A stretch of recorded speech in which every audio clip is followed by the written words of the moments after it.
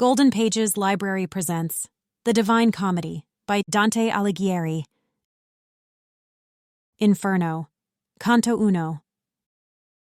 Midway upon the journey of our life, I found myself within a forest dark, for the straightforward pathway had been lost. Ah me, how hard a thing it is to say. What was this forest savage, rough, and stern, which in the very thought renews the fear? So bitter is it, death is little more, but of the good to treat, which there I found, speak will I of the other things I saw there. I cannot well repeat how there I entered, so full was I of slumber at the moment in which I had abandoned the true way. But after I had reached a mountain's foot, at that point where the valley terminated, which had with consternation pierced my heart, upward I looked, and I beheld its shoulders, vested already with that planet's rays, which leadeth others right by every road. Then was the fear a little quieted, that in my heart's lake had endured throughout the night, which I had passed so piteously. And even as he, who, with distressful breath, forth issued from the sea upon the shore, turns to the water perilous and gazes, so did my soul, that still was fleeing onward, turn itself back to re-behold the pass, which never yet a living person left. After my weary body I had rested, the way resumed I on the desert slope, so that the firm foot ever was the lower. And lo, almost where the ascent began, a panther light and swift exceedingly, which with a spotted skin was covered o'er. And never moved she from before my face, nay, rather did impede so much my way, that many times I to return had turned.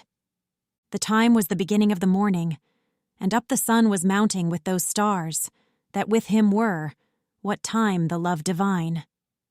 At first in motion set those beauteous things, so were to me occasion of good hope, the variegated skin of that wild beast, the hour of time and the delicious season, but not so much that did not give me fear, a lion's aspect which appeared to me.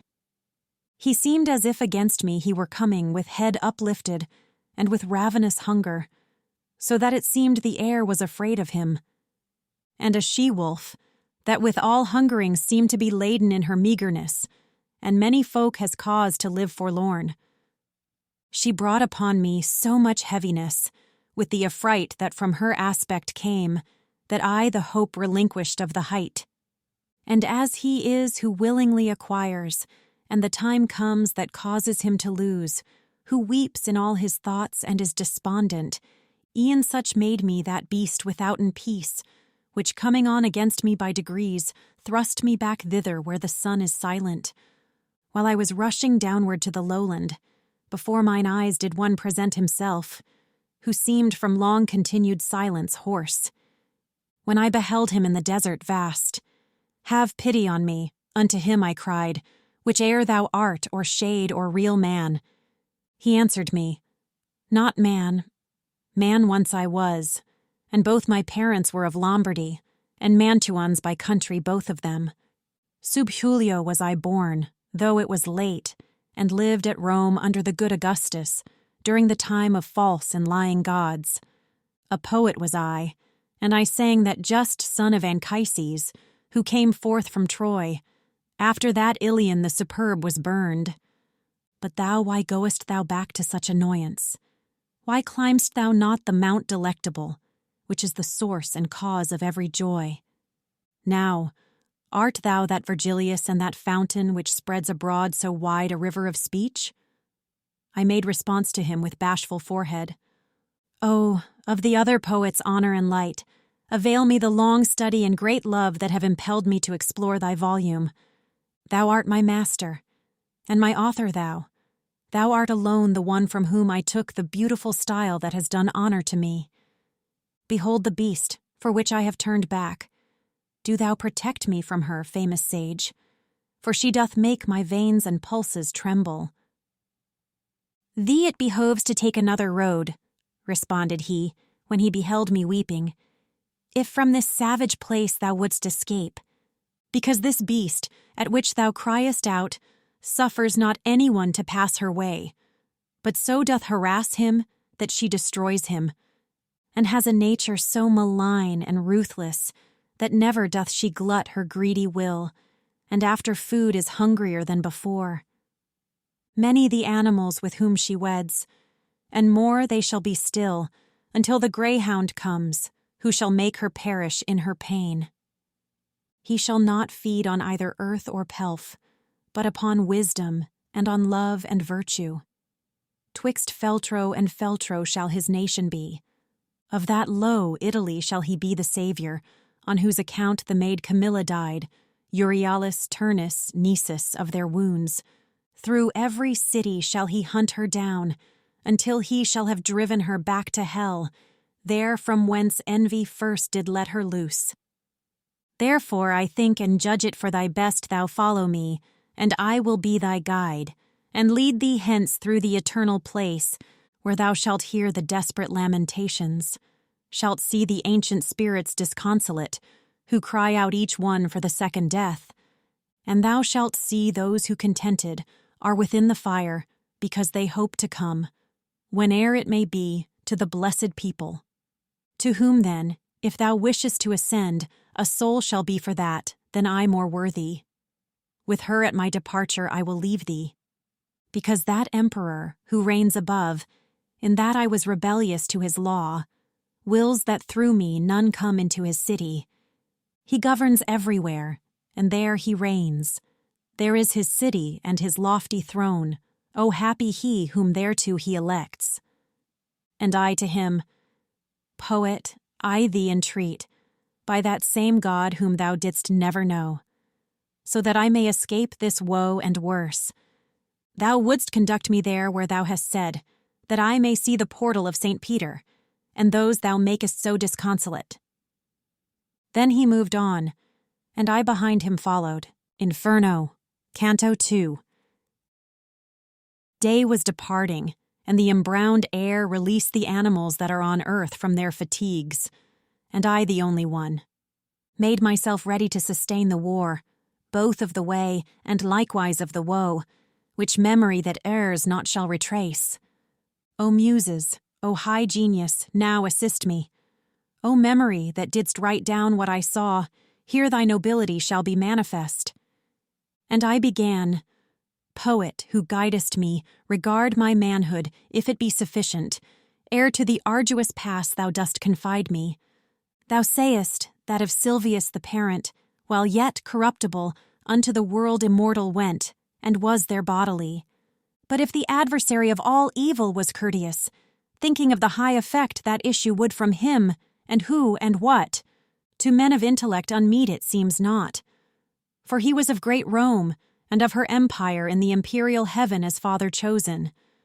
The which and what, wishing to speak the truth, were stablished as the holy place, wherein sits the successor of the greatest Peter.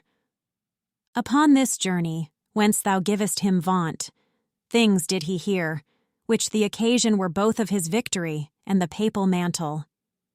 Thither went afterwards the chosen vessel, to bring back comfort thence unto that faith, which of salvation's way is the beginning. But I, why thither come, or who concedes it? I not Aeneas am, I am not Paul, nor I nor others, think me worthy of it. Therefore if I resign myself to come, I fear the coming may be ill-advised. Thou'rt wise, and knowest better than I speak.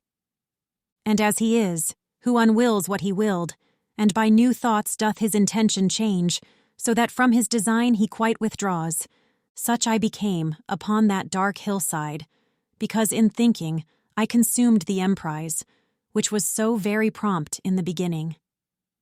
If I have well thy language understood, replied that shade of the magnanimous, thy soul attainted is with cowardice, which many times a man encumbers so, it turns him back from honored enterprise, as false sight doth a beast when he is shy. That thou mayest free thee from this apprehension, I'll tell thee why I came, and what I heard at the first moment when I grieved for thee. Among those was I who are in suspense, and a fair, saintly lady called to me. In such wise I besought her to command me. Her eyes were shining brighter than the star, and she began to say, gentle and low, with voice angelical, in her own language. O spirit courteous of Mantua, of whom the fame still in the world endures, and shall endure, long-lasting as the world, a friend of mine, and not the friend of fortune, upon the desert slope is so impeded upon his way that he has turned through terror, and may, I fear, already be so lost, that I too late have risen to his succor, from that which I have heard of him in heaven. Bestir thee now, and with thy speech ornate, and with what needful is for his release, assist him so, that I may be consoled. Beatrice am I who do bid thee go. I come from there, where I would fain return. Love moved me which compelleth me to speak. When I shall be in presence of my Lord, full often will I praise thee unto him. Then paused she, and thereafter I began. O Lady of Virtue, thou alone through whom the human race exceedeth all contained within the heaven that has the lesser circles, so grateful unto me is thy commandment, to obey, if 'twere already done, were late. No farther needst thou ope to me thy wish, but the cause tell me why thou dost not shun the here descending down into this centre, from the vast place thou burnest to return to. Since thou wouldst fain so inwardly discern, briefly will I relate, she answered me, why I am not afraid to enter here. Of those things only should one be afraid, which have the power of doing others harm. Of the rest no, because they are not fearful. God in his mercy such created me, that misery of yours attains me not, nor any flame assails me of this burning. A gentle lady is in heaven, who grieves at this impediment, to which I send thee, so that stern judgment there above is broken. In her entreaty, she besought Lucia, and said, Thy faithful one now stands in need of thee, and unto thee I recommend him. Lucia, foe of all that cruel is, hastened away, and came unto the place where I was sitting with the ancient Rachel. Beatrice, said she, the true praise of God, why succourest thou not him, who loved thee so? For thee he issued from the vulgar herd. Dost thou not hear the pity of his plaint? Dost thou not see the death that combats him beside that flood, where ocean has no vaunt? Never were persons in the world so swift to work their weal and to escape their woe, as I, after such words as these were uttered, came hither downward from my blessed seat, confiding in thy dignified discourse, which honors thee, and those who've listened to it. After she thus had spoken unto me, weeping her shining eyes she turned away, whereby she made me swifter in my coming, and unto thee I came as she desired. I have delivered thee from that wild beast, which barred the beautiful mountain's short ascent. What is it then? Why dost thou delay? Why is such baseness bedded in thy heart? Daring and hardihood why hast thou not, seeing that 3 such ladies benedict are caring for thee in the court of heaven, and so much good my speech doth promise thee? Even as the flowerets, by nocturnal chill, bowed down and closed, when the sun whitens them, uplift themselves all open on their stems. Such I became with my exhausted strength, and such good courage to my heart there coursed, that I began, like an intrepid person, O she compassionate, who succored me, and courteous thou, who hast obeyed so soon the words of truth which she addressed to thee. Thou hast my heart so with desire disposed to the adventure, with these words of thine, that to my first intent I have returned. Now go, for one sole will is in us both, thou leader, and thou lord, and master thou. Thus said I to him, and when he had moved, I entered on the deep and savage way. Inferno, Canto 3. Through me the way is to the city dolent, through me the way is to eternal dole, through me the way among the people lost. Justice incited my sublime Creator, created me divine omnipotence, the highest wisdom and the primal love. Before me there were no created things, only etern, and I eternal last. All hope abandon, ye who enter in. These words in somber color I beheld, written upon the summit of a gate, whence I, Their sense is master, hard to me. And he to me, as one experienced. Here all suspicion needs must be abandoned, all cowardice must needs be here extinct. We to the place have come, where I have told thee thou shalt behold the people dolorous, who have foregone the good of intellect. And after he had laid his hand on mine with joyful mien, whence I was comforted, he led me in among the secret things. There sighs, complaints, and ululations loud resounded through the air without a star, whence I, at the beginning, wept thereat. Languages diverse, horrible dialects, accents of anger, words of agony, and voices high and hoarse, with sound of hands, made up a tumult that goes whirling on forever in that air forever black, even as the sand doth when the whirlwind breathes. And I, who had my head with horror bound, said, Master, what is this which now I hear? What folk is this, which seems by pain so vanquished? And he to me, this miserable mode maintain the melancholy souls of those who lived without an infamy or praise. Commingled are they with that caitiff choir of angels, who have not rebellious been, nor faithful were to God, but were for self. The heavens expelled them, not to be less fair, nor them the nethermore abyss receives, for glory none the damned would have from them. And I, O Master, what so grievous is to these that maketh them lament so sore? He answered, I will tell thee very briefly. These have no longer any hope of death, and this blind life of theirs is so debased, they envious are of every other fate. No fame of them the world permits to be. Misericord and justice both disdain them. Let us not speak of them, but look and pass. And I, who looked again, beheld a banner, which whirling round, ran on so rapidly that of all pause it seemed to me indignant. And after it there came so long a train of people that I ne'er would have believed that ever death so many had undone. When some among them I had recognized, I looked, and I beheld the shade of him who made through cowardice the great refusal. Forthwith I comprehended, and was certain, that this the sect was of the caitiff wretches hateful to God and to his enemies. These miscreants, who never were alive, were naked, and were stung exceedingly by gadflies and by hornets that were there. These did their faces irrigate with blood, which with their tears commingled at their feet by the disgusting worms was gathered up. And when to gazing farther, I betook me. People I saw on a great river's bank, whence said I, Master, now vouchsafe to me, that I may know who these are, and what law makes them appear so ready to pass over, as I discern athwart the dusky light. And he to me, These things shall all be known to thee, as soon as we our footsteps stay upon the dismal shore of Acheron.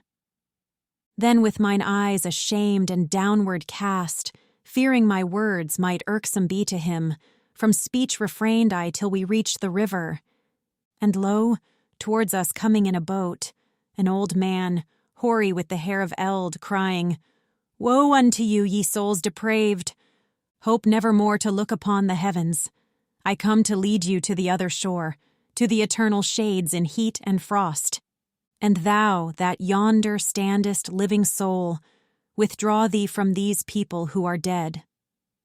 But when he saw that I did not withdraw, he said, By other ways, by other ports, thou to the shore shalt come, not here for passage. A lighter vessel needs must carry thee. And unto him the guide, Vex thee not, Charon. It is so willed there where is power to do that which is willed, and farther question not.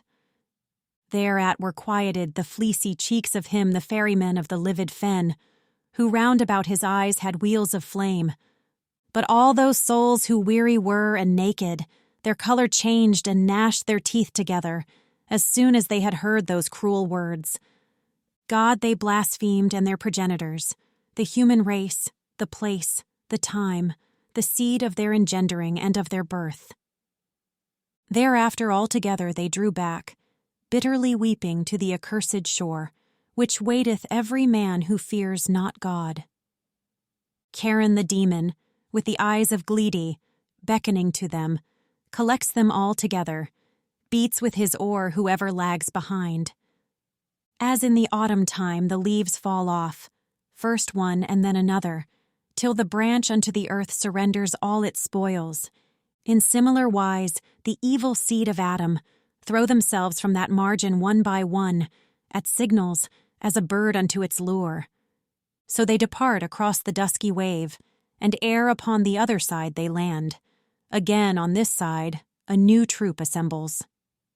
My son, the courteous master said to me, all those who perish in the wrath of God here meet together out of every land, and ready are they to pass o'er the river, because celestial justice spurs them on, so that their fear is turned into desire. This way there never passes a good soul, and hence, if Charon doth complain of thee, well mayst thou know now what his speech imports. This being finished, all the dusk champagne trembled so violently, that of that terror the recollection bathes me still with sweat. The land of tears gave forth a blast of wind, and fulminated a vermilion light, which overmastered in me every sense, and as a man whom sleep hath seized I fell. Inferno. Canto 4. Broke the deep lethargy within my head, a heavy thunder, so that I upstarted, like to a person who by force is wakened. And round about I moved my rested eyes, uprisen erect, and steadfastly I gazed, to recognize the place wherein I was. True is it, that upon the verge I found me of the abysmal valley dolorous, that gathers thunder of infinite ululations. Obscure, profound it was, and nebulous, so that by fixing on its depths my sight, nothing whatever I discerned therein. Let us descend now into the blind world, began the poet, pallid utterly. I will be first, and thou shalt second be. And I, who of his color was aware, said, how shall I come if thou art afraid, who art wont to be a comfort to my fears? And he to me, the anguish of the people who are below here in my face depicts that pity which for terror thou hast taken. Let us go on, for the long way impels us. Thus he went in, and thus he made me enter the foremost circle that surrounds the abyss. There, as it seemed to me from listening, were lamentations none, but only sighs, that tremble made the everlasting air. And this arose from sorrow without torment, which the crowds had, that many were and great, of infants and of women and of men. To me, the Master good, thou dost not ask what spirits these which thou beholdest are. Now will I have thee know, ere thou go farther, that they sinned not, and if they merit had, 'tis not enough, because they had not baptism, which is the portal of the faith thou holdest. And if they were before Christianity, in the right manner they adored not God, and among such as these am I myself. For such defects, and not for other guilt, lost are we, and are only so far punished, that without hope we live on in desire.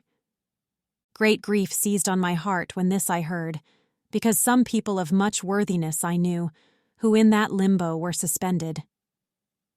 Tell me, my master, tell me thou, my lord, began I, with desire of being certain of that faith which o'ercometh every error. Came anyone by his own merit hence, or by another's, who was blessed thereafter? And he, who understood my covert speech, replied, I was a novice in this state, when I saw hither come a mighty one, with sign of victory incoronate. Hence he drew forth the shade of the first parent, and that of his son Abel, and of Noah, of Moses the lawgiver, and the obedient. Abraham, patriarch, and David king, Israel with his father and his children, and Rachel, for whose sake he did so much, and others many, and he made them blessed. And thou must know that earlier than these never were any human spirits saved. We ceased not to advance because he spake, but still were passing onward through the forest. The forest, say I, of thick crowded ghosts. Not very far as yet our way had gone. This side the summit, when I saw a fire that overcame a hemisphere of darkness. We were a little distant from it still, but not so far that I in part discerned not that honorable people held that place. O thou who honorest every art and science, who may these be which such great honor have, that from the fashion of the rest it parts them? And he to me, the honorable name, that sounds of them above there in thy life, wins grace in heaven, that so advances them. In the meantime a voice was heard by me. All honor be to the preeminent poet. His shade returns again, that was departed. After the voice had ceased and quiet was, 4 mighty shades I saw approaching us. Semblance had they nor sorrowful nor glad. To say to me began my gracious master, him with that falchion in his hand behold, who comes before the 3 even as their lord. That one is Homer, poet sovereign. He who comes next is Horace, the satirist. The 3rd is Ovid, and the last is Lucan. Because to each of these with me applies the name that solitary voice proclaimed, they do me honor, and in that do well. Thus I beheld assemble the fair school of that lord of the song preeminent, who o'er the others like an eagle soars. When they together had discoursed somewhat, they turned to me with signs of salutation, and on beholding this, my master smiled, and more of honor still, much more they did me, in that they made me one of their own band, so that the 6th was I, mid so much wit. Thus we went on as far as to the light, things saying 'tis becoming to keep silent, as was the saying of them where I was. We came unto a noble castle's foot, 7 times encompassed with lofty walls, defended round by a fair rivulet. This we passed over even as firm ground. Through portals, 7 I entered with these sages. We came into a meadow of fresh verdure. People were there with solemn eyes and slow, of great authority in their countenance. They spake but seldom, and with gentle voices. Thus we withdrew ourselves upon one side into an opening luminous and lofty, so that they all of them were visible. There opposite, upon the green enamel, were pointed out to me the mighty spirits, whom to have seen I feel myself exalted. I saw Electra with companions many, monks whom I knew both Hector and Aeneas, Caesar in armor with gerfalcon eyes. I saw Camilla and Penthesilea on the other side, and saw the king Latinus, who with Lavinia his daughter sat. I saw that Brutus who drove Tarquin forth, Lucretia, Julia, Marcia, and Cornelia, and saw alone, apart, the Saladin. When I had lifted up my brows a little, the master I beheld of those who know, sit with his philosophic family. All gaze upon him, and all do him honor. There I beheld both Socrates and Plato, who nearer him before the others stand, Democritus, who puts the world on chance, Diogenes, Anaxagoras, and Thales, Zeno, Empedocles, and Heraclitus. Of qualities I saw the good collector, hight Dioscorides, and Orpheus saw I, Tully and Livy, and moral Seneca, Euclid, geometrician, and Ptolemy, Galen, Hippocrates, and Avicenna, Averroes, who the great comment made. I cannot all of them portray in full, because so drives me onward the long theme, that many times the word comes short of fact. The 6-fold company in 2 divides. Another way my sapient guide conducts me forth from the quiet to the air that trembles, and to a place I come where nothing shines. Inferno, Canto 5. Thus I descended out of the first circle down to the second, that less space begirds, and so much greater dole, that goads to wailing. There standeth Minos horribly, and snarls, examines the transgressions at the entrance, judges, and sends according as he girds him. I say, that when the spirit evil-born cometh before him, wholly it confesses, and this discriminator of transgressions, seeth what place in hell is meet for it, girds himself with his tail as many times, as grades he wishes it should be thrust down. Always before him many of them stand. They go by turns, each one unto the judgment. They speak and hear, and then are downward hurled. O thou, that to this dolorous hostelry comest, said Minos to me, when he saw me, leaving the practice of so great an office. Look how thou enterest, and in whom thou trustest. Let not the portal's amplitude deceive thee. And unto him my guide. Why criest thou too? Do not impede his journey, fate ordained. It is so willed there where is power to do that which is willed, and ask no further question.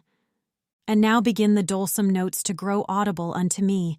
Now am I come there where much lamentation strikes upon me. I came into a place mute of all light, which bellows as the sea does in a tempest, if by opposing winds it is combated. The infernal hurricane that never rests hurtles the spirits onward in its rapine. Whirling them round and smiting, it molests them. When they arrive before the precipice, there are the shrieks, the plaints, and the laments. There they blaspheme the puissance divine. I understood that unto such a torment the carnal malefactors were condemned, who reason subjugate to appetite. And as the wings of starlings bear them on, in the cold season in large band and full, so doth that blast the spirits maledict. It hither, thither, downward, upward drives them. No hope doth comfort them for evermore, not of repose, but even of lesser pain. And as the cranes go chanting forth their lays, making in air a long line of themselves, so saw I coming, uttering lamentations, shadows borne onward by the aforesaid stress. Whereupon said I, Master, who are those people whom the black air so castigates? The first of those, of whom intelligence thou fain wouldst have. Then said he unto me, The Empress was of many languages. To sensual vices she was so abandoned, that lustful she made licit in her law, to remove the blame to which she had been led. She is Semiramis, of whom we read that she succeeded Ninus, and was his spouse. She held the land which now the Sultan rules. Inferno. Canta seis. At the return of consciousness, that closed before the pity of those two relations, which utterly with sadness had confused me. New torments I behold, and new tormented around me, whichsoever way I move, and whichsoever way I turn, and gaze. In the third circle am I of the reign eternal, maledict, and cold, and heavy. Its law and quality are never new. Huge hail, and water sombre-hued, and snow, athwart the tenebrous air pour down amain. Noisome the earth is, that receiveth this. Cerberus, monster cruel and uncouth, with his 3 gullets like a dog is barking over the people that are there submerged. Red eyes he has, an unctuous beard and black, and belly large, and armed with claws his hands. He rends the spirits, flays, and quarters them. Howl the rain maketh them like unto dogs. One side they make a shelter for the other. Oft turn themselves the wretched reprobates. When Cerberus perceived us, the great worm, his mouths he opened and displayed his tusks. Not a limb had he that was motionless. And my conductor with his spans extended, took of the earth, and with his fists well filled, he threw it into those rapacious gullets. Such as that dog is, who by barking craves, and quiet grows soon as his food he gnaws, for to devour it he but thinks and struggles. The like became those muzzles filth begrimed of Cerberus the demon, who so thunders over the souls that they would fain be deaf. We passed across the shadows, which subdues the heavy rainstorm, and we placed our feet upon their vanity, that person seems. They all were lying prone upon the earth, excepting one, who sat upright as soon as he beheld us passing on before him. O thou that art conducted through this hell, he said to me, recall me if thou canst, thyself waste made before I was unmade. And I to him, the anguish which thou hast, perhaps doth draw thee out of my remembrance, so that it seems not I have ever seen thee. But tell me who thou art, that in so doleful a place art put, and in such punishment, if some are greater, none is so displeasing.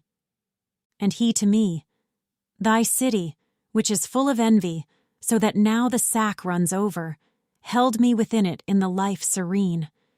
You citizens were wont to call me Chaco. For the pernicious sin of gluttony, I, as thou seest, am battered by this rain. And I, sad soul, am not the only one, for all these suffer the like penalty for the like sin. And word no more spake he. I answered him, Chaco, thy wretchedness weighs on me so that it to weep invites me. But tell me, if thou knowest, to what shall come. The citizens of the divided city, if any there be just. And the occasion, tell me why so much discord has assailed it. And he to me, They, after long contention, will come to bloodshed, and the rustic party will drive the other out, with much offence. Then afterwards behoves it this one fall within 3 suns, and rise again the other by force of him who now is on the coast. High will it hold its forehead a long while, keeping the other under heavy burdens, however it weeps thereat and is indignant. The just are 2, and are not understood there. Envy and arrogance and avarice are the 3 sparks that have all hearts enkindled. Here ended he his tearful utterance, and I to him, I wish thee still to teach me, and make a gift to me of further speech. Farinata and Tegiaio, once so worthy, Jacopo Rusticucci, Arrigo, and Mosca, and others who on good deeds set their thoughts, say where they are, and cause that I may know them. For great desire constraineth me to learn if heaven doth sweeten them, or hell envenom.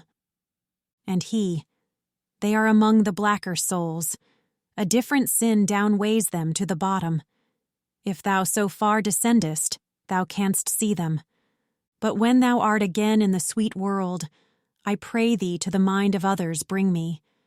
No more I tell thee, and no more I answer.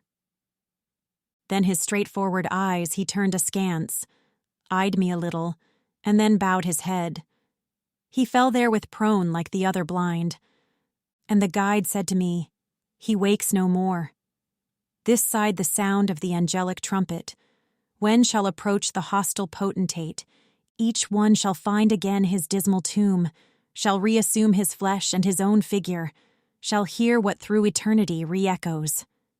So we passed onward o'er the filthy mixture of shadows and of rain with footsteps slow, touching a little on the future life. Wherefore I said, Master, these torments here, will they increase after the mighty sentence, or lesser be, or will they be as burning? And he to me, Return unto thy science, which wills that as the thing more perfect is, the more it feels of pleasure and of pain. Albeit that this people maledict to true perfection never can attain, hereafter more than now they look to be. Round in a circle by that road we went, speaking much more, which I do not repeat. We came unto the point where the descent is. There we found Plutus the great enemy. Inferno. Canto 7. Pape Satan, alepe. Thus Plutus with his clucking voice began, and that benignant sage, who all things knew, said to encourage me, Let not thy fear harm thee, for any power that he may have shall not prevent thy going down this crag. Then he turned round unto that bloated lip, and said, Be silent, thou accursed wolf, consume within thyself with thine own rage. Not causeless is this journey to the abyss. Thus is it willed on high, where Michael wrought vengeance upon the proud adultery. Even as the sails inflated by the wind involved together fall when snaps the mast, so fell the cruel monster to the earth. Thus we descended into the 4th chasm, gaining still farther on the dolesome shore, which all the woe of the universe insacks. Justice of God, who heaps up so many new toils and sufferings as I beheld, and why doth our transgression waste us so? As doth the billow there upon Charybdis, that breaks itself on that which it encounters. So here the folk must dance their roundelay. Here saw I people more than elsewhere many, on one side and the other, with great howls, rolling weights forward by main force of chest. They clashed together, and then at that point each one turned backward, rolling retrograde, crying, "Why keepest?" and "Why squanderest thou?" Thus they returned along the lurid circle on either hand unto the opposite point, shouting their shameful metre evermore. Then each, when he arrived there, wheeled about through his half-circle to another joust, and I, who had my heart pierced as it were, exclaimed, "My master, now declare to me what people these are, and if all were clerks, these shaven crowns upon the left of us." And he to me, "All of them were a squint in intellect in the first life, so much that there with measure they no spending made. Clearly enough their voices bark it forth, whene'er they reach the 2 points of the circle, where sunders them the opposite defect. Clerks those were who no hairy covering have on the head, and popes and cardinals, in whom doth avarice practice its excess. And I, my master, among such as these I ought forsooth to recognize some few who were infected with these maladies." And he to me, "Vain thought thou entertainest. The undiscerning life which made them sordid now makes them unto all discernment dim. Forever shall they come to these 2 buddings. These from the sepulchre shall rise again with the fist closed, and these with tresses shorn. Ill-giving and ill-keeping the fair world have ta'en from them, and placed them in this scuffle. Whate'er it be, no words adorn I for it. Now canst thou, son, behold the transient farce of goods that are committed unto fortune, for which the human race each other buffet. For all the gold that is beneath the moon, or ever has been, of these weary souls could never make a single one repose. Master, I said to him, now tell me also, what is this fortune which thou speakest of, that has the world's goods so within its clutches? And he to me, O creatures imbecile, what ignorance is this which doth beset you? Now will I have thee learn my judgment of her. He whose omniscience everything transcends the heavens created, and gave who should guide them, that every part to every part may shine, distributing the light in equal measure. He in like manner to the mundane splendors ordained a general ministress and guide, that she might change at times the empty treasures from race to race, from one blood to another, beyond resistance of all human wisdom. Therefore one people triumphs, and another languishes, in pursuance of her judgment, which hidden is, as in the grass, a serpent. Your knowledge has no counterstand against her. She makes provision, judges, and pursues her governance, as theirs the other gods. Her permutations have not any truce. Necessity makes her precipitate. So often cometh who his turn obtains. And this is she who is so crucified even by those who ought to give her praise, giving her blame amiss and bad repute. But she is blissful, and she hears it not. Among the other primal creatures gladsome, she turns her sphere, and blissful she rejoices. Let us descend now unto greater woe. Already sinks each star that was ascending when I set out, and loitering is forbidden.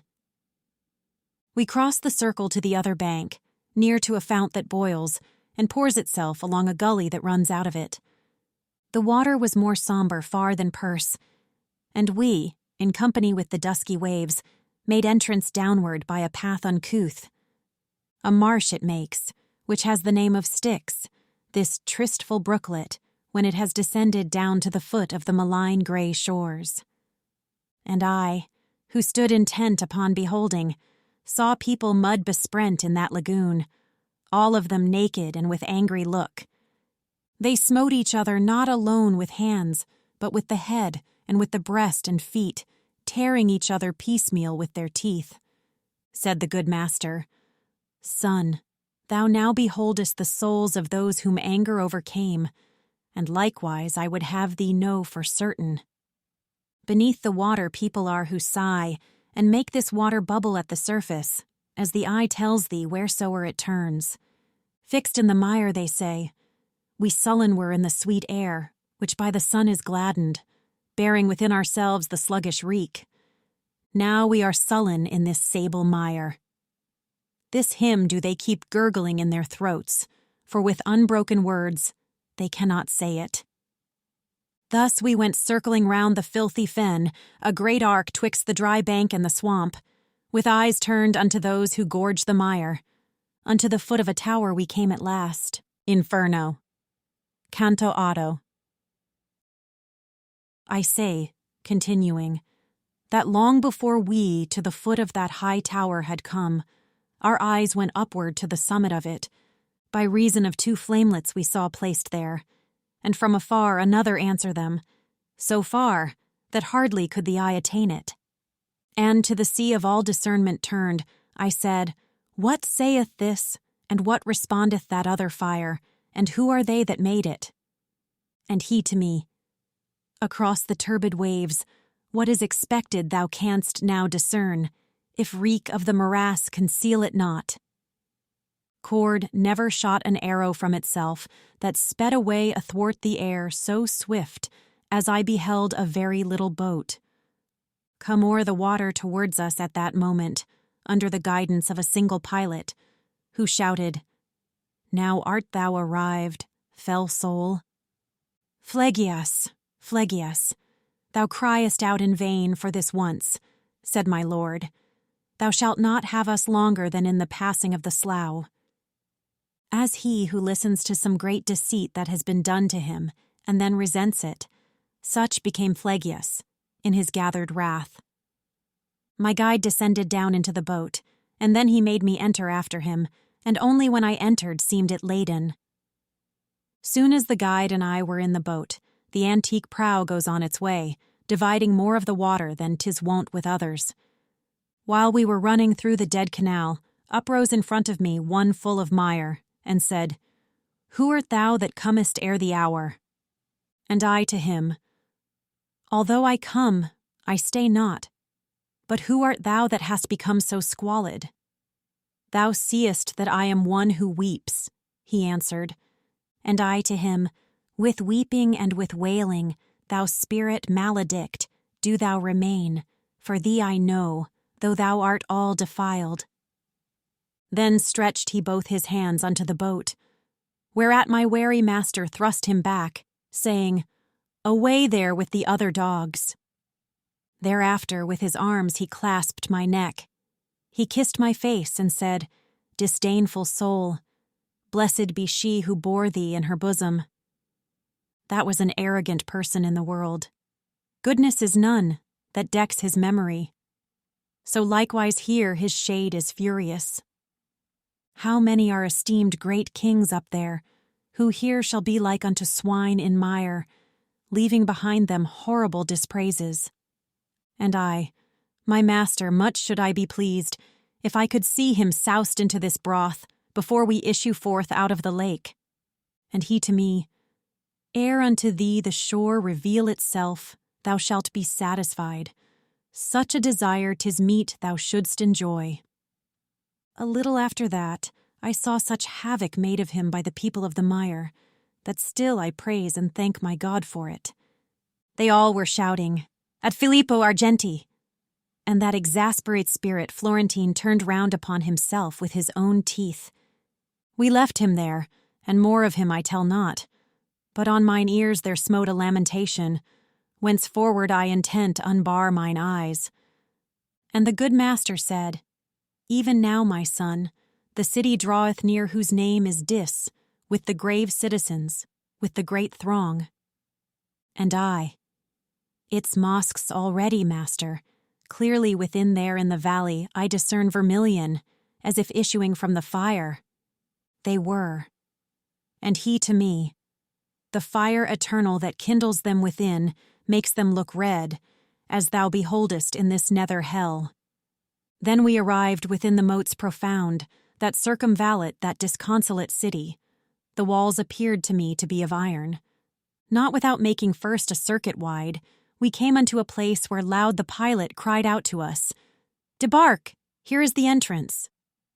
More than 1,000 at the gates I saw out of the heavens rained down, who angrily were saying, "Who is this that without death goes through the kingdom of the people dead?" And my sagacious master made a sign of wishing secretly to speak with them. A little then they quelled their great disdain, and said, "Come thou alone, and he begone who has so boldly entered these dominions. Let him return alone by his mad road. Try if he can, for thou shalt here remain, who hast escorted him through such dark regions." Think, reader, if I was discomforted at utterance of the accursed words, for never to return here I believed. O my dear guide, who more than 7 times hast rendered me security, and drawn me from imminent peril that before me stood, do not desert me, said I, thus undone, and if the going farther be denied us, let us retrace our steps together swiftly. And that Lord, who had led me thitherward, said unto me, Fear not, because our passage none can take from us, it by such is given. But here await me, and thy weary spirit comfort, and nourish with a better hope. For in this nether world I will not leave thee. So onward goes, and there abandons me my Father sweet, and I remain in doubt, for no and yes within my head contend. I could not hear what he proposed to them, but with them there he did not linger long, ere each within in rivalry ran back. They closed the portals, those our adversaries, on my lord's breast, who had remained without, and turned to me with footsteps far between. His eyes cast down, his forehead shorn had he of all its boldness, and he said with sighs, Who has denied to me the dolesome houses? And unto me, Thou, because I am angry, fear not, for I will conquer in the trial, whatever for defense within be planned. This arrogance of theirs is nothing new, for once they used it at less secret gate, which finds itself without a fastening still.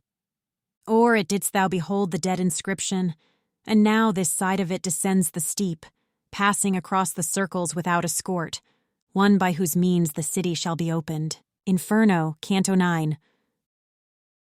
That hue which cowardice brought out on me, beholding my conductor backward turn, sooner repressed within him his new color. He stopped attentive, like a man who listens, because the eye could not conduct him far through the black air and through the heavy fog. Still it behoveth us to win the fight, began he, else, such offered us herself. Oh, how I long that someone here arrive. Well, I perceived, as soon as the beginning, he covered up with what came afterward, that they were words quite different from the first. But none the less his saying gave me fear, because I carried out the broken phrase, perhaps to a worse meaning than he had. Into this bottom of the doleful conch doth any air descend from the first grade, which for its pain has only hope cut off? This question put I, and he answered me, Seldom it comes to pass that one of us maketh the journey upon which I go. True is it, once before I here below was conjured by that pitiless Erichtho, who summoned back the shades unto their bodies. Naked of me short while the flesh had been, before within that wall she made me enter, to bring a spirit from the circle of Judas. That is the lowest region and the darkest, and farthest from the heaven which circles all.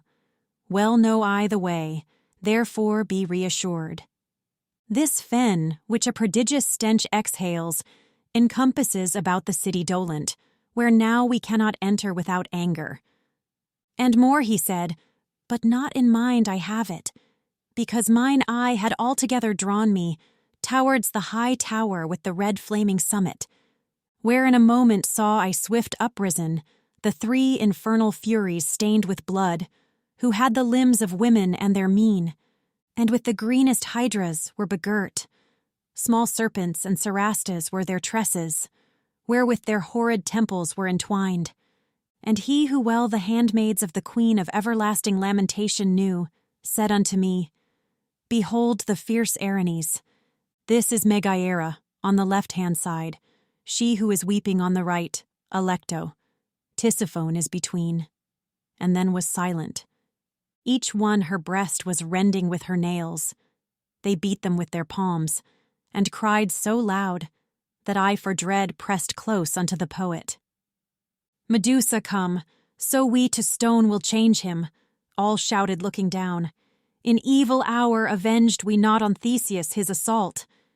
Turn thyself round, and keep thine eyes close shut, for if the Gorgon appear, and thou shouldst see it, no more returning upward would there be. Thus said the master, and he turned me round himself, and trusted not unto my hands so far as not to blind me with his own. O ye who have undistempered intellects, observe the doctrine that conceals itself beneath the veil of the mysterious verses. And now there came across the turbid waves the clangor of a sound with terror fraught, because of which both of the margins trembled. Not otherwise it was than of a wind impetuous on account of adverse heats that smites the forest, and without restraint, the branches rends, beats down, and bears away. Right onward, laden with dust, it goes superb, and puts to flight the wild beasts and the shepherds. Mine eyes he loosed and said, direct the nerve of vision now along that ancient foam, there yonder where that smoke is most intense. Even as the frogs before the hostile serpent across the water scatter all abroad, until each one is huddled in the earth. More than 1,000 ruined souls I saw, thus fleeing from before one who on foot was passing o'er the Styx with souls unwet. From off his face he fanned that unctuous air, waving his left hand oft in front of him, and only with that anguish seemed he weary. Well, I perceived one sent from heaven was he, and to the master turned, and he made sign that I should quiet stand, and bow before him. Ah, how disdainful he appeared to me! He reached the gate, and with a little rod he opened it, for there was no resistance. O banished out of heaven, people despised! Thus he began upon the horrid threshold. Whence is this arrogance within you couched? Wherefore recalcitrate against that will, from which the end can never be cut off, and which has many times increased your pain? What helpeth it to butt against the fates? Your Cerberus, if you remember well, for that still bears his chin and gullet peeled. Then he returned along the miry road, and spake no word to us, but had the look of one whom other care constrains and goads, than that of him who in his presence is, and we our feet directed towards the city. After those holy words all confident, within we entered without any contest, and I, who inclination had to see what the condition such a fortress holds, soon as I was within, cast round mine eye, and see on every hand an ample plain, full of distress and torment terrible. Even as at Arles, where stagnant grows the Rhone, even as at Pola near to the Quarnaro, that shuts in Italy and bathes its borders, the sepulchres make all the place uneven. So likewise did they there on every side, saving that there the manner was more bitter. For flames between the sepulchres were scattered, by which they so intensely heated were, that iron more so asks not any art. All of their coverings uplifted were, and from them issued forth such dire laments, sooth seemed they of the wretched and tormented.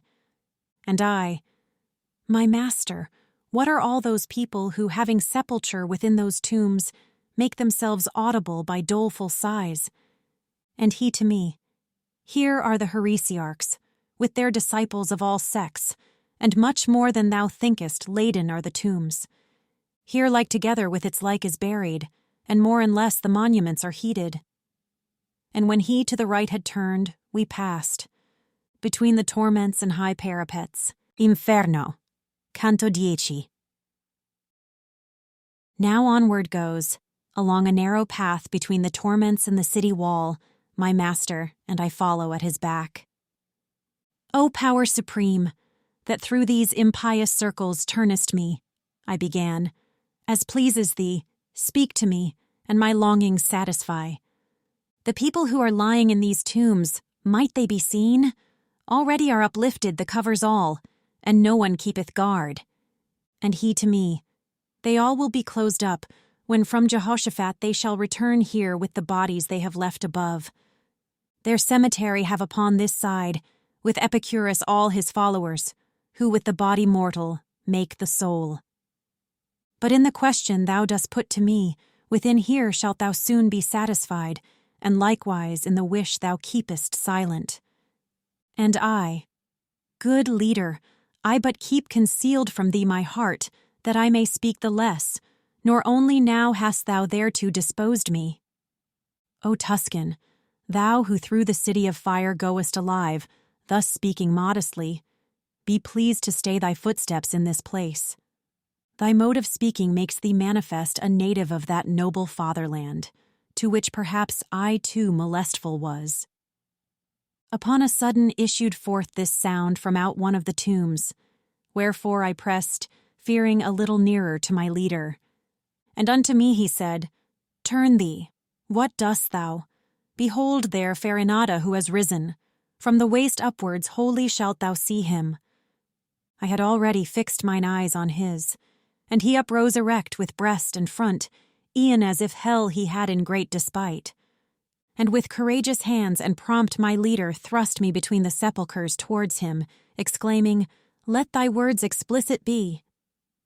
As soon as I was at the foot of his tomb, somewhat he eyed me, and, as if disdainful, then asked of me, Who were thine ancestors?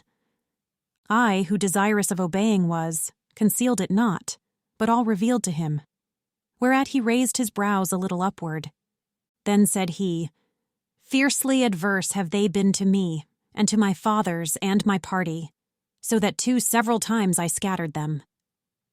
If they were banished, they returned on all sides, I answered him, the first time and the second, but yours have not acquired that art aright. Then there uprose upon the sight, uncovered down to the chin, a shadow at his side. I think that he had risen on his knees.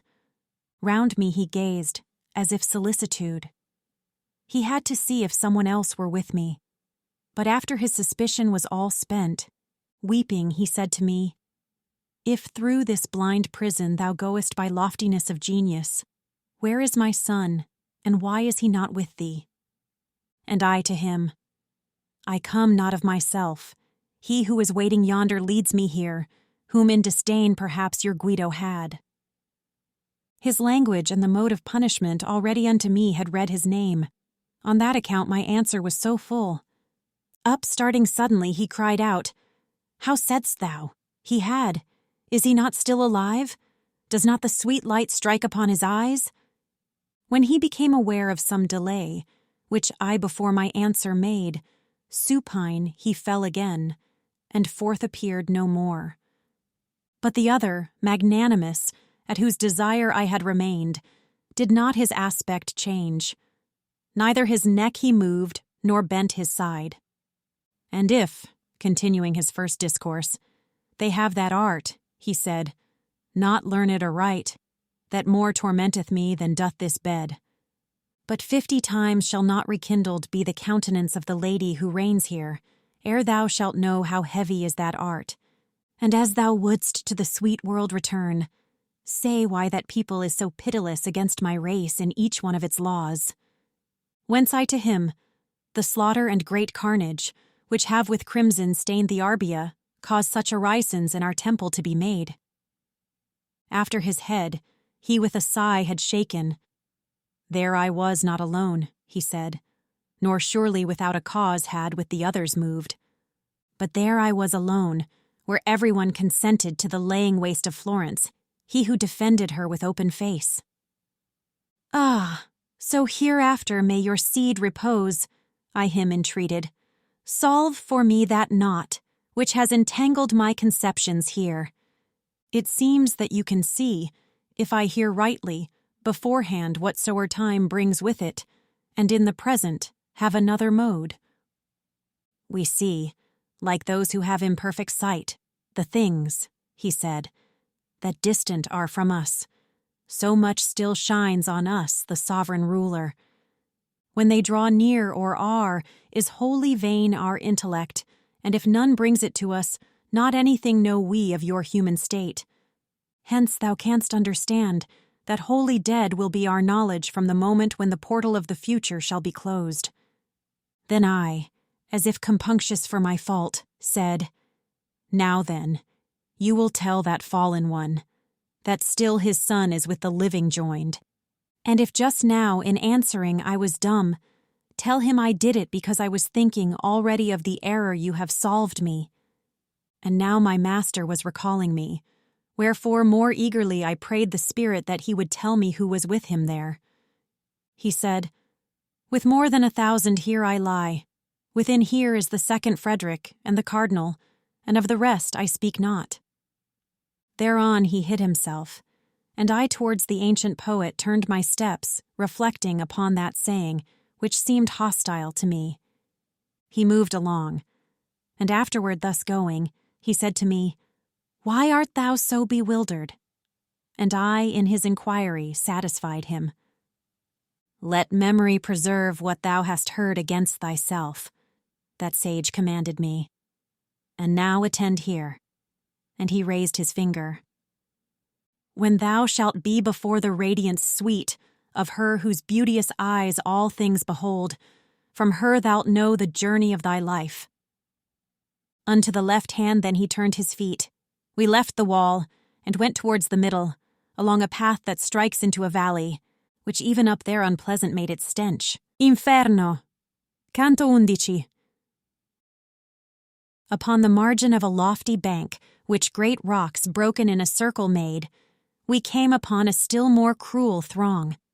And there, by reason of the horrible excess of stench the deep abyss throws out, we drew ourselves aside behind the cover of a great tomb, whereon I saw a writing, which said, Pope Anastasius I hold, whom out of the right way Photinus drew.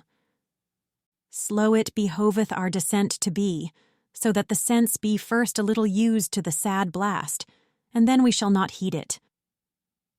The master thus, and unto him I said, Some compensation find, that the time pass not idly. And he, Thou seest I think of that. My son, upon the inside of these rocks, began he then to say, are 3 small circles, from grade to grade, like those which thou art leaving.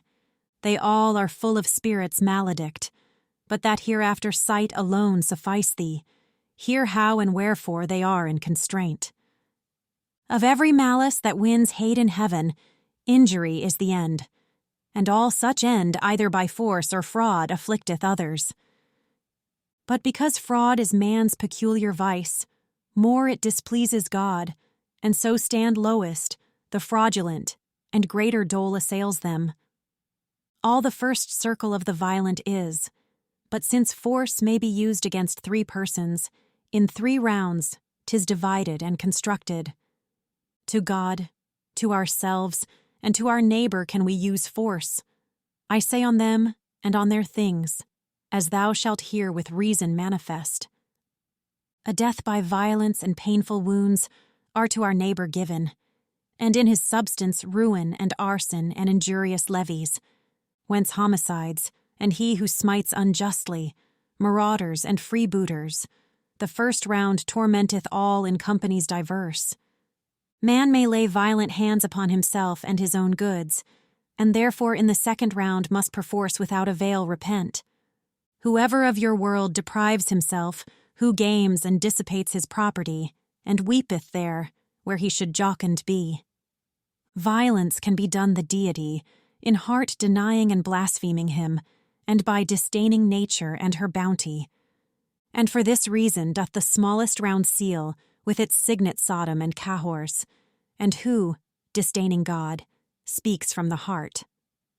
Fraud, wherewithal is every conscience stung, a man may practice upon him who trusts, and him who doth no confidence imburse. This latter mode, it would appear, dissevers only the bond of love which nature makes. Wherefore within the second circle nestle hypocrisy, flattery, and who deals in magic, falsification, theft, and simony, panders and barators, and the like filth. By the other mode, forgotten is that love which nature makes and what is after added, from which there is a special faith engendered. Hence in the smallest circle, where the point is of the universe, upon which Dis is seated, whoe'er betrays forever is consumed. And I, my master, clear enough proceeds thy reasoning, and full well distinguishes this cavern and the people who possess it. But tell me, those within the fat lagoon, whom the wind drives, and whom the rain doth beat, and who encounter with such bitter tongues, wherefore are they inside of the red city not punished, if God has them in his wrath, and if he has not, wherefore in such fashion? And unto me he said, Why wanders so thine intellect from that which it is wont? Or sooth, thy mind where is it elsewhere looking? Hast thou no recollection of those words with which thine ethics thoroughly discusses the dispositions three, that heaven abides not? Incontinence and malice and insane bestiality, and how incontinence less God offendeth and less blame attracts. If thou regardest this conclusion well, and to thy mind recallest who they are, that up outside are undergoing penance, clearly wilt thou perceive why from these felons they separated are, and why less wroth justice divine doth smite them with its hammer. O Son, that healest all distempered vision, thou dost content me so, when thou resolvest, that doubting pleases me no less than knowing. Once more a little backward turn thee, said I, there where thou sayest that usury offends goodness divine, and disengage the knot. Philosophy, he said, to him who heeds it, noteth, not only in one place alone, after what manner nature takes her course, from intellect divine, and from its art. And if thy physics carefully thou notest, after not many pages shalt thou find, that this your art as far as possible follows, as the disciple doth the master, so that your art is, as it were, God's grandchild. From these two, if thou bringest to thy mind Genesis at the beginning, it behoves mankind to gain their life and to advance. And since the usurer takes another way, nature herself and in her follower disdains he, for elsewhere he puts his hope. But follow now as I would fain go on, for quivering are the fishes on the horizon, and the wane wholly over Chorus lies, and far beyond there we descend the crag. Inferno. Canto 12. The place where to descend the bank we came was alpine, and from what was there, moreover, of such a kind that every eye would shun it. Such as that ruin is which in the flank smote, on this side of Trent, the Adige, either by earthquake or by failing stay, for from the mountain's top, from which it moved, unto the plain the cliff is shattered so, some path 'twould give to him who was above. Even such was the descent of that ravine, and on the border of the broken chasm, the infamy of Crete was stretched along, who was conceived in the fictitious cow, and when he us beheld, he bit himself, even as one whom anger racks within. My sage towards him shouted, Peradventure, thou think'st that here may be the Duke of Athens, who in the world above brought death to thee. Get thee gone, beast, for this one cometh not instructed by thy sister, but he comes in order to behold your punishments. As is that bull who breaks loose at the moment in which he has received the mortal blow, who cannot walk but staggers here and there. The Minotaur beheld I do the like, and he, the wary, cried, Run to the passage, while he wroth, 'tis well thou shouldst descend. Thus down we took our way o'er that discharge of stones, which oftentimes did move themselves beneath my feet from the unwonted burden. Thoughtful I went, and he said, Thou art thinking perhaps upon this ruin, which is guarded by that brute anger which just now I quenched. Now will I have thee know, the other time I here descended to the nether hell, this precipice had not yet fallen down. But truly, if I well discern, a little before his coming, who the mighty spoil bore off from Dis, in the supernal circle, upon all sides the deep and loathsome valley trembled so, that I thought the universe was thrilled with love, by which there are who think. The world ofttimes converted into chaos, and at that moment this primeval crag, both here and elsewhere, made such overthrow. But fix thine eyes below, for draweth near the river of blood, within which boiling is whoe'er by violence doth injure others.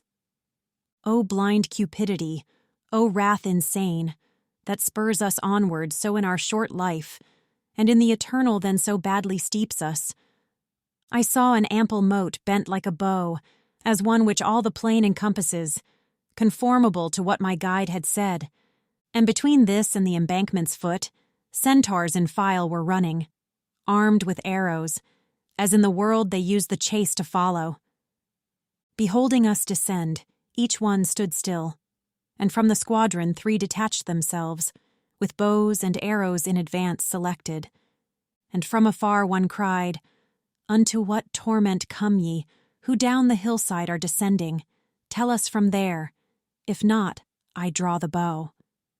My master said, "Our answer will we make to Chiron near you there, in evil hour, that will of thine was evermore so hasty." Then touched he me, and said, "This one is Nessus, who perished for the lovely Deianira, and for himself did vengeance take. And he in the midst, who at his breast is gazing, is the great Chiron, who brought up Achilles. That other Pholus is, who was so wrathful. Thousands and thousands go about the moat shooting with shafts whatever soul emerges out of the blood, more than his crime allots." Near we approached unto those monsters' fleet.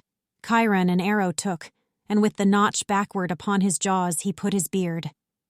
After he had uncovered his great mouth, he said to his companions, "Are you ware that he behind moveth whate'er he touches?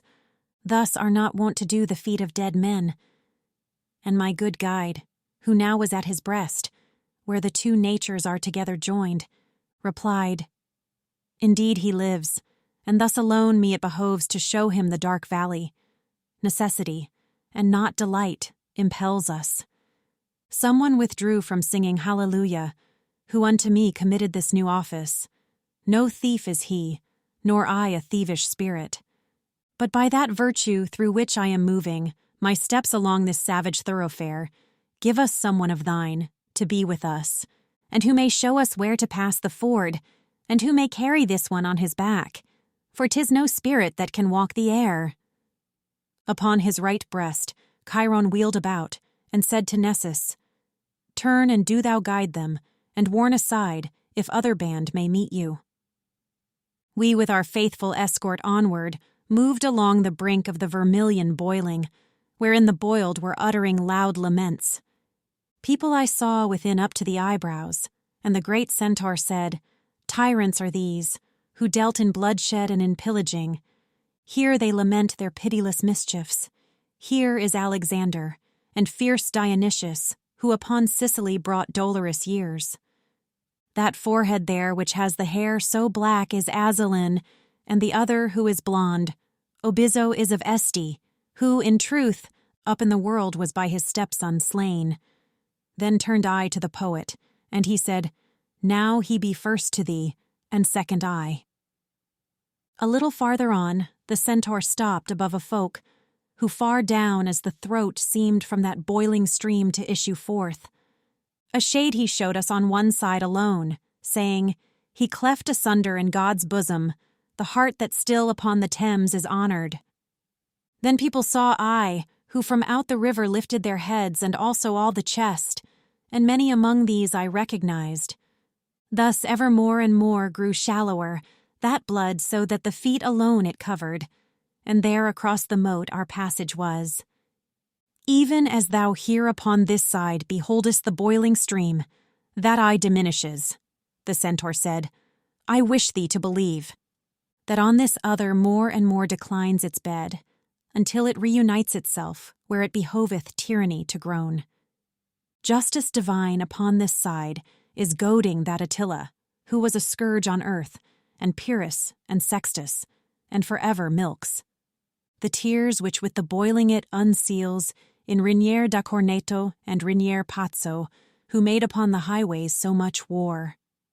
Then back he turned, and passed again the ford, Inferno, canto treachery. Not yet had Nessus reached the other side, when we had put ourselves within a wood that was not marked by any path whatever. Not foliage green, but of a dusky color, not branches smooth, but gnarled and intertangled, not apple trees were there, but thorns with poison. Such tangled thickets have not, nor so dense, those savage wild beasts that in hatred hold, twixt Cecina and Corneto the tilled places.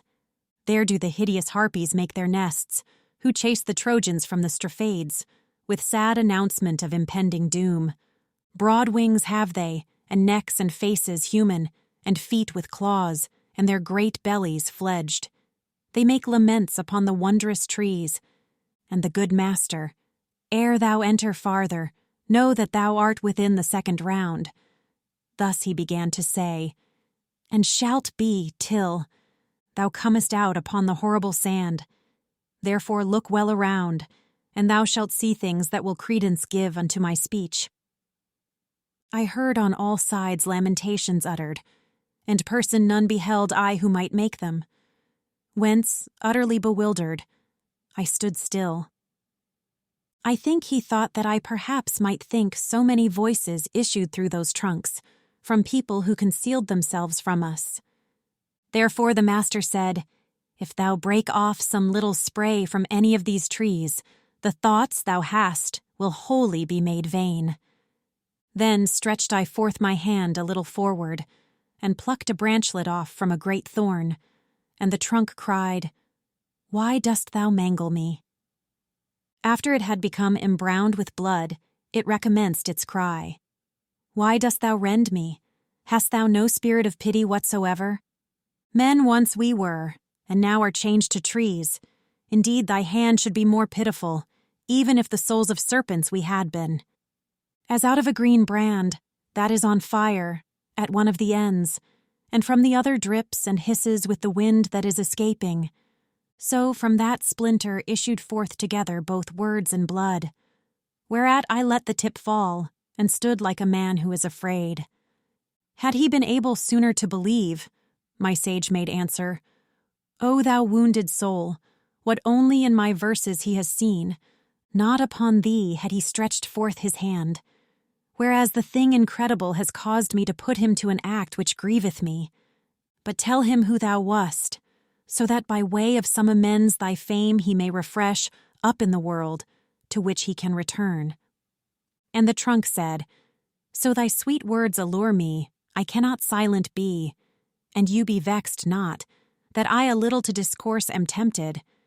I am the one who both keys had in keeping of Frederick's heart, and turned them to and fro so softly in unlocking and in locking, that from his secrets most men I withheld.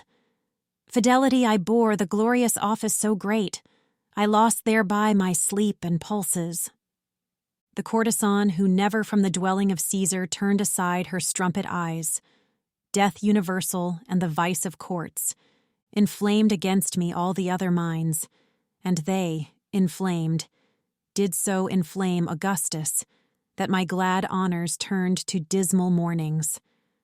My spirit, in disdainful exultation, thinking by dying to escape disdain, made me unjust against myself, the just. I, by the roots unwanted of this wood, do swear to you that never broke I faith unto my Lord, who was so worthy of honor. Inferno, canto 14. Because the charity of my native place constrained me, gathered I the scattered leaves, and gave them back to him, who now was hoarse. Then came we to the confine, where disparted the second round is from the third, and where a horrible form of justice is beheld. Clearly to manifest these novel things, I say that we arrived upon a plain, which from its bed rejecteth every plant. The dolorous forest is a garland to it all round about, as the sad moat to that. There close upon the edge we stayed our feet. The soil was of an arid and thick sand, not of another fashion made than that, which by the feet of Cato once was pressed. Vengeance of God, O how much oughtest thou by each one to be dreaded, who doth read that which was manifest unto mine eyes. Of naked souls beheld I many herds, who all were weeping very miserably, and over them seemed set a law diverse. Supine upon the ground some folk were lying, and some were sitting all drawn up together, and others went about continually. Those who were going round were far the more, and those were less who lay down to their torment, but had their tongues more loose to lamentation. O'er all the sand waste, with a gradual fall, were raining down dilated flakes of fire, as of the snow on Alp without a wind. As Alexander, in those torrid parts of India, beheld upon his host flames fall unbroken till they reached the ground, whence he provided with his phalanxes to trample down the soil, because the vapor better extinguished was while it was single. Thus was descending the eternal heat, whereby the sand was set on fire, like tinder beneath the steel, for doubling of the dole. Without repose forever was the dance of miserable hands, now there, now here, shaking away from off them the fresh gleeds. Master, began I, thou who overcomest all things except the demons dire, that issued against us at the entrance of the gate, who is that mighty one who seems to heed not the fire, and lieth lowering and disdainful, so that the rain seems not to ripen him? And he himself, who had become aware that I was questioning my guide about him, cried, Such as I was living, am I dead?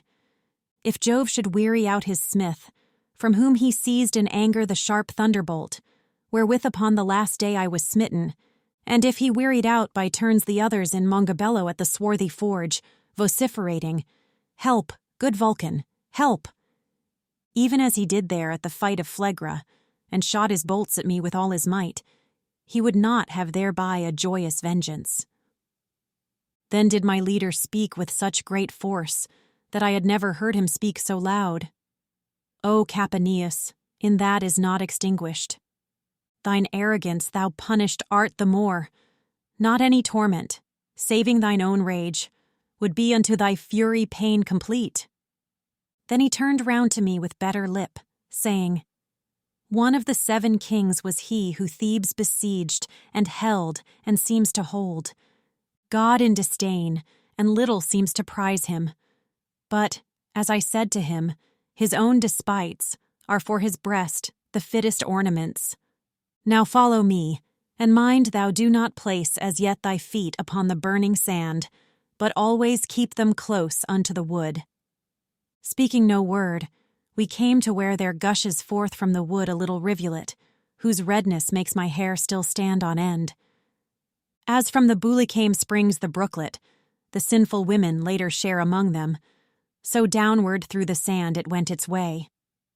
The bottom of it, and both sloping banks, were made of stone, and the margins at the side, whence I perceived that there the passage was. In all the rest which I have shown to thee, since we have entered in within the gate, whose threshold unto no one is denied, nothing has been discovered by thine eyes, so notable as is the present river, which all the little flames above it quenches. These words were of my leader, whence I prayed him that he would give me largesse of the food, for which he had given me largesse of desire. In the mid-sea there sits a wasted land, said he thereafterward, whose name is Crete, under whose king the world of old was chaste.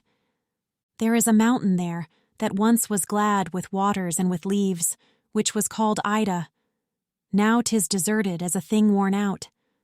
Rhea once chose it for the faithful cradle of her own son, and to conceal him better, whene'er he cried, she there had clamours made. A grand old man stands in the mount erect, who holds his shoulders turned towards Damietta, and looks at Rome as if it were his mirror. His head is fashioned of refined gold, and of pure silver are the arms and breast.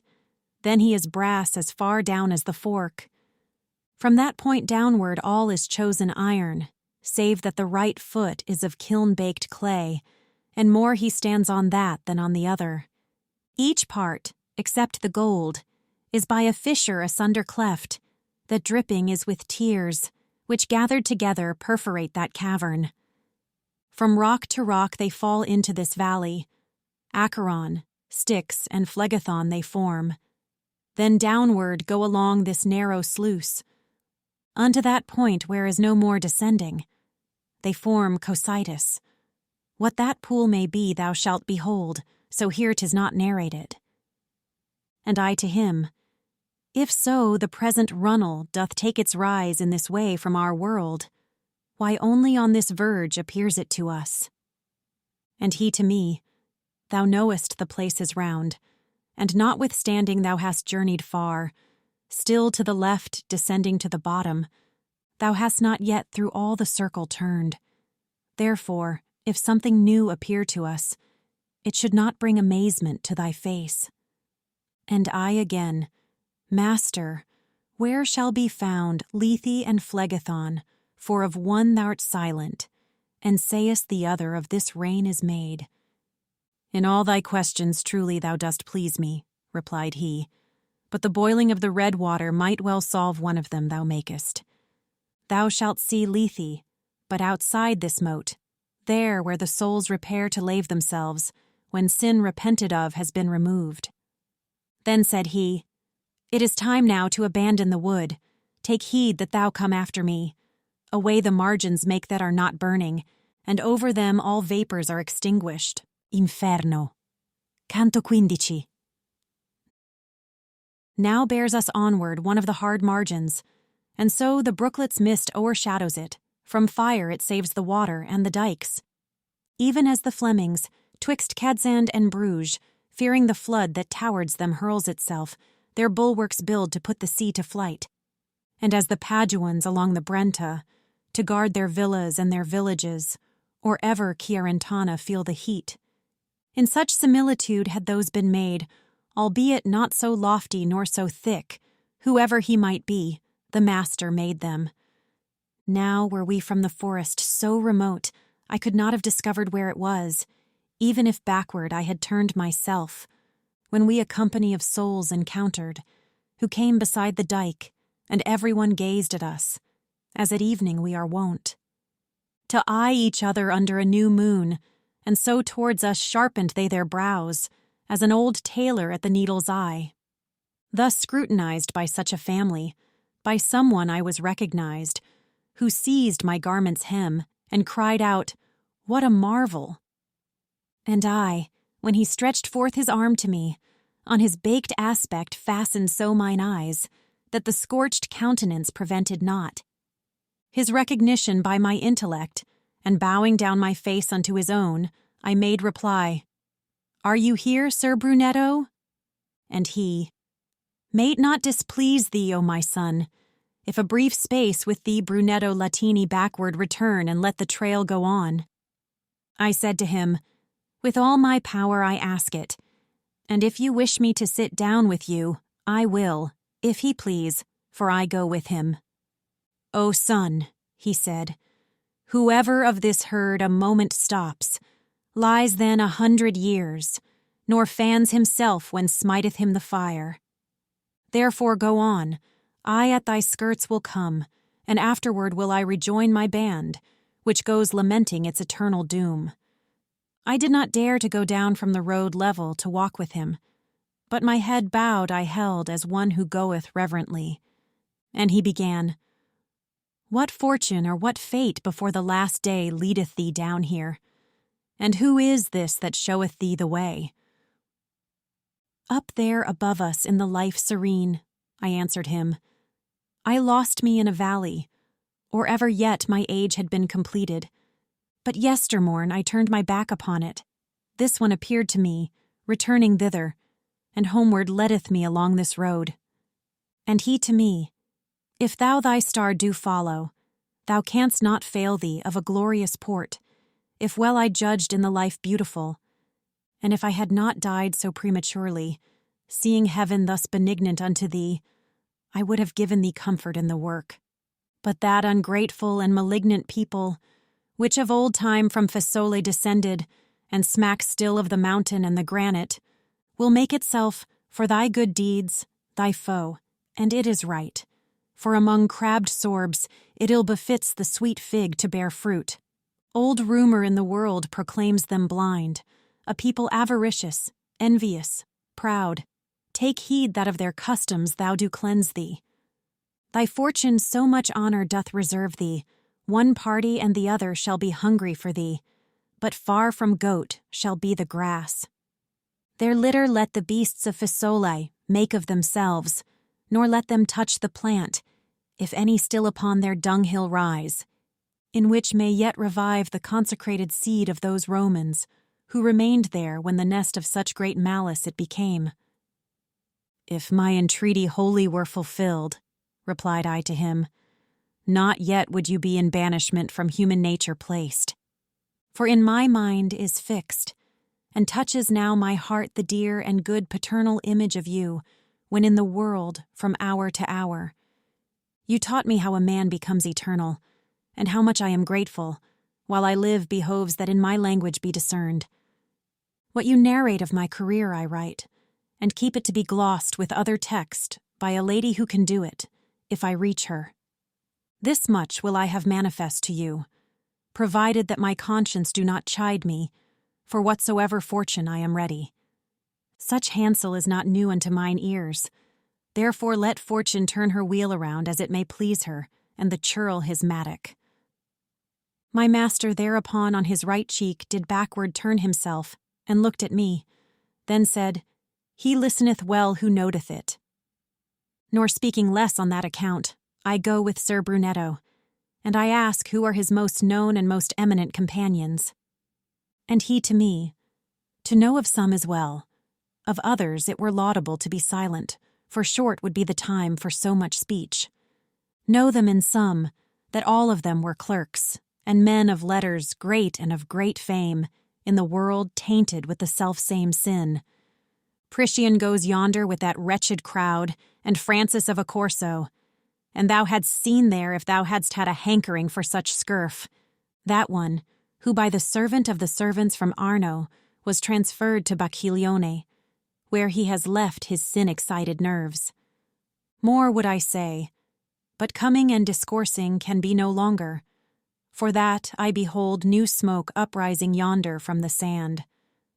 A people comes with whom I may not be, commended unto thee be my tesoro, in which I still live, and no more I ask.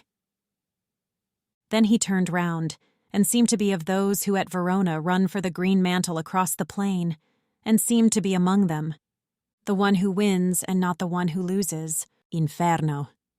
Canto 16. Now was I where was heard the reverberation of water falling into the next round, like to that humming which the beehives make, when shadows three together started forth, running from out a company that passed beneath the reign of the sharp martyrdom. Towards us came they, and each one cried out, Stop thou, for by thy garb to us thou seemest to be someone of our depraved city. Ah me, what wounds I saw upon their limbs, recent and ancient by the flames burnt in. It pains me still but to remember it. Unto their cries my teacher paused attentive. He turned his face towards me, and now wait, he said. To these we should be courteous. And if it were not for the fire that darts the nature of this region, I should say that haste were more becoming thee than them. As soon as we stood still, they recommenced the old refrain, and when they overtook us, formed of themselves a wheel, all three of them. As champions stripped and oiled are wont to do, watching for their advantage and their hold, before they come to blows and thrusts between them, thus, wheeling round, did every one his visage direct to me, so that in opposite wise his neck and feet continual journey made. And, if the misery of this soft place bring in disdain ourselves and our entreaties, began one, and our aspect black and blistered, let the renown of us thy mind incline to tell us who thou art, who thus securely thy living feet dost move along through hell. He in whose footprints thou dost see me treading, naked and skinless, though he now may go, was of a greater rank than thou dost think. He was the grandson of the good Gualdrada. His name was Guido Guerra, and in life much did he with his wisdom and his sword. The other, who close by me treads the sand, Tegiaio Aldobrandi is, whose fame above there in the world should welcome be. And I, who with them on the cross am placed, Jacopo Rusticucci was, and truly my savage wife, more than aught else, doth harm me. Could I have been protected from the fire, below I should have thrown myself among them, and think the teacher would have suffered it. But as I should have burned and baked myself, my terror overmastered my good will, which made me greedy of embracing them. Then I began. Sorrow and not disdain. Did your condition fix within me so, that tardily it wholly is stripped off? As soon as this my lord said unto me words, on account of which I thought within me that people such as you are were approaching. I of your city am, and evermore your labors and your honorable names I with affection have retraced and heard. I leave the gall, and go for the sweet fruits promised to me by the voracious leader, but to the center first I needs must plunge. So may the soul for a long while conduct those limbs of thine, did he make answer then, and so may thy renown shine after thee, valor and courtesy, say if they dwell within our city as they used to do, or if they wholly have gone out of it. For Guglielmo Borsier, who is in torment with us of late, and goes there with his comrades, doth greatly mortify us with his words.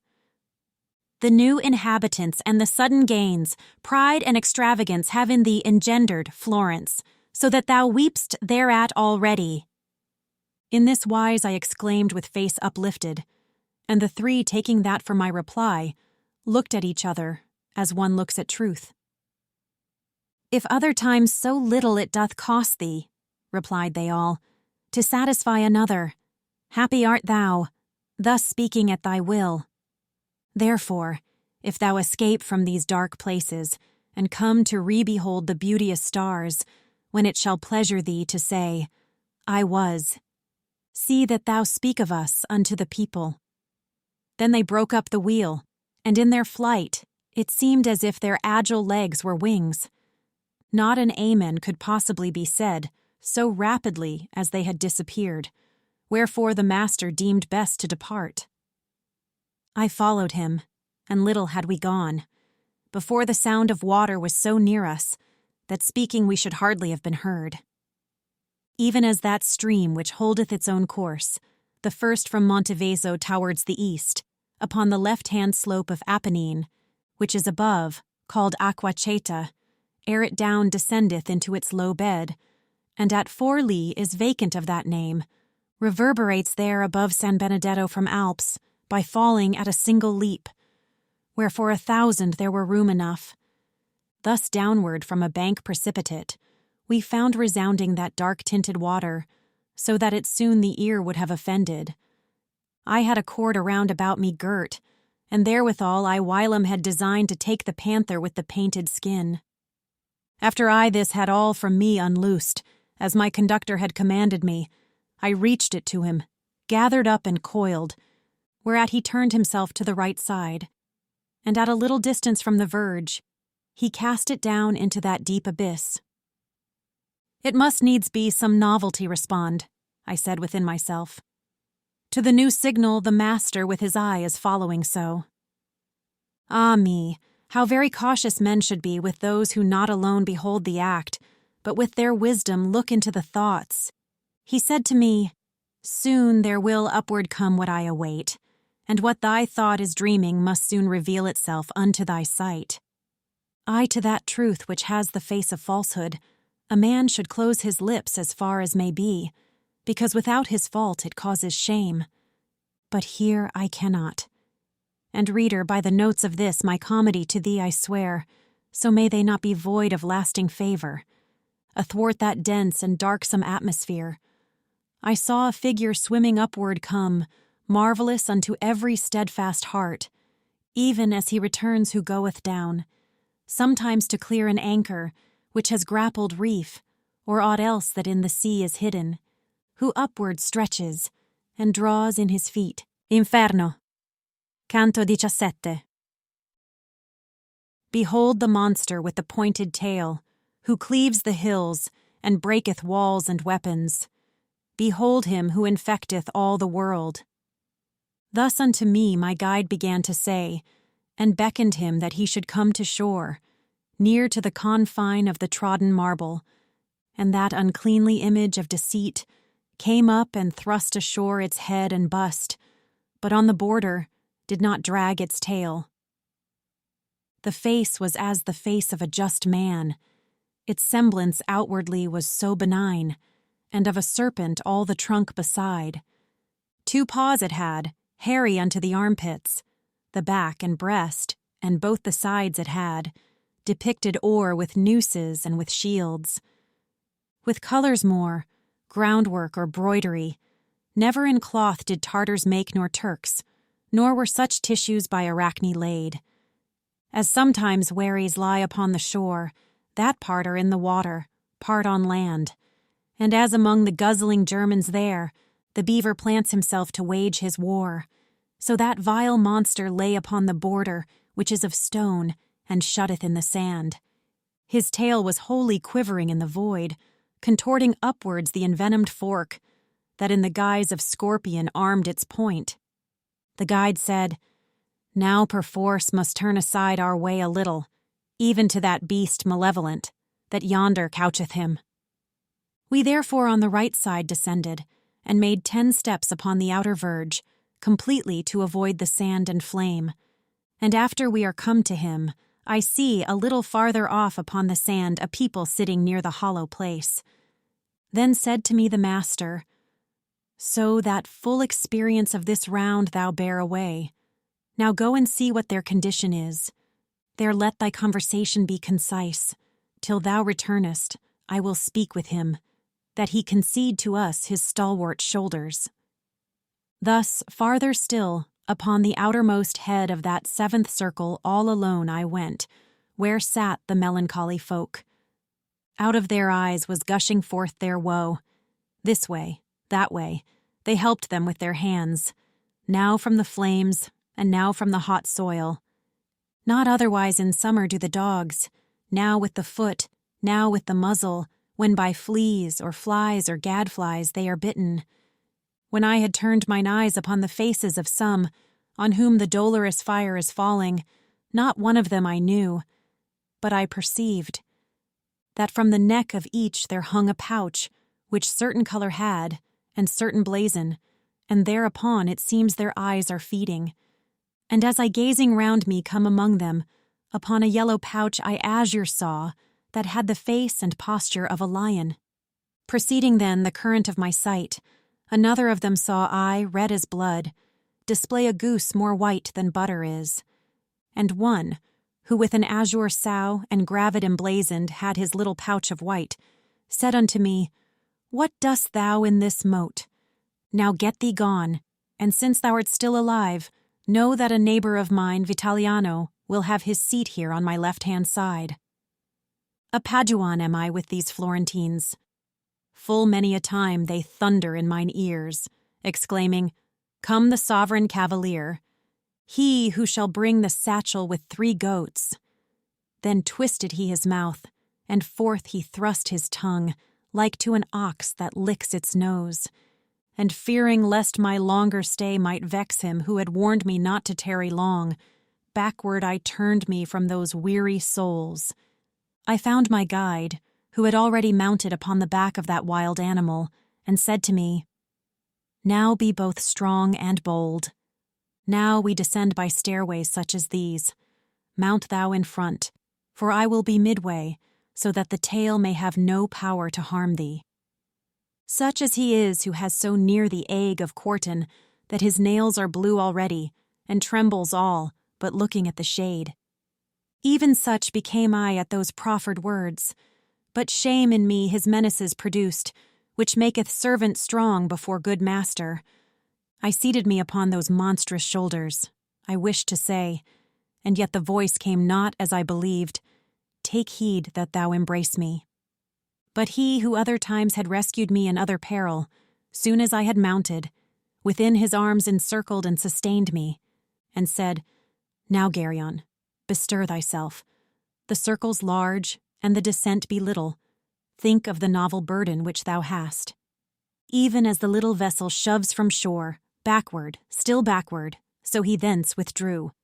And when he wholly felt himself afloat, there where his breast had been, he turned his tail, and that extended like an eel he moved, and with his paws drew to himself the air.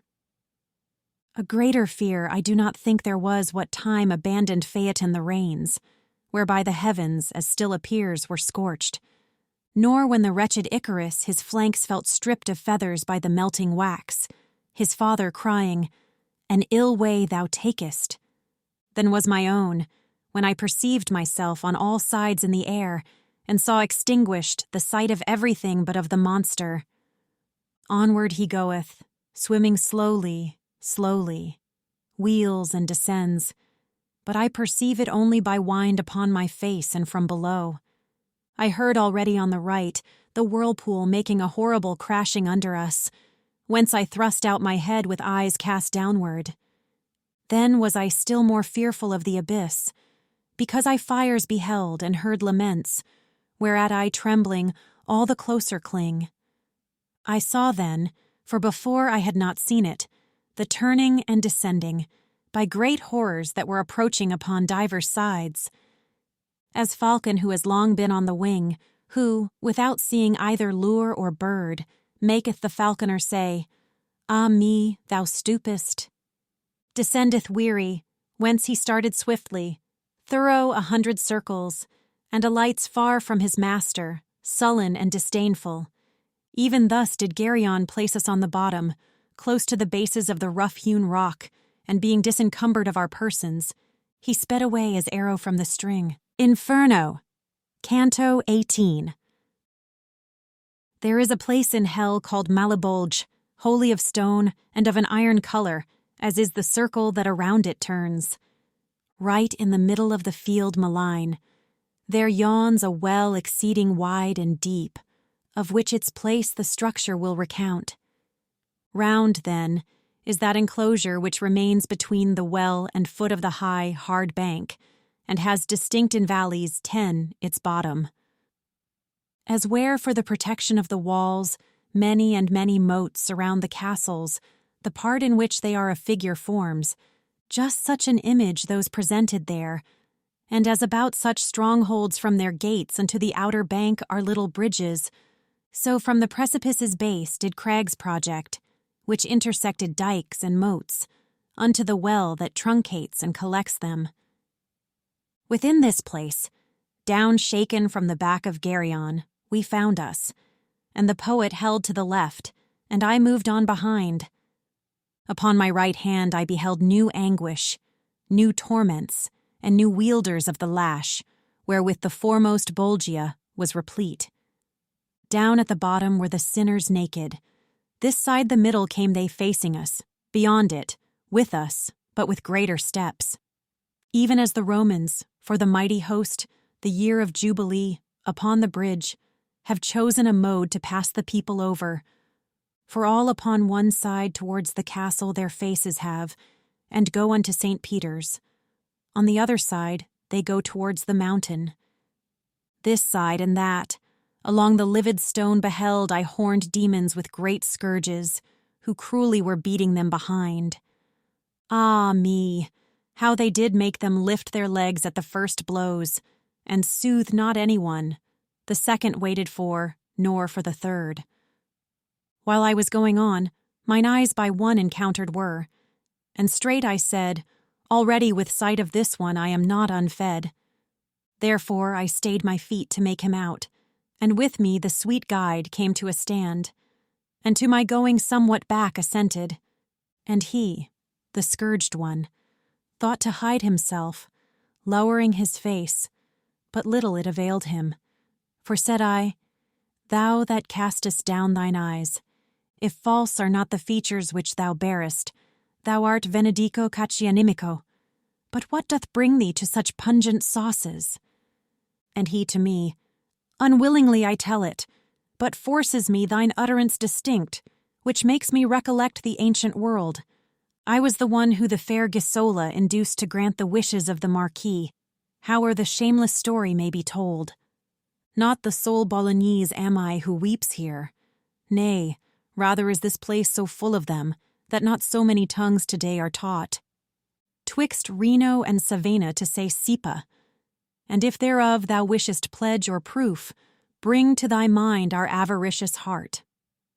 While speaking in this manner, with his scourge a demon smote him, and said, Get thee gone, pander, there are no women here for coin. I joined myself again unto mine escort. There afterward with footsteps few we came, to where a crag projected from the bank. This very easily did we ascend, and turning to the right along its ridge, from those eternal circles we departed. When we were there, where it is hollowed out beneath, to give a passage to the scourged, the guide said, Wait, and see that on thee strike. The vision of those others evil born, of whom thou hast not yet beheld the faces, because together with us they have gone. From the old bridge we looked upon the train, which towards us came upon the other border, and which the scourges in like manner smite. And the good master, without my inquiring, said to me, See that tall one who is coming, and for his pain seems not to shed a tear. Still what a royal aspect he retains. That Jason is, who by his heart and cunning the Colchians of the Ram made destitute. He by the isle of Lemnos passed along, after the daring women pitiless had unto death devoted all their males.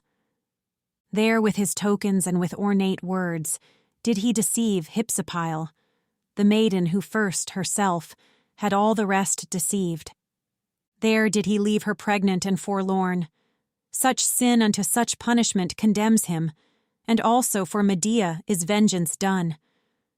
With him go those who in such wise deceive, and this sufficient be of the first valley to know, and those that in its jaws it holds. We were already where the narrow path crosses athwart the second dike, and forms of that a buttress for another arch. Thence we heard people, who are making moan in the next Bolgia, snorting with their muzzles, and with their palms beating upon themselves. The margins were encrusted with a mold by exhalation from below that sticks there, and with the eyes and nostrils wages war. The bottom is so deep, no place suffices to give us sight of it, without ascending the arches back, where most the crag impends. Thither we came, and thence down in the moat I saw a people smothered in a filth that out of human privies seemed to flow. And whilst below there with mine eye I search, I saw one with his head so foul with ordure, it was not clear if he were clerk or layman. He screamed to me, Wherefore art thou so eager to look at me more than the other foul ones? And I to him, Because, if I remember, I have already seen thee with dry hair, and thou art Alessio Intermene of Luca, therefore I eye thee more than all the others. And he thereon, belabouring his pumpkin, The flatteries have submerged me here below, wherewith my tongue was never surfeited. Then said to me the guide, See that thou thrust thy visage somewhat farther in advance, that with thine eyes thou well the face attain.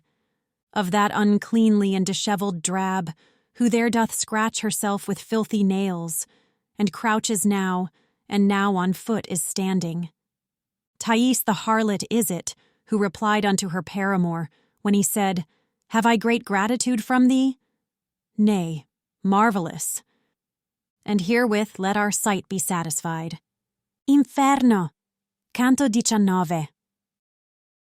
O Simon Magus, O forlorn disciples, ye who the things of God, which ought to be the brides of holiness, rapaciously, for silver and for gold do prostitute, now it behoves for you the trumpet sound, because in this third, Bolgia, ye abide.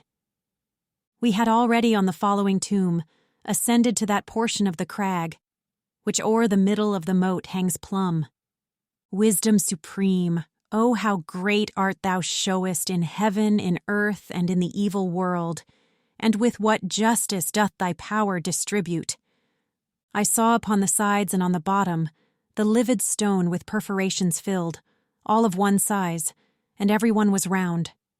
To me less ample seemed they not, nor greater than those that in my beautiful St. John are fashioned for the place of the baptizers, and one of which, not many years ago, I broke for someone who was drowning in it. Be this a seal all men to undeceive. Out of the mouth of each one there protruded the feet of a transgressor, and the legs, up to the calf, the rest within remained.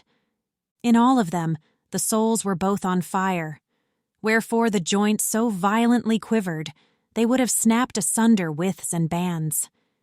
Even as the flame of unctuous things is wont to move upon the outer surface only, so likewise was it there from heel to point.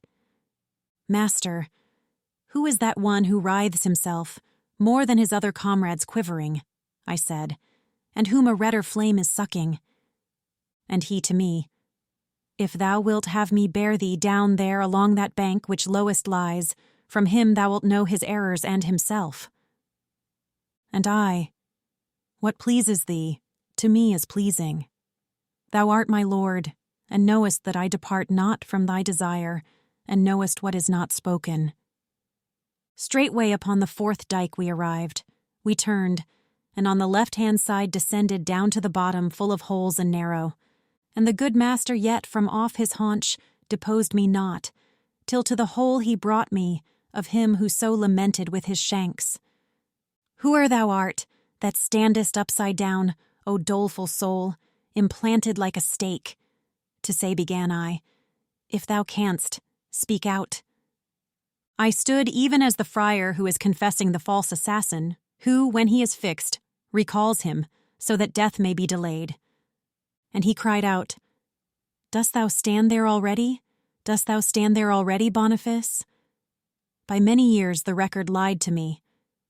Art thou so early satiate with that wealth, for which thou didst not fear to take by fraud the beautiful lady, and then work her woe?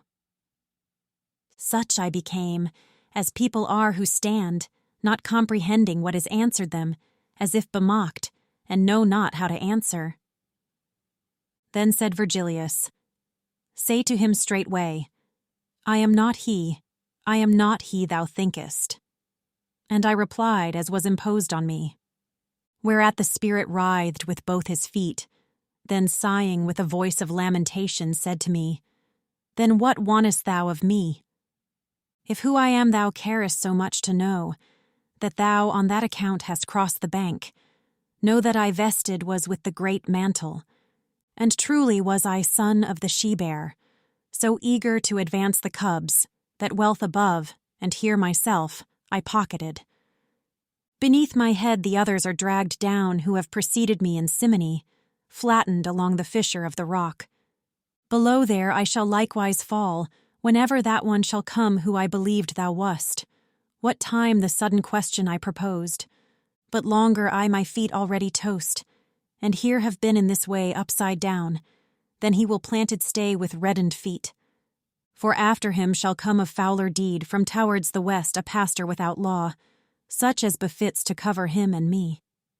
New Jason will he be, of whom we read in Maccabees, and as his king was pliant, so he who governs France shall be to this one. I do not know if I were here too bold, that him I answered only in this metre. I pray thee tell me now how great a treasure our Lord demanded of St. Peter first, before he put the keys into his keeping. Truly he nothing asked but, Follow me. Nor Peter nor the rest asked of Matthias silver or gold, when he by lot was chosen, unto the place the guilty soul had lost. Therefore stay here, for thou art justly punished, and keep safe guard o'er the ill-gotten money, which caused thee to be valiant against Charles.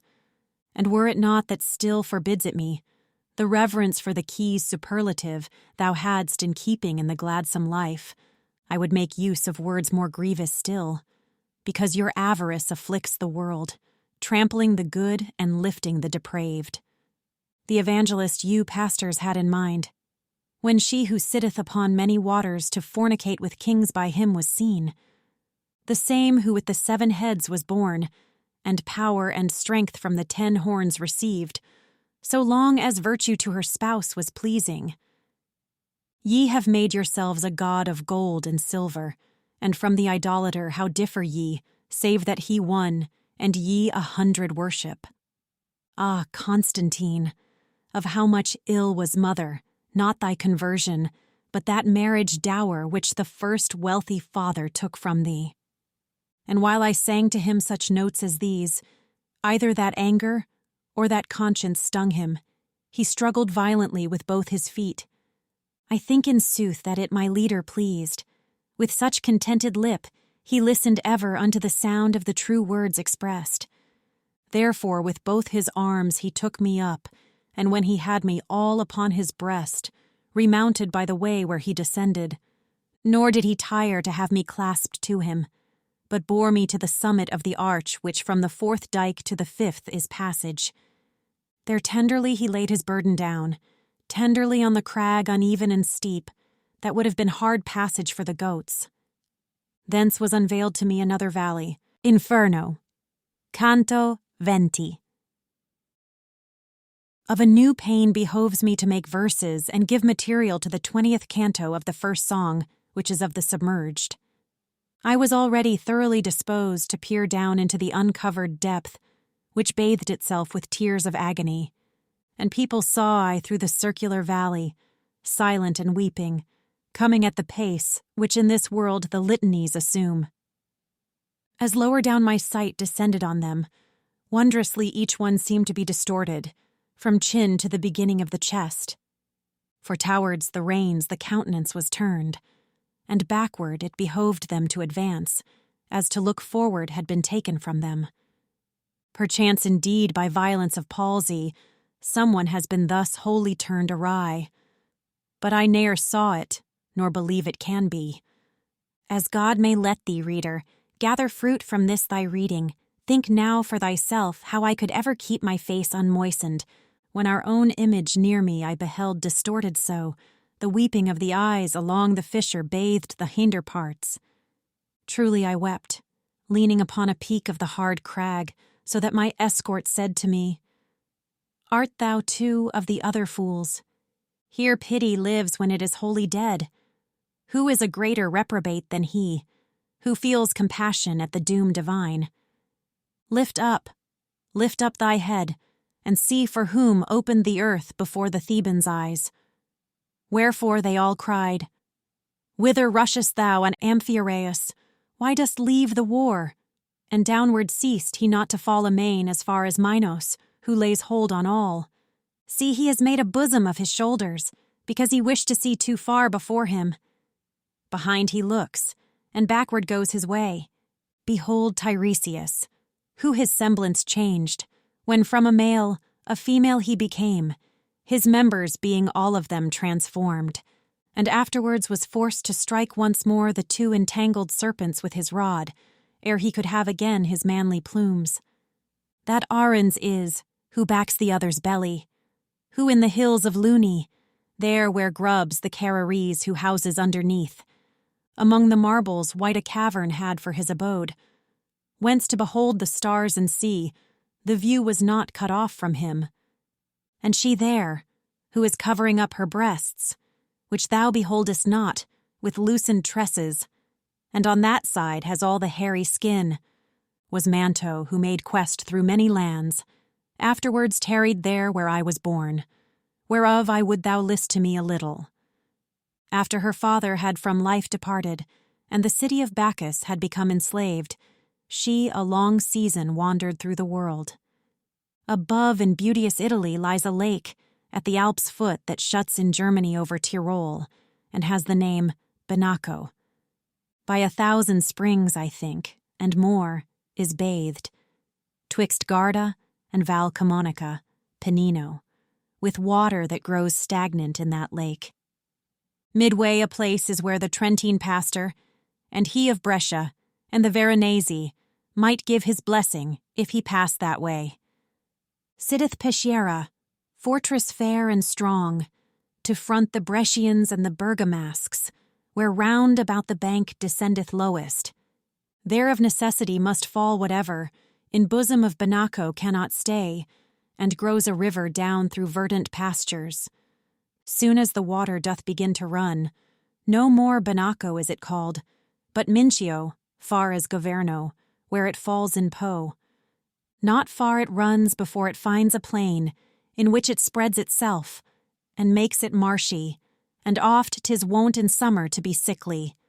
Passing that way, the virgin, pitiless land in the middle of the fen descried, untilled and naked of inhabitants. There to escape all human intercourse, she with her servants stayed, her arts to practice and lived, and left her empty body there. The men, thereafter, who were scattered round, collected in that place, which was made strong by the lagoon it had on every side. They built their city over those dead bones, and after her who first the place selected, Mantua named it, without other omen. Its people once within more crowded were, ere the stupidity of Casalodi from Pinamonte had received deceit. Therefore I caution thee, if e'er thou hearest originate my city otherwise, no falsehood may the verity defraud. And I, my master, thy discourses are to me so certain, and so take my faith, that unto me the rest would be spent coals. But tell me of the people who are passing, if any one noteworthy thou beholdest, for only unto that my mind reverts. Then said he to me, he who from the cheek thrusts out his beard upon his swarthy shoulders was at the time when Greece was void of males, so that there scarce remained one in the cradle, an augur, and with Calchas gave the moment, in Aulis, when to sever the first cable. Euryphilus his name was, and so sings my lofty tragedy in some part or other. That knowest thou well, who knowest the whole of it. The next, who is so slender in the flanks, was Michael Scott, who of a verity of magical illusions knew the game. Behold Guido Bonatti, behold Asdente, who now unto his leather and his thread would fain have stuck, but he too late repents. Behold the wretched ones, who left the needle, the spool and rock, and made them fortune-tellers. They wrought their magic spells with herb and image. But come now, for already holds the confines of both the hemispheres, and under Seville touches the ocean wave, Cain and the thorns. And yesternight the moon was round already. Thou shouldst remember well it did not harm thee from time to time within the forest deep. Thus spake he to me, and we walked the while. Inferno, canto 21. From bridge to bridge thus, speaking other things of which my comedy cares not to sing. We came along and held the summit when we halted to behold another fissure of Malbolge and other vain laments, and I beheld it marvelously dark. As in the arsenal of the Venetians boils in the winter, the tenacious pitch to smear their unsound vessels o'er again, for sail they cannot, and instead thereof one makes his vessel new, and one recalks the ribs of that which many a voyage has made. One hammers at the prow, one at the stern, this one makes oars, and that one cordage twists. Another mends the mainsail and the mizzen. Thus, not by fire, but by the art divine, was boiling down below there a dense pitch, which upon every side the bank belimed. I saw it, but I did not see within it aught but the bubbles that the boiling raised, and all swell up and resubside compressed. The while below there fixedly I gazed, my leader crying out, "Beware, beware," drew me unto himself from where I stood. Then I turned around, as one who is impatient to see what it behoves him to escape, and whom a sudden terror doth unman, who, while he looks, delays not his departure. And I beheld behind us a black devil, running along upon the crag approach. Ah, how ferocious was he in his aspect, and how he seemed to me in action ruthless, with open wings and light upon his feet. His shoulders, which sharp-pointed were, and high, a sinner did encumber with both haunches, and he held clutched the sinews of the feet. From off our bridge he said, "O Malebranche, behold one of the elders of Saint Zita, plunge him beneath, for I return for others. Unto that town, which is well furnished with them, all there are barrators, except Bonturo. No into yes, for money there is changed." He hurled him down, and over the hard crag turned round, and never was a mastiff loosened in so much hurry to pursue a thief. Inferno. Canto 22. I have erewhile seen horsemen moving camp, begin the storming, and their muster make, and sometimes starting off for their escape. Vaunt couriers have I seen upon your land, O Aretines, and foragers go forth, tournaments stricken, and the joustings run, sometimes with trumpets, and sometimes with bells, with kettle drums, and signals of the castles, and with our own, and with outlandish things. But never yet with bagpipes so uncouth did I see horsemen move, nor infantry, nor ship by any sign of land or star. We went upon our way with the 10 demons. Ah, savage company! But in the church with saints, and in the tavern with the gluttons. Ever upon the pitch was my intent, to see the whole condition of that Bolgia, and of the people who therein were burned. Even as the dolphins, when they make a sign to mariners by arching of the back, that they should counsel take to save their vessel, thus sometimes to alleviate his pain, one of the sinners would display his back, and in less time conceal it than it lightens. As on the brink of water in a ditch, the frogs stand only with their muzzles out, so that they hide their feet and other bulk. So upon every side the sinners stood, but ever as Barbaricia near them came, thus underneath the boiling they withdrew. I saw, and still my heart doth shudder at it, one waiting thus, even as it comes to pass. One frog remains, and down another dives, and Graphiacan, who most confronted him, grappled him by his tresses smeared with pitch, and drew him up, so that he seemed an otter. I knew before the names of all of them, so had I noted them when they were chosen, and when they called each other, listened how. O Rubicante, see that thou do lay thy claws upon him, so that thou mayst flay him, cried all together the accursed ones. And I, my master, see to it, if thou canst, that thou mayest know who is the luckless wight, thus come into his adversary's hands. Near to the side of him my leader drew, asked of him whence he was, and he replied, I in the kingdom of Navarre was born. My mother placed me servant to a lord, for she had borne me to a ribald knave, destroyer of himself and of his things. Then I domestic was of good King Thibault. I set me there to practice barratry, for which I pay the reckoning in this heat.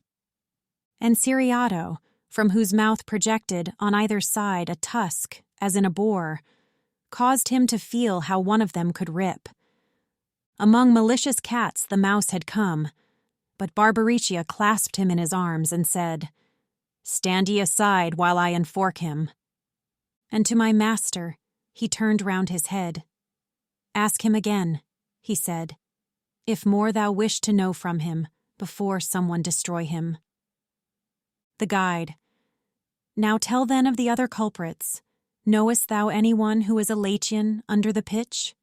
And he. I separated, lately from one who was a neighbor to it. Would that I still were covered up with him, for I should fear not either claw nor hook. And Libacoco. We have borne too much, and with his grapnel seized him by the arm, so that, by rending, he tore off a tendon. Ecce Dragignazzo wished to pounce upon him down at the legs, whence their decurion turned round and round about with evil look. When they again somewhat were pacified, of him, who still was looking at his wound, demanded my conductor without stay. Who was that one, from whom a luckless parting thou sayest thou hast made, to come ashore? And he replied, It was the Friar Gomita, he of Gallura, vessel of all fraud, who had the enemies of his lord in hand, and dealt so with them each exults thereat. Money he took and let them smoothly off, as he says, and in other offices a barrator was he, not mean but sovereign.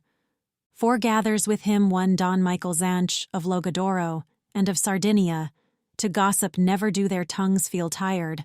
Oh me, see that one, how he grinds his teeth. Still farther would I speak, but am afraid lest he to scratch my itch be making ready. And the grand provost turned to Farfarello, who rolled his eyes about as if to strike, said, "Stand aside there, thou malicious bird. If you desire either to see or hear," the terror-stricken recommenced thereon, "Tuscans or Lombards, I will make them come. But let the Malebranche cease a little, so that these may not their revenges fear, and I, down sitting in this very place, for one that I am will make 7 come, when I shall whistle, as our custom is to do whenever one of us comes out." Cagnazzo at these words his muzzle lifted, shaking his head, and said, "Just hear the trick which he has thought of, down to throw himself." Whence he, who snares in great abundance had, responded, "I by far too cunning am, when I procure for mine a greater sadness." Alichin held not in, but running counter unto the rest, said to him, "If thou dive, I will not follow thee upon the gallop, but I will beat my wings above the pitch. The height be left, and be the bank a shield to see if thou alone dost countervail us. O thou who readest, thou shalt hear new sport." Each to the other side his eyes averted, he first, who most reluctant was to do it. The Navarrese selected well his time, planted his feet on land, and in a moment leaped, and released himself from their design. Whereat each one was suddenly stung with shame, but he most who was cause of the defeat. Therefore he moved and cried, "Thou art o'ertaken." But little it availed, for wings could not outstrip the fear. The other one went under, and flying, upward, he his breast directed. Not otherwise the duck upon a sudden dives under, when the falcon is approaching, and upward he returneth cross and weary. Infuriate at the mockery, Calcabrina, flying behind him, followed close, desirous the other should escape, to have a quarrel. And when the Barator had disappeared, he turned his talons upon his companion, and grappled with him right above the moat. But sooth the other was a doughty sparhawk, to clapper-claw him well, and both of them fell in the middle of the boiling pond. A sudden intercessor was the heat, but ne'er the less of rising there was naught. To such degree they had their wings belimed. Lamenting with the others, Barbaricia made 4 of them fly to the other side, with all their gaffs, and very speedily. This side and that they to their post descended. They stretched their hooks towards the pitch-ensnared, who were already baked within the crust, and in this manner busied did we leave them. Inferno, Canto 23. Silent, alone, and without company. We went, the one in front, the other after, as go the minor friars along their way. Upon the fable of Aesop was directed my thought, by reason of the present quarrel, where he has spoken of the frog and mouse. For Mo and Issa are not more alike than this one is to that, if well we couple end and beginning with a steadfast mind. And even as one thought from another springs, so afterward from that was born another, which the first fear within me double made. Thus did I ponder. These on our account are laughed to scorn, with injury and scoff so great that much I think it must annoy them. If anger be engrafted on ill will, they will come after us more merciless than dog upon the leveret which he seizes. I felt my hair stand all on end already, with terror, and stood backwardly intent, when said I, "Master, if thou hidest not, thyself and me forthwith of Malebranche I am in dread. We have them now behind us. I so imagine them, I already feel them." And he, "If I were made of leaded glass, thine outward image I should not attract sooner to me than I imprint the inner. Just now thy thoughts came in among my own, with similar attitude and similar face, so that of both one counsel soul I made. If peradventure the right bank so slope that we to the next Bolgia can descend, we shall escape from the imagined chase." Not yet, he finished rendering such opinion, when I beheld them come with outstretched wings, not far remote with will to seize upon us. My leader on a sudden seized me up, even as a mother who by noise is wakened, and close beside her sees the enkindled flames, who takes her son and flies, and does not stop, having more care of him than of herself, so that she close her only with a shift. And downward from the top of the hard bank supine he gave him to the pendant rock, that one side of the other bulgia walls. Ne'er ran so swiftly water through a sluice to turn the wheel of any land-built mill, when nearest to the paddles it approaches, as did my master down along that border, bearing me with him on his breast away, as his own son, and not as a companion. Hardly the bed of the ravine below his feet had reached, ere they had reached the hill right over us. But he was not afraid, for the high providence, which had ordained to place them ministers of the fifth mote, the power of thence departing took from all. A painted people there below we found, who went about with footsteps very slow, weeping and in their semblance tired and vanquished. They had on mantles with the hoods low down before their eyes, and fashioned of the cut that in Cologne they for the monks are made. Without, they gilded are so that it dazzles, but inwardly all leaden and so heavy that Frederick used to put them on of straw. O everlastingly fatiguing mantle! Again we turned us, still to the left hand along with them, intent on their sad plaint. But owing to the weight, that weary folk came on so tardily, that we were new in company at each motion of the haunch. Whence I unto my leader, see thou find someone who may by deed or name be known, and thus in going move thine eye about. And one, who understood the Tuscan speech, cried to us from behind, Stay ye your feet, ye who so run athwart the dusky air. Perhaps thou'lt have from me what thou demandest. Whereat the leader turned him and said, Wait, and then according to his pace proceed.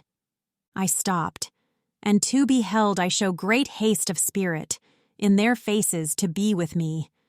But the burden and the narrow way delayed them. When they came up, long with an eye askance, they scanned me without uttering a word, then to each other turned, and said together, He by the action of his throat seems living, and if they dead are, by what privilege go they uncovered by the heavy stole?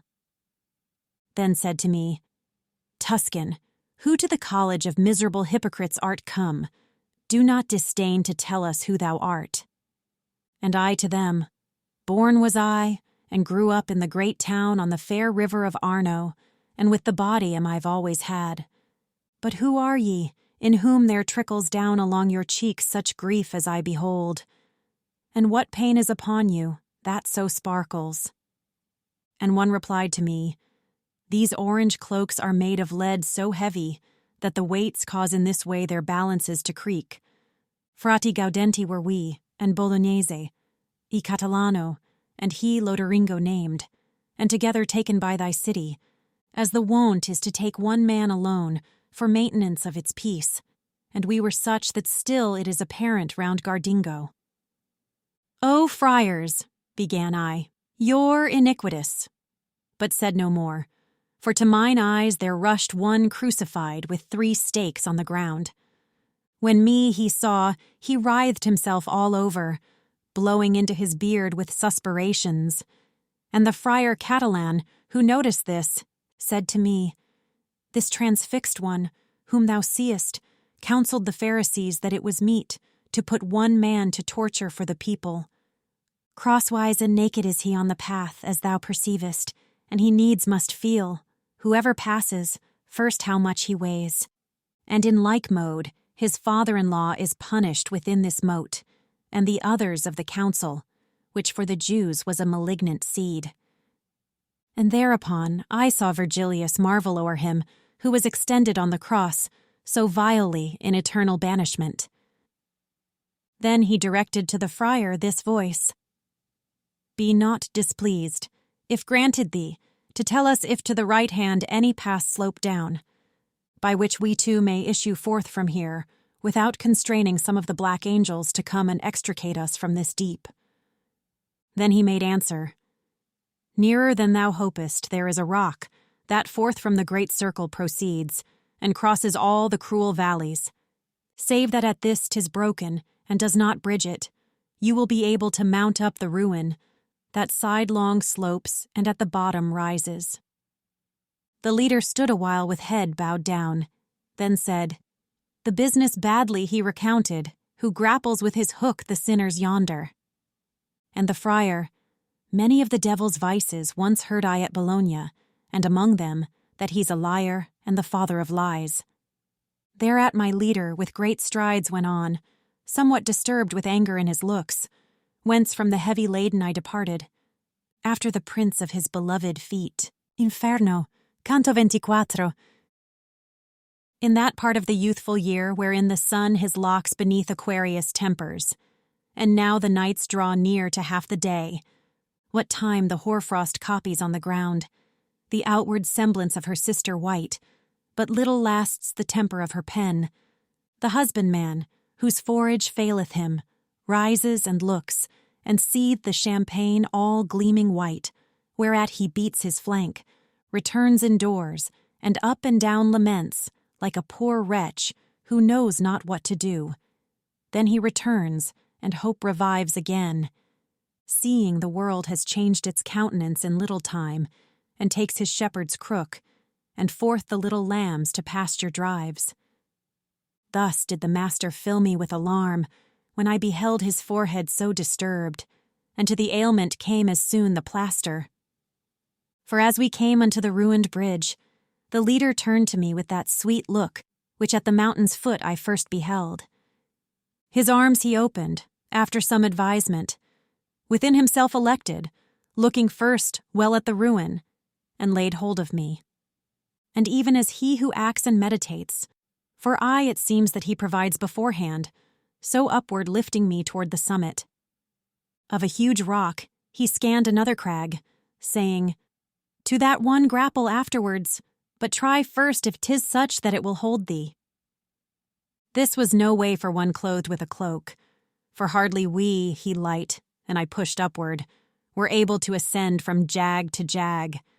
And had it not been, that upon that precinct shorter was the ascent than on the other, he I know not, but I had been dead beat.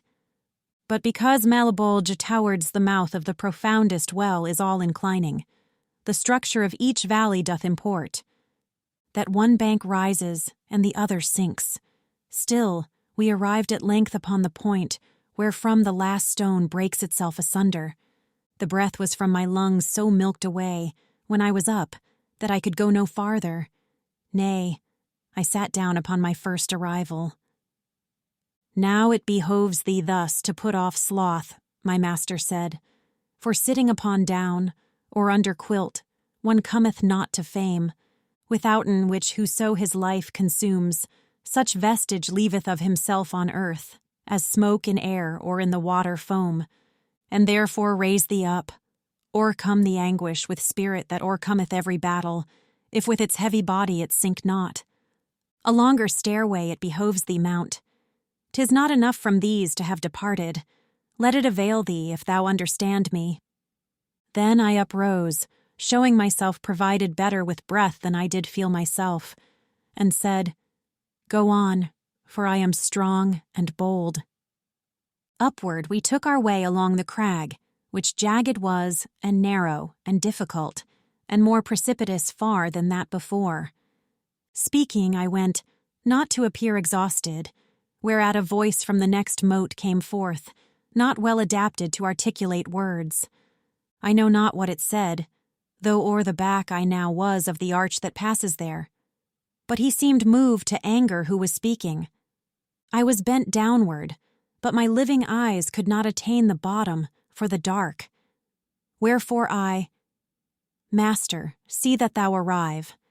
At the next round, and let us descend the wall, for as from hence I hear and understand not, so I look down and nothing I distinguish."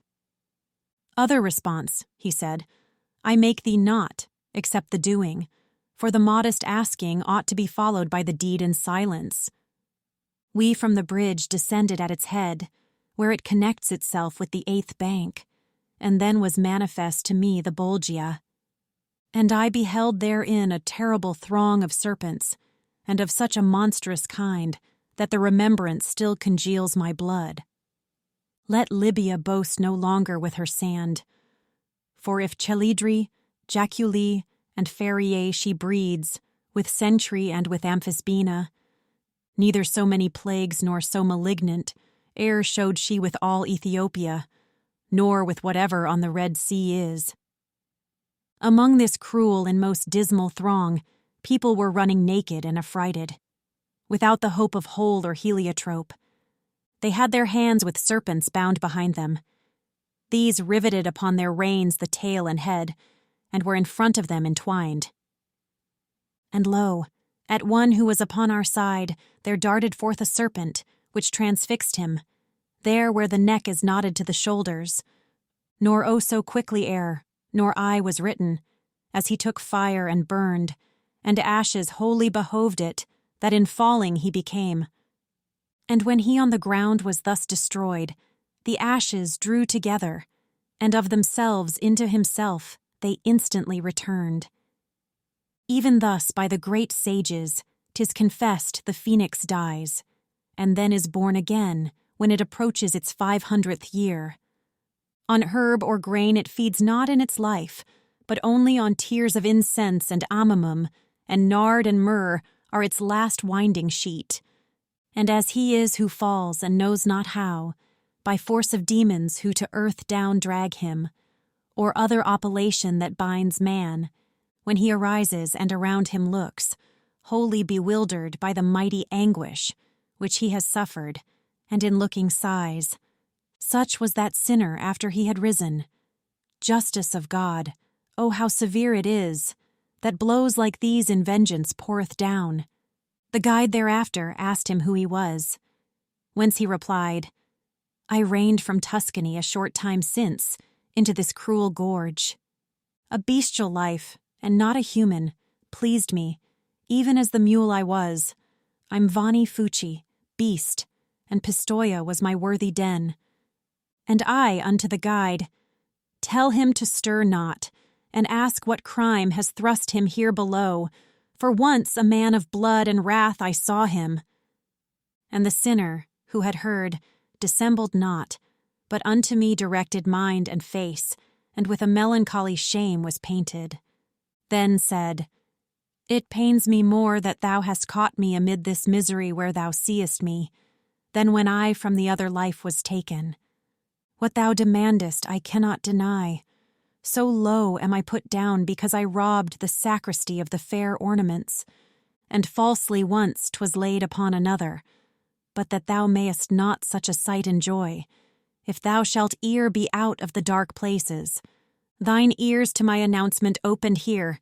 Pistoia first of Neri groweth meagre, then Florence doth renew her men and manners. Mars draws a vapour up from Valdimagra, which is with turbid clouds enveloped round, and with impetuous and bitter tempest. Over Campo Pichin shall be the battle, when it shall suddenly rend the mist asunder, so that each Bianco shall thereby be smitten. And this I've said that it may give thee pain. Inferno. Canto 25. At the conclusion of his words, the thief lifted his hands aloft with both the figs, crying, Take that, God, for at thee I aim them. From that time forth the serpents were my friends, for one entwined itself about his neck as if it said, I will not thou speak more. And round his arms another, and rebound him, clinching itself together so in front, that with them he could not a motion make. Pistoia, ah, Pistoia, why resolve not to burn thyself to ashes and so perish, since in ill-doing thou thy seed excellest? Through all the sombre circles of this hell, spirit I saw not against God so proud, not he who fell at Thebes down from the walls. He fled away, and spake no further word, and I beheld a centaur full of rage, come crying out, Where is the scoffer? I do not think Maremma has so many serpents as he had all along his back, as far as where our countenance begins. Upon the shoulders, just behind the nape, with wings wide open was a dragon lying, and he sets fire to all that he encounters. My master said, That one is Cacus, who beneath the rock upon Mount Aventine created oftentimes a lake of blood. He goes not on the same road with his brothers, by reason of the fraudulent theft he made of the great herd, which he had near to him, whereat his tortuous actions ceased beneath the mace of Hercules, who peradventure gave him 100, and he felt not 10. While he was speaking thus, he had passed by, and spirits 3 had underneath us come, of which nor I aware was, nor my leader, until what time they shouted, "Who are you?" On which account our story made a halt, and then we were intent on them alone. I did not know them, but it came to pass, as it is wont to happen by some chance, that one to name the other was compelled, exclaiming, "Where can Xianfa have remained? Whence I, so that the leader might attend, upward from chin to nose my finger laid? If thou art, reader, slow now to believe what I shall say, it will no marvel be, for I who saw it hardly can admit it. As I was holding raised on them my brows, behold, a serpent with 6 feet darts forth in front of one, and fastens wholly on him.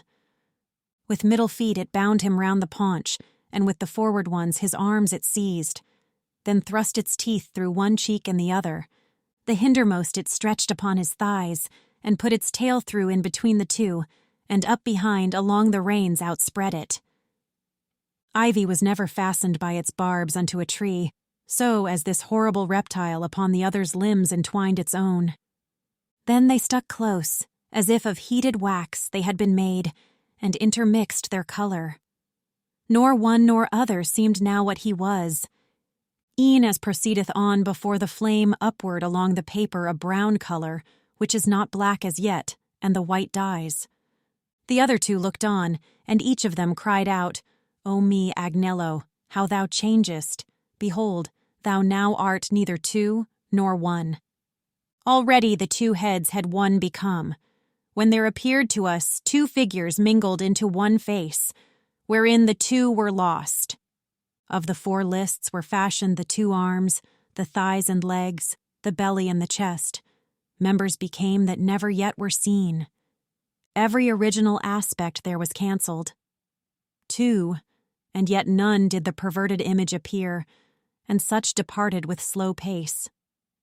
Even as a lizard, under the great scourge of day's canicular, exchanging hedge, lightning appeareth if the road it cross. Thus did appear, coming towards the bellies of the 2 others, a small fiery serpent, livid and black as is a peppercorn. And in that part whereat is first received our aliment, it one of them transfixed, then downward fell in front of him extended. The one transfixed looked at it, but said naught. Nay, rather with feet motionless he yawned, just as if sleep or fever had assailed him. He at the serpent gazed, and it at him, one through the wound, the other through the mouth, smoked violently, and the smoke commingled. Henceforth be silent, Lucan, where he mentions wretched Sabellus and Nicidius, and wait to hear what now shall be shot forth. Be silent, Ovid, of Cadmus and Arethusa, for if him to a snake, her to fountain, converts he fabling, that I grudge him not, because 2 natures never front to front has he transmuted, so that both the forms to interchange their matter ready were. Together they responded in such wise, that to a fork the serpent cleft his tail, and eke the wounded drew his feet together. The legs together with the thighs themselves adhered so, that in little time the juncture, no sign whatever made that was apparent. He with the cloven tail assumed the figure. The other one was losing, and his skin became elastic, and the other's hard. I saw the arms draw inward at the armpits, and both feet of the reptile, that were short, lengthen as much as those contracted were. Thereafter the hind feet, together twisted, became the member that a man conceals, and of his own the wretch had 2 created. While both of them the exhalation veils with a new color, and engenders hair on one of them and depilates the other, the one uprose and down the other fell, though turning not away their impious lamps, underneath which each one his muzzle changed. He who was standing drew it towards the temples, and from excess of matter, which came thither, issued the ears from out the hollow cheeks. What did not backward run, and was retained of that excess made to the face a nose, and the lips thickened far as was befitting. He who lay prostrate thrusts his muzzle forward, and backward draws the ears into his head, in the same manner as the snail its horns. And so the tongue, which was entire and apt for speech before, is cleft, and the biforked in the other closes up, and the smoke ceases. The soul, which to a reptile had been changed, along the valley hissing takes to flight, and after him the other speaking sputters. Then did he turn upon him his new shoulders, and said to the other, I'll have Buoso run, crawling as I have done, along this road. In this way I beheld the seventh ballast shift and reshift, and here be my excuse the novelty, if aught my pen transgress. And notwithstanding that mine eyes might be somewhat bewildered, and my mind dismayed, they could not flee away so secretly. But that I plainly saw Puccio Sciancato, and he it was whose soul of 3 companions, which came in the beginning, was not changed. The other was he whom thou, Gavil, weepest. Inferno. Canto 26. Rejoice, O Florence, since thou art so great, that over sea and land thou beatest thy wings, and throughout hell thy name is spread abroad. Among the thieves 5 citizens of thine, like these I found, whence shame comes unto me, and thou thereby to no great honor risest. But if, when morn is near our dreams are true, feel shalt thou in a little time from now what Prato, if none other, craves for thee. And if it now were, it were not too soon. Would that it were, seeing it needs must be, for 'twill aggrieve me more the more I age. We went our way, and up along the stairs the Borns had made us to descend before, remounted my conductor and drew me, and following the solitary path among the rocks and ridges of the crag, the foot without the hand sped not at all. Then sorrowed I, and sorrow now again, when I direct my mind to what I saw, and more my genius curb than I am wont, that it may run, not unless virtue guide it. So that if some good star, or better thing, have given me good, I may myself not grudge it.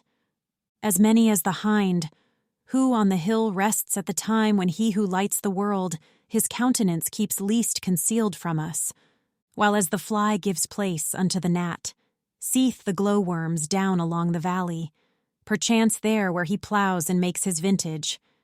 With flames as manifold resplendent all was the 8th Bolgia, as I grew aware as soon as I was where the depth appeared.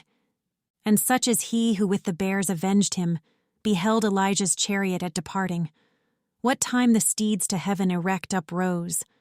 For with his eye he could not follow it so as to see aught else than flame alone, even as a little cloud ascending upward. Thus each along the gorge of the entrenchment was moving, for not one reveals the theft, and every flame a sinner steals away. I stood upon the bridge uprisen to see, so that if I had seized not on a rock, down had I fallen without being pushed. And the leader, who beheld me so attent, exclaimed, Within the fires the spirits are, each swathes himself with that wherewith he burns. My master, I replied, by hearing thee I am more sure, but I surmised already it might be so, and already wished to ask thee, who is within that fire, which comes so cleft at top? It seems uprising from the pyre. Where was Eteocles with his brother placed? He answered me, Within there are tormented Ulysses and Diomed, and thus together they unto vengeance run as unto wrath. And there within their flame do they lament the ambush of the horse, which made the door whence issued forth the Romans' gentle seed.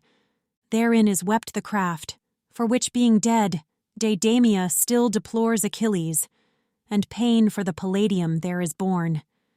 If they within those sparks possess the power to speak, I said, thee, master, much I pray, and re-pray, that the prayer be worth 1,000, that thou make no denial of awaiting until the horned flame shall hither come.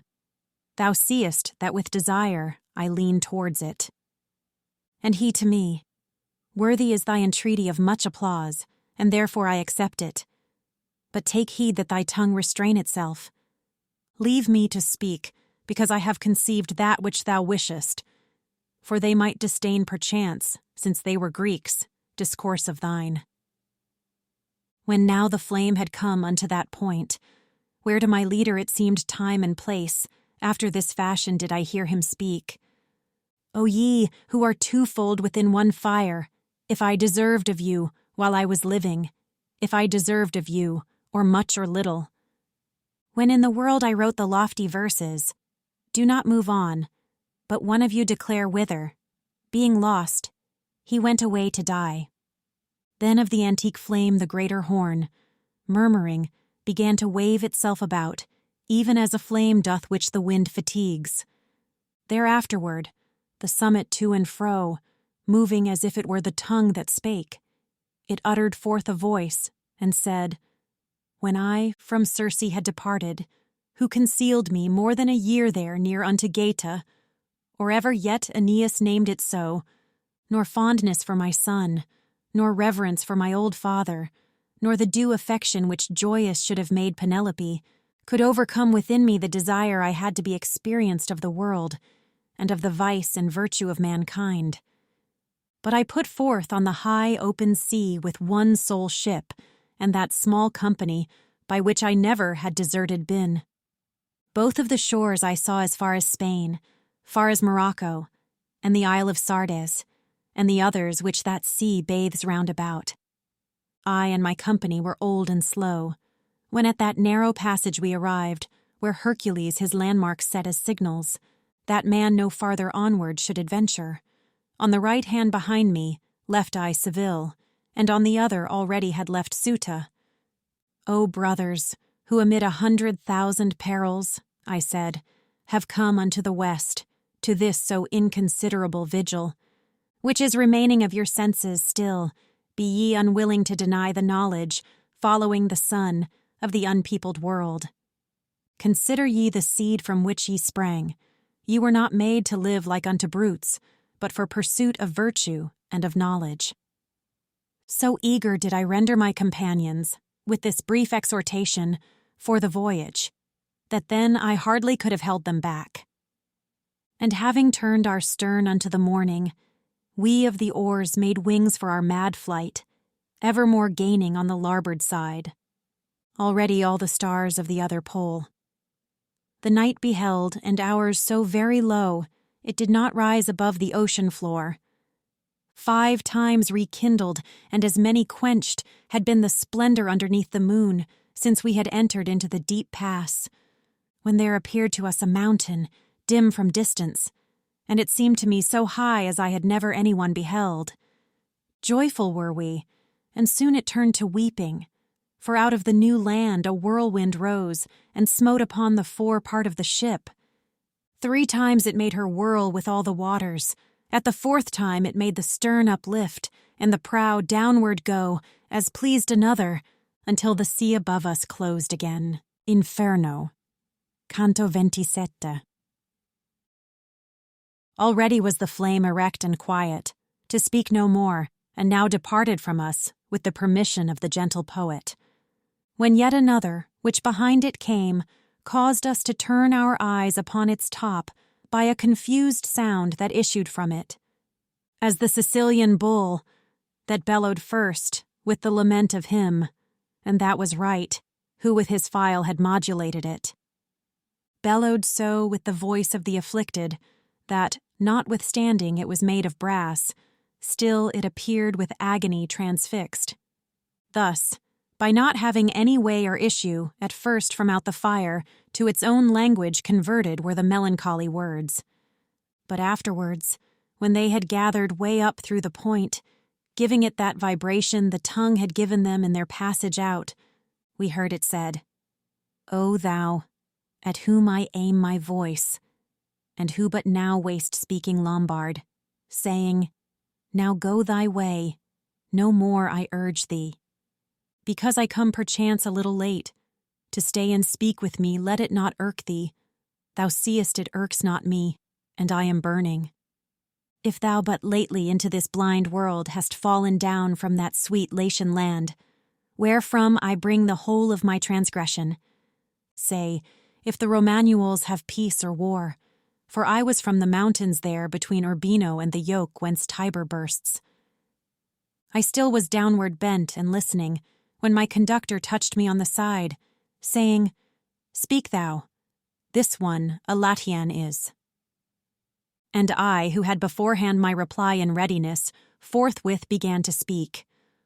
O soul, that down below there art concealed, Romagna thine is not, and never has been, without war in the bosom of its tyrants, but open war I none have left there now.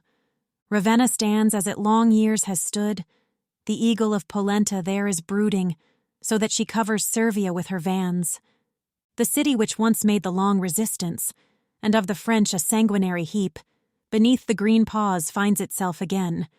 Verruccio's ancient mastiff, and the new, who made such bad disposal of Montagna, where they are wont make wimbles of their teeth. The cities of Limone and Santerno governs the lioncel of the white lair, who changes sides twixt summertime and winter, and that of which the Savio bathes the flank, even as it lies between the plain and mountain, lives between tyranny and a free state. Now I entreat thee, tell us who thou art. Be not more stubborn than the rest have been, so may thy name hold front there in the world. After the fire a little more had roared in its own fashion, the sharp point it moved this way and that, and then gave forth such breath. If I believed that my reply were made to one who to the world would ere return, this flame without more flickering would stand still. But inasmuch as never from this depth did anyone return, if I hear true, without the fear of infamy I answer, I was a man of arms, then Cordelier, believing thus begirt to make amends, and truly, my belief had been fulfilled. But for the high priest, whom may ill betide, who put me back into my former sins, and how and wherefore I will have thee hear. While I was still the form of bone and pulp my mother gave to me, the deeds I did were not those of a lion, but a fox. The machinations and the covert ways I knew them all, and practiced so their craft, that to the ends of earth the sound went forth. When now unto that portion of mine age I saw myself arrived, when each one ought to lower the sails and coil away the ropes, that which before had pleased me then displeased me, and penitent and confessing I surrendered. Ah, woe is me! And it would have bestead me, the leader of the modern Pharisees having a war near unto Lateran, and not with Saracens nor with the Jews. For each one of his enemies was Christian, and none of them had been to conquer Acre, nor merchandising in the Sultan's land, nor the high office, nor the sacred orders, in him regarded, nor in me that cord which used to make those girt with it more meager. But even as Constantine sought out Sylvester to cure his leprosy within Soracte, so this one sought me out as an adept, to cure him of the fever of his pride. Counsel he asked of me, and I was silent, because his words appeared inebriate. And then he said, Be not thy heart afraid. Henceforth I thee absolve, and thou instruct me how to raise Palestrina to the ground. Heaven have I power to lock and to unlock, as thou dost know. Therefore the keys are two, the which my predecessor held not dear. Then urged me on his weighty arguments, there where my silence was the worst advice, and said I, Father, since thou washest me, of that sin into which I now must fall, the promise long with the fulfillment short will make thee triumph in thy lofty seat. Francis came afterward when I was dead for me, but one of the black cherubim said to him, Take him not, do me no wrong, he must come down among my servitors, because he gave the fraudulent advice from which time forth I have been at his hair. For who repents not cannot be absolved, nor can one both repent and will at once, because of the contradiction which consents not. O miserable me! How I did shudder when he seized on me, saying, Peradventure thou didst not think that I was a logician. He bore me unto Minos, who entwined 8 times his tail about his stubborn back, and after he had bitten it in great rage, said, Of the thievish fire a culprit this. Wherefore here where thou seest am I lost, and vested thus in going I bemoan me." When it had thus completed its recital, the flame departed uttering lamentations, writhing and flapping its sharp-pointed horn. Onward we passed, both I and my conductor, up o'er the crag above another arch, which the moat covers, where is paid the fee, by those who, sowing discord, win their burden. Inferno. Canto 28. Whoever could, e'en with untrammeled words, tell of the blood and of the wounds in full, which now I saw, by many times narrating. Each tongue would for a certainty fall short by reason of our speech and memory, that have small room to comprehend so much.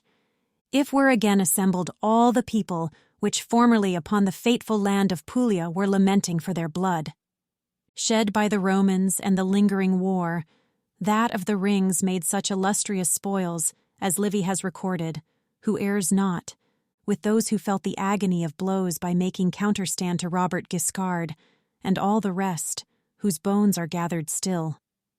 At Ceperano, where a renegade was each Apulian, and at Tagliacozzo, where without arms the old Alardo conquered, and one his limb transpierced and one lopped off, should show it would be nothing to compare with the disgusting mode of the 9th Bolgia. A casque by losing centerpiece or cant was never shattered so, as I saw one rent from the chin to where one breaketh wind.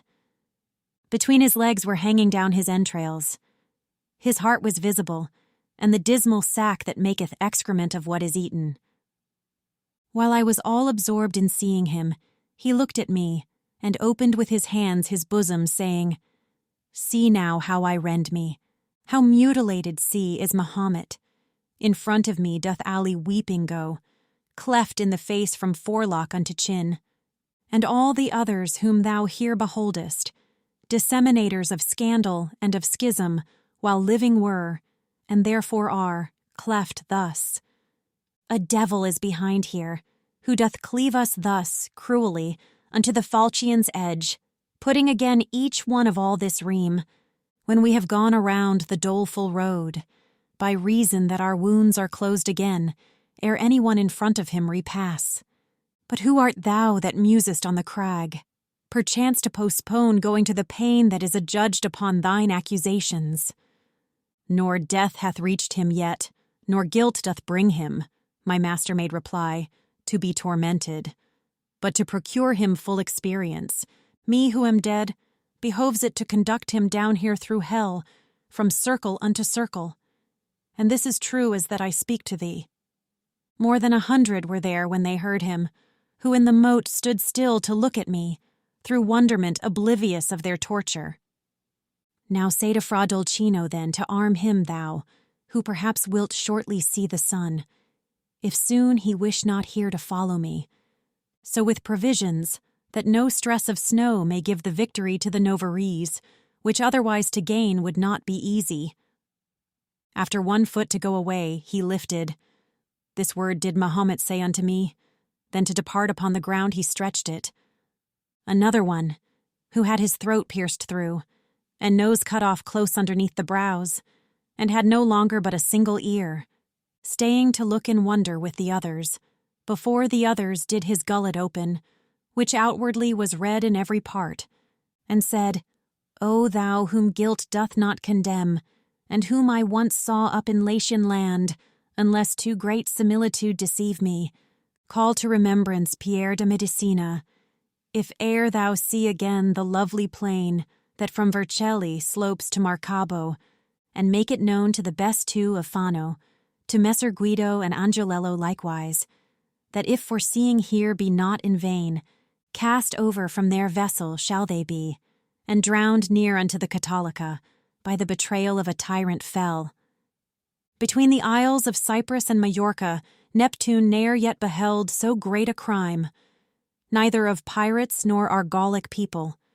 That traitor, who sees only with one eye, and holds the land, which someone here with me would fain be fasting from the vision of. Inferno, Canto 29.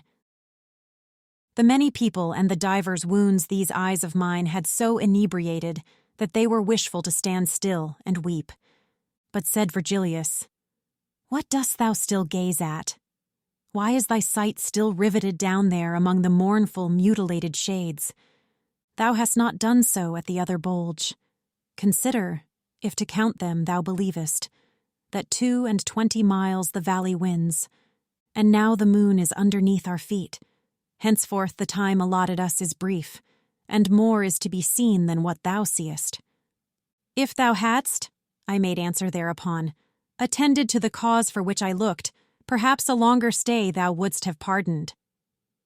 Meanwhile my guide departed, and behind him I went, already making my reply, and superadding, "In that cavern where I held mine eyes with such attention fixed, I think a spirit of my blood laments the sin which down below there costs so much."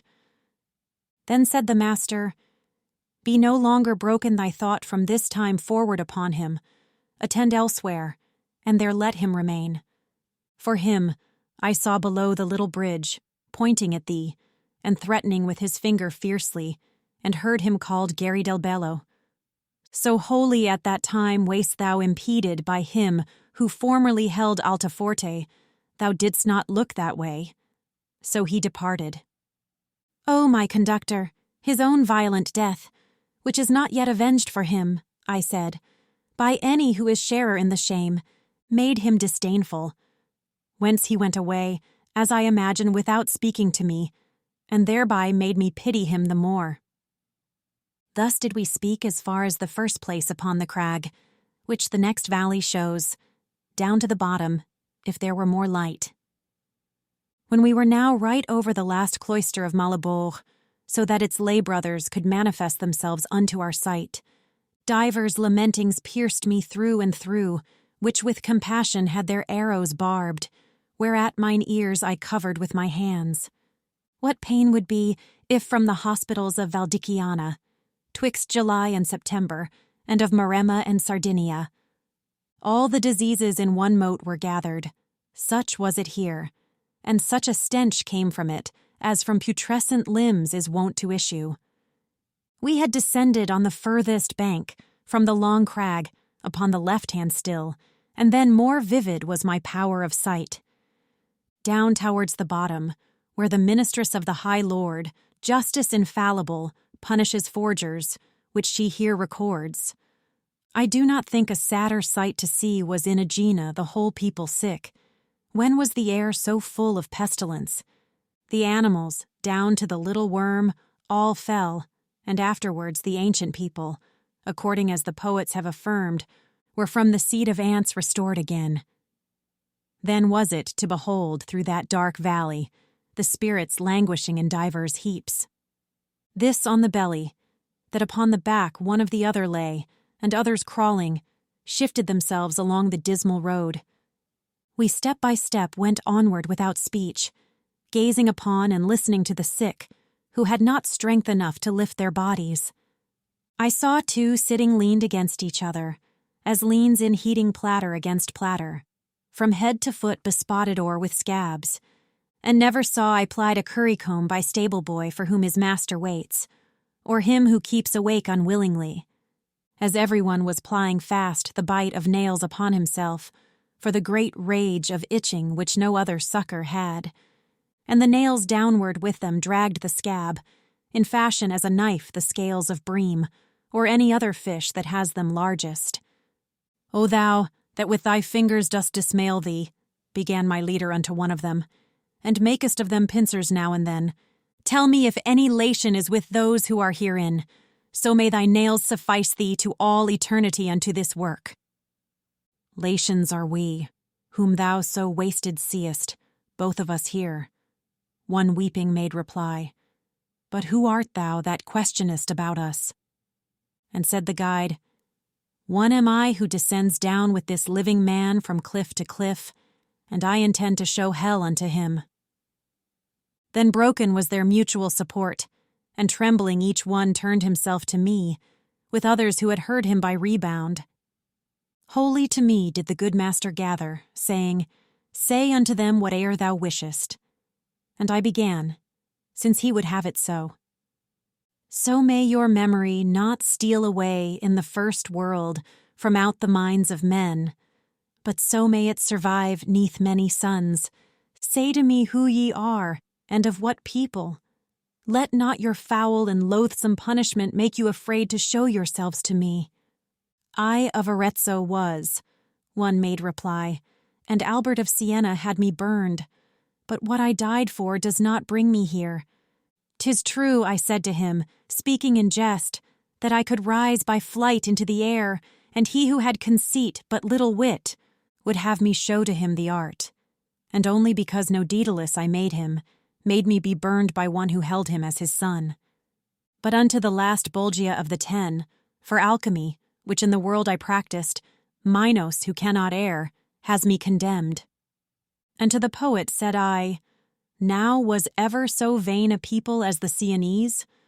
Not for a certainty the French by far.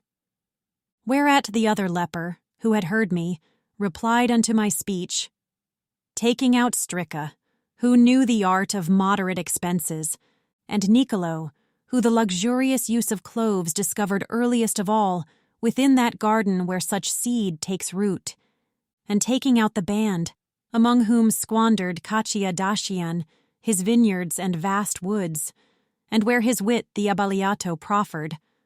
But, that thou know who thus doth second thee against the Sienese, make sharp thine eye towards me, so that my face well answer thee, and thou shalt see I am Capaccio's shade, who metals falsified by alchemy. Thou must remember, if I well descry thee, how I a skilful ape of nature was. Inferno. Canto 30. 'Twas at the time when Juno was enraged, for Semele, against the Theban blood, as she already more than once had shown, so reft of reason Athamas became, that seeing his own wife with children twain, walking encumbered upon either hand, he cried, spread out the nets, that I may take the lioness and her whelps upon the passage, and then extended his unpitying claws, seizing the first, who had the name Lurcus, and whirled him round, and dashed him on a rock, and she, with the other burthen, drowned herself. And at the time when fortune downward hurled the Trojans' arrogance, that all things dared, so that the king was with his kingdom crushed, Hecuba sad, disconsolate and captive, when lifeless she beheld Polyxena, and of her Polydorus on the shore, of ocean was the dolorous one aware, out of her senses like a dog she barked, so much the anguish had her mind distorted. But not of Thebes the Furies nor the Trojan were ever seen in any one so cruel in goading beasts, and much more human members, as I beheld two shadows pale and naked, who, biting, in the manner ran along that a boar does, when from the sty turned loose. One to Capocchio came, and by the nape seized with its teeth his neck, so that in dragging it made his belly grate the solid bottom. And the Aretine, who trembling had remained, said to me, that mad sprite is Gianni Schicchi, and raving goes thus harrying other people. Oh, said I to him, so may not the other set teeth on thee. Let it not weary thee to tell us who it is, ere it dart hence. And he to me, that is the ancient ghost of the nefarious Myrrha, who became beyond all rightful love her father's lover. She came to sin with him after this manner, by counterfeiting of another's form, as he who goeth yonder undertook, that he might gain the lady of the herd, to counterfeit in himself buoso donati, making a will and giving it due form. And after the two maniacs had passed on whom I held mine eye, I turned it back to look upon the other evil-born. I saw one made in fashion of a lute. If he had only had the groin cut off, just at the point at which a man is forked. The heavy dropsy, that so disproportions the limbs with humours, which it ill concocts, that the face corresponds not to the belly, compelled him so to hold his lips apart as does the hectic, who because of thirst, one towards the chin, the other upward turns. O ye, who without any torment are, and why I know not, in the world of woe, he said to us, behold and be attentive, unto the misery of Master Adam, I had while living much of what I wished, and now, alas, a drop of water crave. The rivulets that from the verdant hills of Cassentan descend down into Arno, making their channels to be cold and moist, ever before me stand, and not in vain. For far more doth their image dry me up than the disease which strips my face of flesh. The rigid justice that chastises me draweth occasion from the place in which I sinned, to put the more my sighs in flight. There is Ramina, where I counterfeited the currency imprinted with the Baptist, for which I left my body burned above. But if I here could see the tristful soul of Guido, or Alessandro, or their brother, for Branda's fount I would not give the sight. One is within already, if the raving shades that are going round about speak truth. But what avails it me, whose limbs are tied? If I were only still so light, that in 100 years I could advance 1 inch, I had already started on the way, seeking him out among this squalid folk, although the circuit be 11 miles, and be not less than half a mile across. For them am I in such a family. They did induce me into coining florins, which had 3 carats of impurity. And I to him, who are the 2 poor wretches that smoke like unto a wet hand in winter, lying there close upon thy right hand confines? I found them here, replied he, when I reined into this chasm, and since they have not turned, nor do I think they will forevermore. One the false woman is who accused Joseph, the other the false Sinon, Greek of Troy. From acute fever they send forth such reek. And one of them, who felt himself annoyed at being, peradventure, named so darkly, smote with the fist upon his hardened paunch. It gave a sound, as if it were a drum, and Master Adam smote him in the face, with arm that did not seem to be less hard, saying to him, Although be taken from me all motion, for my limbs that heavy are, I have an arm unfettered for such need. Whereat he answer made, When thou didst go unto the fire, thou hadst it not so ready, but hadst it so and more when thou wast coining. The dropsicle. Thou sayest true in that, but thou wast not so true a witness there, where thou wast questioned of the truth at Troy. If I spake false, thou falsifiedst the coin, said Sinon, and for one fault I am here, and thou for more than any other demon. Remember, perjurer, about the horse, he made reply who had the swollen belly, and rueful be it thee the whole world knows it. Rueful to thee the thirst be wherewith cracks thy tongue, the Greek said, and the putrid water that hedges so thy paunch before thine eyes.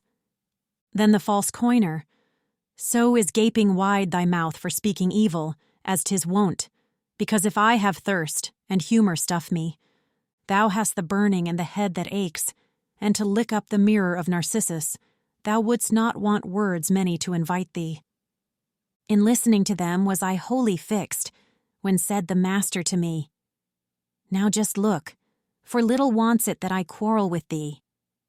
When him I heard in anger speak to me, I turned me round towards him with such shame that still it eddies through my memory. And as he is who dreams of his own harm, who dreaming wishes it may be a dream, so that he craves what is, as if it were not. Such I became, not having power to speak, for to excuse myself I wished, and still excused myself, and did not think I did it. Less shame doth wash away a greater fault, the master said, than this of thine has been. Therefore thyself disburden of all sadness, and make account that I am I beside thee, if e'er it come to pass, that fortune bring thee, where there are people in a like dispute. For a base wish it is to wish to hear it. Inferno, Canto 31. One and the self-same tongue first wounded me, so that it tinged the one cheek and the other, and then held out to me the medicine. Thus do I hear that once Achilles' spear, his and his father's, used to be the cause first of a sad, and then a gracious boon. We turned our backs upon the wretched valley, upon the bank that girds it round about, going across it without any speech. There it was less than night, and less than day, so that my sight went little in advance, but I could hear the blare of a loud horn, so loud it would have made each thunder faint, which, counter to it following its way, mine eyes directed wholly to one place. After the dolorous discomfiture when Charlemagne the holy emprise lost, so terribly Orlando sounded not.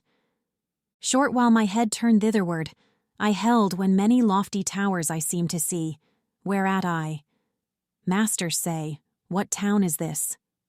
And he to me, because thou peerest forth athwart the darkness at too great a distance, it happens that thou errest in thy fancy. Well shalt thou see, if thou arrivest there, how much the sense deceives itself by distance. Therefore a little faster spur thee on.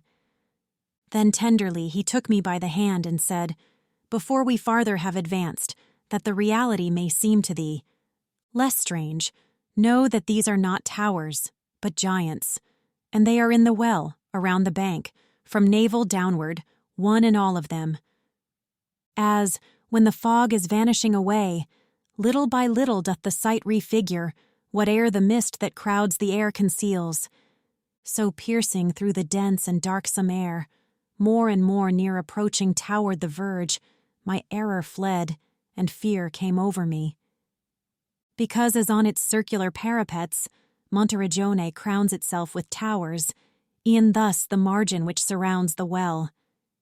With one half of their bodies turreted, the horrible giants, whom Jove menaces e'en now from out the heavens when he thunders. And I of one already saw the face, shoulders, and breast, and great part of the belly, and down along his sides both of the arms. Certainly nature, when she left the making of animals like these, did well indeed, by taking such executors from Mars. And if of elephants and whales she doth not repent her, whosoever looketh subtly more just and more discreet will hold her for it. For where the argument of intellect is added unto evil will and power, no rampart can the people make against it. His face appeared to me as long and large as is at Rome the pine cone of St. Peter's, and in proportion were the other bones, so that the margin, which an apron was down from the middle, showed so much of him above it, that to reach up to his hair.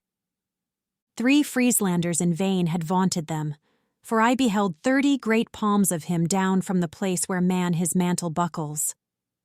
Raphael my amesh izabi almi, began to clamor the ferocious mouth, to which were not befitting sweeter psalms. And unto him, my guide, soul idiotic, keep to thy horn and vent thyself with that. When wrath or other passion touches thee, search round thy neck, and thou wilt find the belt which keeps it fastened, O bewildered soul, and see it where it bars thy mighty breast. Then said to me, he doth himself accuse.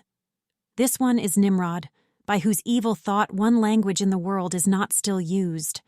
Here let us leave him and not speak in vain, for even such to him is every language as his to others, which to none is known.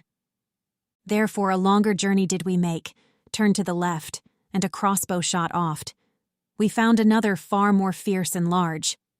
In binding him, who might the master be, I cannot say, but he had pinioned close behind the right arm, and in front the other, with chains, that held him so begirt about from the neck down, that on the part uncovered, it wound itself as far as the 5th gyre. This proud one wished to make experiment of his own power against the supreme Jove, my leader said, whence he has such a guerdon. Ephialtes is his name. He showed great prowess. What time the giants terrified the gods, the arms he wielded nevermore he moves. And I to him, if possible I should wish that of the measureless Briareus, these eyes of mine might have experience. Whence he replied, thou shalt behold Antaeus close by here, who can speak and is unbound, who at the bottom of all crime shall place us. Much farther yon is he whom thou wouldst see, and he is bound, and fashioned like to this one, save that he seems in aspect more ferocious. There never was an earthquake of such might, that it could shake a tower so violently, as Ephialtes suddenly shook himself. Then was I more afraid of death than ever, for nothing more was needful than the fear, if I had not beheld the manacles. Then we proceeded farther in advance, and to Antaeus came, who, full 5 ells without the head, forth issued from the cavern. O thou who in the valley fortunate, which Scipio the heir of glory made, when Hannibal turned back with all his hosts, once brought'st 1,000 lions for thy prey, and who, hadst thou been at the mighty war among thy brothers, some it seems still think. The sons of earth the victory would have gained. Place us below, nor be disdainful of it, there where the cold doth lock Cocytus up. Make us not go to Tydeus nor Typhoeus. This one can give of that which here is longed for. Therefore stoop down, and do not curl thy lip. Still in the world can he restore thy fame, because he lives, and still expects long life, if to itself grace call him not untimely. So said the master. And in haste the other his hands extended and took up my guide, hands whose great pressure Hercules once felt. Virgilius, when he felt himself embraced, said unto me, Draw nigh, that I may take thee. Then of himself and me one bundle made, as seems the Caracenda, to behold beneath the leaning side, when goes a cloud above it so that opposite it hangs. Such did Antaeus seem to me, who stood watching to see him stoop, and then it was, I could have wished to go some other way. But lightly in the abyss, which swallows up Judas with Lucifer, he put us down, nor thus bowed downward made he there delay, but as a mast does in a ship, uprose. Inferno, Canto 32. If I had rhymes both rough and stridulous, as were appropriate to the dismal hole down upon which thrust all the other rocks, I would press out the juice of my conception more fully. But because I have them not without fear I bring myself to speak. For 'tis no enterprise to take in jest, to sketch the bottom of all the universe, nor for a tongue that cries Mama and Babo. But may those ladies help this verse of mine, who helped Amphion in enclosing Thebes, that from the fact the word be not diverse. O rabble ill-begotten above all, who are in the place to speak of which is hard, 'twere better ye had here been sheep or goats. When we were down within the darksome well, beneath the giant's feet, but lower far, and I was scanning still the lofty wall, I heard it said to me, Look how thou steppest, take heed thou do not trample with thy feet the heads of the tired, miserable brothers. Whereat I turned me round, and saw before me and underfoot a lake, that from the frost the semblance had of glass, and not of water. So thick a veil ne'er made upon its current. In winter time Danube in Austria, nor there beneath the frigid sky the dawn, as there was here, so that if Tambernic had fallen upon it, or Pietrapana, e'en at the edge, 'twould not have given a creak. And as to Croak the frog doth place himself with muzzle out of water, when is dreaming of gleaning oftentimes the peasant girl. Livid, as far down as where shame appears, were the disconsolate shades within the ice, setting their teeth unto the note of storks. Each one his countenance held downward bent, from mouth the cold, from eyes the doleful heart, among them witness of itself procures. When round about me somewhat I had looked, I downward turned me, and saw two so close, the hair upon their heads together mingled. Ye who so strain your breasts together, tell me, I said, who are you?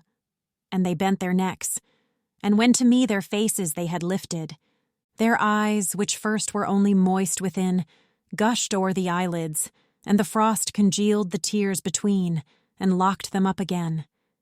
Clamp never bound together wood with wood so strongly, whereat they, like two he-goats, butted together, so much wrath o'ercame them. And one, who had by reason of the cold lost both his ears, still with his visage downward, said, Why dost thou so mirror thyself in us? If thou desire to know who these two are, the valley whence Besencio descends, belonged to them and to their father Albert. They from one body came, and all Cana thou shalt search through, and shalt not find a shade more worthy to be fixed in gelatine. Not he in whom were broken breast and shadow, at one and the same blow by Arthur's hand. Focaccia not he who me encumbers. So with his head I see no farther forward, and bore the name of Sassol Mascaroni. Well knowest thou who he was, if thou art Tuscan. And that thou put me not to further speech, know that I Comicion de Pazzi was, and wait Carlino to exonerate me. Then I beheld 1,000 faces, made purple with cold, whence o'er me comes a shudder, and evermore will come at frozen ponds. And while we were advancing towards the middle, where everything of weight unites together, and I was shivering in the eternal shade, whether 'twere will or destiny or chance, I know not. But in walking 'mong the heads, I struck my foot hard in the face of one. Weeping, he growled, "Why dost thou trample me? Unless thou comest to increase the vengeance of Monteperti, why dost thou molest me?" And I, "My master, now wait here for me, that I through him may issue from a doubt, then thou mayest hurry me, as thou shalt wish." The leader stopped, and to that one I said, who was blaspheming vehemently still, "Who art thou that thus reprehendest others?" "Now who art thou that goest through Antenora smiting?" replied he. "Other people's cheeks, so that, if thou wert living, 'twere too much." "Living I am, and dear to thee it may be," was my response, "if thou demandest fame, that mid the other notes thy name I place." And he to me, "For the reverse I long, take thyself hence, and give me no more trouble, for ill thou knowest to flatter in this hollow." Then by the scalp behind I seized upon him, and said, "It must needs be thou name thyself, or not a hair remain upon thee here." Whence he to me, "Though thou strip off my hair, I will not tell thee who I am, nor show thee, if on my head 1,000 times thou fall." I had his hair in hand already twisted, and more than one shock of it had pulled out, he barking with his eyes held firmly down. When cried another, "What doth ail thee, Bacca? Is't not enough to clatter with thy jaws, but thou must bark? What devil touches thee?" "Now," said I care not to have thee speak, accursed traitor, for unto thy shame I will report of thee veracious news." "Begone," replied he, "and tell what thou wilt, but be not silent, if thou issue hence, of him who had just now his tongue so prompt. He weepeth here the silver of the French. I saw, thus canst thou phrase it, him of Duera, there where the sinners stand out in the cold. If thou shouldst questioned be who else was there, thou hast beside thee him of Beccaria, of whom the gorge at Florence slit asunder. Gianni del Soldanier, I think, may be yonder with Ganelon, and Tebaldello, who oped Faenza when the people slept. Already we had gone away from him, when I beheld two frozen in one hole, so that one head a hood was to the other.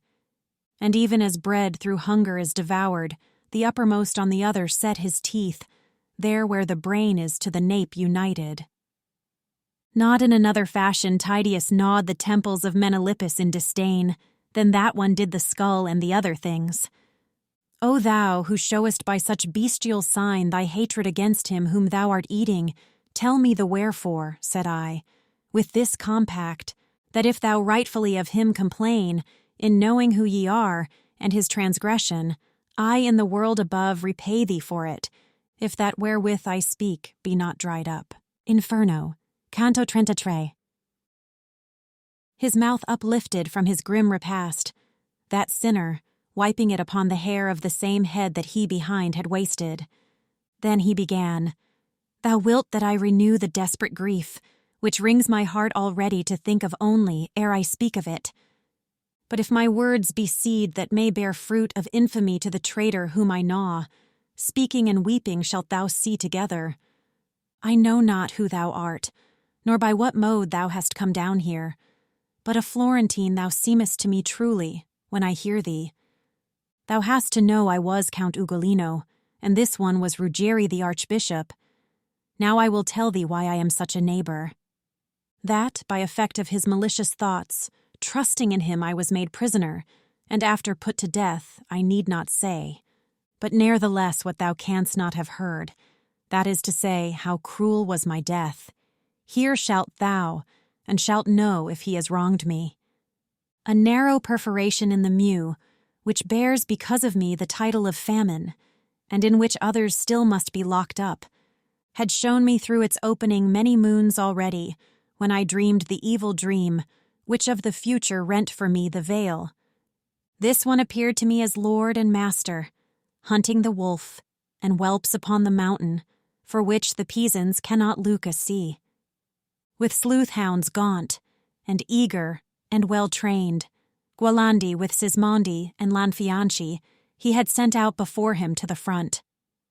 After brief course seemed unto me forspent, the father and the sons, and with sharp tushes it seemed to me I saw their flanks ripped open. When I, before the morrow was awake, moaning amid their sleep, I heard my sons who with me were, and asking after bread. Cruel indeed art thou, if yet thou grieve not, thinking of what my heart foreboded me, and weepst thou not? What art thou wont to weep at? They were awake now, and the hour drew nigh at which our food used to be brought to us, and through his dream was each one apprehensive. And I heard locking up the under door of the horrible tower, whereat without a word I gazed into the faces of my sons. I wept not, I within so turned to stone. They wept, and darling little Anselm mine said, Thou dost gaze so, father, what doth ail thee? Still not a tear I shed, nor answer made all of that day, nor yet the night thereafter, until another sun rose on the world. As now a little glimmer made its way into the dolorous prison, and I saw upon 4 faces my own very aspect.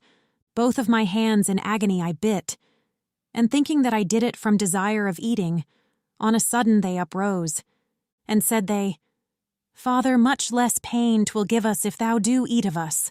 Thyself didst clothe us with this poor flesh, and do thou strip it off. I calmed me then, not to make them more sad. That day we all were silent, and the next, Ah, obdurate earth, wherefore didst thou not open? When we had come unto the 4th day, Gatto threw himself down outstretched before my feet, saying, My father, why dost thou not help me? And there he died, and as thou seest me, I saw the 3 fall, one by one, between the 5th day and the 6th, whence I betook me, already blind, to groping over each, and 3 days called them after they were dead. Then hunger did what sorrow could not do. When he had said this, with his eyes distorted, the wretched skull resumed he with his teeth, which, as a dog's, upon the bone were strong. Ah, Pisa, thou opprobrium of the people of the fair land there where the sea doth sound, since slow to punish thee thy neighbors are. Let the Capraia and Gorgona move, and make a hedge across the mouth of Arno, that every person in thee it may drown. For if Count Ugolino had the fame of having in thy castles thee betrayed, thou shouldst not on such cross have put his sons. Guiltless of any crime, thou modern Thebes, their youth made Uguccione and Brigetta, and the other 2 my song doth name above. We passed still farther onward, where the ice another people ruggedly in swathes, not downward turned, but all of them reversed. Weeping itself there does not let them weep, and grief that finds a barrier in the eyes turns itself inward to increase the anguish. Because the earliest tears a cluster form, and in the manner of a crystal visor, fill all the cup beneath the eyebrow full, and notwithstanding that, as in a callus, because of cold all sensibility its station had abandoned in my face, still it appeared to me I felt some wind, whence my master, who sets this in motion, is not below here every vapor quenched? Whence he to me, "Full soon shalt thou be where thine eye shall answer make to thee of this, seeing the cause which reigneth down the blast." And one of the wretches of the frozen crust cried out to us, "O souls so merciless that the last post is given unto you, lift from mine eyes the rigid veils, that I may vent the sorrow which impregns my heart a little, ere the weeping recongeal." Whence I to him, "If thou wouldst have me help thee, say who thou wast, and if I free thee not, may I go to the bottom of the ice." Then he replied, "I am Friar Alberigo. He am I of the fruit of the bad garden, who here a date am getting for my fig." "Oh," said I to him, "now art thou too dead?"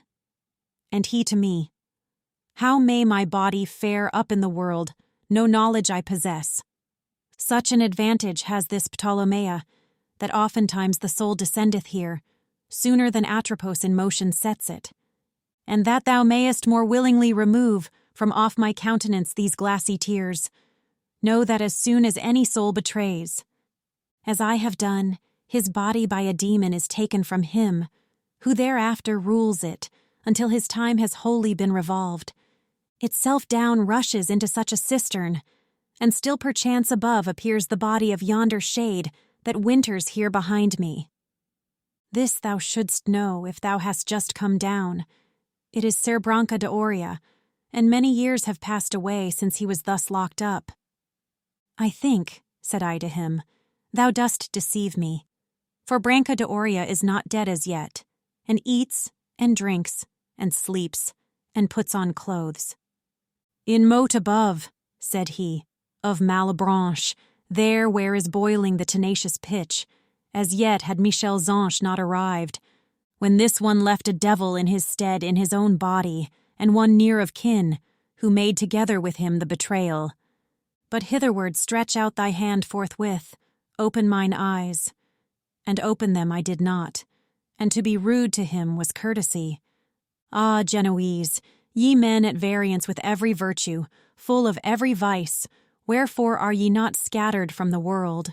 For with the vilest spirit of Romagna, I found of you one such, who for his deeds in soul already in Cocytus bathes, and still above in body seems alive." Inferno, Canto 34. "Vexilla regis produnt inferni," towards us. "Therefore look in front of thee," my master said, "if thou discernest him." As, when there breathes a heavy fog, or when our hemisphere is darkening into night, appears far off a mill the wind is turning, methought that such a building then I saw, and for the wind, I drew myself behind my guide, because there was no other shelter. Now was I, and with fear in verse I put it, there where the shades were wholly covered up, and glimmered through like unto straws and glass. Some prone are lying, others stand erect, this with the head, and that one with the soles. Another, bow-like, face to feet inverts. When in advance so far we had proceeded, that it my master pleased to show to me the creature who once had the beauteous semblance, he from before me moved and made me stop, saying, "Behold this, and behold the place where thou with fortitude must arm thyself." How frozen I became and powerless then. Ask it not, reader, for I write it not, because all language would be insufficient. I did not die, and I alive remained not. Think for thyself now, hast thou aught of wit, what I became, being of both deprived. The emperor of the kingdom dolorous from his mid-breast forth issued from the ice, and better with a giant I compare, than do the giants with those arms of his. Consider now how great must be that whole, which unto such a part conforms itself. Were he as fair once, as he now is foul, and lifted up his brow against his Maker, well may proceed from him all tribulation. Oh, what a marvel it appeared to me, when I beheld 3 faces on his head, the one in front, and that vermilion was. 2 were the others, that were joined with this above the middle part of either shoulder, and they were joined together at the crest, and the right-hand one seemed twixt white and yellow. The left was such to look upon as those who come from where the Nile falls valleyward. Underneath each came forth 2 mighty wings, such as befitting were so great a bird. Sails of the sea I never saw so large. No feathers had they, but as of a bat their fashion was, and he was waving them, so that 3 winds proceeded forth therefrom. Thereby Cocytus wholly was congealed.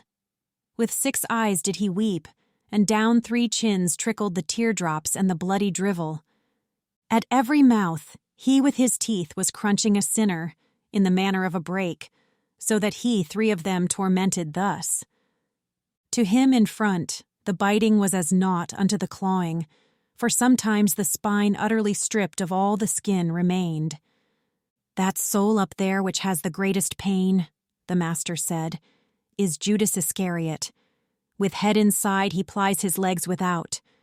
Of the 2 others, who head downward are, the one who hangs from the black jowl is Brutus. See how he writhes himself, and speaks no word. And the other, who so stalwart seems, is Cassius. But night is reascending, and 'tis time that we depart, for we have seen the whole. As seemed him good, I clasped him round the neck, and he the vantage seized of time and place, and when the wings were opened wide apart, he laid fast hold upon the shaggy sides. From fell to fell descended downward then, between the thick hair and the frozen crust. When we were come to where the thigh revolves, exactly on the thickness of the haunch, the guide, with labor and with hard-drawn breath, turned round his head where he had had his legs, and grappled to the hair, as one who mounts, so that to hell I thought we were returning. Keep fast thy hold, for by such stairs as these, the master said, panting as one fatigued, must we perforce depart from so much evil. Then through the opening of a rock he issued, and down upon the margin seated me. Then towards me he outstretched his wary step. I lifted up mine eyes and thought to see Lucifer in the same way I had left him, and I beheld him upward hold his legs. And if I then became disquieted, let stolid people think who do not see what the point is beyond which I had passed. Rise up, the master said, upon thy feet. The way is long and difficult the road, and now the sun to middle tierce returns. It was not any palace corridor there where we were, but dungeon natural, with floor uneven and unease of light. Ere from the abyss I tear myself away, my master, said I when I had arisen. To draw me from an error, speak a little. Where is the ice? And how is this one fixed thus upside down? And how in such short time from eve to morn has the sun made his transit? And he to me, Thou still imaginest thou art beyond the centre, where I grasped the hair of the fell worm, who mines the world. That side thou wast, so long as I descended. When round I turned me, thou didst pass the point to which things heavy draw from every side, and now beneath the hemisphere art come opposite that which overhangs the vast dry land, and neath whose cope was put to death. The man who without sin was born and lived. Thou hast thy feet upon the little sphere, which makes the other face of the Judeca. Here it is morn when it is evening there, and he who with his hair a stairway made us still fixed remaineth as he was before. Upon this side he fell down out of heaven, and all the land, that whilom here emerged, for fear of him made of the sea a veil, and came to our hemisphere, and peradventure to flee from him, what on this side appears left the place vacant here, and back recoiled. A place there is below, from Beelzebub, as far receding as the tomb extends, which not by sight is known, but by the sound. Of a small rivulet, that there descendeth through chasm within the stone, which it has gnawed with course that winds about, and slightly falls. The guide and I into that hidden road, now entered, to return to the bright world, and without care of having any rest. We mounted up, he first and I the second, till I beheld through a round aperture some of the beauteous things that heaven doth bear. Thence we came forth to re-behold the stars. Purgatorio. Purgatorio. Canto Uno. To run o'er better waters hoists its sail, the little vessel of my genius now, that leaves behind itself a sea so cruel, and of that second kingdom will I sing, wherein the human spirit doth purge itself, and to ascend to heaven becometh worthy. But let dead poesy here rise again, O holy muses, since that I am yours, and here Calliope somewhat ascend, my song accompanying with that sound, of which the miserable magpies felt the blow so great that they despaired of pardon. Sweet color of the oriental sapphire, that was upgathered in the cloudless aspect of the pure air, as far as the first circle, unto mine eyes did recommence delight, soon as I issued forth from the dead air, which had with sadness filled mine eyes and breast. The beauteous planet, that to love incites, was making all the Orient to laugh, veiling the fishes that were in her escort. To the right hand I turned, and fixed my mind upon the other pole, and saw 4 stars ne'er seen before save by the primal people. Rejoicing in their flamelets seemed the heaven, O thou septentrional and widowed sight, because thou art deprived of seeing these, when from regarding them I had withdrawn, turning a little to the other pole. There, where the wane had disappeared already, I saw beside me an old man alone, worthy of so much reverence in his look, that more owes not to father any son. A long beard and with white hair intermingled, he wore, in semblance like unto the tresses, of which a double list fell on his breast. The rays of the 4 consecrated stars did so adorn his countenance with light, that him I saw as were the sun before him. Who are you?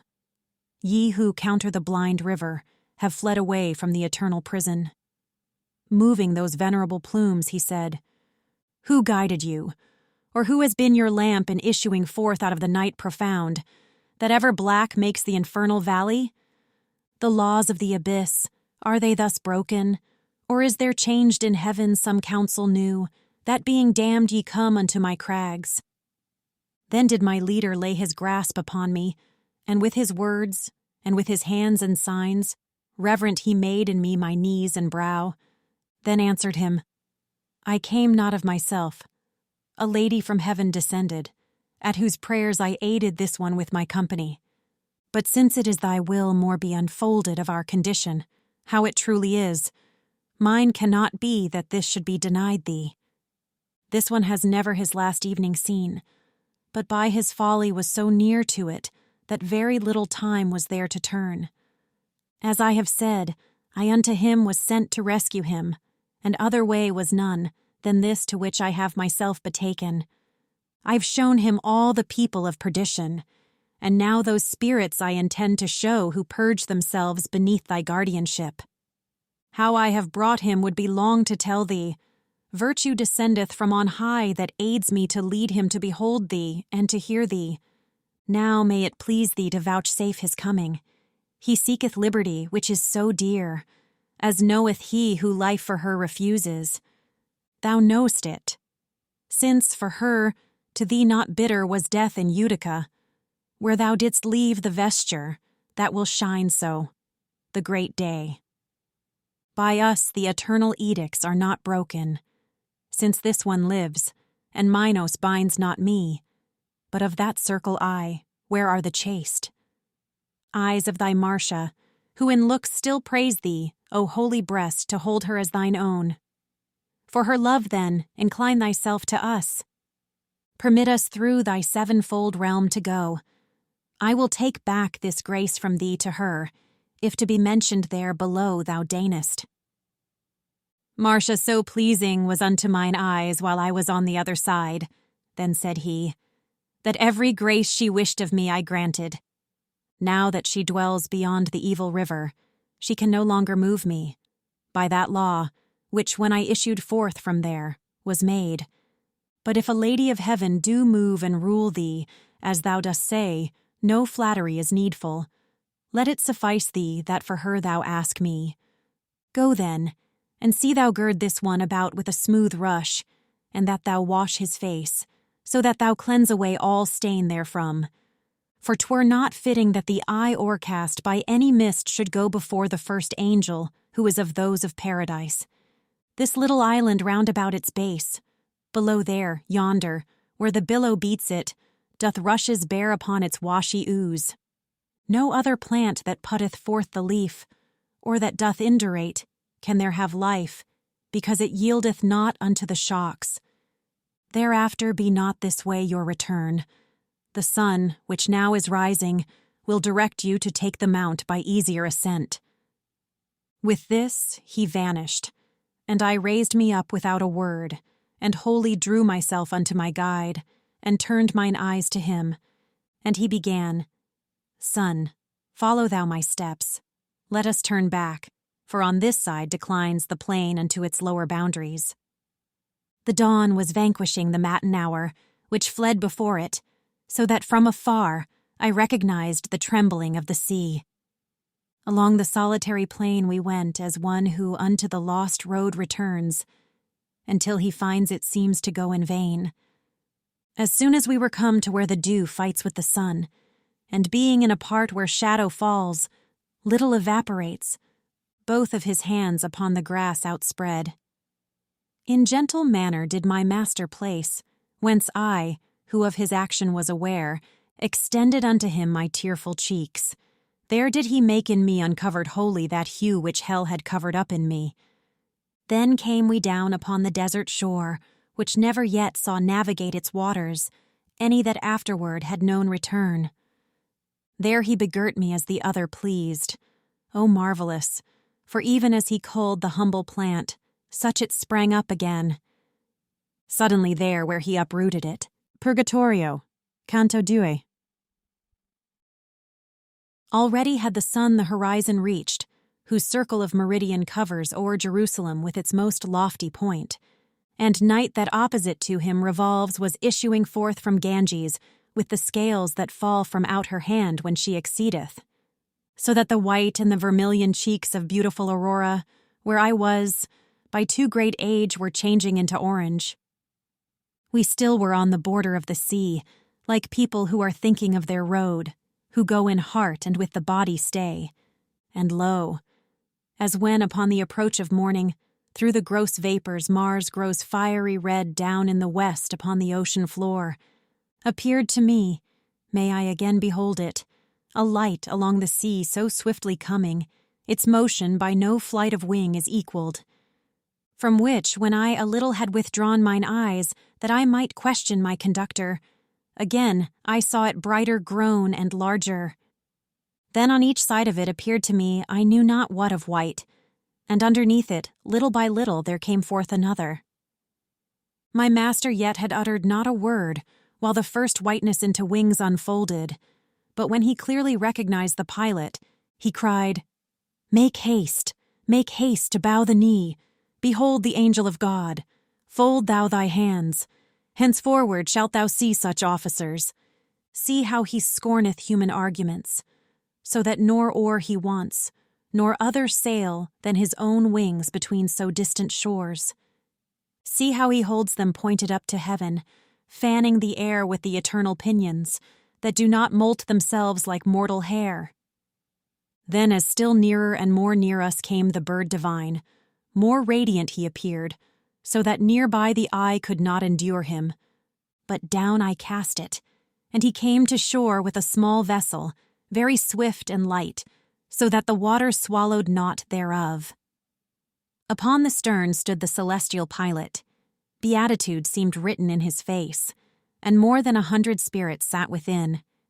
In exitu Israel de Egypto, they chanted all together in one voice. With whatso in that psalm is after written. Then made he sign of holy rood upon them, whereat all cast themselves upon the shore, and he departed swiftly as he came.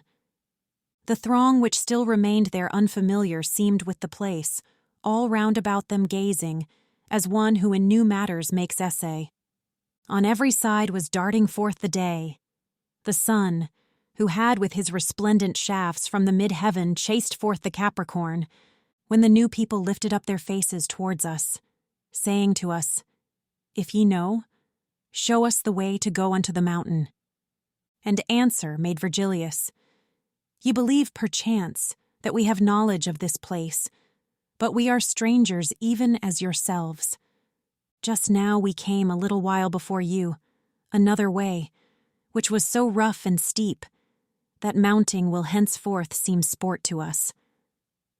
The souls who had from seeing me draw breath, become aware that I was still alive, pallid in their astonishment became. And as to messenger who bears the olive, the people throng to listen to the news, and no one shows himself afraid of crowding. So at the sight of me stood motionless those fortunate spirits, all of them, as if oblivious to go and make them fair. One from among them saw I coming forward, as to embrace me with such great affection that it incited me to do the like. O empty shadows, save in aspect only! 3 times behind it did I clasp my hands, as oft returned with them to my own breast. I think with wonder I depicted me, whereat the shadow smiled and backward drew, and I, pursuing it, pressed farther forward. Gently it said that I should stay my steps. Then knew I who it was, and I entreated that it would stop a while to speak with me. It made reply to me, "Even as I loved thee in mortal body, so I love thee free. Therefore I stop. But wherefore goest thou?" "My own Casella, to return once more. There where I am I make this journey," said I. "But how from thee has so much time betaken?" And he to me, "No outrage has been done me. If he who takes both when and whom he pleases has many times denied to me this passage, for of a righteous will his own is made, he, sooth to say, for 3 months past has taken whoever wished to enter with all peace. Whence I, who now had turned unto that shore where salt the waters of the Tiber grow, benignantly by him have been received.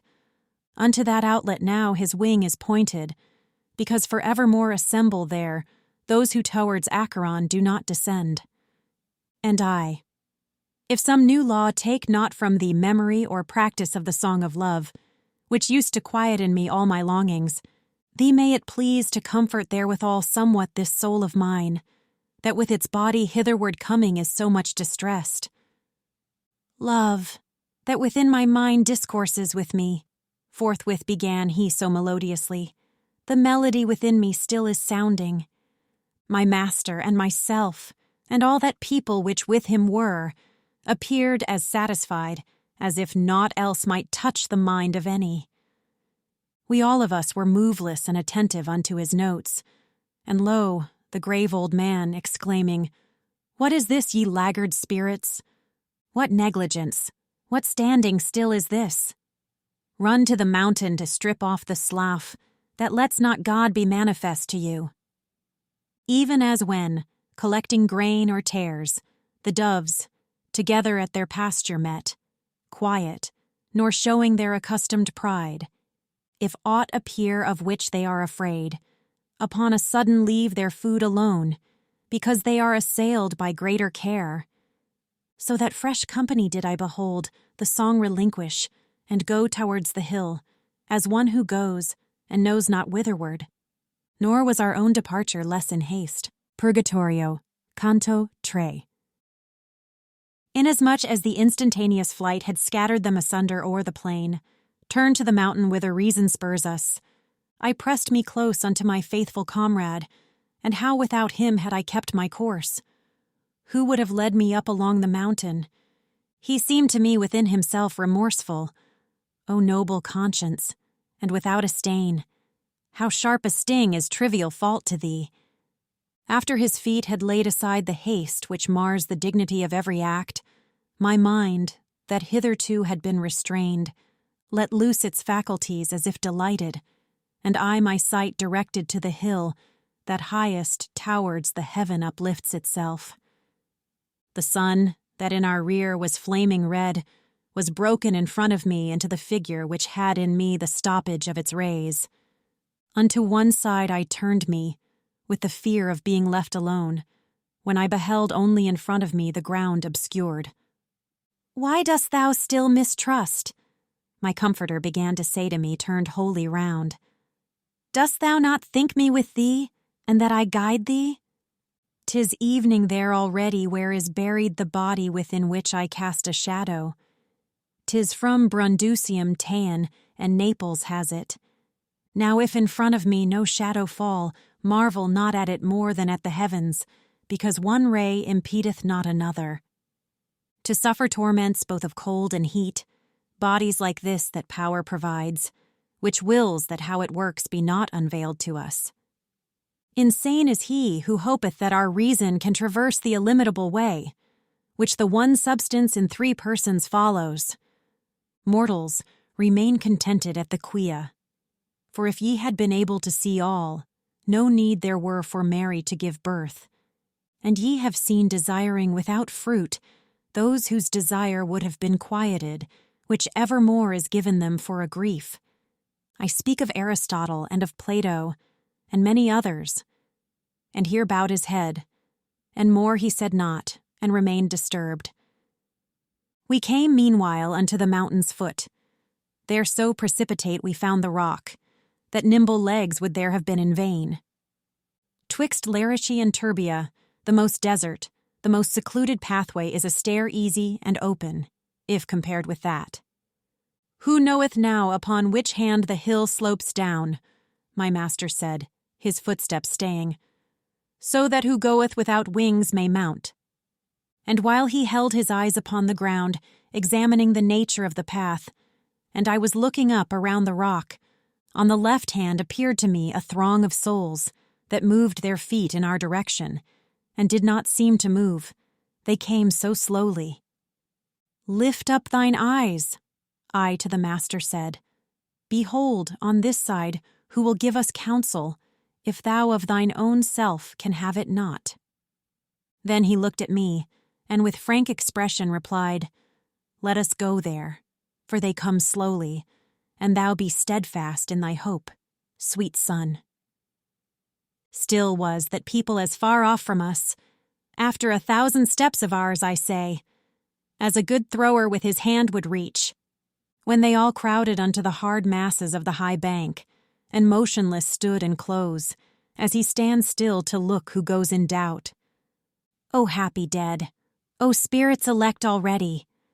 Virgilius made beginning, By that peace which I believe is waiting for you all, tell us upon what side the mountain slopes, so that the going up be possible, for to lose time irks him most who most knows.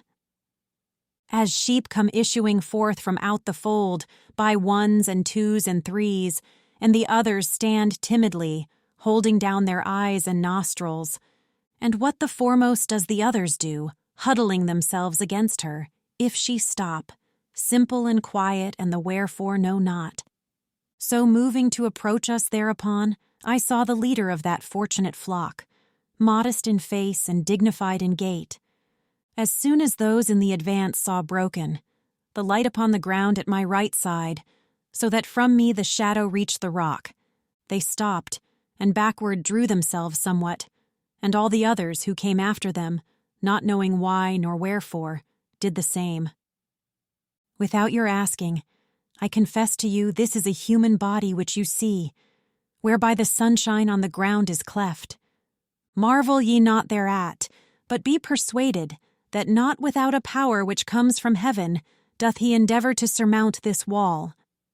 The master thus, and said those worthy people, Return ye then, and enter in before us, making a signal with the back of the hand. And one of them began, Whoe'er thou art, thus going turn thine eyes, consider well, if e'er thou saw me in the other world. I turned me towards him, and looked at him closely. Blond was he, beautiful, and of noble aspect, but one of his eyebrows had a blow divided. When with humility I had disclaimed ere having seen him, Now behold, he said, and showed me high upon his breast a wound. Then said he with a smile, I am Manfredi, the grandson of the Empress Costanza. Therefore, when thou returnest, I beseech thee, Go to my daughter beautiful, the mother of Sicily's honor and of Aragon's, and the truth tell her, if aught else be told. After I had my body lacerated by these 2 mortal stabs, I gave myself weeping to him, who willingly doth pardon. Horrible my iniquities had been, but infinite goodness hath such ample arms, that it receives whatever turns to it. Had but Cosenza's pastor, who in chase of me was sent by Clement at that time, in God read understandingly this page, the bones of my dead body still would be at the bridgehead, near unto Benevento, under the safeguard of the heavy cairn. Now the rain bathes and moveth them the wind, beyond the realm, almost beside the Verde, where he transported them with tapers quenched.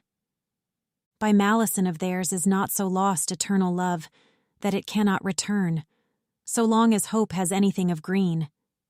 True is it, who in contumacy dies of holy church, though penitent at last, must wait upon the outside this bank. 30 times told the time that he has been in his presumption, unless such decree shorter by means of righteous prayers become. See now if thou hast power to make me happy, by making known unto my good Costanza how thou hast seen me, and this band beside. For those on earth can much advance us here. Purgatorio, Canto 4. Whenever by delight or else by pain, that seizes any faculty of ours, wholly to that the soul collects itself, it seemeth that no other power it heeds, and this against that error is which thinks one soul above another kindles in us. And hence, whenever aught is heard or seen, which keeps the soul intently bent upon it, time passes on, and we perceive it not. Because one faculty is that which listens, and other that which the soul keeps entire. This is as if in bonds, and that is free. Of this I had experience positive in hearing and in gazing at that spirit. For 50 full degrees uprisen was the sun, and I had not perceived it, when we came to where those souls with one accord cried out unto us, Here is what you ask. A greater opening oft times hedges up with but a little forkful of his thorns. The villager, what time the grape imbrowns, then was the passageway through which ascended only my leader and myself behind him, after that company departed from us.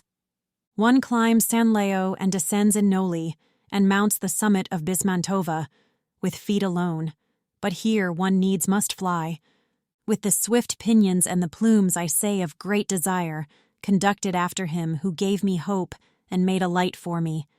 We mounted upward through the rifted rock, and on each side the border pressed upon us, and feet and hands the ground beneath required.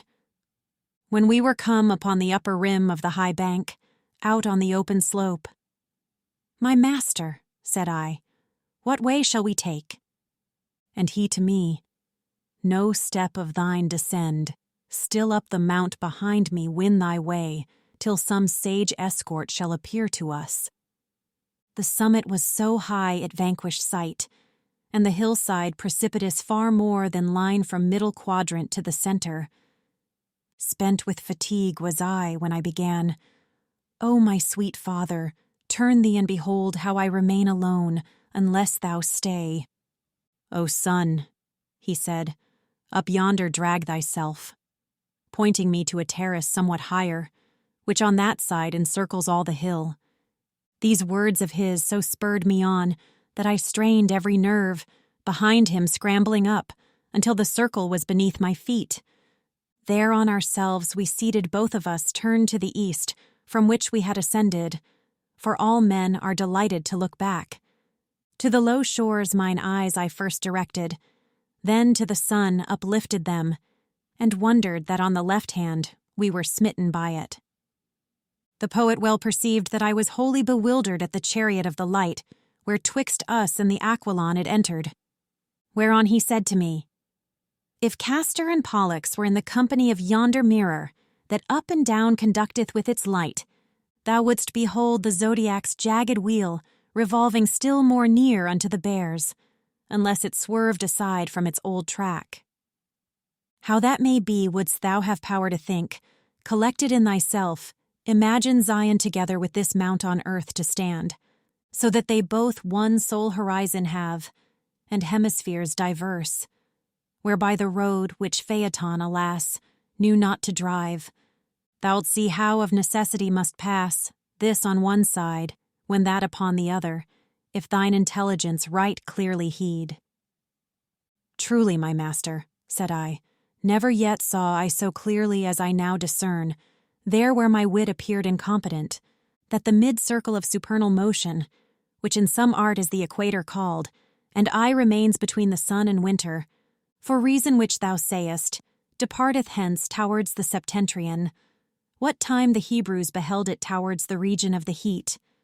But, if it pleaseth thee, I fain would learn how far we have to go, for the hill rises higher than eyes of mine have power to rise. And he to me, this mount is such, that ever at the beginning down below 'tis tiresome, and the more one climbs, the less it hurts. Therefore, when it shall seem so pleasant to thee, that going up shall be to thee as easy as going down the current in a boat, then at this pathway's ending thou wilt be. There to repose thy panting breath expect. No more I answer, and this I know for true. And as he finished uttering these words, a voice close by us sounded, Peradventure, thou wilt have need of sitting down ere that.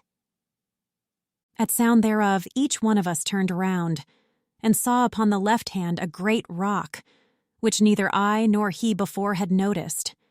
Thither we drew, and there were persons there who in the shadow stood behind the rock, as one through indolence is wont to stand, and one of them, who seemed to me fatigued, was sitting down, and both his knees embraced, holding his face low down between them bowed. "O my sweet Lord," I said, "do turn thine eye on him who shows himself more negligent than even Sloth herself his sister were." Then he turned round to us, and he gave heed, just lifting up his eyes above his thigh, and said, "Now go thou up, for thou art valiant." Then knew I who he was, and the distress, that still a little did my breathing quicken. My going to him hindered not, and after I came to him, he hardly raised his head, saying, "Hast thou seen clearly how the sun o'er thy left shoulder drives his chariot?" His sluggish attitude and his curt words, a little unto laughter, moved my lips. Then I began, "Belacqua, I grieve not, for thee henceforth, but tell me, wherefore seated in this place art thou? Waitest thou an escort, or has thy usual habit seized upon thee?" And he, "O brother, what's the use of climbing?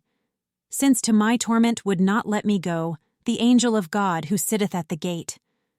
First heaven must needs so long revolve me round outside thereof, as in my life it did, since the good sighs I to the end postponed, unless ere that some prayer may bring me aid, which rises from a heart that lives in grace. What profit others that in heaven are heard not?" Meanwhile the poet was before me mounting, and saying, "Come now, see the sun has touched meridian, and from the shore the night covers already with her foot Morocco, Purgatorio, Canto Cinque." I had already from those shades departed, and followed in the footsteps of my guide, when from behind, pointing his finger at me, one shouted, "See, it seems as if shone not the sunshine on the left of him below, and like one living seems he to conduct him." Mine eyes I turned at utterance of these words, and saw them watching with astonishment. But me, and the light which was broken. "Why doth thy mind so occupy itself," the master said, "that thou thy pace dost slacken? What matters it to thee what here is whispered? Come after me and let the people talk. Stand like a steadfast tower that never wags its top for all the blowing of the winds. For evermore the man in whom is springing thought upon thought removes from him the mark, because the force of one the other weakens." What could I say in answer but, "I come"? I said it somewhat with that color tinged, which makes a man of pardon sometimes worthy. Meanwhile, along the mountainside across came people in advance of us a little, singing the Miserere verse by verse. When they became aware I gave no place for passage of the sunshine through my body, they changed their song into a long, hoarse "Oh!" And 2 of them, in form of messengers, ran forth to meet us, and demanded of us, "Of your condition make us cognizant." And said my master, "Ye can go your way and carry back again to those who sent you, that this one's body is of very flesh.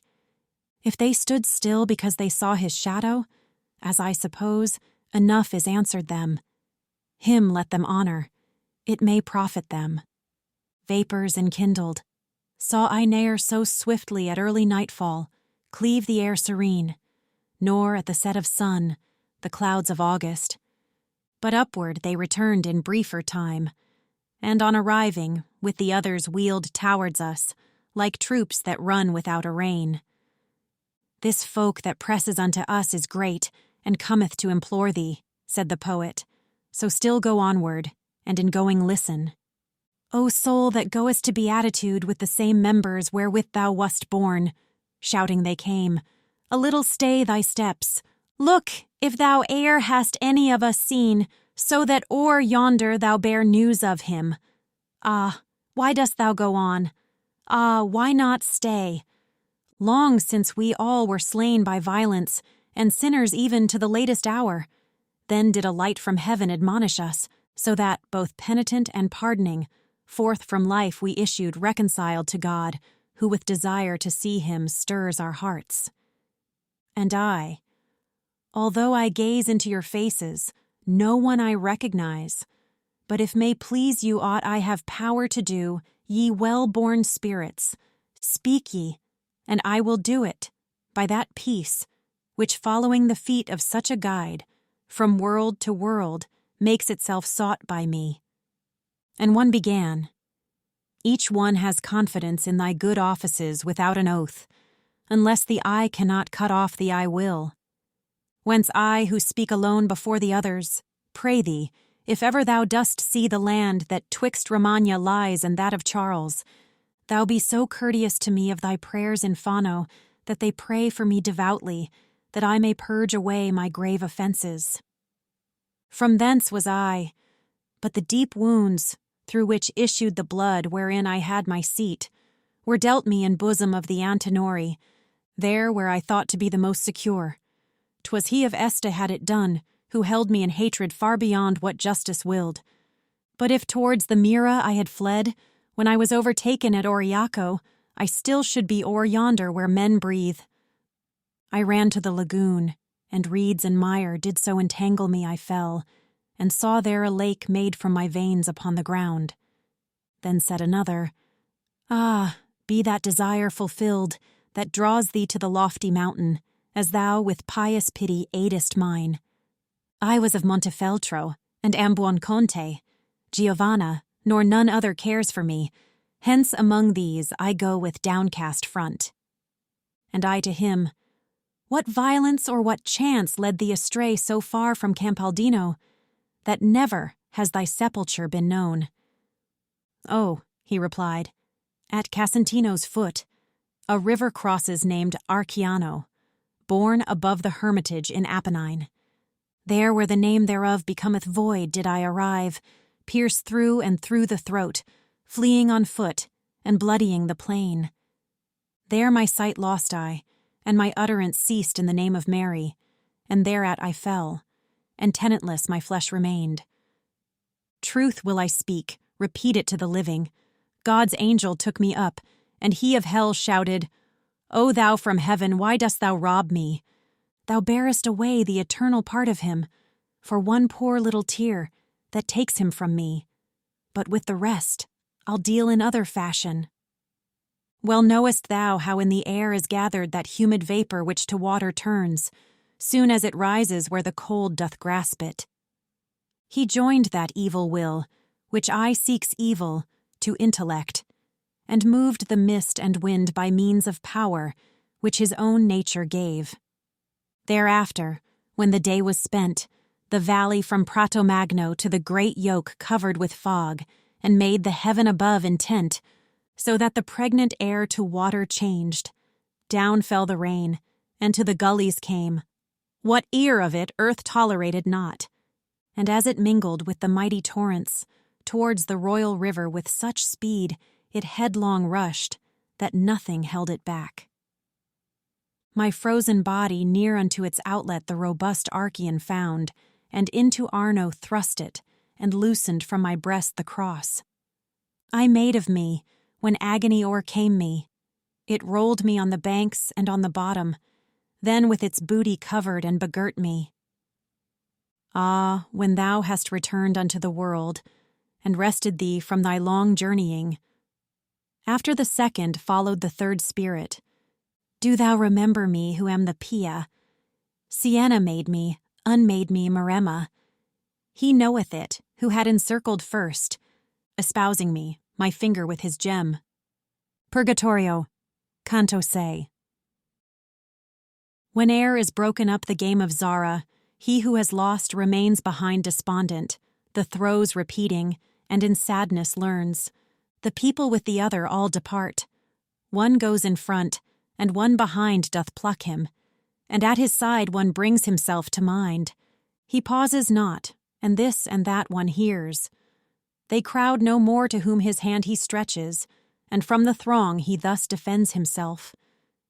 Even such was I in that dense multitude, turning to them this way and that my face, and promising, I freed myself therefrom.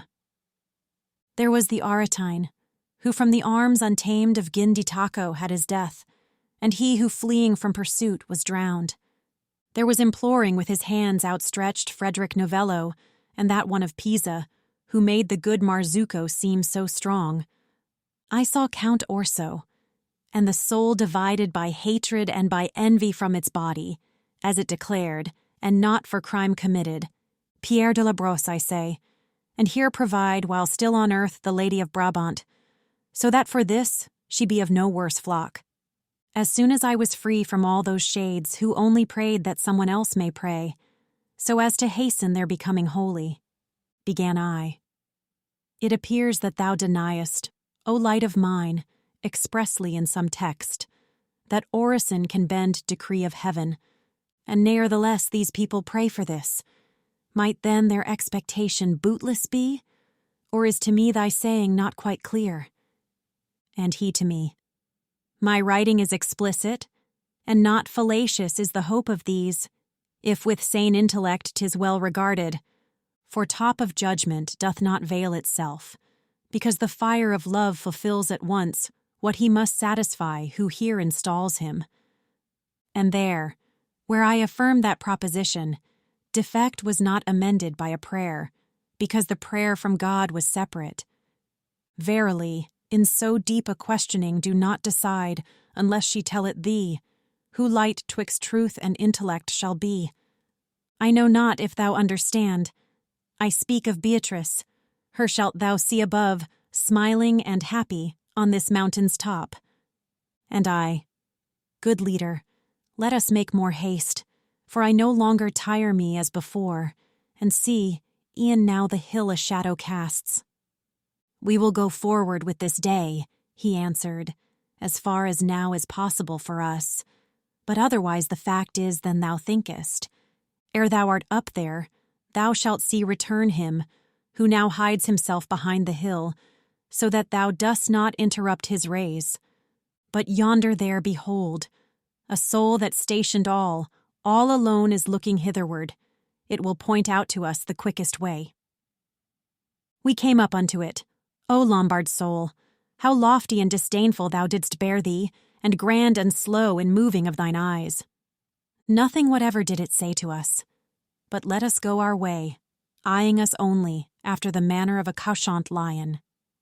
Still near to it Virgilius drew, entreating that it would point us out the best ascent, and it replied not unto his demand, but of our native land and of our life it questioned us, and the sweet guide began.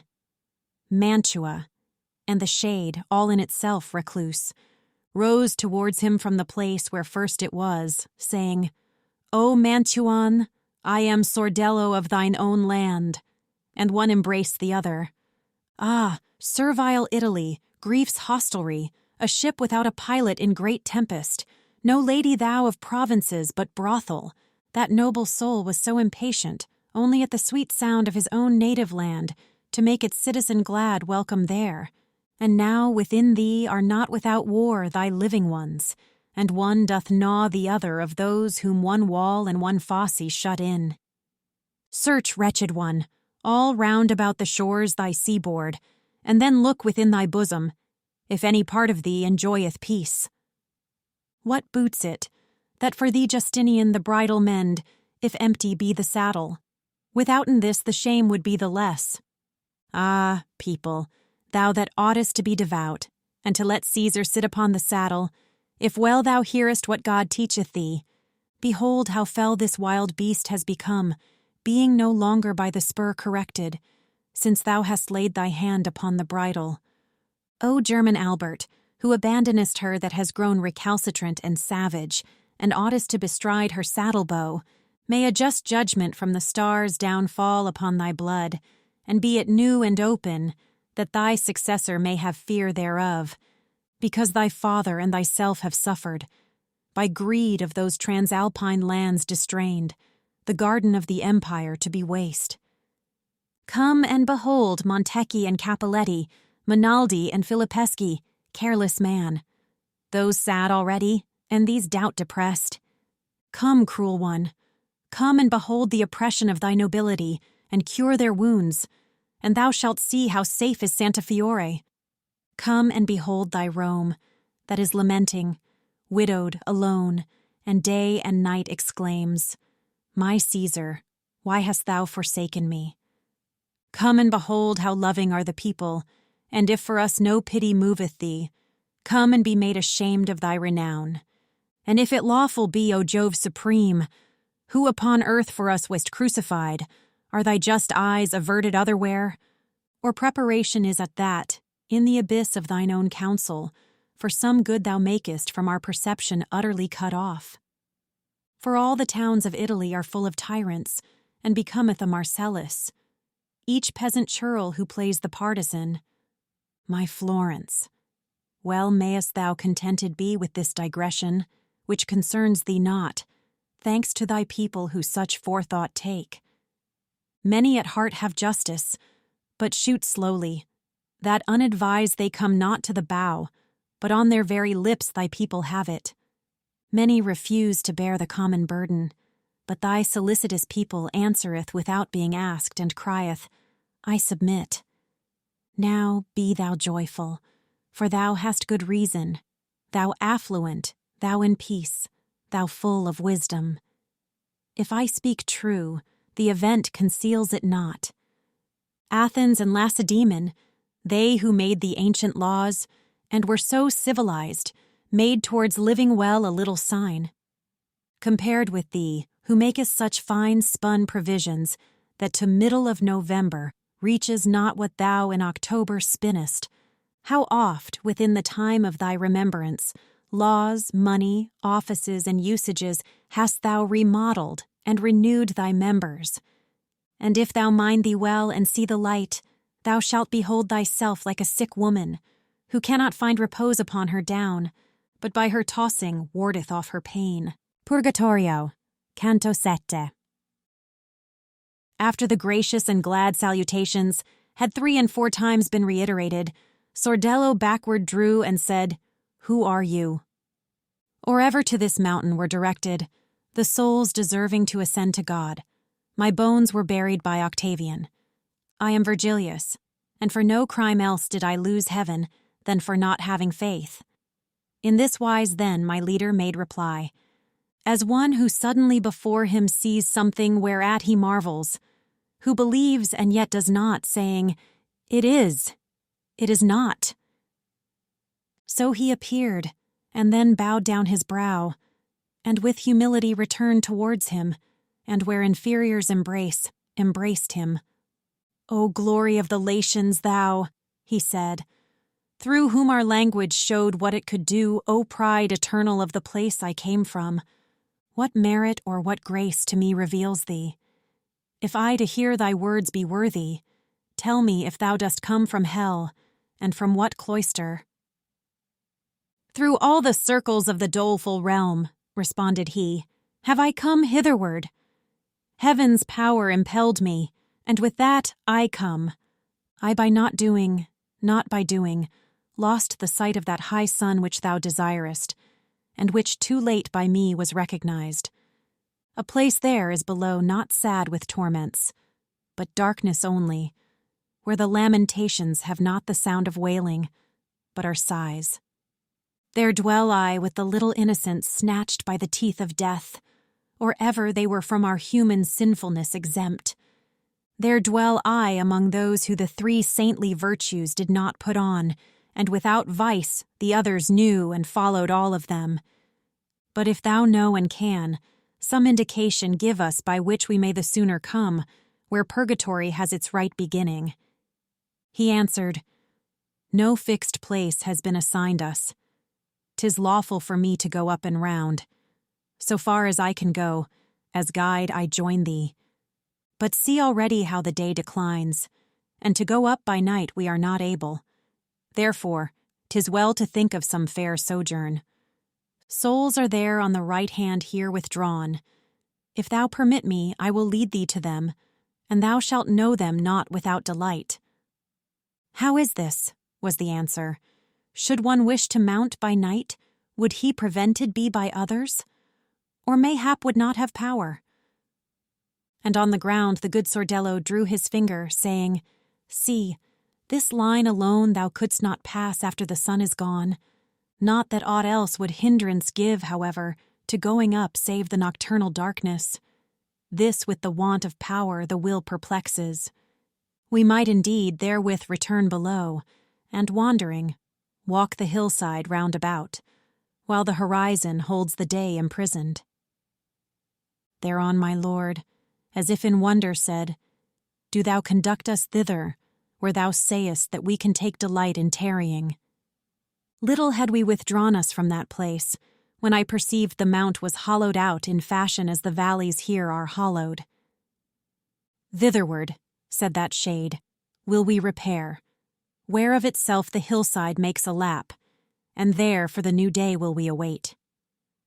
Twixt hill and plain, there was a winding path which led us to the margin of that dell, where dies the border more than half away. Gold and fine silver, and scarlet and pearl white, the Indian wood resplendent and serene, fresh emerald the moment it is broken, by herbage and by flowers within that hollow planted, each one in color would be vanquished, as by its greater vanquished is the less. Nor in that place had nature painted only, but of the sweetness of 1,000 odors made there a mingled fragrance and unknown. Salve Regina, on the green and flowers. There seated singing, spirits I beheld, which were not visible outside the valley. Before the scanty sun now seeks his nest, began the Mantuan who had led us thither. Among them do not wish me to conduct you. Better from off this ledge the acts and faces of all of them will you discriminate, than in the plain below received among them. He who sits highest, and the semblance bears of having what he should have done neglected, and to the other's song moves not his lips, Rudolph the Emperor was, who had the power to heal the wounds that Italy have slain, so that through others slowly she revives. The other, who in look doth comfort him, governed the region where the water springs. The Moldau bears the Elbe, and Elbe the sea. His name was Ottokar, and in swaddling clothes far better he than bearded Wenceslaus his son, who feeds in luxury and ease. And the small-nosed, who close in council, seems with him that has an aspect so benign, died fleeing and disflowering the lily. Look there, how he is beating at his breast. Behold the other one, who for his cheek, sighing has made of his own palm a bed. Father and father-in-law of France's pest, are they, and know his vicious life and lewd, and hence proceeds the grief that so doth pierce them. He who appears so stalwart, and chimes in, singing with that one of the manly nose, the cord of every valor war begirt. And if as king had after him remained the stripling who in rear of him is sitting, well had the valor passed from vase to vase, which cannot of the other heirs be said. Frederick and Giacomo possess the realms, but none the better heritage possesses. Not oftentimes upriseth through the branches the probity of man, and this he wills who gives it, so that we may ask of him. Ec, to the large-nosed reach my words, no less than to the other, peer, who with him sings, whence Provence and Apulia grieve already. The plant is as inferior to its seed, as more than Beatrice and Margaret Costanza boasteth of her husband still. Behold the monarch of the simple life, Harry of England, sitting there alone. He in his branches has a better issue. He who the lowest on the ground among them sits looking upward is the Marquis William, for whose sake Alessandria and her war make Montferrat and Canaves weep. Purgatorio, Canto Auto. 'Twas now the hour that turneth back desire in those who sail the sea and melts the heart, the day they've said to their sweet friends farewell, and the new pilgrim penetrates with love. If he doth hear from far away a bell that seemeth to deplore the dying day, when I began to make of no avail my hearing, and to watch one of the souls uprisen, that begged attention with its hand. It joined and lifted upward both its palms, fixing its eyes upon the Orient, as if it said to God, "Naught else I care for." Telucis ante, so devoutly issued forth from its mouth, and with such dulcet notes, it made me issue forth from my own mind. And then the others, sweetly and devoutly, accompanied it through all the hymn entire, having their eyes on the supernal wheels. Here, reader, fix thine eyes well on the truth, for now indeed so subtile is the veil, surely to penetrate within is easy. I saw that army of the gentle-born thereafterward in silence upward gaze, as if in expectation, pale and humble, and from on high come forth and down descend, I saw 2 angels with 2 flaming swords, truncated and deprived of their points, green as the little leaflets just now born. Their garments were, which, by their verdant pinions beaten and blown abroad, they trailed behind. One just above us came to take his station, and one descended to the opposite bank, so that the people were contained between them. Clearly in them discerned I the blonde head, but in their faces was the eye bewildered, as faculty confounded by excess. "From Mary's bosom both of them have come," Sordello said, "as guardians of the valley against the serpent, that will come anon." Whereupon I, who knew not by what road, turned round about, and closely drew myself, utterly frozen, to the faithful shoulders. And once again, Sordello, "Now descend we, mid the grand shades, and we will speak to them. Right pleasant will it be for them to see you." Only 3 steps I think that I descended, and was below, and saw one who was looking only at me, as if he fain would know me. Already now the air was growing dark, but not so that between his eyes and mine it did not show what it before locked up. Towards me he moved, and I towards him did move. Noble Judge Nino, how it me delighted when I beheld thee not among the damned. No greeting fair was left unsaid between us. Then asked he, "How long is it since thou camest o'er the far waters to the mountain's foot?" "Oh," said I to him, "through the dismal places I came this morn, and am in the first life, albeit the other, going thus, I gain." And on the instant my reply was heard, he and Sordello both shrank back from me, like people who are suddenly bewildered, one to Virgilius, and the other turned to one who sat there crying, "Up, curado! Come and behold what God in grace has willed!" Then turned to me, "By that especial grace thou owest unto him, who so conceals his own first wherefore, that it has no ford.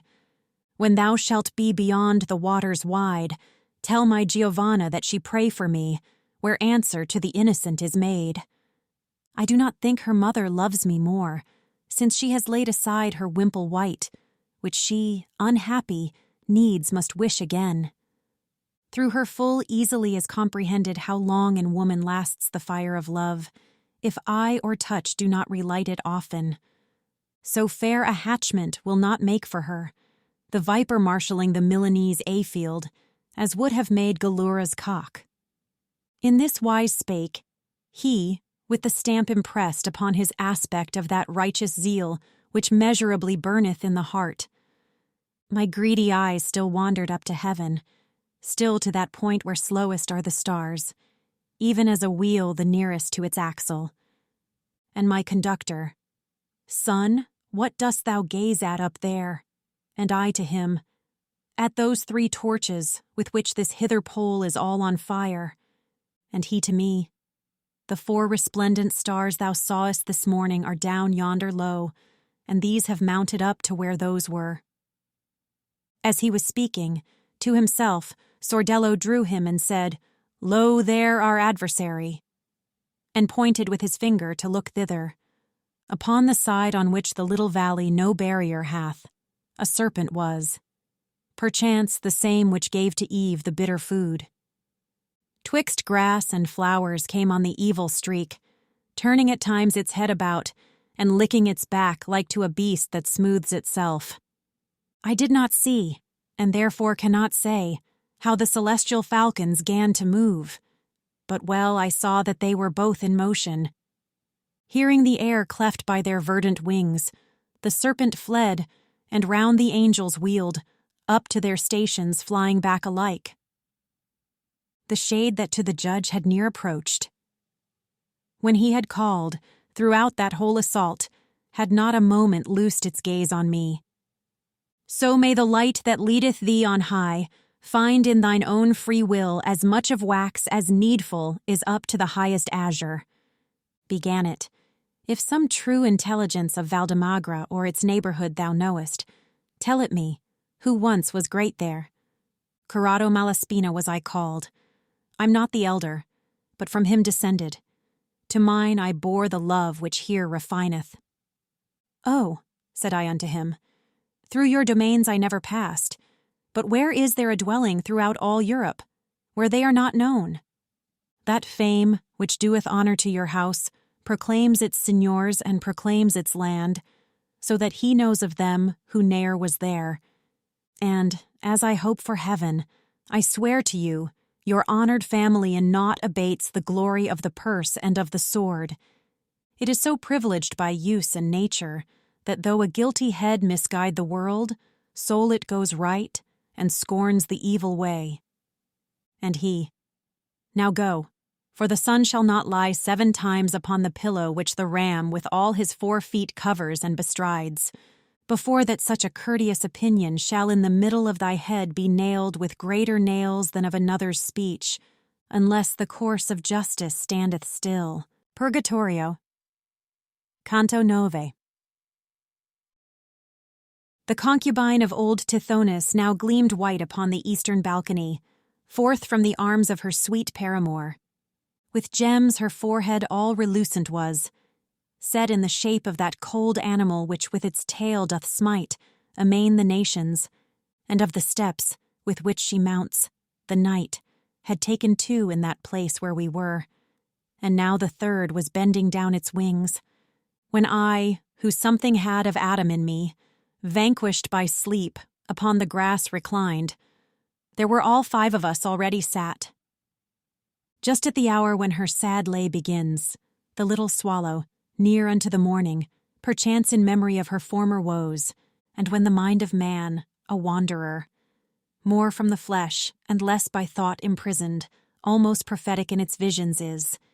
In dreams it seemed to me I saw suspended an eagle in the sky, with plumes of gold, with wings wide open and intent to stoop.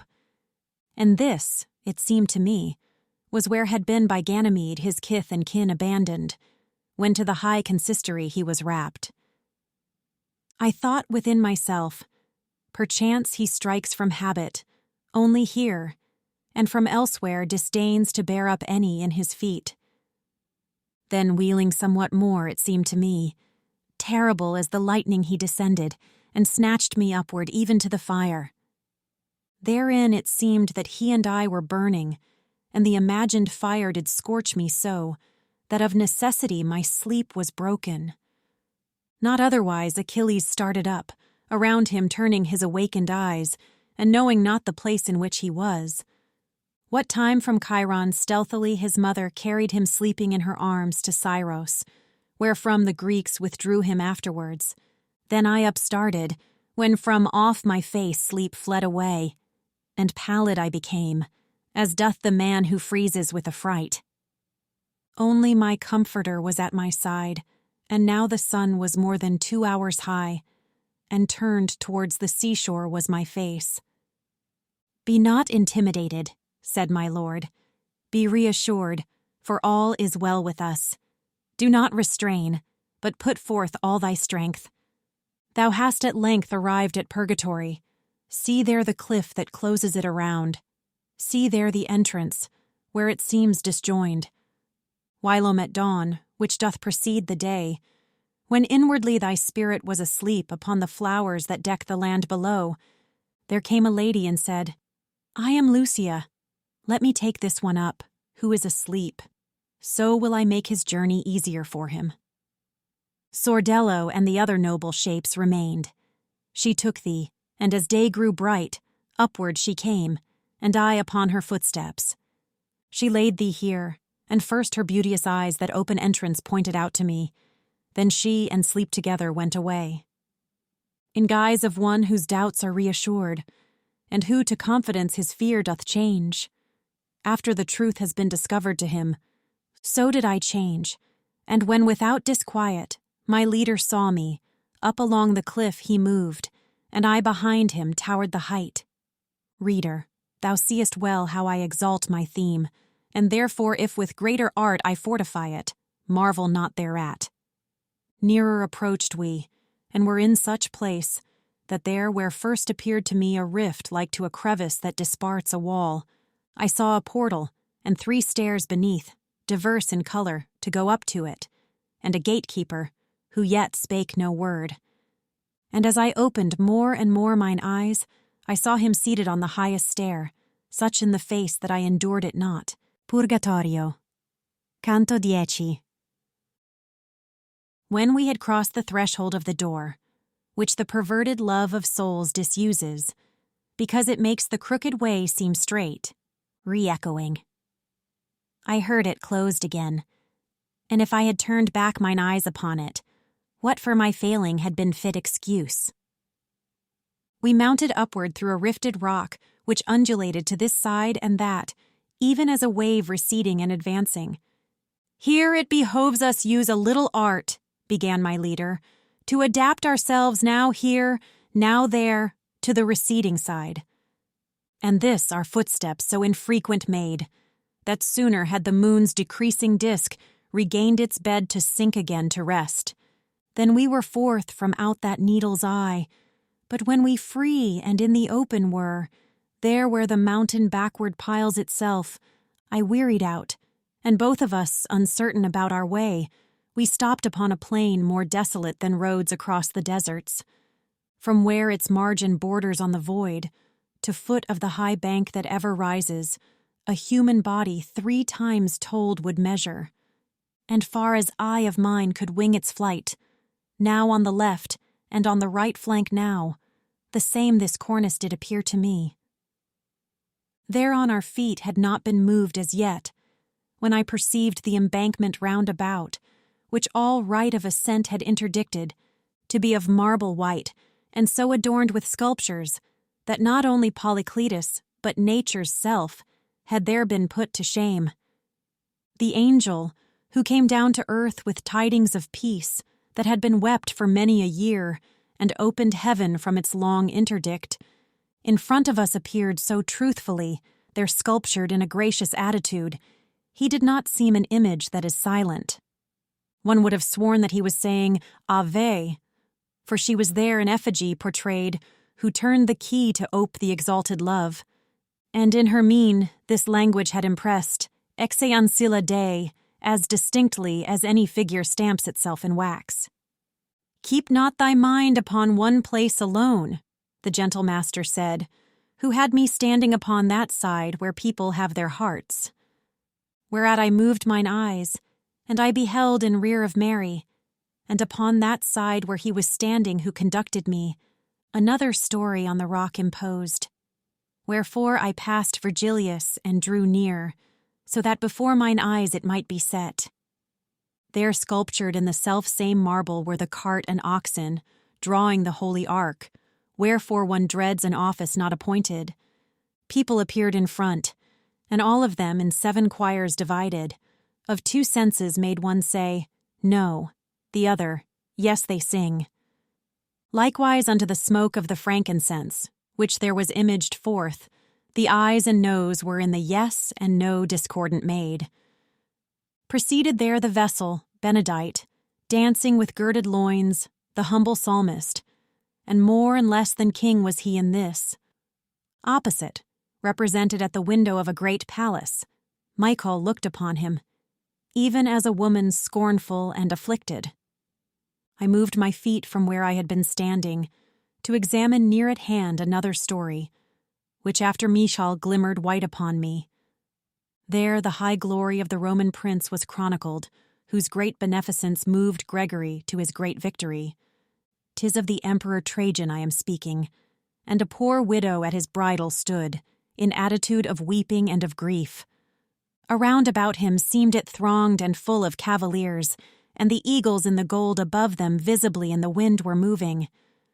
The wretched woman in the midst of these seemed to be saying, "Give me vengeance, Lord, for my dead son, for whom my heart is breaking." And he to answer her, "Now wait until I shall return." And she, "My lord, like one in whom grief is impatient, shouldst thou not return?" And he, "Who shall be where I am will give it thee." And she, "Good deed of others, what boots it thee, if thou neglect thine own?" Whence he, "Now comfort thee, for it behoves me that I discharge my duty ere I move. Justice so wills, and pity doth retain me. He who on no new thing has ever looked was the creator of this visible language, novel to us, for here it is not found.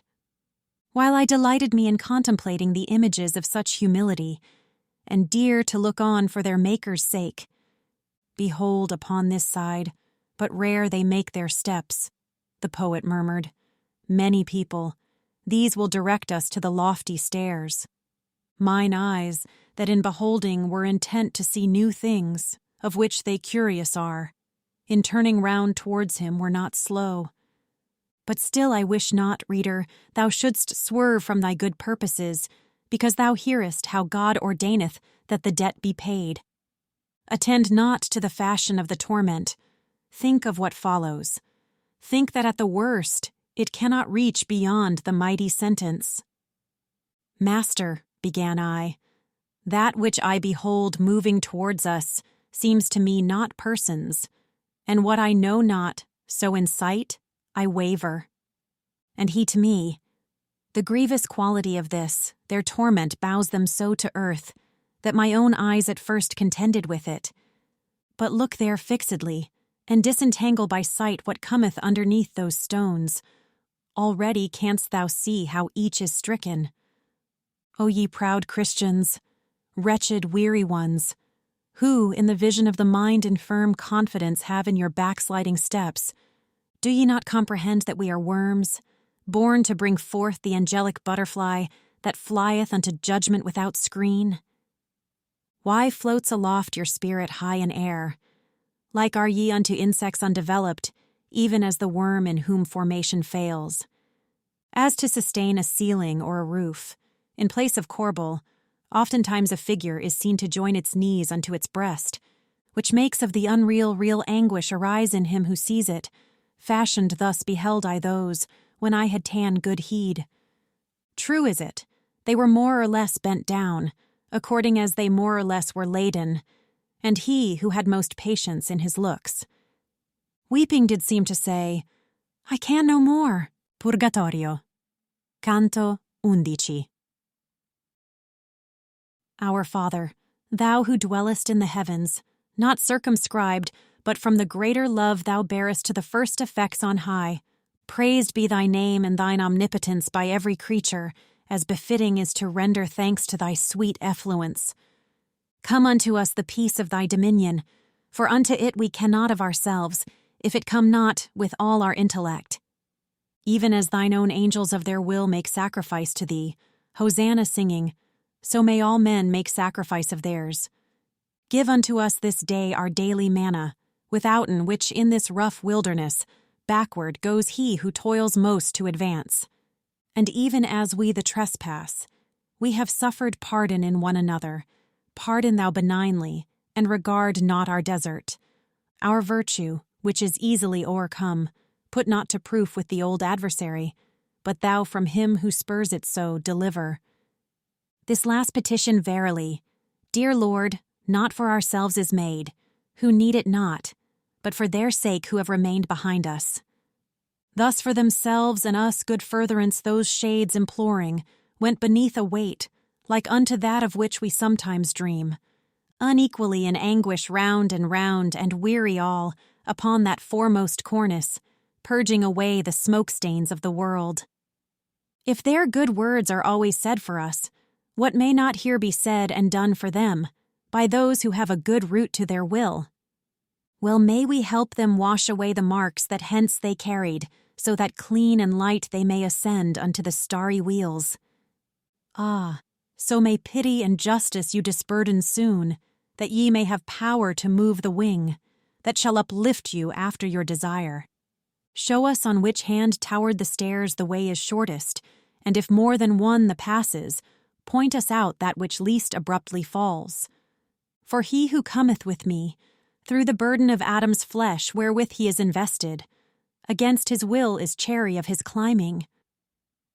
The words of theirs which they returned to those that he whom I was following had spoken, it was not manifest from whom they came, but it was said, to the right hand come with us along the bank, and ye shall find a pass, possible for living person to ascend.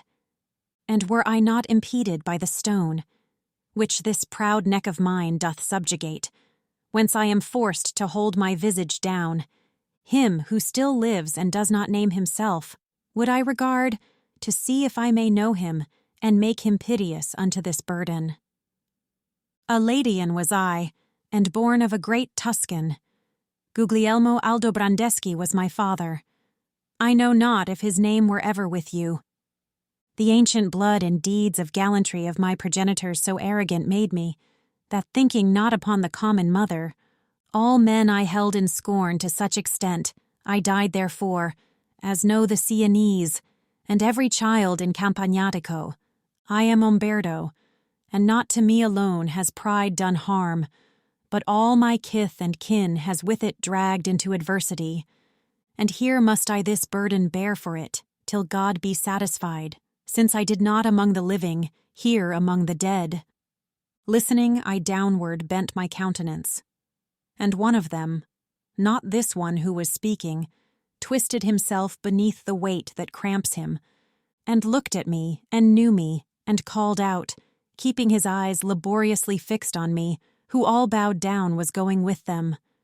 Oh, asked I him, art thou not Odorici, Agobio's honor, and honor of that art which is in Paris called illuminating?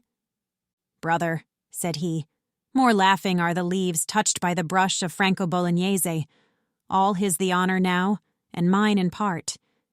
In sooth, I had not been so courteous while I was living, for the great desire of excellence, on which my heart was bent. Here of such pride is paid the forfeiture, and yet I should not be here, were it not that having power to sin, I turned to God. O thou vain glory of the human powers, how little green upon thy summit lingers, if 't be not followed by an age of grossness. In painting, Cimabue thought that he should hold the field, now Giotto has the cry, so that the other's fame is growing dim. So has one Guido from the other taken the glory of our tongue, and he perchance is born, who from the nest shall chase them both. Naught is this mundane rumor but a breath of wind that comes now this way and now that, and changes name, because it changes side. What fame shalt thou have more, if old peel off from thee thy flesh, than if thou hadst been dead before thou left the Papo and the Dindi? Ere pass 1,000 years, which is a shorter space to the etern than twinkling of an eye unto the circle that in heaven wheels slowest. With him who takes so little of the road. In front of me, all Tuscany resounded, and now he scarce is lisped of in Siena, where he was lord, what time was overthrown, the Florentine delirium, that superb was at that day as now, 'tis prostitute. Your reputation is the color of grass, which comes and goes, and that discolors it, by which it issues green from out the earth. And I, thy true speech fills my heart with good humility, and great tumor thou assuagest. But who is he, of whom just now thou spakest? That, he replied, is Provenzan Salvani, and he is here because he had presumed to bring Siena all into his hands. He has gone thus, and goeth without rest, ere since he died. Such money renders back in payment he who is on earth too daring. And I, if every spirit who awaits the verge of life before that he repent, remains below there and ascends not hither, unless good orison shall him bestead, until as much time as he lived be past, how was the coming granted him in largesse?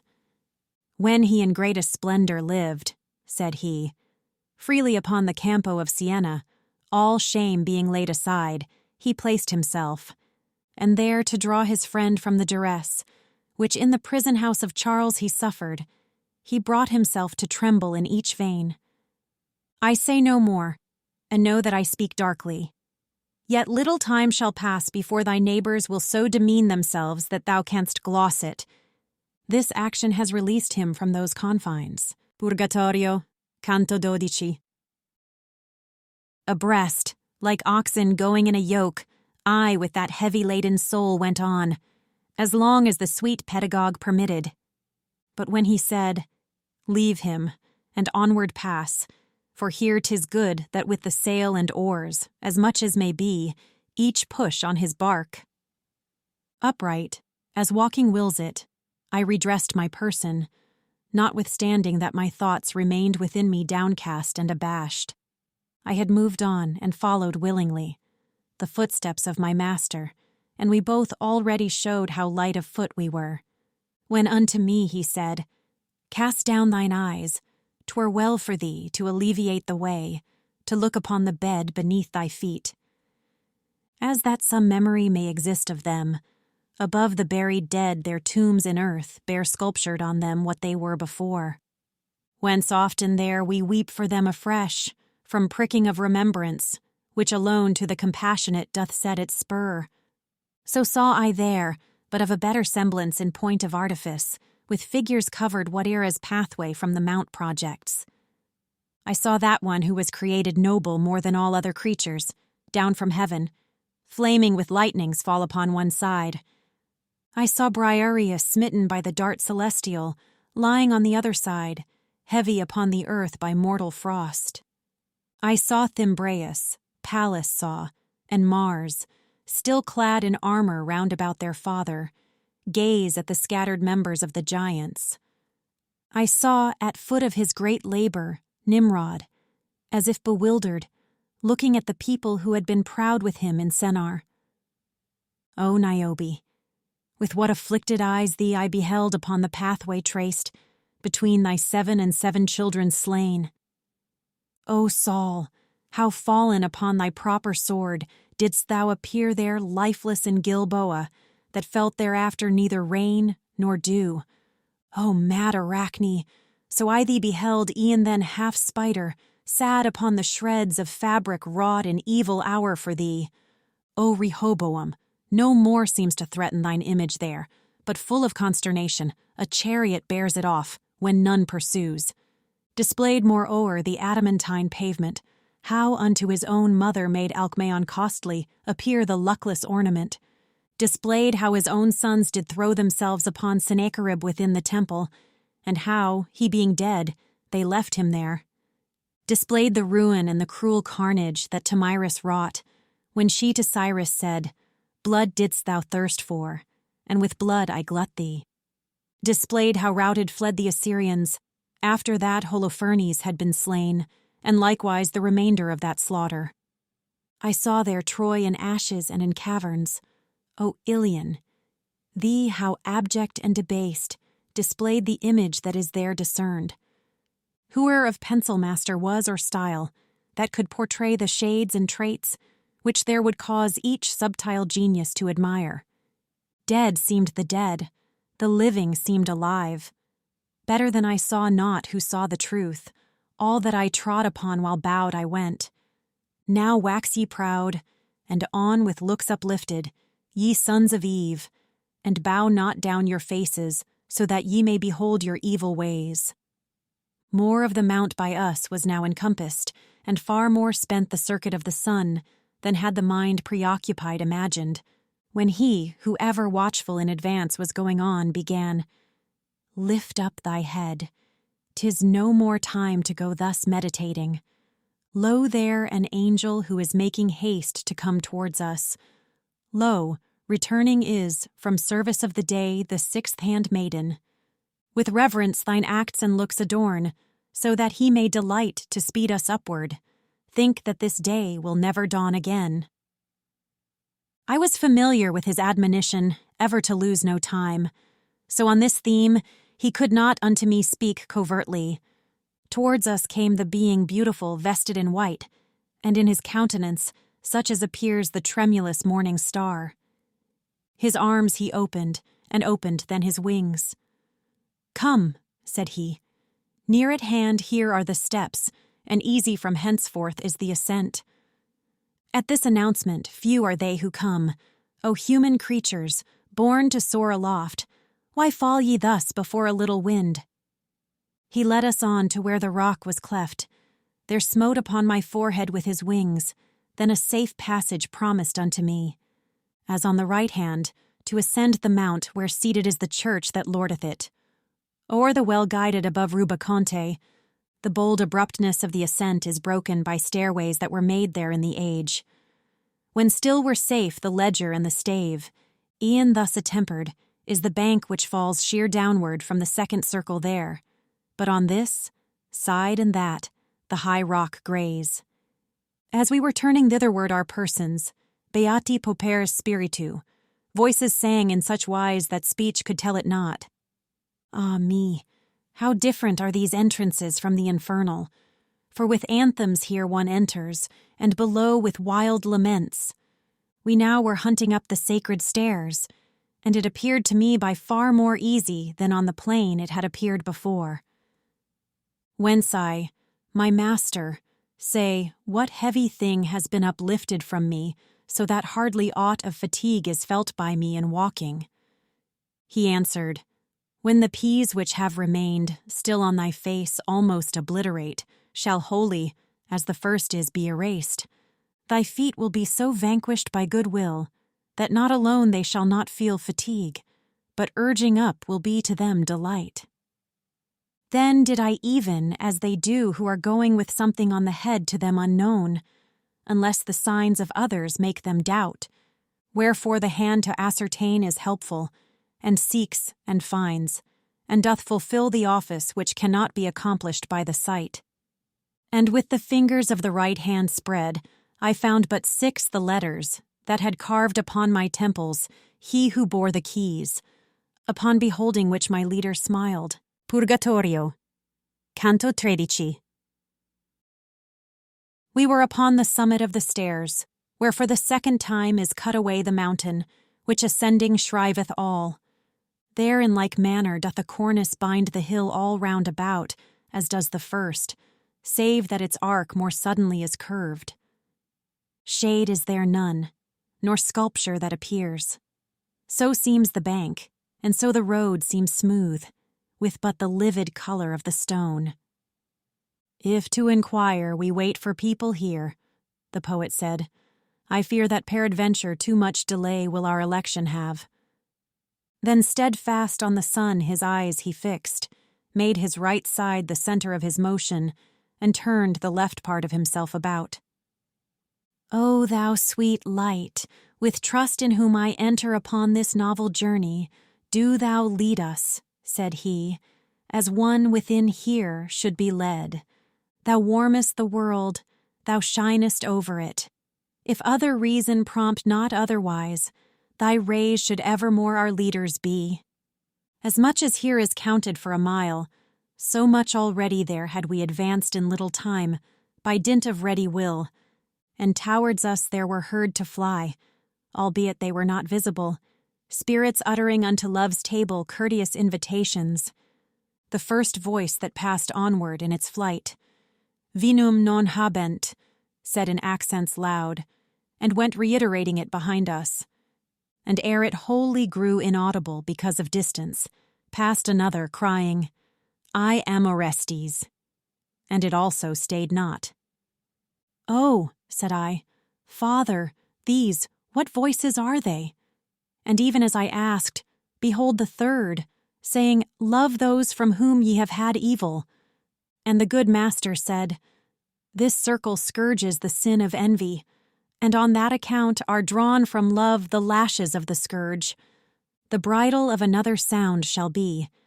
I think that thou wilt hear it, as I judge, before thou comest to the pass of pardon.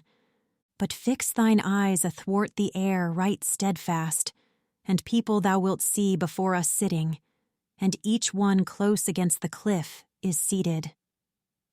Then wider than at first mine eyes I opened. I looked before me, and saw shades with mantles, not from the color of the stone diverse. And when we were a little farther onward, I heard a cry of, Mary, pray for us. A cry of, Michael, Peter, and all saints. I do not think there walketh still on earth a man so hard that he would not be pierced with pity at what afterward I saw. For when I had approached so near to them that manifest to me their acts became, drained was I at the eyes by heavy grief. Covered with sackcloth vile they seemed to me, and one sustained the other with his shoulder, and all of them were by the bank sustained. Thus do the blind, in want of livelihood, stand at the doors of churches asking alms, and one upon another leans his head, so that in others pity soon may rise, not only at the accent of their words, but at their aspect, which no less implores.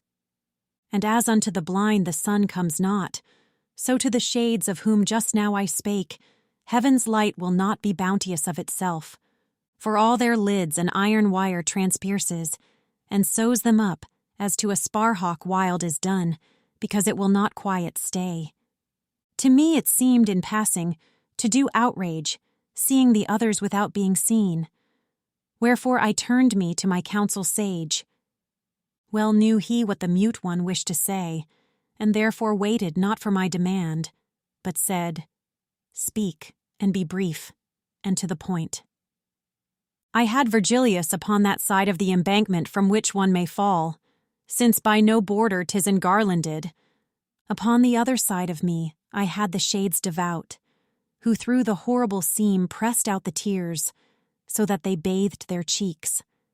To them I turned me, and, O people certain, began I, of beholding the high light, which your desire has solely in its care, so may grace speedily dissolve the scum upon your consciences, that limpidly through them descend the river of the mind. Tell me, for dear 'twill be to me and gracious, if any soul among you here is Latian, and 'twill perchance be good for him I learn it.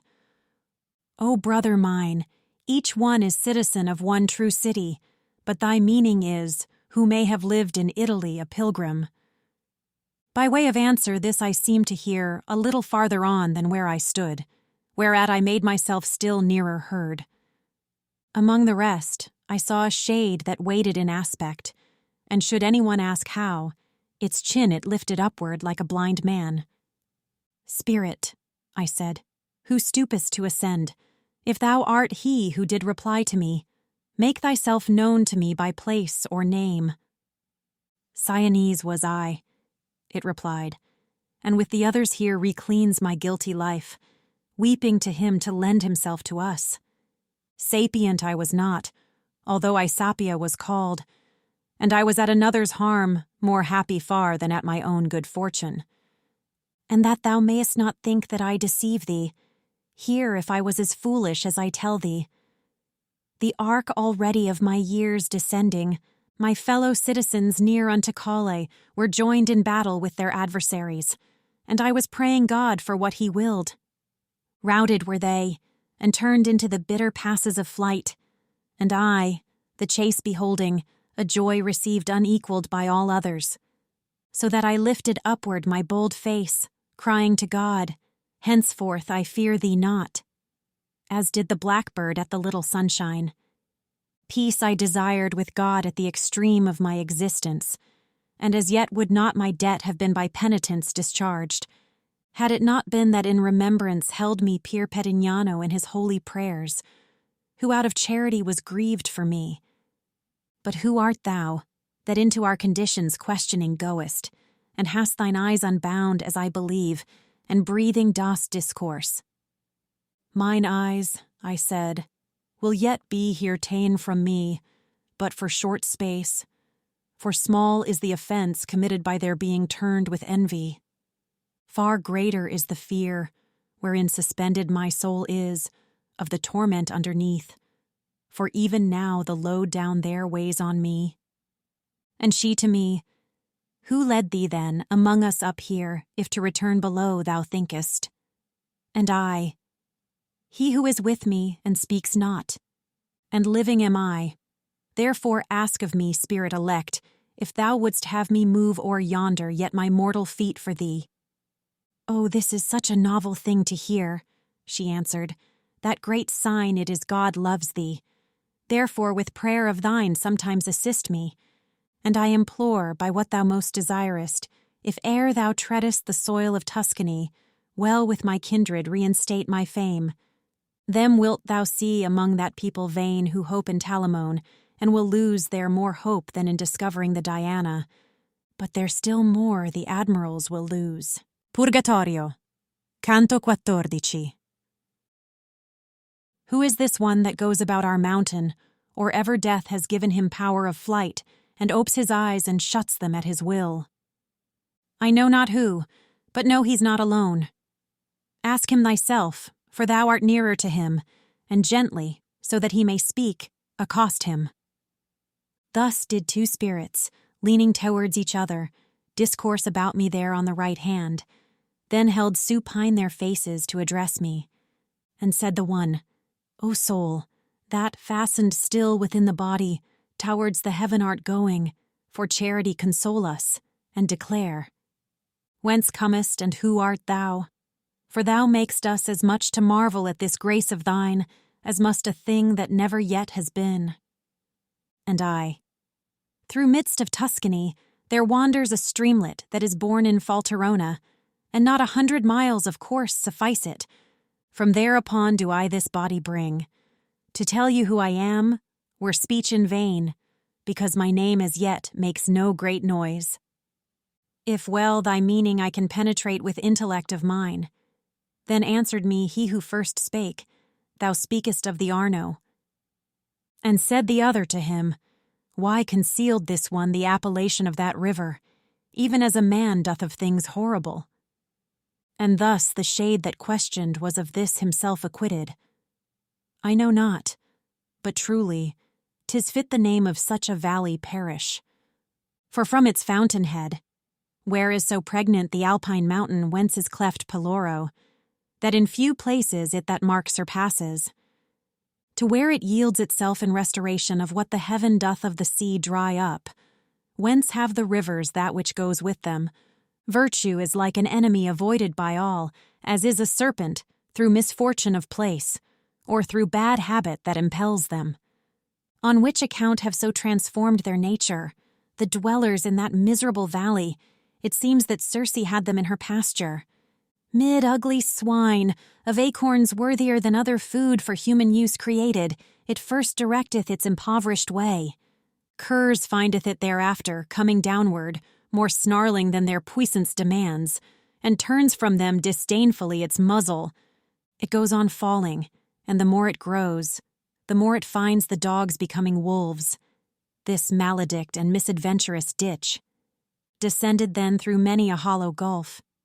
It finds the foxes so replete with fraud, they fear no cunning that may master them.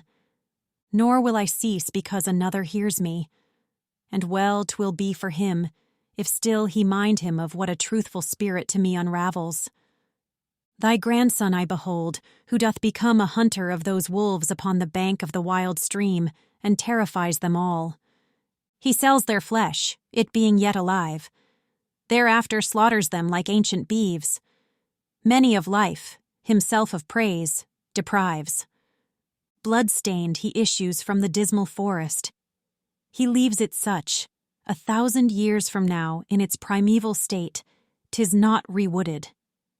As at the announcement of impending ills, the face of him who listens is disturbed, from whate'er side the peril seize upon him. So I beheld that other soul, which stood turned round to listen, grow disturbed and sad, when it had gathered to itself the word. The speech of one and aspect of the other had me desirous, made to know their names, and question mixed with prayers I made thereof, whereat the spirit which first spake to me began again, Thou wishest I should bring me to do for thee what thou'lt not do for me. But since God willeth that in thee shine forth such grace of his, I'll not be chary with thee. Know then that I Guido del Duca am. My blood was so with envy set on fire, that if I had beheld a man make merry, thou wouldst have seen me sprinkled o'er with pallor.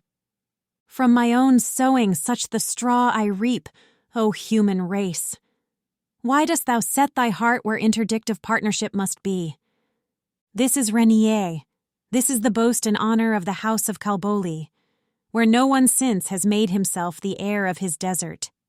And not alone his blood is made devoid, twixt Po and Mount, and seashore and the Reno, of good required for truth and for diversion.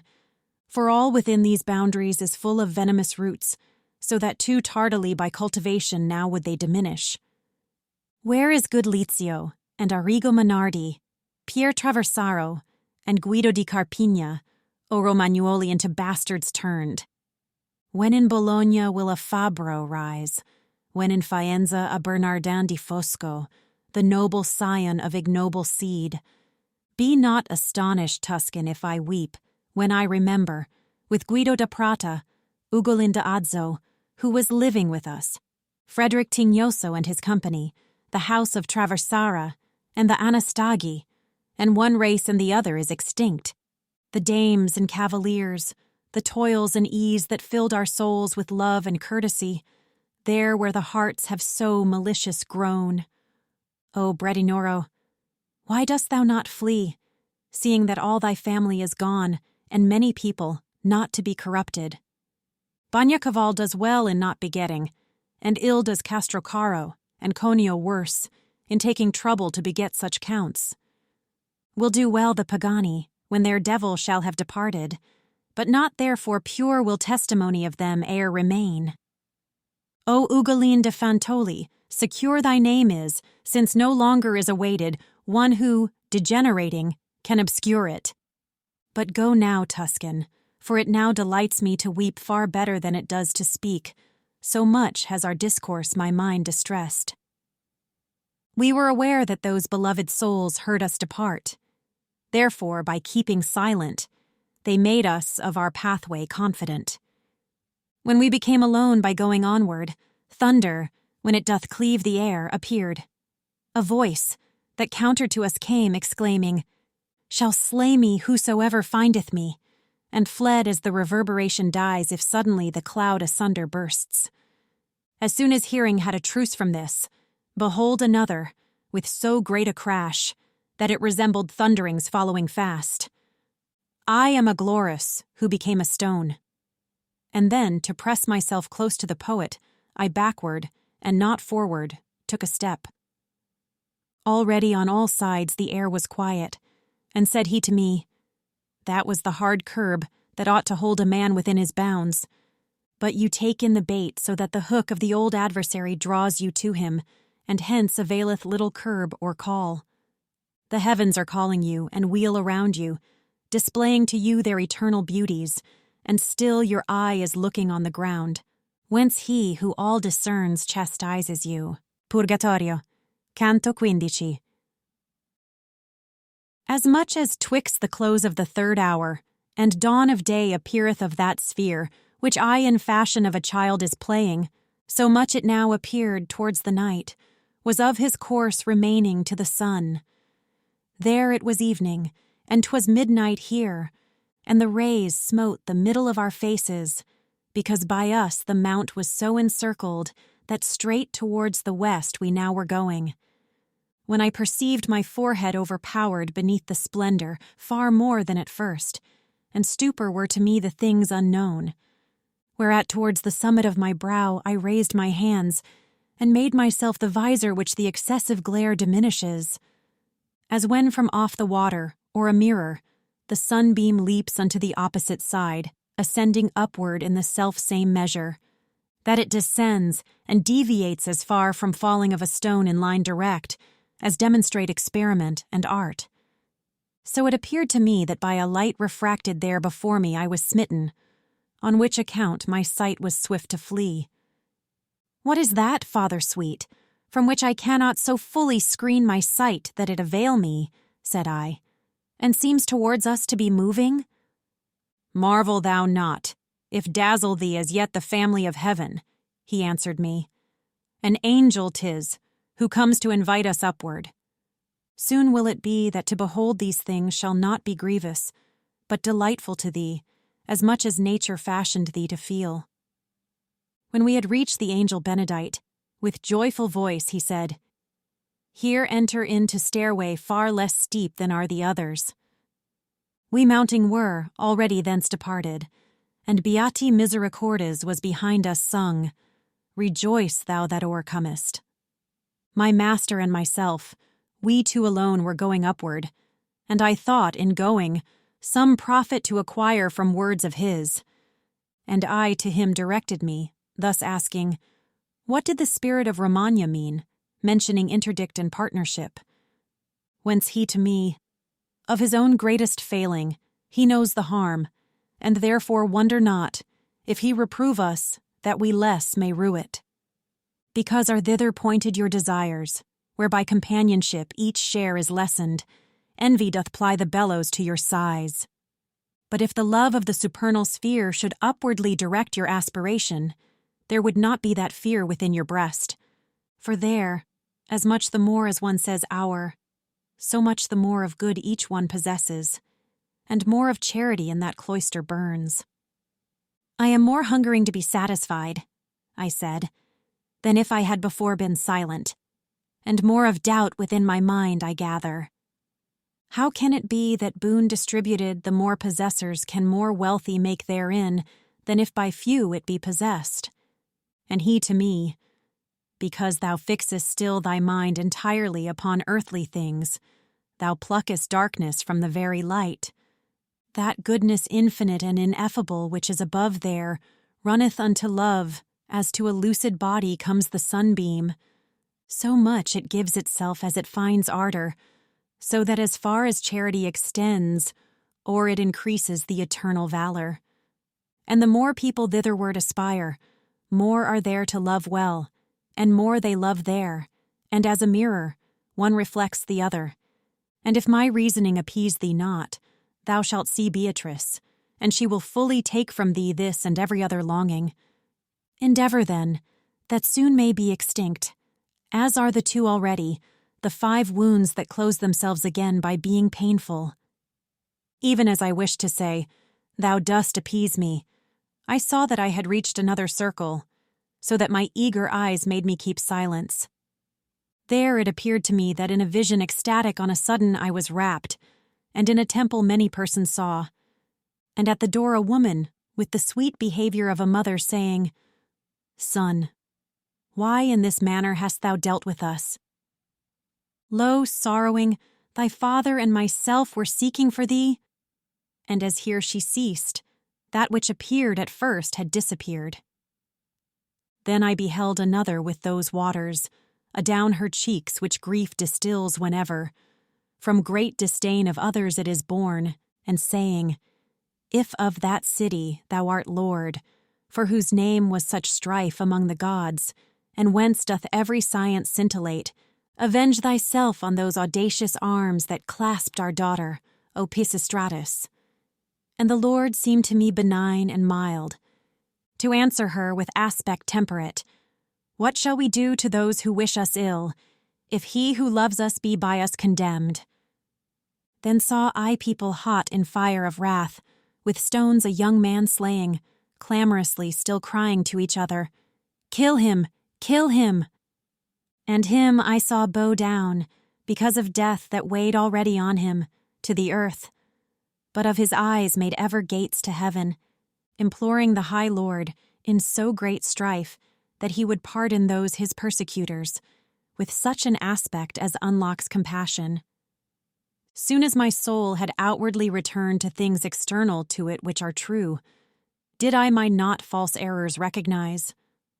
My leader, who could see me bear myself, like to a man that rouses him from sleep, exclaimed, What ails thee that thou canst not stand?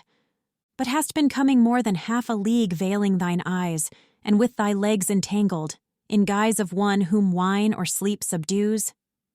O my sweet father, if thou listen to me, I'll tell thee, said I, what appeared to me, when thus from me my legs were ta'en away. And he, If thou shouldst have 100 masks upon thy face, from me would not be shut thy cogitations, howsoever small. What thou hast seen was that thou mayest not fail to ope thy heart unto the waters of peace, which from the eternal fountain are diffused. I did not ask, What ails thee? As he does who only looketh with the eyes that see not, when of the soul bereft the body lies, but asked it to give vigor to thy feet. Thus must we needs urge on the sluggards, slow to use their wakefulness when it returns. We passed along, athwart the twilight peering forward, as far as ever eye could stretch, against the sunbeams, serotine and lucent, and lo, by slow degrees, a smoke approached in our direction, somber as the night, nor was there place to hide one's self therefrom. This of our eyes in the pure air bereft us. Purgatorio. Canto 16. Darkness of hell, and of a night deprived of every planet under a poor sky, as much as may be tenebrous with cloud, ne'er made unto my sight so thick a veil, as did that smoke which there enveloped us, nor to the feeling of so rough a texture. For not an eye it suffered to stay open, whereat mine escort, faithful and sagacious, drew near to me and offered me his shoulder. E'en as a blind man goes behind his guide, lest he should wander or should strike against aught that may harm or peradventure kill him, so went I through the bitter and foul air, listening unto my leader, who said only, Look that from me thou be not separated. Voices I heard, and every one appeared to supplicate for peace and misericord, the Lamb of God who takes away our sins. Still Agnus Dei their exordium was. One word there was in all, and meter one, so that all harmony appeared among them.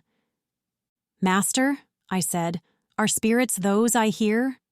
And he to me, Thou apprehendest truly, and they the knot of anger go unloosing. Now who art thou, that cleavest through our smoke, and art discoursing of us, even as though thou didst by calends still divide the time? After this manner by a voice was spoken, whereon my master said, Do thou reply, and ask if on this side the way go upward. And I, O creature that dost cleanse thyself to return beautiful to him who made thee, thou shalt hear marvels if thou follow me. Thee will I follow far as is allowed me, he answered, and if smoke prevent our seeing, hearing shall keep us joined instead thereof. Thereon began I. With that swathing band which death unwindeth am I going upward, and hither came I through the infernal anguish. And if God in his grace has me enfolded, so that he wills that I behold his court by method wholly out of modern usage, Conceal not from me who ere death thou wast, but tell it me, and tell me if I go right for the pass, and be thy words our escort. Lombard was I, and I was Marco called. The world I knew, and loved that excellence, at which has each one now unbent his bow. For mounting upward, thou art going right. Thus he made answer, and subjoined, I pray thee to pray for me when thou shalt be above. And I to him, my faith I pledge to thee to do what thou dost ask me, but am bursting inly with doubt, unless I rid me of it. First it was simple, and is now made double by thy opinion, which makes certain to me, here and elsewhere, that which I couple with it. The world forsooth is utterly deserted by every virtue, as thou tellest me, and with iniquity is big and covered. But I beseech thee point me out the cause, that I may see it, and to others show it, for one in the heavens, and here below one puts it. A sigh profound, that grief forced into eye. He first sent forth, and then began. He, brother, the world is blind, and sooth thou comest from it. Ye who are living every cause refer still upward to the heavens, as if all things they of necessity moved with themselves. If this were so, in you would be destroyed free will, nor any justice would there be in having joy for good or grief for evil. The heavens your movements do initiate, I say not all, but granting that I say it, light has been given you for good and evil, and free volition, which if some fatigue in the first battles with the heavens it suffers, afterwards conquers all, if well 'tis nurtured. To greater force and to a better nature, though free ye subject are, and that creates the mind in you the heavens have not in charge. Hence, if the present world doth go astray, in you the cause is, be it sought in you, and I therein will now be thy true spy. Forth from the hand of him who fondles it before it is, like to a little girl weeping and laughing in her childish sport, issues the simple soul, that nothing knows, save that, proceeding from a joyous maker, gladly it turns to that which gives it pleasure. Of trivial good at first it tastes the savor, is cheated by it, and runs after it, if guide or rein turn not aside its love. Hence it behoved laws for a reign to place, behoved a king to have, who at the least of the true city should discern the tower. The laws exist, but who sets hand to them? No one, because the shepherd who precedes can ruminate, but cleaveth not the hoof. Wherefore the people that perceives its guide strike only at the good for which it hankers, feeds upon that, and farther seeketh not. Clearly canst thou perceive that evil guidance the cause is that has made the world depraved, and not that nature is corrupt in you. Rome, that reformed the world, accustomed was two sons to have, which one road and the other, of God and of the world, made manifest. One has the other quenched, and to the crosier the sword is joined, and ill beseemeth it, that by main force one with the other go, because being joined, one feareth not the other. If thou believe not, think upon the grain, for by its seed each herb is recognized. In the land laved by Po and Adige, valor and courtesy used to be found. Before that, Frederick had his controversy. Now, insecurity can pass that way. Whoever will abstain, through sense of shame, from speaking with the good or drawing near them. True, 3 old men are left, in whom upbraids the ancient age the new, and late they deem it, that God restore them to the better life. Curado da Palazzo, and good Gherardo, and Guido da Castel, who better named is, in fashion of the French, the simple Lombard. Say thou henceforward that the Church of Rome, confounding in itself 2 governments, falls in the mire, and soils itself and burden. O Marco mine, I said, thou reasonest well, and now discern I why the sons of Levi have been excluded from the heritage. But what Gherardo is it? Who as sample of a lost race, thou sayest has remained in reprobation of the barbarous age? Either thy speech deceives me, or it tempts me, he answered me. For speaking Tuscan to me, it seems of good Gerardo naught thou knowest. By other surname do I know him not, unless I take it from his daughter Gaia. May God be with you, for I come no farther. Behold the dawn, that through the smoke rays out, already whitening, and I must depart. Yonder the angel is, ere he appear. Thus did he speak, and would no farther hear me. Purgatorio, Canto 17. Remember, reader, if e'er in the Alps a mist o'ertook thee, through which thou couldst see not otherwise than through its membrane mole, how, when the vapours humid and condensed begin to dissipate themselves, the sphere of the sun feebly enters in among them, and thy imagination will be swift in coming to perceive how I resaw the sun at first, that was already setting. Thus, to the faithful footsteps of my master mating mine own, I issued from that cloud to raise already dead on the low shores. O thou, imagination, that dost steal us, so from without sometimes, that man perceives not, although around may sound 1,000 trumpets, who moveth thee, if sense impel thee not? Moves thee a light, which in the heaven takes form, by self, or by a will that downward guides it. Of her impiety, who changed her form into the bird that most delights in singing, in my imagining appeared the trace. And hereupon my mind was so withdrawn within itself, that from without there came nothing that then might be received by it. Then reigned within my lofty fantasy one crucified, disdainful and ferocious in countenance, and even thus was dying.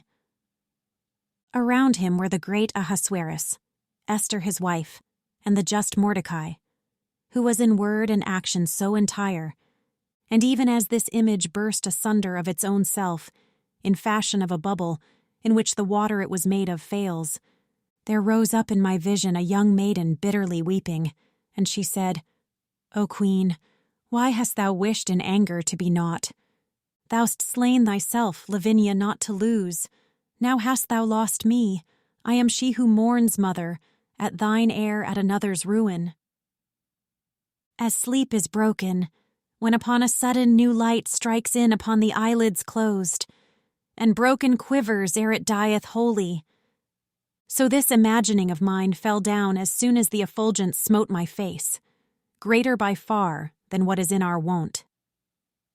I turned me round to see where I might be, when said a voice, Here is the passage up, which from all other purposes removed me, and made my wish so full of eagerness to look and see who was it that was speaking.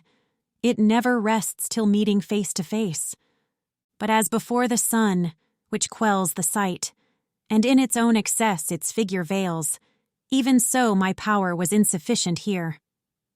This is a spirit divine, who in the way of going up directs us without asking, and who with his own light himself conceals. He does with us as man doth with himself, for he who sees the need, and waits the asking, malignly leans already towards denial. Accord we now our feet to such inviting, let us make haste to mount ere it grow dark, for then we could not till the day return. Thus my conductor said, and I and he together turned our footsteps to a stairway, and I, as soon as the first step I reached, near me perceived a motion as of wings, and fanning in the face, and saying, Beati pacifici, who are without ill anger. Already over us were so uplifted the latest sunbeams, which the night pursues, that upon many sides the stars appeared. O manhood mine, why dost thou vanish so? I said within myself, for I perceived the vigor of my legs was put in truce. We at the point were where no more ascends the stairway upward, and were motionless, even as a ship, which at the shore arrives. And I gave heed a little, if I might hear aught whatsoever in the circle new. Then to my master turned me round and said, Say, my sweet father, what delinquency is purged here in the circle where we are? Although our feet may pause, pause not thy speech. And he to me, The love of good, remiss in what it should have done, is here restored. Here plied again the ill-belated oar. but still more openly to understand. Turn unto me thy mind, and thou shalt gather some profitable fruit from our delay. Neither creator nor a creature ever, son, he began, was destitute of love, natural or spiritual, and thou knowest it. The natural was ever without error, but ere the other may by evil object, or by too much, or by too little vigor. While in the first it well directed is, and in the second moderates itself, it cannot be the cause of sinful pleasure. But when to ill it turns, and with more care, or lesser than it ought, runs after good, 'gainst the Creator works his own creation. Hence thou mayest comprehend that love must be the seed within yourselves of every virtue, and every act that merits punishment. Now inasmuch as never from the welfare of its own subject can love turn its sight, from their own hatred all things are secure. And since we cannot think of any being standing alone, nor from the first divided, of hating him is all desire cut off. Hence if, discriminating, I judge well, the evil that one loves is of one's neighbor, and this is born in 3 modes in your clay. There are, who, by abasement of their neighbor, hope to excel, and therefore only long, that from his greatness he may be cast down. There are, who power, grace, honor, and renown fear they may lose because another rises, thence are so sad that the reverse they love. And there are those whom injury seems to chafe, so that it makes them greedy for revenge, and such must needs shape out another's harm. This threefold love is wept for down below. Now of the other will I have thee here, that runneth after good with measure faulty. Each one confusedly a good conceives, wherein the mind may rest, and longeth for it, therefore to overtake it, each one strives. If languid love to look on this attract you, or in attaining unto it, this cornice, after just penitence, torments you for it. There's other good that does not make man happy. 'Tis not felicity, 'tis not the good essence, of every good the fruit and root. The love that yields itself too much to this above us is lamented in 3 circles. But how tripartite it may be described, I say not, that thou seek it for thyself. Purgatorio, Canto 18.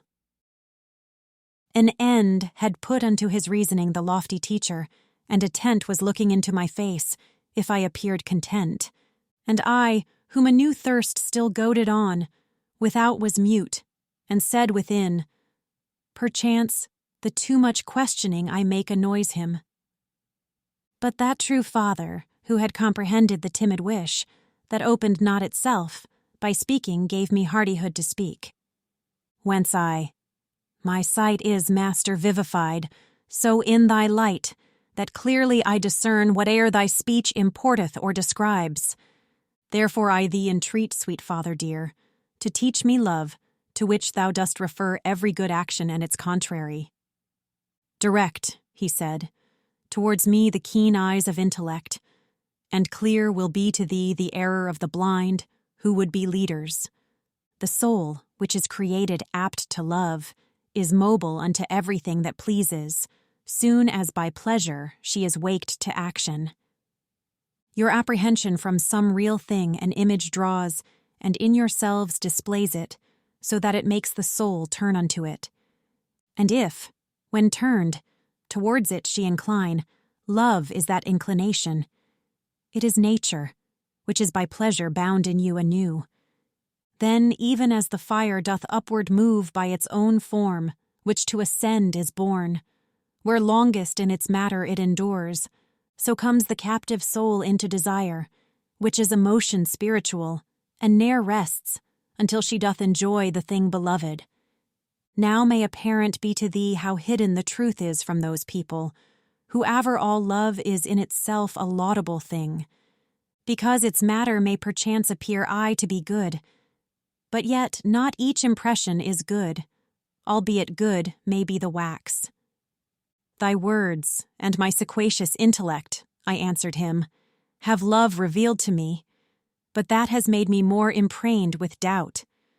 For if love from without be offered us, and with another foot the soul go not. If right or wrong she go, 'tis not her merit. And he to me, what reason seeth here, myself can tell thee, beyond that await for Beatrice, since 'tis a work of faith.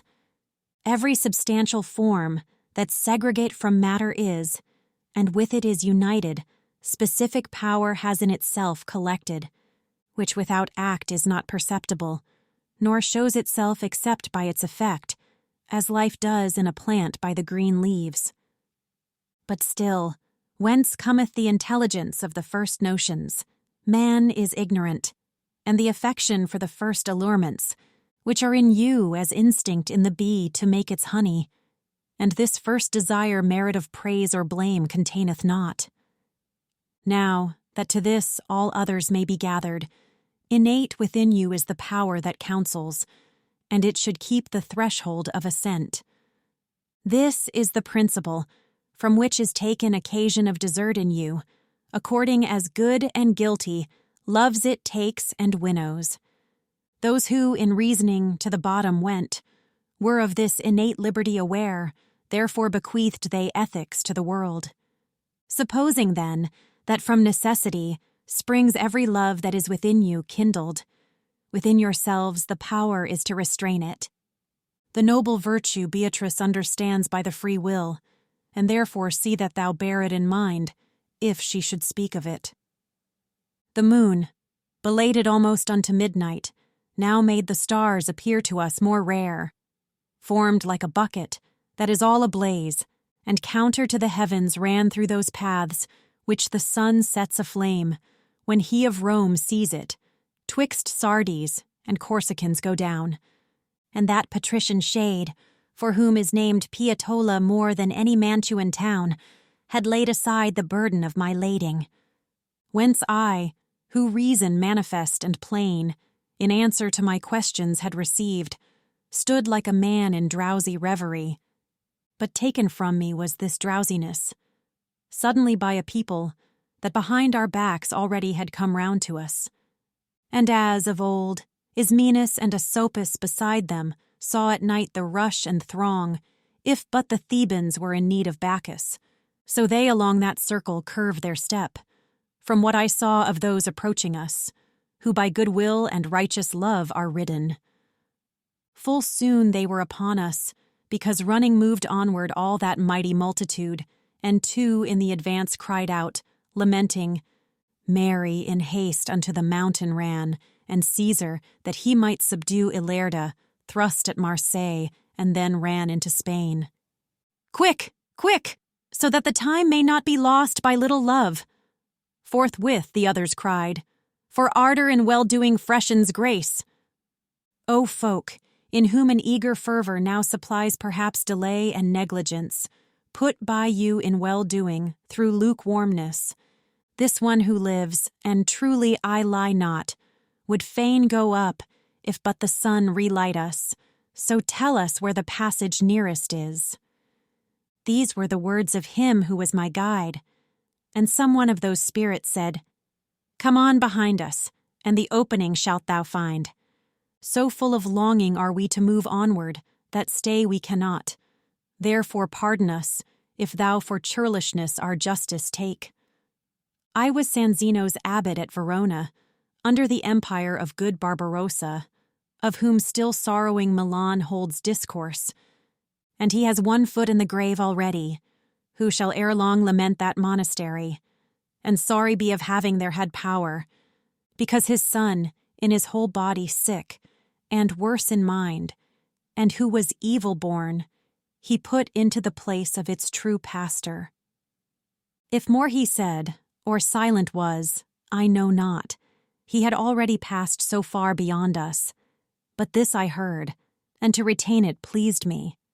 And he who was in every need my succor said, Turn thee hitherward, see two of them come fastening upon slothfulness their teeth. In rear of all they shouted, Sooner were the people dead to whom the sea was opened, than their inheritors the Jordan saw. And those who the fatigue did not endure unto the issue, with Anchises' son, themselves to life withouten glory offered. Then when from us so separated were those shades, that they no longer could be seen, within me a new thought did entrance find, whence others many and diverse were born. And so I lapsed from one into another, that in a reverie mine eyes I closed, and meditation into dream transmuted. Purgatorio, canto 19. It was the hour when the diurnal heat no more can warm the coldness of the moon, vanquished by earth, or peradventure Saturn, when geomancers their fortuna major see in the orient before the dawn, rise by a path that long remains not dim. There came to me in dreams a stammering woman, squint in her eyes, and in her feet distorted, with hands dissevered and of sallow hue. I looked at her, and as the sun restores the frigid members which the night benumbs, even thus my gaze did render voluble. Her tongue, and made her all erect thereafter in little while, and the lost countenance as love desires it so in her did colour. When in this wise she had her speech unloosed, she 'gan to sing so, that with difficulty could I have turned my thoughts away from her. I am, she sang, I am the siren sweet who mariners amid the main unman, so full am I of pleasantness to hear. I drew Ulysses from his wandering way unto my song, and he who dwells with me seldom departs so wholly I content him. Her mouth was not yet closed again, before appeared a lady saintly and alert, close at my side to put her to confusion. Virgilius, O Virgilius, who is this? Sternly she said, and he was drawing near, with eyes still fixed upon that modest one. She seized the other, and in front laid open, rending her garments, and her belly showed me. This waked me with the stench that issued from it. I turned mine eyes, and good Virgilius said, At least thrice have I called thee. Rise and come. Find we the opening by which thou mayest enter. I rose, and full already of high day were all the circles of the sacred mountain, and with the new sun at our back we went. Following behind him, I my forehead bore like unto one who has it laden with thought, who makes himself the half arch of a bridge, when I heard say, Come, here the passage is. Spoken in a manner gentle and benign, such as we hear not in this mortal region. With open wings, which of a swan appeared, upward he turned us who thus spake to us, between the two walls of the solid granite. He moved his pinions afterwards and fanned us, affirming those qui lugeant to be blessed, for they shall have their souls with comfort filled. What aileth thee, that I to earth thou gazest? To me my guide began to say, we both somewhat beyond the angel having mounted. And I, with such misgiving makes me go, a vision new, which bends me to itself, so that I cannot from the thought withdraw me. Didst thou behold, he said, that old enchantress, whose soul above us henceforth is lamented? Didst thou behold how man is freed from her? Suffice it thee, and smite earth with thy heels, thine eyes lift upward to the lure that whirls the eternal king with revolutions vast. Even as the hawk, that first his feet surveys, then turns him to the call and stretches forward, through the desire of food that draws him thither, such I became, and such, as far as cleaves the rock to give away to him who mounts, went on to where the circling doth begin. On the 5th circle, when I had come forth, people I saw upon it who were weeping, stretched prone upon the ground, all downward turned. Adecit pavimento anima mea, I heard them say with sighing so profound that hardly could the words be understood. O ye elect of God, whose sufferings justice and hope both render less severe, direct ye us towards the high ascents. If ye are come secure from this prostration, and wish to find the way most speedily, let your right hands be evermore outside. Thus did the poet ask, and thus was answered by them somewhat in front of us, whence I, in what was spoken, divined the rest concealed, and unto my Lord's eyes mine eyes I turned, whence he assented with a cheerful sign, to what the sight of my desire implored. When of myself I could dispose at will, above that creature did I draw myself, whose words before had caused me to take note, saying, O Spirit, in whom weeping ripens, that without which to God we cannot turn, suspend a while for me thy greater care. Who wast thou, and why are your backs turned upwards? Tell me, and if thou wouldst that I procure thee anything there whence living I departed. And he to me, Wherefore our backs the heaven turns to itself, know shalt thou. But beforehand, scius quod ego fui successor Petri. Between Siestri and Chiavari descends a river beautiful, and of its name, the title of my blood its summit makes. A month and little more essayed, how weighs the great cloak on him from mire who keeps it, for all the other burdens seem a feather. Tardy, woe is me, was my conversion. But when the Roman shepherd I was made, then I discovered life to be a lie. I saw that there the heart was not at rest, nor farther in that life could one ascend, whereby the love of this was kindled in me.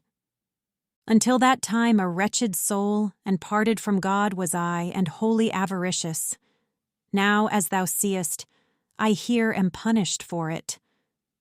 What avarice does is here made manifest in the purgation of these souls converted, and no more bitter pain the mountain has. Even as our eye did not uplift itself aloft, being fastened upon earthly things, so justice here has merged it in the earth. As avarice had extinguished our affection for every good, whereby was action lost, so justice here doth hold us in restraint, bound and imprisoned by the feet and hands, and so long as it pleases the just Lord shall we remain immovable and prostrate. I on my knees had fallen, and wished to speak, but even as I began, and he was ware, only by listening of my reverence. What cause, he said, has downward bent thee thus? And I to him, for your own dignity standing, my conscience stung me with remorse. Straighten thy legs, and upward raise thee, brother, he answered. Not fellow servant am I with thee and with the others to one power, if e'er that holy evangelic sound, which saith neque nubent, thou hast heard, well canst thou see why in this wise I speak. Now go, no longer will I have thee linger, because thy stay doth incommode my weeping, with which I ripen that which thou hast said. On earth I have a grandchild named Elagia, good in herself, unless indeed our house malevolent may make her by example, and she alone remains to me on earth. Purgatorio, canto 20. Ill strives the will against a better will. Therefore, to pleasure him, against my pleasure, I drew the sponge not saturate from the water. Onward I moved, and onward moved my leader, through vacant places, skirting still the rock, as on a wall close to the battlements. For they that through their eyes pour drop by drop the malady which all the world pervades, on the other side too near the verge approach. Accursed mayst thou be, thou old she-wolf, that more than all the other beasts hast prey, because of hunger infinitely hollow. O heaven, in whose gyrations some appear to think conditions here below are changed, when will he come through whom she shall depart? Onward we went with footsteps slow and scarce, and I attentive to the shades I heard piteously weeping and bemoaning them, and I by peradventure heard sweet Mary, uttered in front of us amid the weeping, even as a woman does who is in childbirth. And in continuance, how poor thou wast is manifested by that hostelry where thou didst lay thy sacred burden down. Thereafterward I heard, O good Fabricius, virtue with poverty didst thou prefer to the possession of great wealth with vice. So pleasurable were these words to me, that I drew farther onward to have knowledge touching that spirit whence they seemed to come. He furthermore was speaking of the largesse, which Nicholas unto the maidens gave, in order to conduct their youth to honor. O soul that dost so excellently speak, Tell me who wast thou, said I, and why only thou dost renew these praises well deserved. Not without recompense shall be thy word, if I return to finish the short journey of that life which is flying to its end.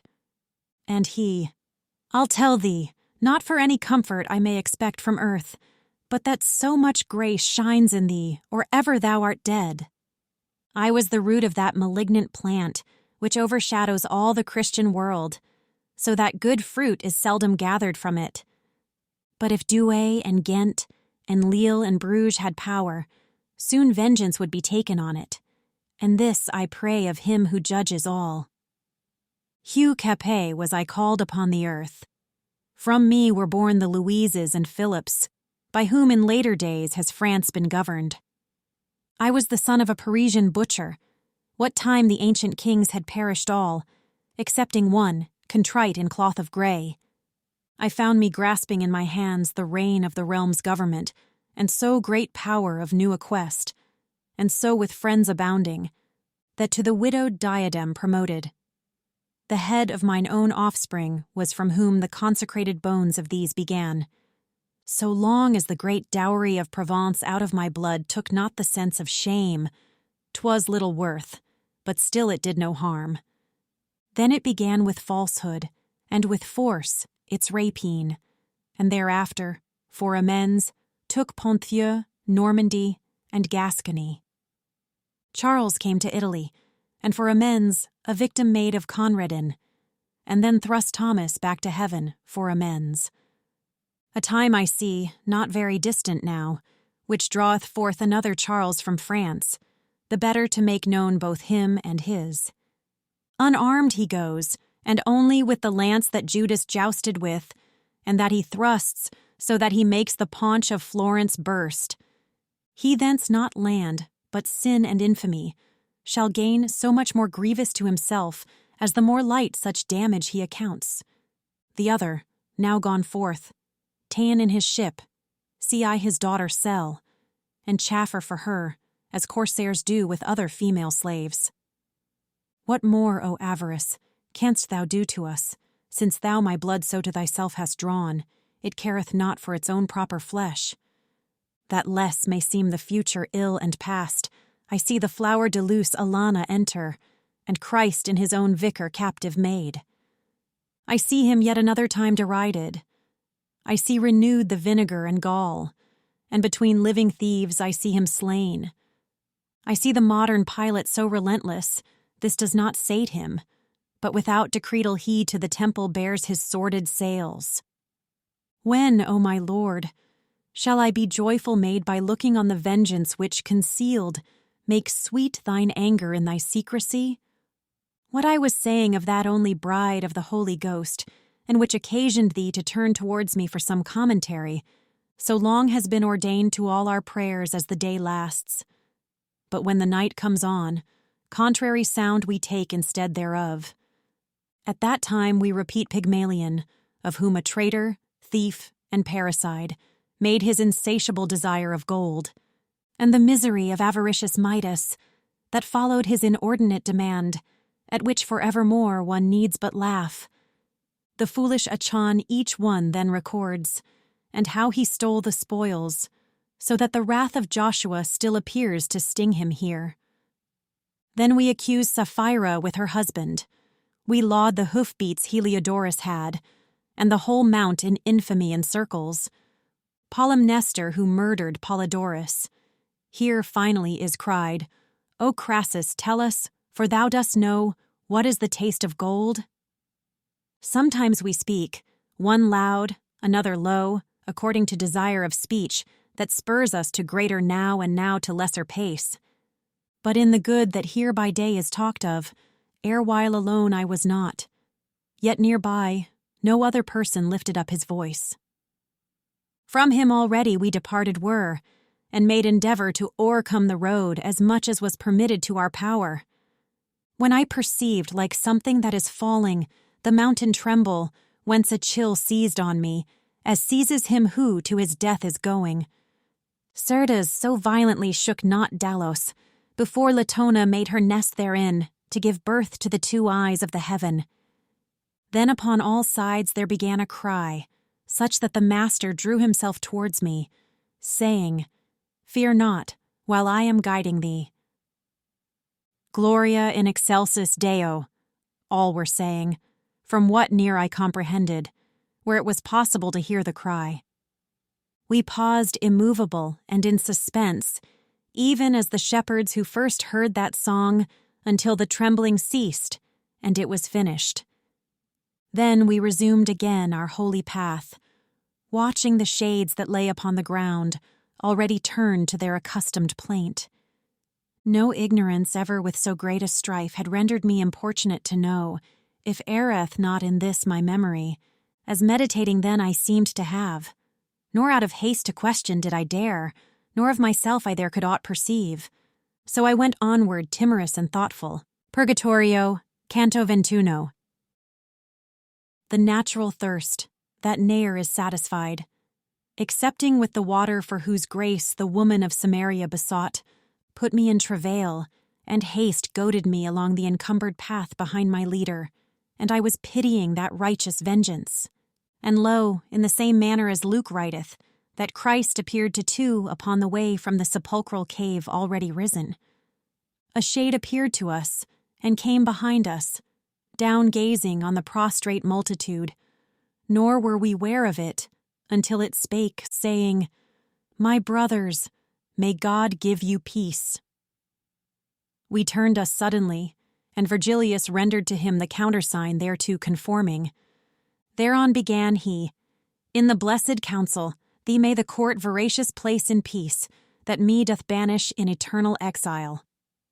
"How?" said he, and the while we went with speed.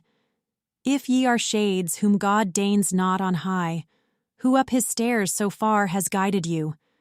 And said my teacher, "If thou note the marks which this one bears, and which the angel traces, well shalt thou see he with the good must reign.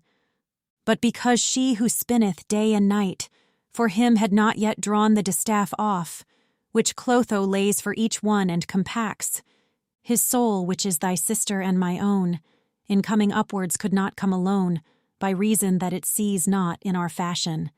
Whence I was drawn from out the ample throat of hell to be his guide, and I shall guide him as far on as my school has power to lead. But tell us, if thou knowest, why such a shudder erewhile the mountain gave, and why together all seemed to cry, as far as its moist feet.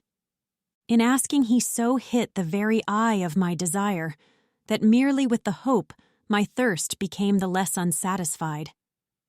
"Naught is there," he began, "that without order may the religion of the mountain feel, nor aught that may be foreign to its custom. Free is it here from every permutation.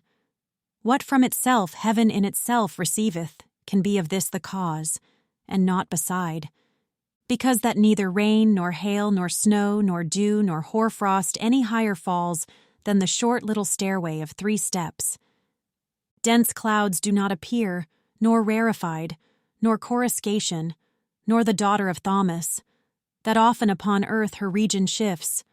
No arid vapor any farther rises than to the top of the 3 steps I spake of, whereon the vicar of Peter has his feet. Lower down perchance it trembles less or more, but for the wind that in the earth is hidden I know not how. Up here it never trembled.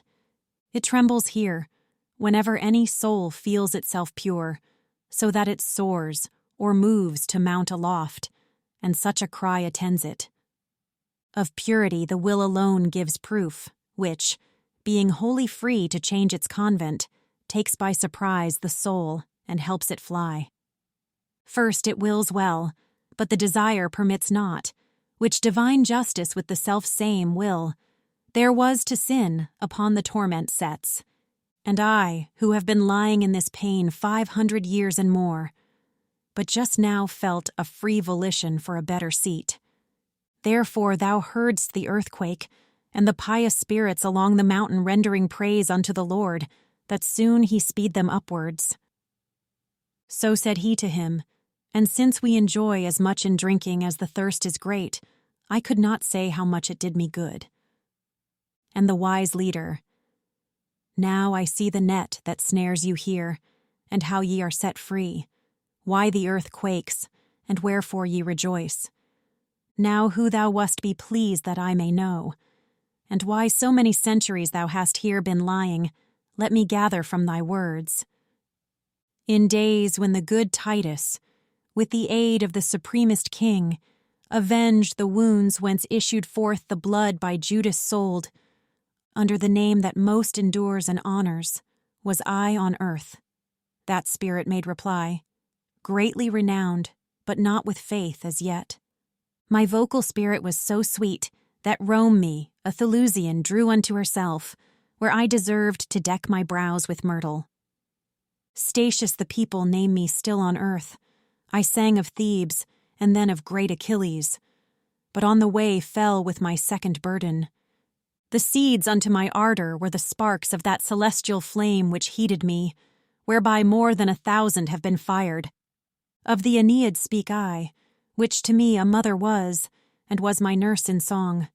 Without this weighed I not a drachma's weight. And to have lived upon the earth what time Virgilius lived, I would accept one son more than I must ere issuing from my ban. These words towards me made Virgilius turn, with looks that in their silence said, Be silent. But yet the power that wills cannot do all things. For tears and laughter are such pursuivants unto the passion from which each springs forth. In the most truthful least the will they follow.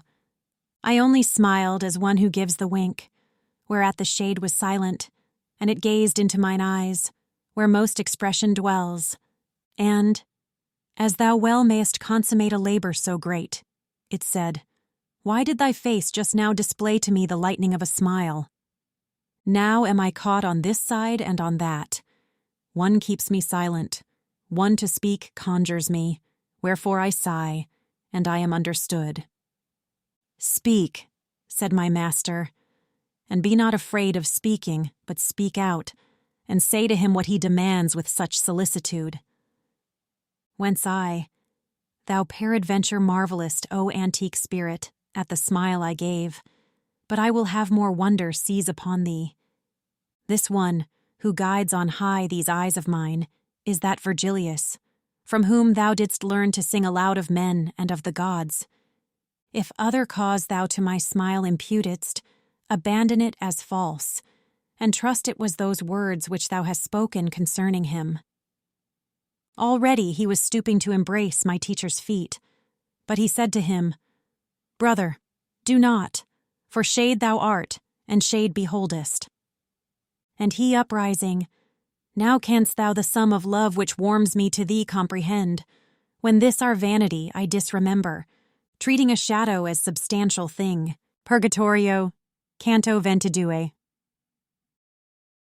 Already was the angel left behind us, the angel who to the 6th round had turned us, having erased one mark from off my face, and those who have in justice their desire had said to us, Beati, in their voices, with sitio, and without more ended it. And I, more light than through the other passes, went onward so, that without any labor I followed upward the swift-footed spirits. When thus Virgilius began, The love kindled by virtue I another kindles, provided outwardly its flame appear. Hence from the hour that Juvenal descended among us into the infernal limbo, who made apparent to me thy affection, my kindliness towards thee was as great as ever bound one to an unseen person, so that these stairs will now seem short to me. But tell me, and forgive me as a friend, if too great confidence let loose the rein, and as a friend now hold discourse with me. How was it possible within thy breast for avarice to find place, mid so much wisdom as thou wast filled with by thy diligence? These words excited Statius at first, somewhat to laughter.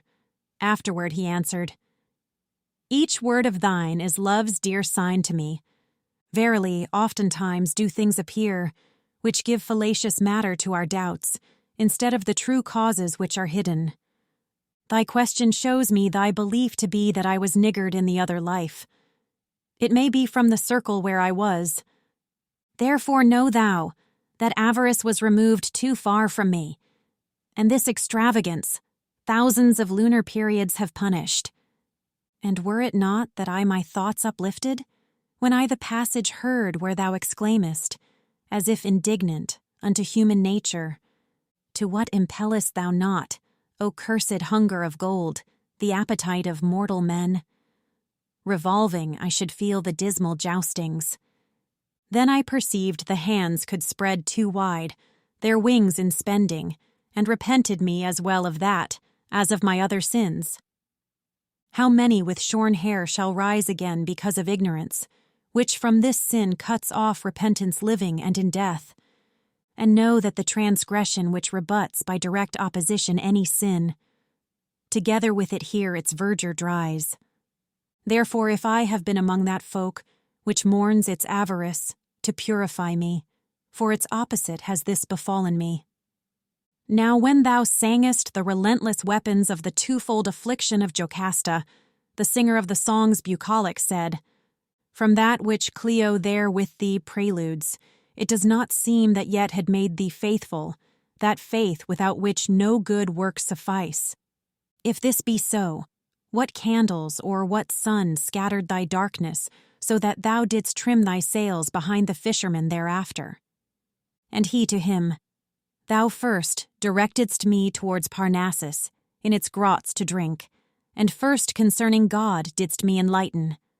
Thou didst as he who walketh in the night, who bears his light behind, which helps him not, but wary makes the persons after him, when thou didst say, the age renews itself, justice returns, and man's primeval time, and a new progeny descends from heaven.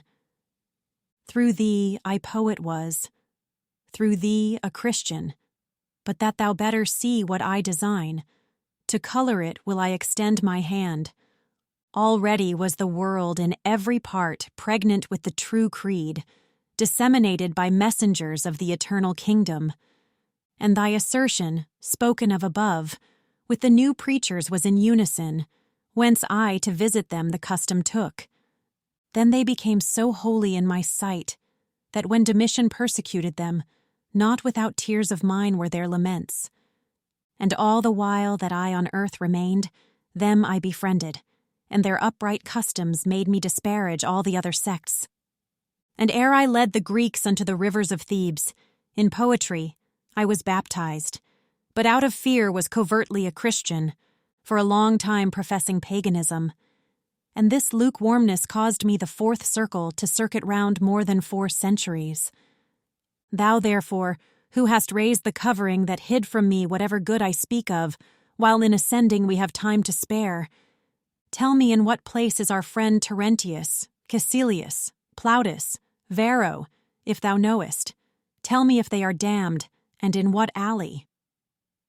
These, Perseus and myself, and others many, replied my leader, with that Grecian are whom more than all the rest the Muses suckled, in the first circle of the prison blind. Oft times we of the mountain hold discourse which has our nurses ever with itself. Euripides is with us, Antiphon, Simonides, Agatho, and many other Greeks who of old their brows with laurel decked. There some of thine own people may be seen, Antigone, Deiphile, and Argia, and there is many mournful as of old. There she is seen who pointed out Langia, there is Tiresias' daughter, and there Thetis, and there Deidamia with her sisters. Silent already were the poets both, attent once more in looking round about, from the ascent and from the walls released. And 4 handmaidens of the day already were left behind, and at the pole the 5th was pointing upward still its burning horn. What time, my guide? I think that towards the edge our dexter shoulders it behoves us turn, circling the mount as we are wont to do. Thus in that region, custom was our ensign, and we resumed our way with less suspicion for the ascenting of that worthy soul. They in advance went on, and I alone behind them, and I listened to their speech, which gave me lessons in the art of song. But soon their sweet discourses interrupted a tree which midway in the road we found, with apples sweet and grateful to the smell. And even as a fir tree tapers upward from bough to bough, so downwardly did that, I think in order that no one might climb it. On that side where our pathway was enclosed, fell from the lofty rock a limpid water, and spread itself abroad upon the leaves. The poets twain unto the tree drew near, and from among the foliage a voice cried, "Of this food ye shall have scarcity." Then said, "More thoughtful Mary was of making the marriage feast complete and honorable, than of her mouth which now for you responds. And for their drink the ancient Roman women with water were content, and Daniel disparaged food, and understanding won. The primal age was beautiful as gold, acorns it made with hunger savorous, and nectar every rivulet with thirst. Honey and locusts were the aliments that fed the Baptist in the wilderness, whence he is glorious and so magnified. As by the Evangel is revealed to you, Purgatorio, Canto 23. The while among the verdant leaves mine eyes I riveted, as he is wont to do who wastes his life pursuing little birds. My more than father said unto me, "Son, come now, because the time that is ordained us more usefully should be apportioned out." I turned my face, and no less soon my steps, unto the sages, who were speaking so they made the going of no cost to me. And lo, were heard a song and a lament, Labia mea Domine, in fashion such that delight and dolence it brought forth. "O my sweet father, what is this I hear?" began I, and he answered, "Shades that go perhaps the not unloosing of their debt, in the same way that thoughtful pilgrims do, who, unknown people on the road o'ertaking, turn themselves round to them and do not stop. Even thus behind us with a swifter motion, coming and passing onward, gazed upon us a crowd of spirits silent and devout. Each in his eyes was dark and cavernous, pallid in face, and so emaciate that from the bones the skin did shape itself. I do not think that so to merest rind could Erysichthon have been withered up by famine when most fear he had of it. Thinking within myself, I said, "Behold, this is the folk who lost Jerusalem, when Mary made a prey of her own son. Their sockets were like rings without the gems. Whoever in the face of men reads Omo might well in these have recognized the M. Who would believe the odor of an apple, begetting longing, could consume them so, and that of water, without knowing how? I still was wondering what so famished them, for the occasion not yet manifest of their emaciation and sad squalor. And lo, from out the hollow of his head, his eyes a shade turned on me, and looked keenly, then cried aloud, "What grace to me is this?" Never should I have known him by his look, but in his voice was evident to me that which his aspect had suppressed within it. This spark within me wholly re-enkindled my recognition of his altered face, and I recalled the features of Pharisee. "Ah, do not look at this dry leprosy," entreated he, "which doth my skin discolor, nor at default of flesh that I may have. But tell me truth of thee, and who are those two souls that yonder make for thee an escort?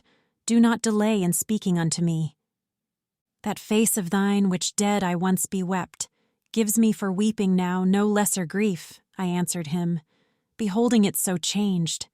"But tell me, for God's sake, what thus denudes you? Make me not speak while I am marveling, for ill speaks he who's full of other longings." And he to me, "From the eternal counsel falls power into the water and the tree behind us left, whereby I grow so thin." All of this people who lamenting sing, for following beyond measure appetite in hunger and thirst, are here re-sanctified. Desire to eat and drink enkindles in us the scent that issues from the apple tree, and from the spray that sprinkles o'er the verdure. And not a single time alone, this ground encompassing, is refreshed our pain. I say our pain, and ought to say our solace. For the same wish doth lead us to the tree, which led the Christ rejoicing to say, Eli, when with his veins he liberated us. And I to him, for see, from that day, when for a better life thou changedst worlds, up to this time, 5 years have not rolled round. If sooner were the power exhausted in thee, of sinning more, than thee the hour surprised, of that good sorrow which to God reweds us. How hast thou come up hitherward already? I thought to find thee down there underneath, where time for time doth restitution make. And he to me, thus speedily has led me to drink of the sweet wormwood of these torments, my Nella with her overflowing tears. She with her prayers devout, and with her sighs has drawn me from the coast, where one awaits, and from the other circle set me free. So much more dear and pleasing is to God my little widow, whom so much I loved, as in good works she is the more alone. For the Barbagia of Sardinia, by far more modest in its women is than the Barbagia I have left her in.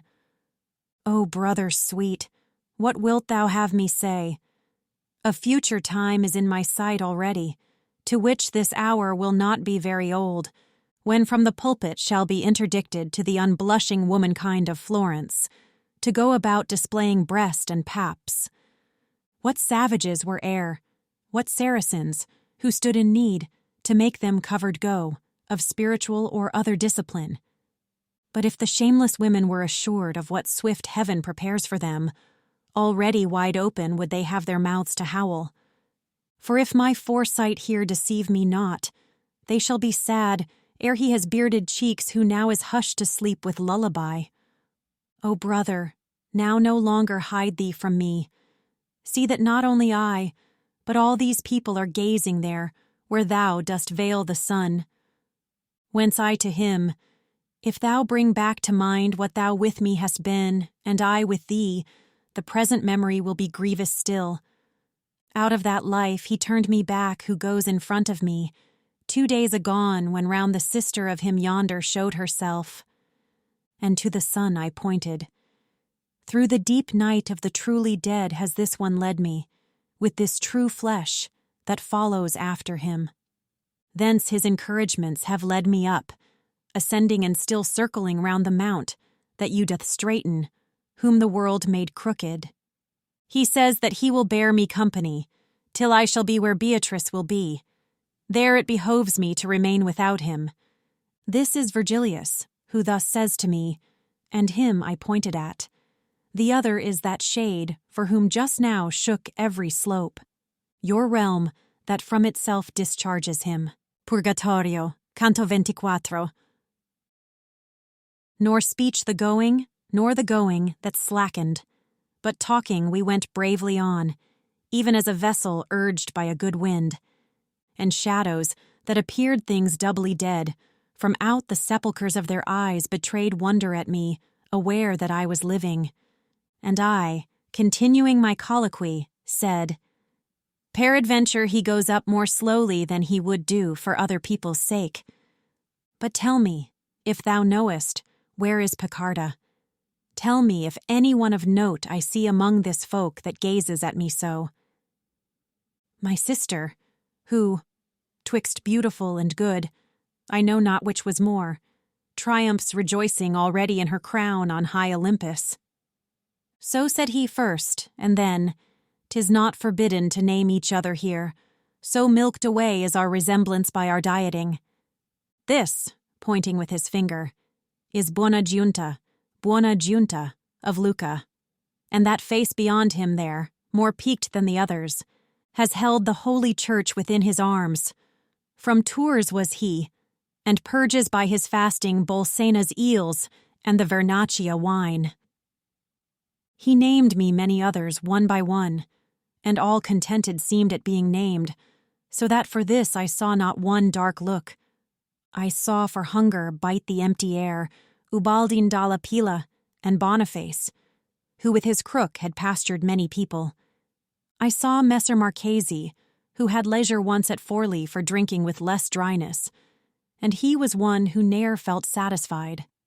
But as he does who scans, and then doth prize one more than others, did I him of Luca, who seemed to take most cognizance of me. He murmured, and I know not what gentuca from that place heard I, where he felt the wound of justice that doth macerate them so. O soul, I said, that seemest so desirous to speak with me, do so that I may hear thee, and with thy speech appease thyself and me. A maid is born, and wears not yet the veil, began he, who to thee shall pleasant make my city, howsoever men may blame it. Thou shalt go on thy way with this prevision. If by my murmuring thou hast been deceived, true things hereafter will declare it to thee. Purgatorio. Canto 25. Now was it the ascent no hindrance brooked, because the sun had his meridian circle, to Taurus left, and night to Scorpio. Wherefore as doth a man who tarries not, but goes his way, whate'er to him appear, if of necessity the sting transfix him. In this wise did we enter through the gap, taking the stairway, one before the other, which by its narrowness divides the climbers.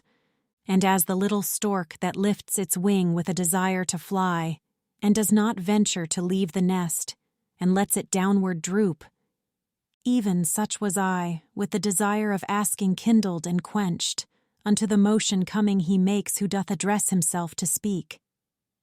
Not for our pace, though rapid it might be, my father sweet forbore, but said, Let fly the bow of speech thou to the barb hast drawn. With confidence I opened then my mouth, and I began, How can one meagre grow there, where the need of nutriment applies not? If thou wouldst call to mind how Meliger was wasted by the wasting of a brand, this would not, said he, be to thee so sour. And wouldst thou think how at each tremulous motion trembles within a mirror your own image, that which seems hard would mellow seem to thee, but that thou mayest content thee in thy wish, Lostatius here, and him I call and pray he now will be the healer of thy wounds. If I unfold to him the eternal vengeance, responded Statius, where thou present art, be my excuse that I cannot deny thee. Then he began, Son, if these words of mine thy mind doth contemplate and doth receive, they'll be thy light unto the how thou sayest. The perfect blood, which never is drunk up into the thirsty veins, and which remaineth like food that from the table thou removest, takes in the heart for all the human members, virtue informative, as being that which to be changed to them goes through the veins. Again digest, descends it where 'tis better silent to be than say, and then drops thence upon another's blood in natural vase. There one together with the other mingles. One to be passive meant, the other active by reason of the perfect place it springs from. And being conjoined, begins to operate, coagulating first, then vivifying what for its matter it had made consistent.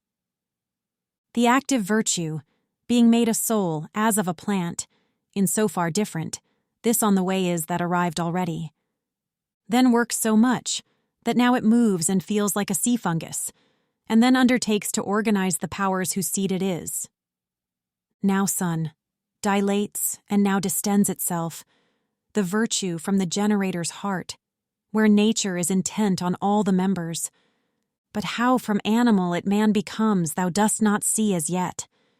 This is a point which made a wiser man than thou once ere, so far that in his doctrine separate, he made the soul from possible intellect, for he no organ saw by this assumed. Open thy breast unto the truth that's coming, and know that, just as soon as in the fetus, the articulation of the brain is perfect, the primal motor turns to it well pleased at so great art of nature, and inspires a spirit new with virtue all replete, which what it finds there active doth attract into its substance, and becomes one soul, which lives and feels, and on itself revolves. And that thou less may wonder at my word, behold the sun's heat, which becometh wine, joined to the juice that from the vine distills. Whenever Lachesis has no more thread, it separates from the flesh, and virtually bears with itself the human and divine. The other faculties are voiceless all, the memory, the intelligence, and the will in action, far more vigorous than before. Without a pause, it falleth of itself, in marvelous way on one shore or the other. There of its roads it first is cognizant. Soon as the place there circumscribeth it, the virtue informative rays round about, as and as much as, in the living members. And even as the air, when full of rain, by alien rays that are therein reflected, with divers colours shows itself adorned, so there the neighbouring air doth shape itself into that form which doth impress upon it virtually the soul that has stood still. And then in manner of the little flame, which followeth the fire where'er it shifts, after the spirit followeth its new form. Since afterwards it takes from this its semblance, it is called shade, and thence it organizes thereafter every sense, even to the sight. Thence is it that we speak, and thence we laugh. Thence is it that we form the tears and sighs, that on the mountain thou mayhap hast heard. According as impress us our desires and other affections, so the shade is shaped, and this is cause of what thou wonderest at. And now unto the last of all the circles had we arrived, and to the right hand turned, and were attentive to another care. There the embankment shoots forth flames of fire, and upward doth the cornice breathe a blast that drives them back, and from itself sequesters. Hence we must needs go on the open side, and one by one, and I did fear the fire on this side, and on that the falling down. My leader said, along this place one ought to keep upon the eyes a tightened rein, seeing that one so easily might err. Sumai Deus clementiae, in the bosom of the great burning chanted than I heard, which made me no less eager to turn round. And spirits saw I walking through the flame, wherefore I looked, to my own steps and theirs, apportioning my sight from time to time. After the close which to that hymn is made, aloud they shouted, Virum non cognosco, then recommenced the hymn with voices low. This also ended, cried they.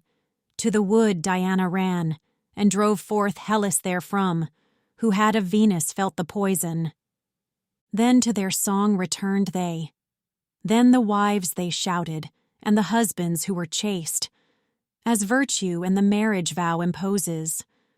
And I believe that them this mode suffices, for all the time the fire is burning them. With such care is it needful, and such food, that the last wound of all should be closed up. Purgatorio. Canto 26.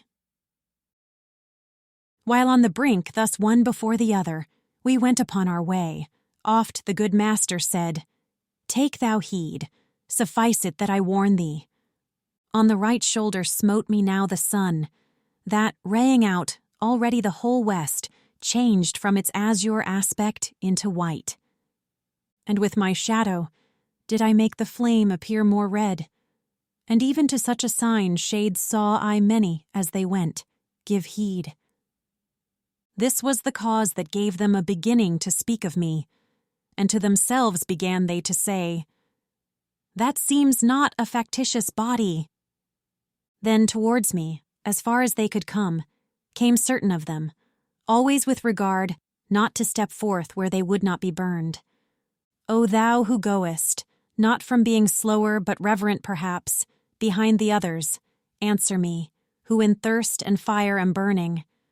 Nor to me only is thine answer needful, for all of these have greater thirst for it than for cold water, Ethiop or Indian. Tell us how is it that thou makest thyself a wall unto the sun, as if thou hadst not entered as yet into the net of death. Thus one of them addressed me, and I straight should have revealed myself, were I not bent on other novelty that then appeared. For through the middle of the burning road there came a people face to face with these, which held me in suspense with gazing at them. There see I hastening upon either side each of the shades, and kissing one another without a pause, content with brief salute. Thus, in the middle of their brown battalions, muzzle to muzzle, one ant meets another, perchance to spy their journey or their fortune. No sooner is the friendly greeting ended, or ever the first footstep passes onward, each one endeavors to outcry the other. The new-come people, Sodom and Gomorrah, the rest. Into the cow Pasiphae enters, so that the bull unto her lust may run. Then as the cranes, that to Rephaean mountains might fly in part, and part towards the sands, these of the frost, those of the sun avoidant. One folk is going, and the other coming, and weeping they return to their first songs, and to the cry that most befitteth them. And close to me approached, even as before, the very same who had entreated me, attent to listen in their countenance. I, who their inclination twice had seen, began, O souls secure in the possession, whene'er it may be of a state of peace, neither unripe nor ripened have remained my members upon earth, but here are with me with their own blood and their articulations. I go up here to be no longer blind. A lady is above who wins this grace, whereby the mortal through your world I bring. But as your greatest longing satisfied may soon become, so that the heaven may house you, which full of love is, and most amply spreads, tell me, that I again in books may write it, who are you, and what is that multitude which goes upon its way behind your backs? Not otherwise with wonder is bewildered. The mountaineer, and staring round, is dumb. When rough and rustic to the town he goes, then every shade became in its appearance. But when they of their stupor were disburdened, which in high hearts is quickly quieted, blessed be thou, who of our borderlands, he recommenced who first had questioned us, experience freightest for a better life. The folk that comes not with us have offended in that for which once Caesar, triumphing, heard himself called in contumely, queen. Therefore they separate, exclaiming, Sodom, themselves reproving, even as thou hast heard, and add unto their burning by their shame. Our own transgression was hermaphrodite. But because we observed not human law, following like unto beasts our appetite, in our opprobrium by us is read, when we part company, the name of her who bestialized herself in bestial wood. Now knowest thou our acts, and what our crime was. Wouldst thou perchance by name know who we are? There is not time to tell, nor could I do it. Thy wish to know me shall in sooth be granted. I'm Guido Guinicelli, and now purge me, having repented, ere the hour extreme.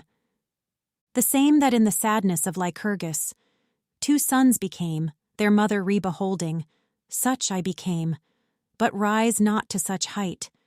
The moment I heard name himself, the father of me, and of my betters, who had ever practiced the sweet and gracious rhymes of love, and without speech and hearing thoughtfully. For a long time I went, beholding him, nor for the fire did I approach him nearer. When I was fed with looking, utterly myself, I offered ready for his service, with affirmation that compels belief. And he to me, Thou leavest footprints such in me from what I hear, and so distinct, Lethe cannot efface them, nor make dim. But if thy words just now the truth have sworn, tell me what is the cause why thou displayest in word, and look that dear thou holdest me. And I to him, those dulcet lays of yours, which long as shall endure our modern fashion, shall make forever dear their very ink. O brother, said he whom I point out, and here he pointed at a spirit in front, was of the mother tongue a better smith. Verses of love and proses of romance, he mastered all, and let the idiots talk, who think the Lemaisan surpasses him. To clamor more than truth they turn their faces, and in this way establish their opinion, ere art or reason has by them been heard. Thus many ancients with Giton did, from cry to cry still giving him applause, until the truth has conquered with most persons. Now if thou hast such ample privilege, 'tis granted thee to go unto the cloister, Wherein is Christ the abbot of the college, to him repeat for me a paternoster, so far as needful to us of this world, where power of sinning is no longer ours. Then, to give place perchance to one behind, whom he had near, he vanished in the fire as fish in water going to the bottom. I moved a little towards him pointed out, and said that to his name my own desire an honorable place was making ready. He of his own free will began to say, Tant m'abellit votre cortèse de main, que je n'en puisque ni veuille à vous couvrir. Je suis Arnaud, que pleure et veille chantant, con si rose veille la passada folor, et veille Josen lo jorn qu'espère de nan. Ara vos prec per aquella valor, que vos condus al som de la scalina, so venga vos a temprar ma dolor. Then hid him in the fire that purifies them. So pleases me your courteous demand, I cannot and I will not hide me from you. I am Arnaud, who weep and singing go. Contrite I see the folly of the past, and joyous see the hoped-for day before me. Therefore do I implore you, by that power which guides you to the summit of the stairs, be mindful to assuage my suffering. Purgatorio, Canto 27. As when he vibrates forth his earliest rays, in regions where his maker shed his blood, the Ebro falling under lofty Libra, and waters in the Ganges burnt with noon, so stood the sun. Hence was the day departing, when the glad angel of God appeared to us. Outside the flame he stood upon the verge, and chanted forth, Beati mundo corde, in voice by far more living than our own. Then, no one farther goes, souls sanctified, if first the fire bite not, within it enter, and be not deaf unto the song beyond. When we were close beside him thus he said, Wherefore e'en such became I, when I heard him, as he is who is put into the grave. Upon my clasped hands I straightened me, scanning the fire, and vividly recalling the human bodies I had once seen burned. Towards me turned themselves my good conductors, and unto me Virgilius said, My son, here may indeed be torment, but not death. Remember thee, remember. And if I on Geryon have safely guided thee, what shall I do now I am nearer God? Believe for certain, shouldst thou stand a full millennium in the bosom of this flame, it could not make thee bald a single hair. And if perchance thou think that I deceive thee, draw near to it, and put it to the proof with thine own hands upon thy garment's hem. Now lay aside all fear, turn hitherward, and onward come securely. And I still motionless, and 'gainst my conscience. Seeing me stand still motionless and stubborn, somewhat disturbed, he said, Now look thou, son, twixt Beatrice and thee there is this wall. As at the name of Thisbe oped his lids, the dying Pyramus, and gazed upon her, what time the mulberry became vermilion. Even thus, my obduracy being softened, I turned to my wise guide, hearing the name that in my memory evermore is welling. Whereat he wagged his head and said, How now? Shall we stay on this side? Then smiled as one does at a child who's vanquished by an apple. Then into the fire in front of me he entered, beseeching Statius to come after me, who a long way before divided us. When I was in it, into molten glass I would have cast me to refresh myself, so without measure was the burning there. And my sweet father, to encourage me, discoursing still of Beatrice went on, saying, Her eyes I seem to see already. A voice, that on the other side was singing, directed us, and we, a tent alone. On that, came forth where the ascent began. Veniti, benedicti patris me, sounded within a splendor, which was there, such it o'ercame me, and I could not look. The sun departs, it added, and night cometh. Tarry ye not, but onward urge your steps, so long as yet the west becomes not dark.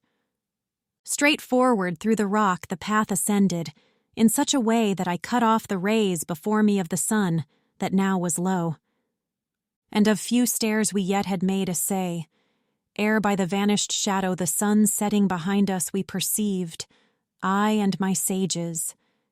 And ere in all its parts immeasurable the horizon of one aspect had become, and night her boundless dispensation held, each of us of a stair had made his bed, because the nature of the mount took from us the power of climbing more than the delight. Even as in ruminating passive grow, the goats, who have been swift and venturesome upon the mountain tops ere they were fed, hushed in the shadow while the sun is hot, watched by the herdsman, who upon his staff is leaning, and in leaning tendeth them, and as the shepherd, lodging out of doors, passes the night beside his quiet flock, watching that no wild beast may scatter it. Such at that hour were we, all three of us, I like the goat, and like the herdsman they, begirt on this side and on that by rocks. Little could there be seen of things without, but through that little I beheld the stars more luminous and larger than their wont. Thus ruminating and beholding these, sleep seized upon me. Sleep that oftentimes before a deed is done has tidings of it. It was the hour, I think, when from the east first on the mountain Cytherea beamed, who with the fire of love seems always burning. Youthful and beautiful in dreams methought I saw a lady walking in a meadow, gathering flowers, and singing she was saying, "Know whosoever may my name demand that I am Leah, and go moving round my beauteous hands to make myself a garland. To please me at the mirror, here I deck me, but never does my sister Rachel leave her looking-glass, and sitteth all day long. To see her beauteous eyes as eager is she, as I am to adorn me with my hands. Her seeing and me doing satisfies. And now before the Antilucan splendors, that unto pilgrims the more grateful rise, as home returning, less remote they lodge. The darkness fled away on every side, and slumber with it, whereupon I rose, seeing already the great masters risen. That apple sweet, which through so many branches the care of mortals goeth in pursuit of, today shall put in peace thy hungerings. Speaking to me, Virgilius of such words as these made use, and never were there guerdons that could in pleasantness compare with these. Such longing upon longing came upon me to be above, that at each step thereafter for flight I felt in me the pinions growing. When underneath us was the stairway all run o'er, and we were on the highest step, Virgilius fastened upon me his eyes, and said, "The temporal fire and the eternal, Son thou hast seen, and to a place art come whereof myself no farther I discern. By intellect and art I here have brought thee. Take thine own pleasure for thy guide henceforth. Beyond the steep ways and the narrow art thou. Behold the sun that shines upon thy forehead. Behold the grass, the flowerets, and the shrubs, which of itself alone this land produces. Until rejoicing come the beauteous eyes, which weeping caused me to come unto thee. Thou canst sit down, and thou canst walk among them. Expect no more or word or sign from me. Free and upright and sound is thy free will, and error were it not to do its bidding. Thee o'er thyself I therefore crown and mitre. Purgatorio, Canto 28. Eager already to search in and round the heavenly forest, dense and living green, which tempered to the eyes the new-born day. Withouten more delay I left the bank, taking the level country slowly, slowly over the soil that everywhere breathes fragrance. A softly breathing air, that no mutation had in itself, upon the forehead smote me. No heavier blow than of a gentle wind, whereat the branches, lightly tremulous, did all of them bow downward toward that side where its first shadow casts the holy mountain, yet not from their upright direction swayed, so that the little birds upon their tops should leave the practice of each art of theirs. But with full ravishment the hours of prime, singing received they in the midst of leaves, that ever bore a burden to their rhymes, such as from branch to branch goes gathering on through the pine forest on the shore of Chiasse, when Aeolus unlooses the sirocco. Already my slow steps had carried me into the ancient wood so far, that I could not perceive where I had entered it. And lo, my further course a stream cut off, which towered the left hand with its little waves, bent down the grass that on its margin sprang. All waters that on earth most limpid are, would seem to have within themselves some mixture, compared with that which nothing doth conceal, although it moves on with a brown current under the shade perpetual, that never ray of the sun lets in, nor of the moon. With feet I stayed, and with mine eyes I passed beyond the rivulet, to look upon the great variety of the fresh May.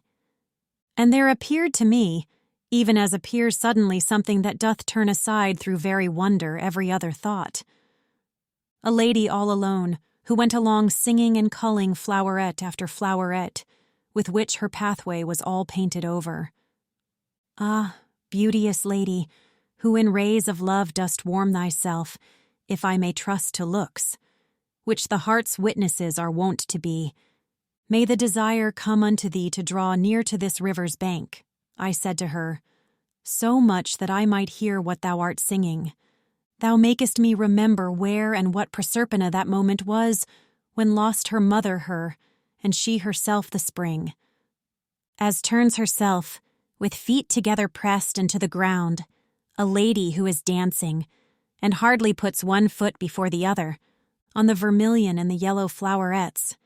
She turned towards me, not in other wise than maiden, who her modest eyes cast down, and my entreaties made to be content, so near approaching, that the dulcet sound came unto me together with its meaning. As soon as she was where the grasses are, bathed by the waters of the beauteous river, to lift her eyes she granted me the boon. I do not think there shone so great a light under the lids of Venus, when transfixed by her own sun, beyond his usual custom. Erect upon the other bank she smiled, bearing full many colors in her hands, which that high land produces without seed. Apart 3 paces did the river make us, but Hellespont, where Xerxes passed across, a curb still to all human arrogance. More hatred from Leander did not suffer, for rolling between Sestos and Abydos, than that from me, because it oped not then. Ye are newcomers, and because I smile, began she, peradventure, in this place elect to human nature for its nest, some apprehension keeps you marveling, but the psalm Delectasti giveth light, which has the power to uncloud your intellect. And thou who foremost art, and didst entreat me, speak if thou wouldst hear more, for I came ready to all thy questionings, as far as needful.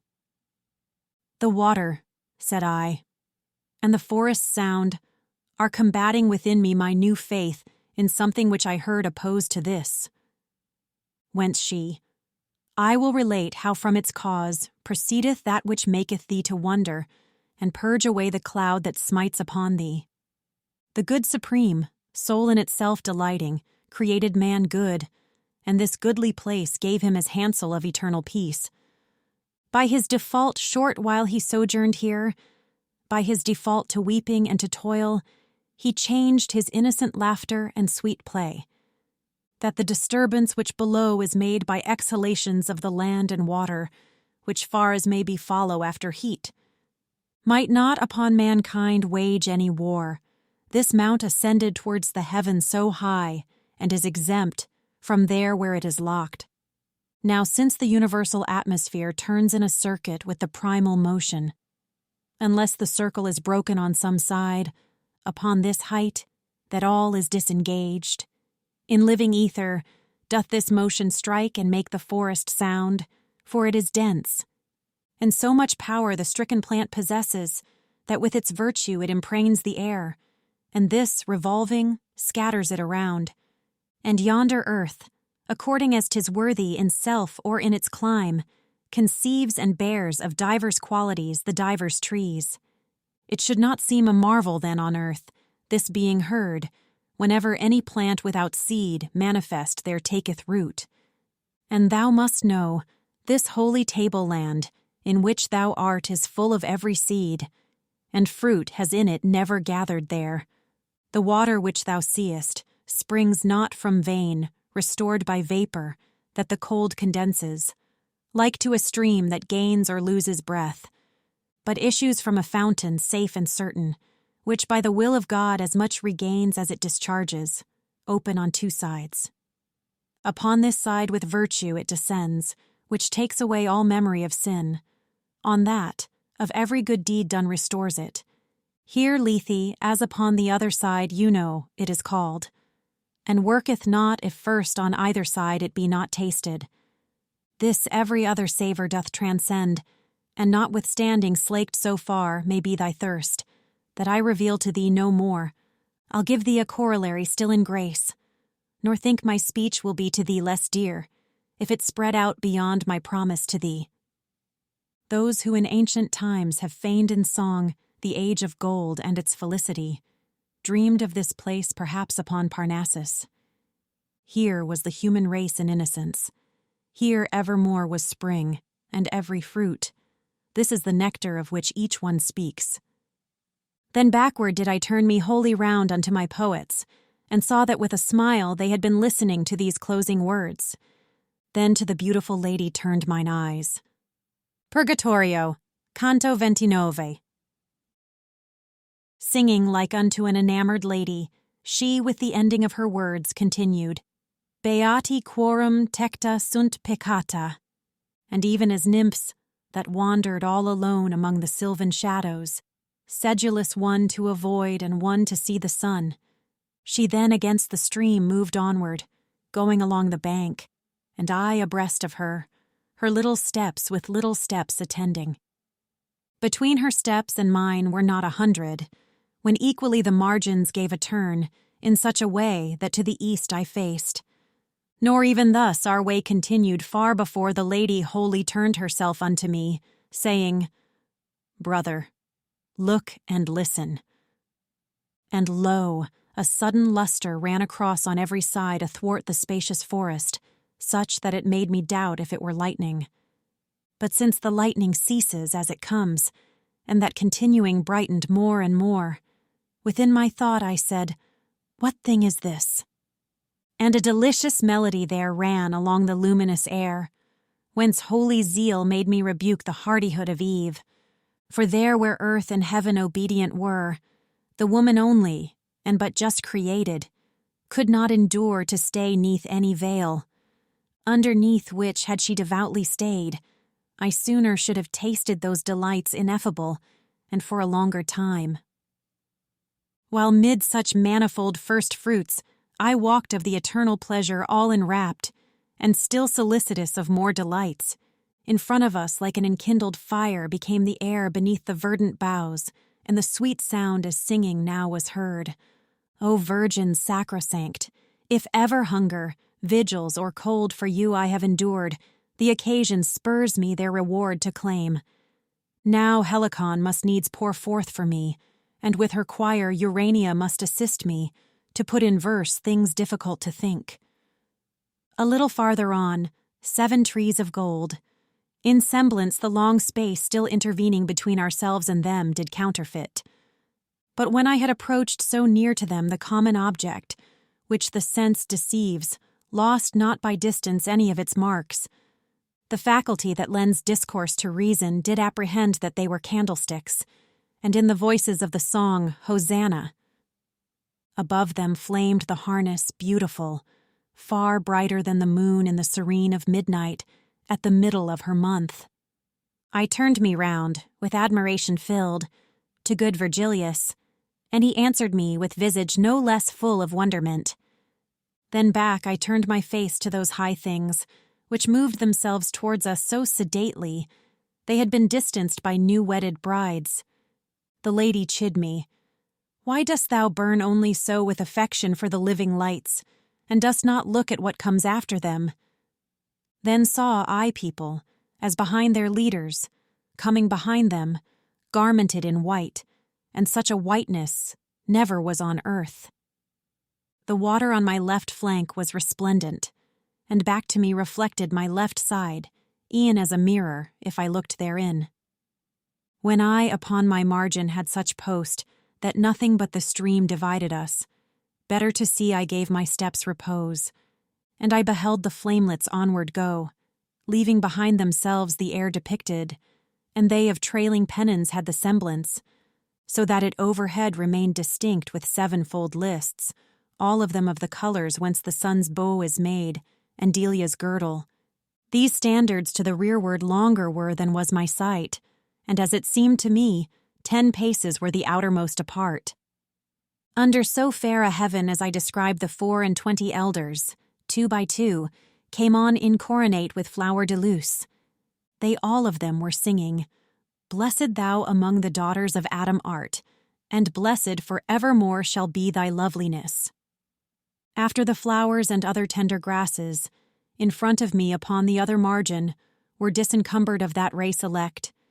Even as in heaven star followeth after star, there came close after them 4 animals, incoronate each one with verdant leaf. Plumed with 6 wings was every one of them, the plumage full of eyes, the eyes of Argus, if they were living would be such as these. Reader, to trace their forms no more I waste my rhymes, for other spendings press me so, that I in this cannot be prodigal. But read Ezekiel, who depicteth them as he beheld them from the region cold, coming with cloud, with whirlwind, and with fire. And such as thou shalt find them in his pages, such were they here, saving that in their plumage John is with me, and differeth from him. The interval between these 4 contained a chariot triumphal on 2 wheels, which by a griffin's neck came drawn along, and upward he extended both his wings between the middle list and 3 and 3, so that he injured none by cleaving it. So high they rose that they were lost to sight. His limbs were gold, so far as he was bird, and white the others with vermilion mingled. Not only Rome with no such splendid car ere gladdened Africanus or Augustus, but poor to it that of the sun would be. That of the sun, which swerving was burnt up at the importunate orison of earth, when Jove was so mysteriously just. 3 maidens at the right wheel in a circle came onward dancing, one so very red that in the fire she hardly had been noted. The second was as if her flesh and bones had all been fashioned out of emerald. The third appeared as snow but newly fallen. And now they seemed conducted by the white, now by the red, and from the song of her. The others took their step, or slow, or swift. Upon the left hand 4 made holiday vested in purple, following the measure of one of them with 3 eyes, her head. In rear of all the group here, treated of 2 old men I beheld, unlike in habit, but like in gait, each dignified and grave. One showed himself as one of the disciples of that supreme Hippocrates, whom nature made for the animals she holds most dear. Contrary care the other manifested, with sword so shining and so sharp, it caused terror to me on this side of the river. Thereafter 4 I saw of humble aspect, and behind all an aged man alone, walking in sleep with countenance acute. And like the foremost company, these 7 were habited, yet of the flower de luce, no garland round about the head they wore, but of the rose, and other flowers vermilion. At little distance would the sight have sworn that all were in a flame above their brows. And when the car was opposite to me, thunder was heard, and all that folk august seemed to have further progress interdicted, there with the vanward ensigns standing still, Purgatorio, Canto 30. When the septentrion of the highest heaven, which never either setting knew or rising, nor veil of other cloud than that of sin, and which made every one therein aware of his own duty, as the lower makes whoever turns the helm to come to port. Motionless halted, the voracious people, that came at first between it and the griffin, turned themselves to the car, as to their peace. And one of them, as if by heaven commissioned, singing, Veni, sponsa, de Libano, shouted 3 times, and all the others after. Even as the blessed at the final summons shall rise up, quickened each one from his cavern, uplifting light the reinvested flesh, So upon that celestial chariot 100 rows ad vocem tanti senis, ministers and messengers of life eternal. They all were saying, Benedictus qui venis, and scattering flowers above and round about, manibus odate lilia plenis. Ere now have I beheld, as day began, the eastern hemisphere all tinged with rose, and the other heaven with fair serene adorned, and the sun's face, uprising, overshadowed, so that by tempering influence of vapors, for a long interval the eye sustained it. Thus in the bosom of a cloud of flowers, which from those hands angelical ascended, and downward fell again inside and out, over her snow-white veil with olive synced, appeared a lady under a green mantle, vested in color of the living flame. And my own spirit, that already now so long a time had been, that in her presence, trembling with awe, it had not stood abashed, without more knowledge having by mine eyes, through occult virtue that from her proceeded of ancient love the mighty influence felt. As soon as on my vision smote the power sublime, that had already pierced me through ere from my boyhood I had yet come forth, to the left hand I turned with that reliance with which the little child runs to his mother, when he has fear or when he is afflicted, to say unto Virgilius, Not a drachm of blood remains in me that does not tremble. I know the traces of the ancient flame. But us Virgilius of himself deprived had left, Virgilius, sweetest of all fathers, Virgilius, to whom I for safety gave me. Nor whatsoever lost the ancient mother availed my cheeks now purified from dew, that weeping they should not again be darkened. Dante, because Virgilius has departed, do not weep yet a while, for by another sword thou needst must weep. Ian as an admiral, who on poop and prow comes to behold the people that are working in other ships, and cheers them to well-doing, upon the left-hand border of the car, when at the sound I turned of my own name, which of necessity is here recorded, I saw the lady, who erewhile appeared veiled underneath the angelic festival, direct her eyes to me across the river. Although the veil, that from her head descended, encircled with the foliage of Minerva, did not permit her to appear distinctly. In attitude still royally majestic, continued she, like unto one who speaks, and keeps his warmest utterance in reserve. Look at me well. In sooth, I'm Beatrice. How didst thou deign to come unto the mountain? Didst thou not know that man is happy here? Mine eyes fell downward into the clear fountain, but seeing myself therein, I sought the grass. So great a shame did weigh my forehead down. As to the sun, the mother seems superb.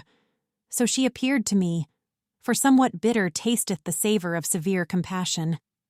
Silent became she, and the angels sang suddenly, Inta, Domine, speravi. But beyond Pedesmeos did not pass. Even as the snow among the living rafters upon the back of Italy congeals, blown on and drifted by Sclavonian winds, and then dissolving, trickles through itself, whene'er the land that loses shadow breathes, so that it seems a fire that melts a taper. E'en thus was I without a tear or sigh, before the song of those who sing forever after the music of the eternal spheres. But when I heard in their sweet melodies compassion for me, more than had they said, O wherefore, lady, dost thou thus upbraid him? The ice that was about my heart congealed, to air and water changed, and in my anguish through mouth and eyes came gushing from my breast.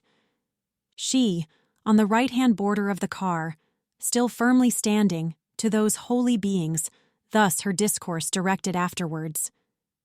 Ye keep your watch in the eternal day, so that nor night nor sleep can steal from you one step the ages make upon their path.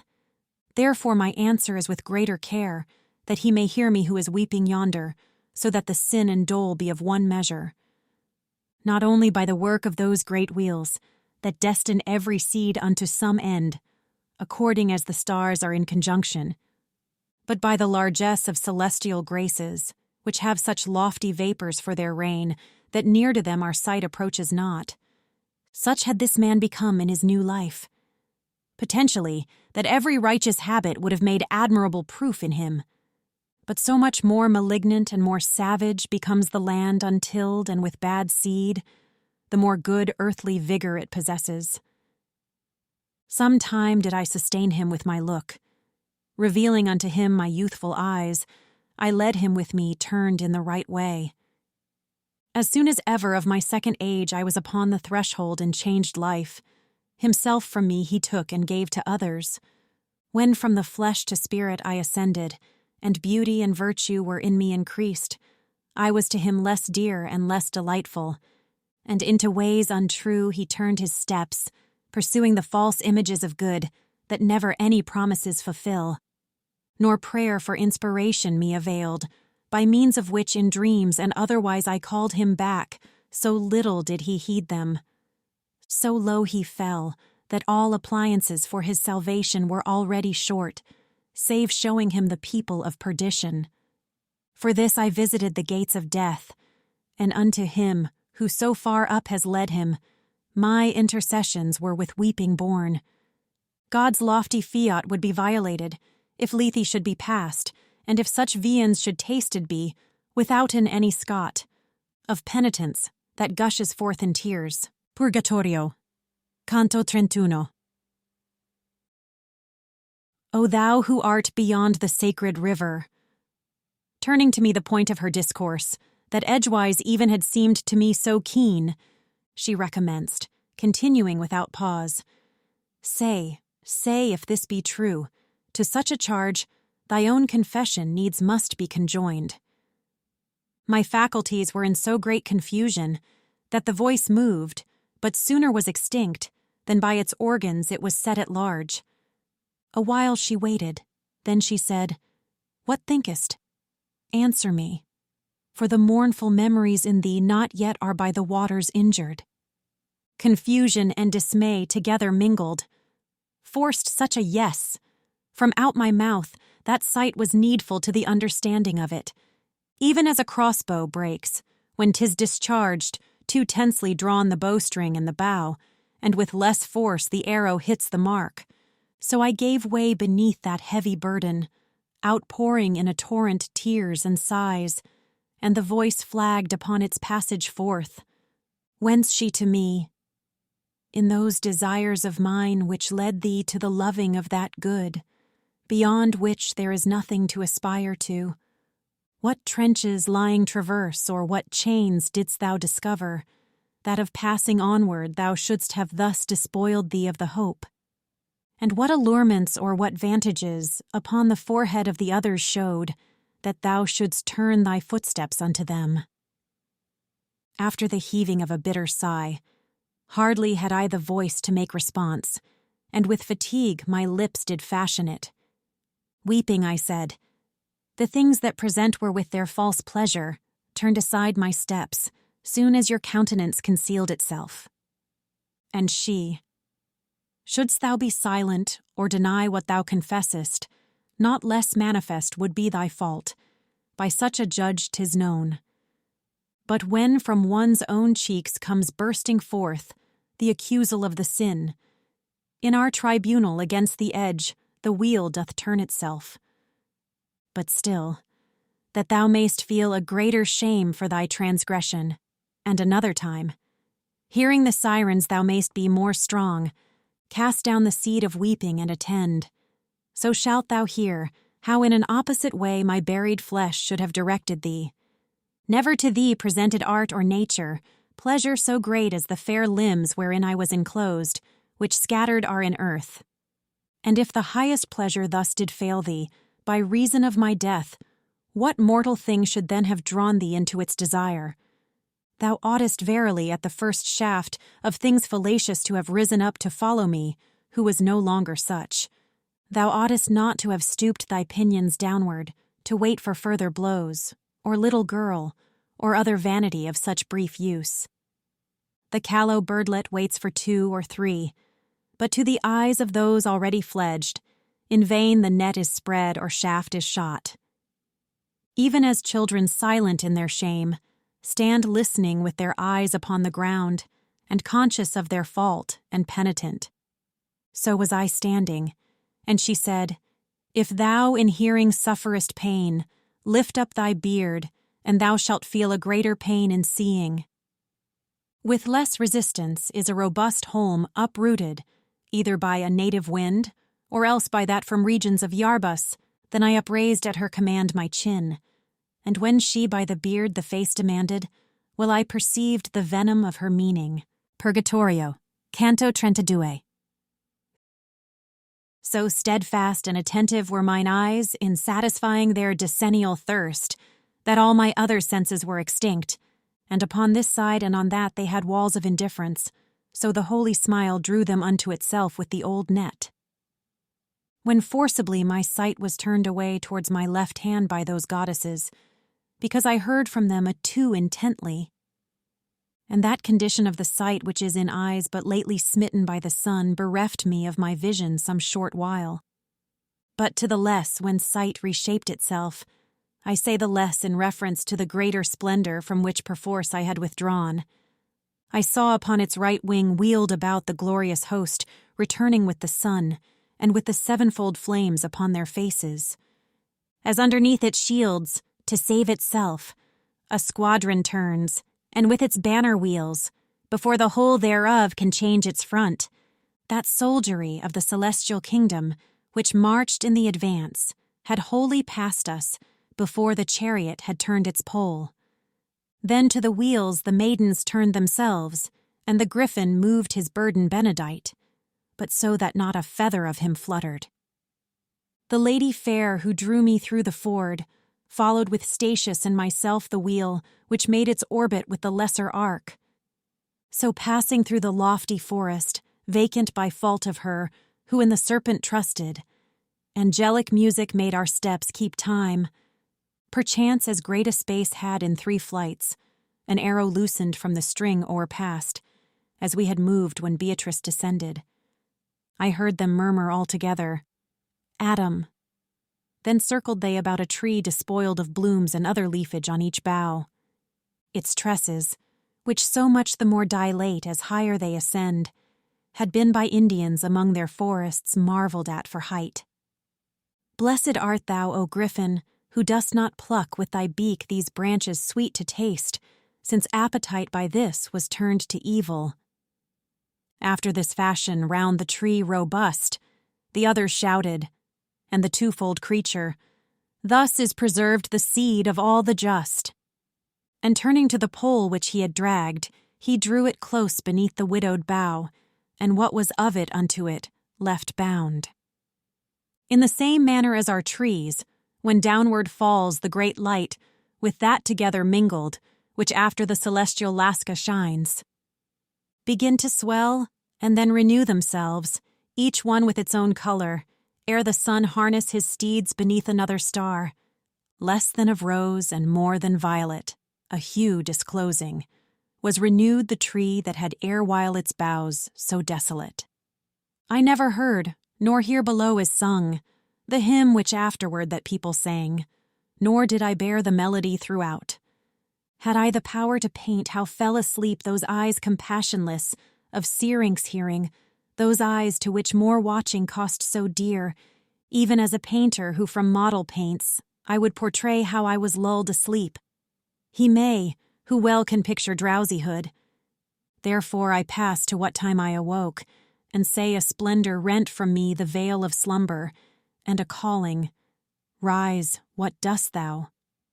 As to behold the apple tree in blossom which makes the angels greedy for its fruit, and keeps perpetual bridals in the heaven, Peter and John and James conducted were, and, overcome, recovered at the word, by which still greater slumbers have been broken, and saw their school diminished by the loss not only of Elias, but of Moses, and the apparel of their master changed. So I revived, and saw that piteous one above me standing, who had been conductress aforetime of my steps beside the river. And all in doubt I said, "Where's Beatrice?" And she, "Behold her seated underneath the leafage new, upon the root of it. Behold the company that circles her. The rest behind the griffin are ascending with more melodious song, and more profound, And if her speech were more diffuse, I know not, because already in my sight was she who from the hearing of aught else had shut me. Alone she sat upon the very earth, left there as guardian of the chariot, which I had seen the biform monster fasten. Encircling her, a cloister made themselves the 7 nymphs, with those lights in their hands, which are secure from Aquilon and Auster.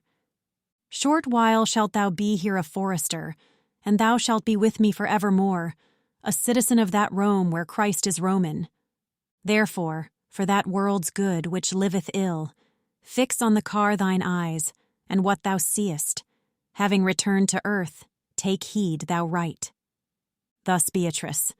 And I, who at the feet of her commandments all devoted was, my mind and eyes directed where she willed, never descended with so swift a motion, fire from a heavy cloud, when it is raining, from out the region which is most remote, as I beheld the bird of Jove descend down through the tree, rending away the bark, as well as blossoms and the foliage new, and he with all his might the chariot smote, whereat it reeled, like vessel in a tempest, tossed by the waves, now starboard and now larboard. Thereafter saw I leap into the body of the triumphal vehicle a fox, that seemed unfed with any wholesome food. But for his hideous sins upbraiding him, my lady put him to as swift a flight as such a fleshless skeleton could bear. Then by the way that it before had come, into the chariot's chest I saw the eagle descend, and leave it feathered with his plumes. And such as issues from a heart that mourns. A voice from heaven there issued, and it said, My little bark, how badly art thou freighted. Methought then that the earth did yawn between both wheels, and I saw rise from it a dragon, who through the chariot upward fixed his tail, and as a wasp that draweth back its sting, drawing unto himself his tail malign, drew out the floor, and went his way rejoicing.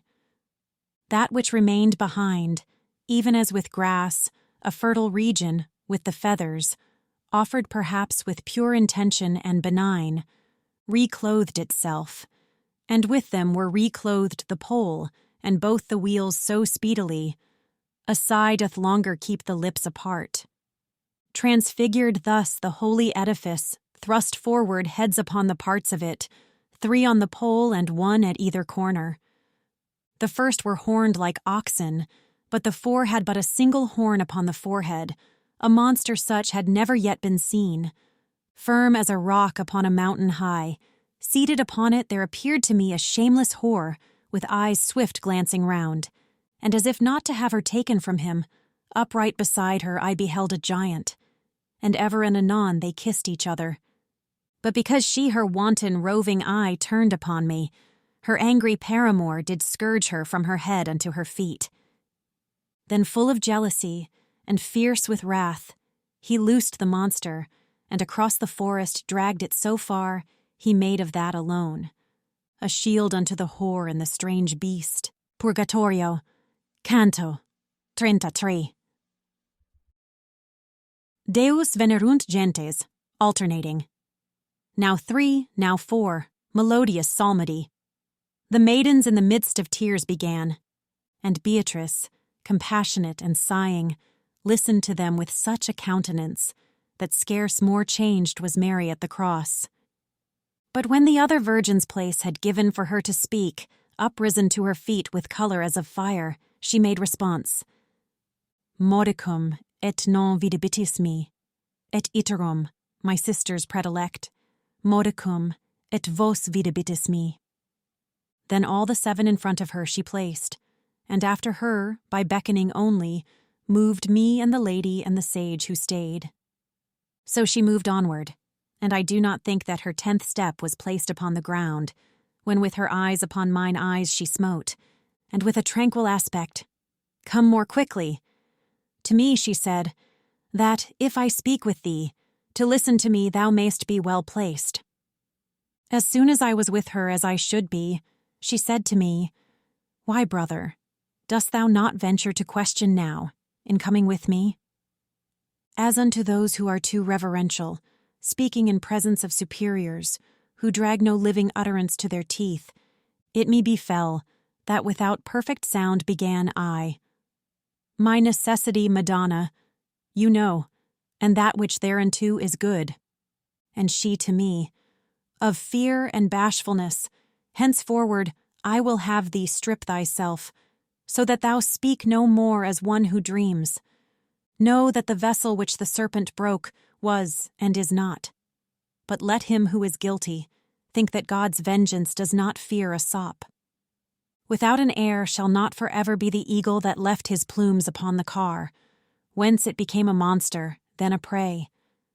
For verily I see, and hence narrate it, the stars already near to bring the time, from every hindrance safe, and every bar, within which of 500, 10 and 5 one sent from God, shall slay the thievish woman, and that same giant who is sinning with her, and peradventure my dark utterance, like Themis and the Sphinx, may less persuade thee, since in their mode it clouds the intellect. But soon the facts shall be the Naiades, who shall this difficult enigma solve, without destruction of the flocks and harvests. Note thou, and even as by me are uttered these words, so teach them unto those who live that life which is a running unto death. And bear in mind, whene'er thou writest them, not to conceal what thou hast seen the plant, that twice already has been pillaged here. Whoever pillages or shatters it, with blasphemy of deed offendeth God, who made it holy for his use alone. For biting that, in pain and in desire, 5,000 years and more the firstborn soul craved him, who punished in himself the bite. Thy genius slumbers, if it deem it not. For special reasons so preeminent in height, and so inverted in its summit, and if thy vain imaginings had not been water of Elsa round about thy mind, and Pyramus to the mulberry, their pleasure, thou by so many circumstances only the justice of the interdict of God, morally in the tree wouldst recognize. But since I see thee in thine intellect converted into stone and stained with sin, so that the light of my discourse doth daze thee, I will too, if not written, at least painted, thou bear it back within thee, for the reason that synced with palm the pilgrim's staff is born. And I, as by a signet is the wax, which does not change the figure stamped upon it, my brain is now imprinted by yourself. But wherefore so beyond my power of sight soars your desirable discourse, that I the more I strive, so much the more I lose it. That thou mayst recognize, she said, the school which thou hast followed, and mayst see how far its doctrine follows after my discourse, and mayst behold your path from the divine distant as far as separated is from earth, the heaven that highest hastens on. Whence her I answered, I do not remember that ever I estranged myself from you, nor have I conscience of it that reproves me. And if thou art not able to remember, smiling she answered, recollect thee now that thou this very day hast drunk of Lethe. And if from smoke a fire may be inferred, such an oblivion clearly demonstrates some error in thy will elsewhere intent. Truly, from this time forward, shall my words be naked, so far as it is befitting to lay them open unto thy rude gaze. And more coruscant, and with slower steps, the sun was holding the meridian circle, which, with the point of view, shifts here and there.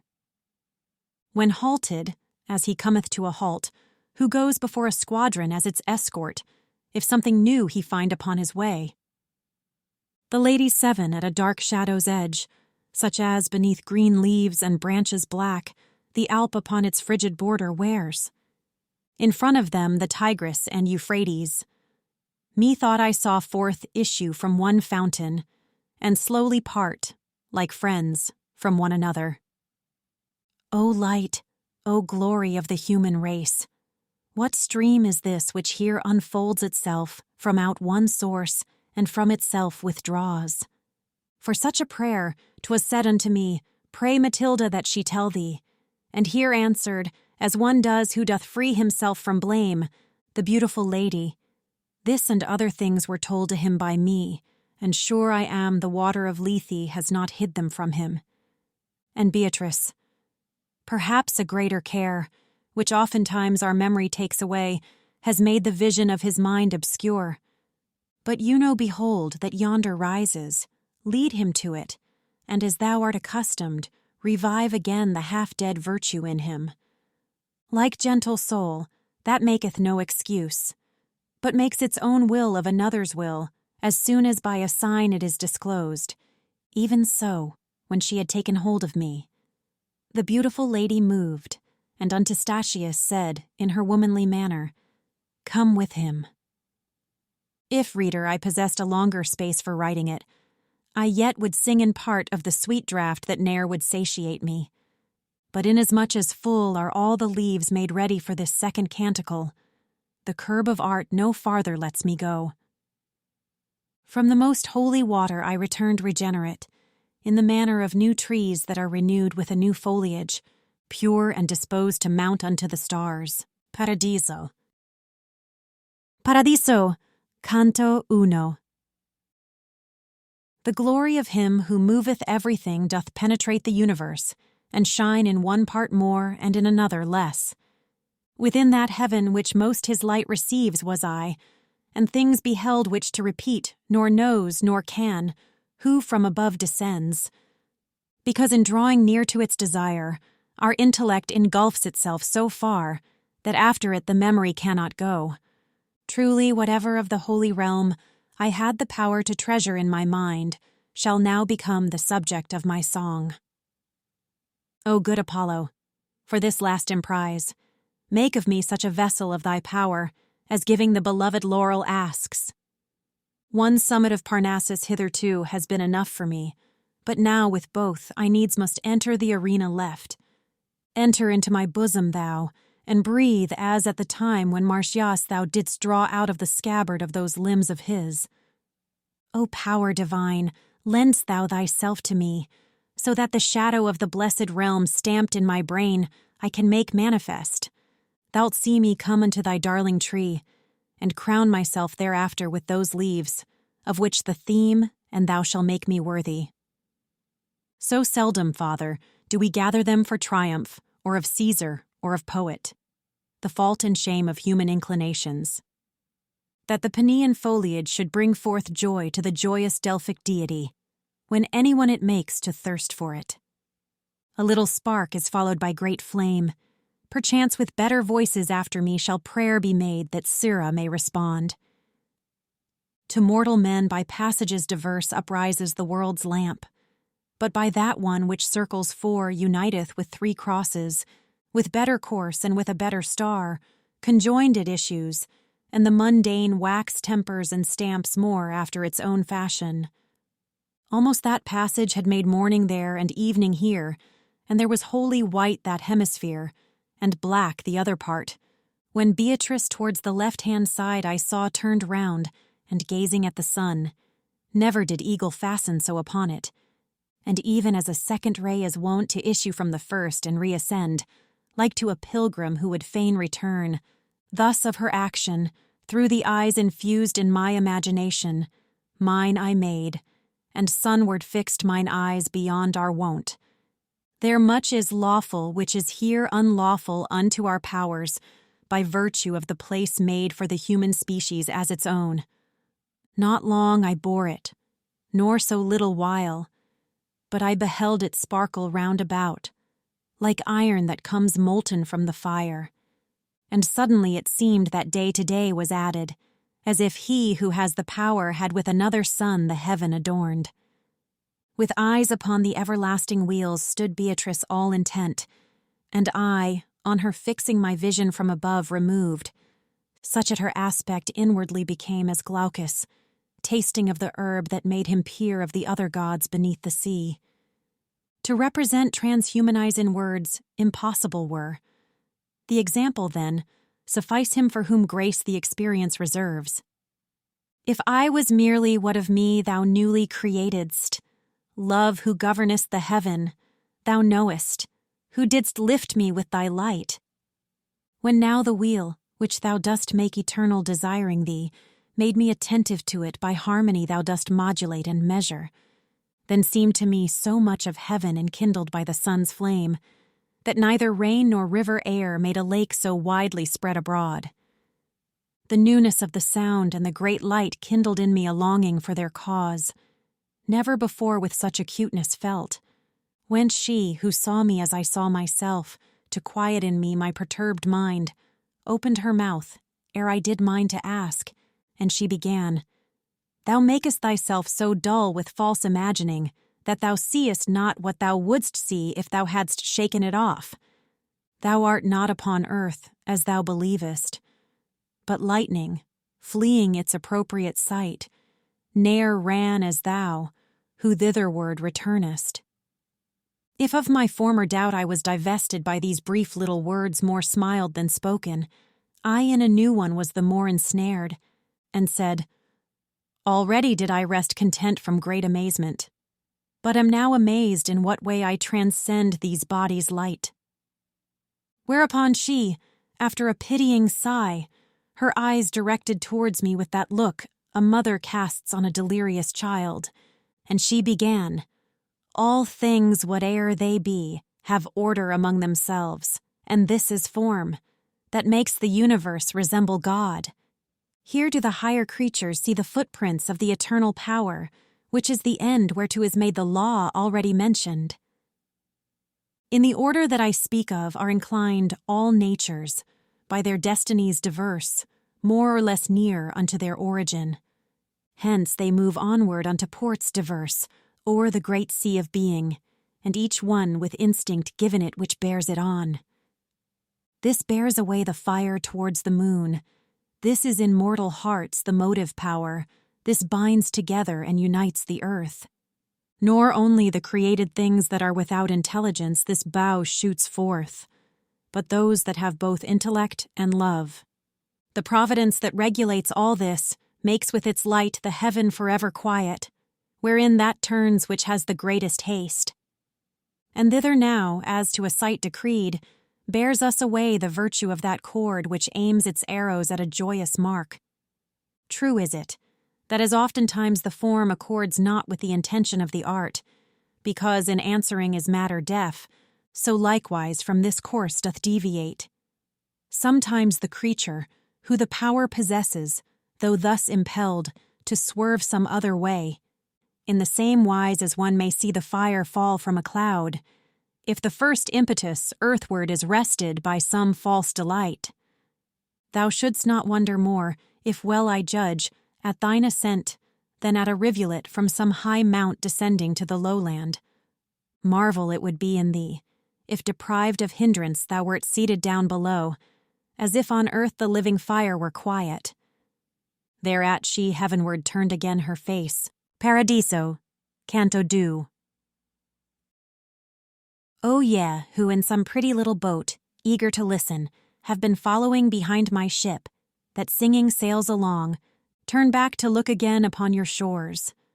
Do not put out to sea, lest peradventure, in losing me, you might yourselves be lost. The sea I sail has never yet been passed. Minerva breathes, and pilots me Apollo, and Muses 9 point out to me the bears. Ye other few who have the neck uplifted betimes to the bread of angels upon which one liveth here, and grows not sated by it. Well may you launch upon the deep salt sea your vessel, keeping still my wake before you, upon the water that grows smooth again. Those glorious ones who unto Colchos passed were not so wonderstruck as you shall be, when Jason they beheld a ploughman made. The concreated and perpetual thirst for the realm deiform did bear us on, as swift almost as ye the heavens behold. Upward gazed Beatrice, and I at her, and in such space perchance as strikes a bolt and flies, and from the notch unlocks itself. Arrived, I saw me where a wondrous thing drew to itself my sight, and therefore she from whom no care of mine could be concealed, towards me turning blithe as beautiful, said unto me, Fix gratefully thy mind on God, who unto the first star has brought us. It seemed to me a cloud encompassed us, luminous, dense, consolidate and bright as adamant on which the sun is striking. Into itself did the eternal pearl receive us, even as water doth receive a ray of light, remaining still unbroken. If I was body, and we here conceive not how one dimension tolerates another, which needs must be, if body enter body. More the desire should be enkindled in us, that essence to behold, wherein is seen how God and our own nature were united.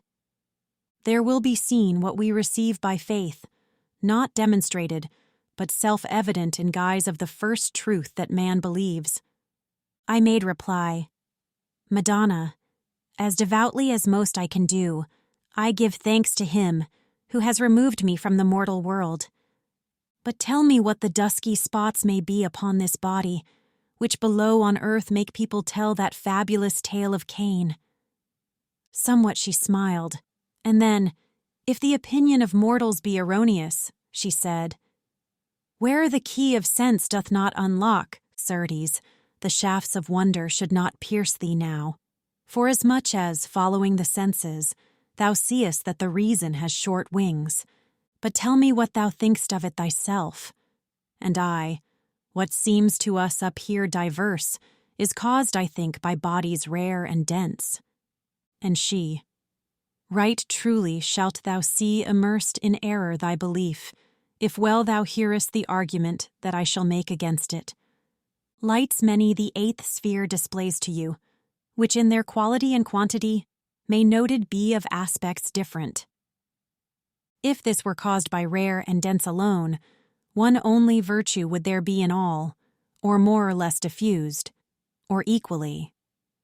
Virtues diverse must be perforce the fruits of formal principles, and these, save one, of course would by thy reasoning be destroyed. Besides, if rarity were of this dimness, the cause thou askest, either through and through this planet thus attenuate were of matter. Or else, as in a body is apportioned the fat and lean, so in like manner this would in its volume interchange the leaves. Were it the former, in the sun's eclipse, it would be manifest by the shining through of light, as through aught tenuous interfused.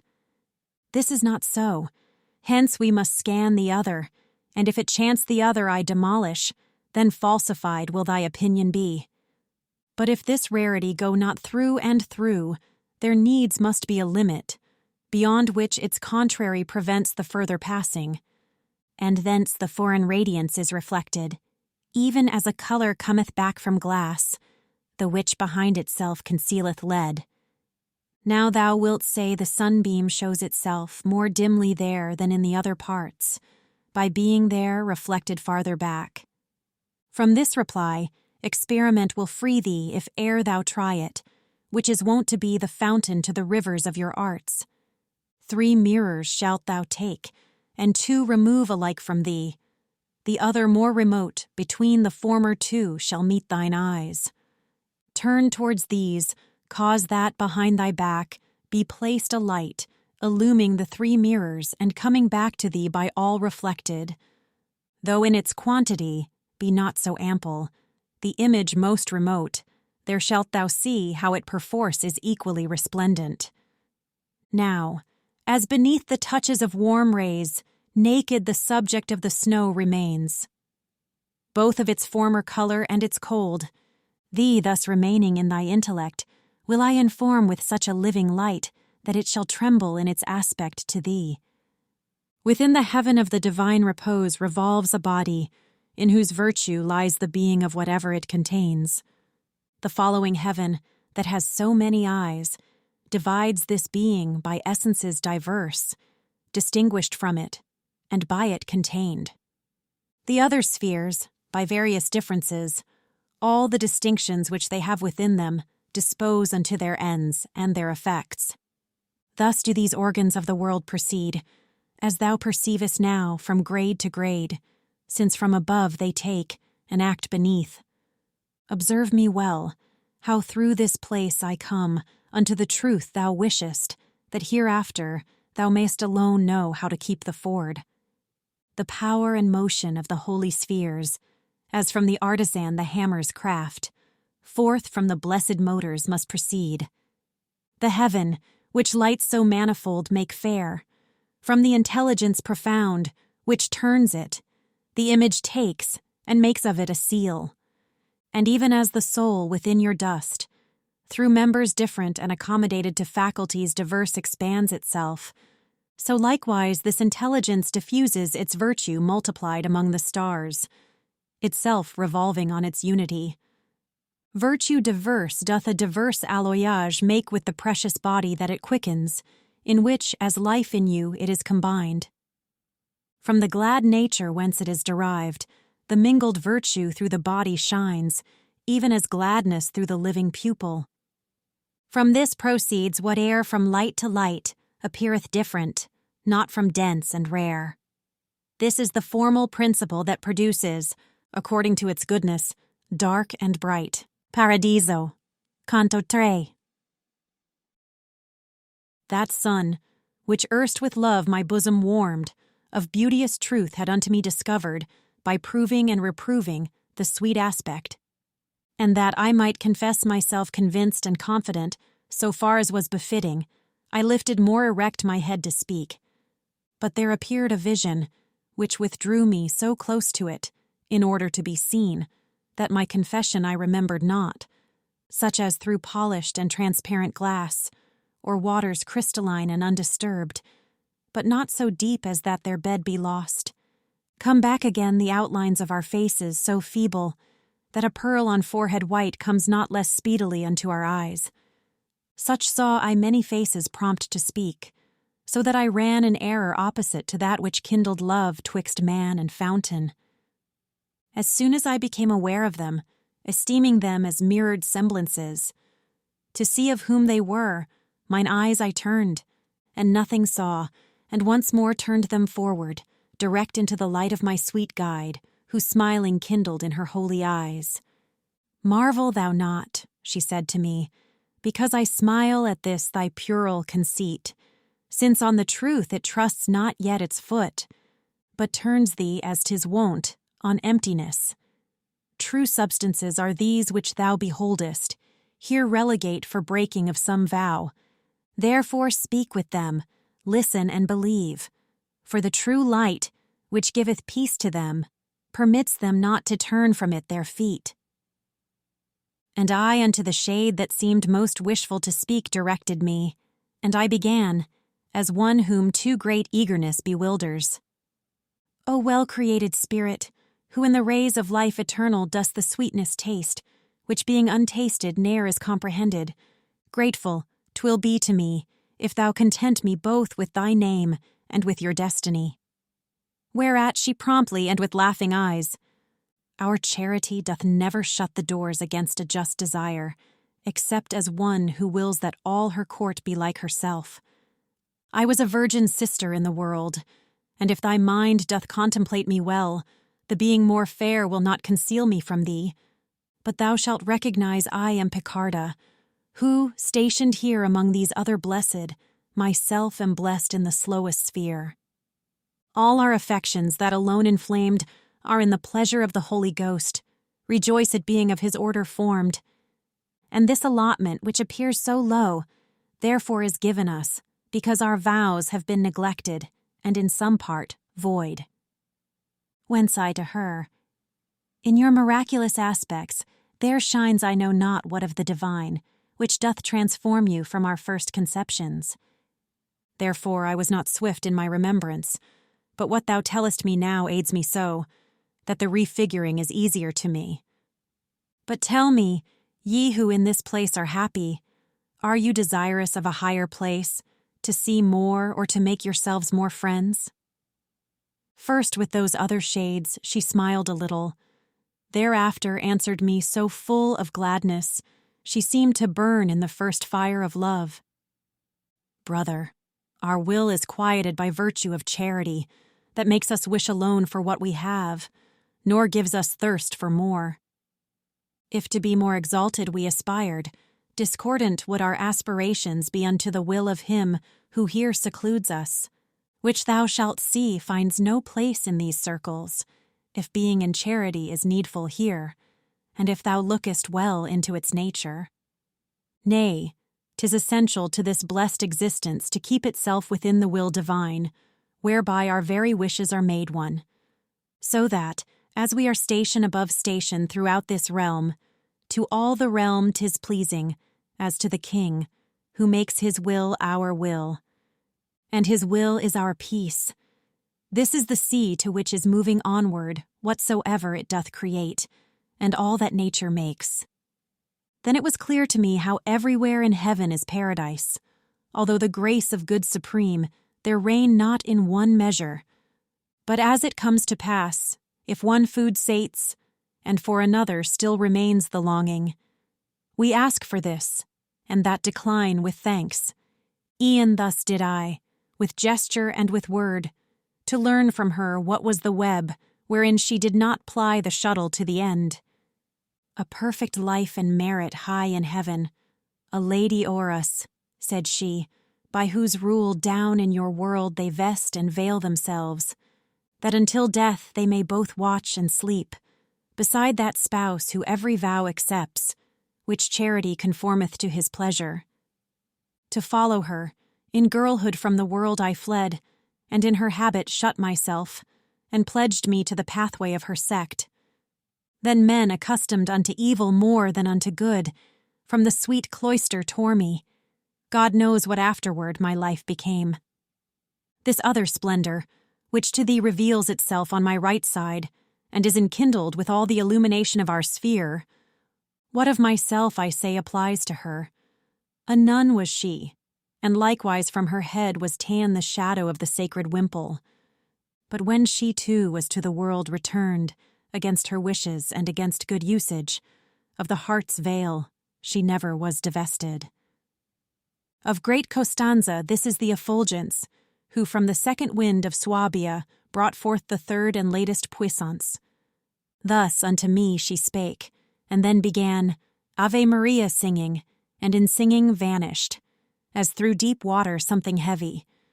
My sight, that followed her as long a time as it was possible, when it had lost her, turned round unto the mark of more desire, and wholly unto Beatrice reverted.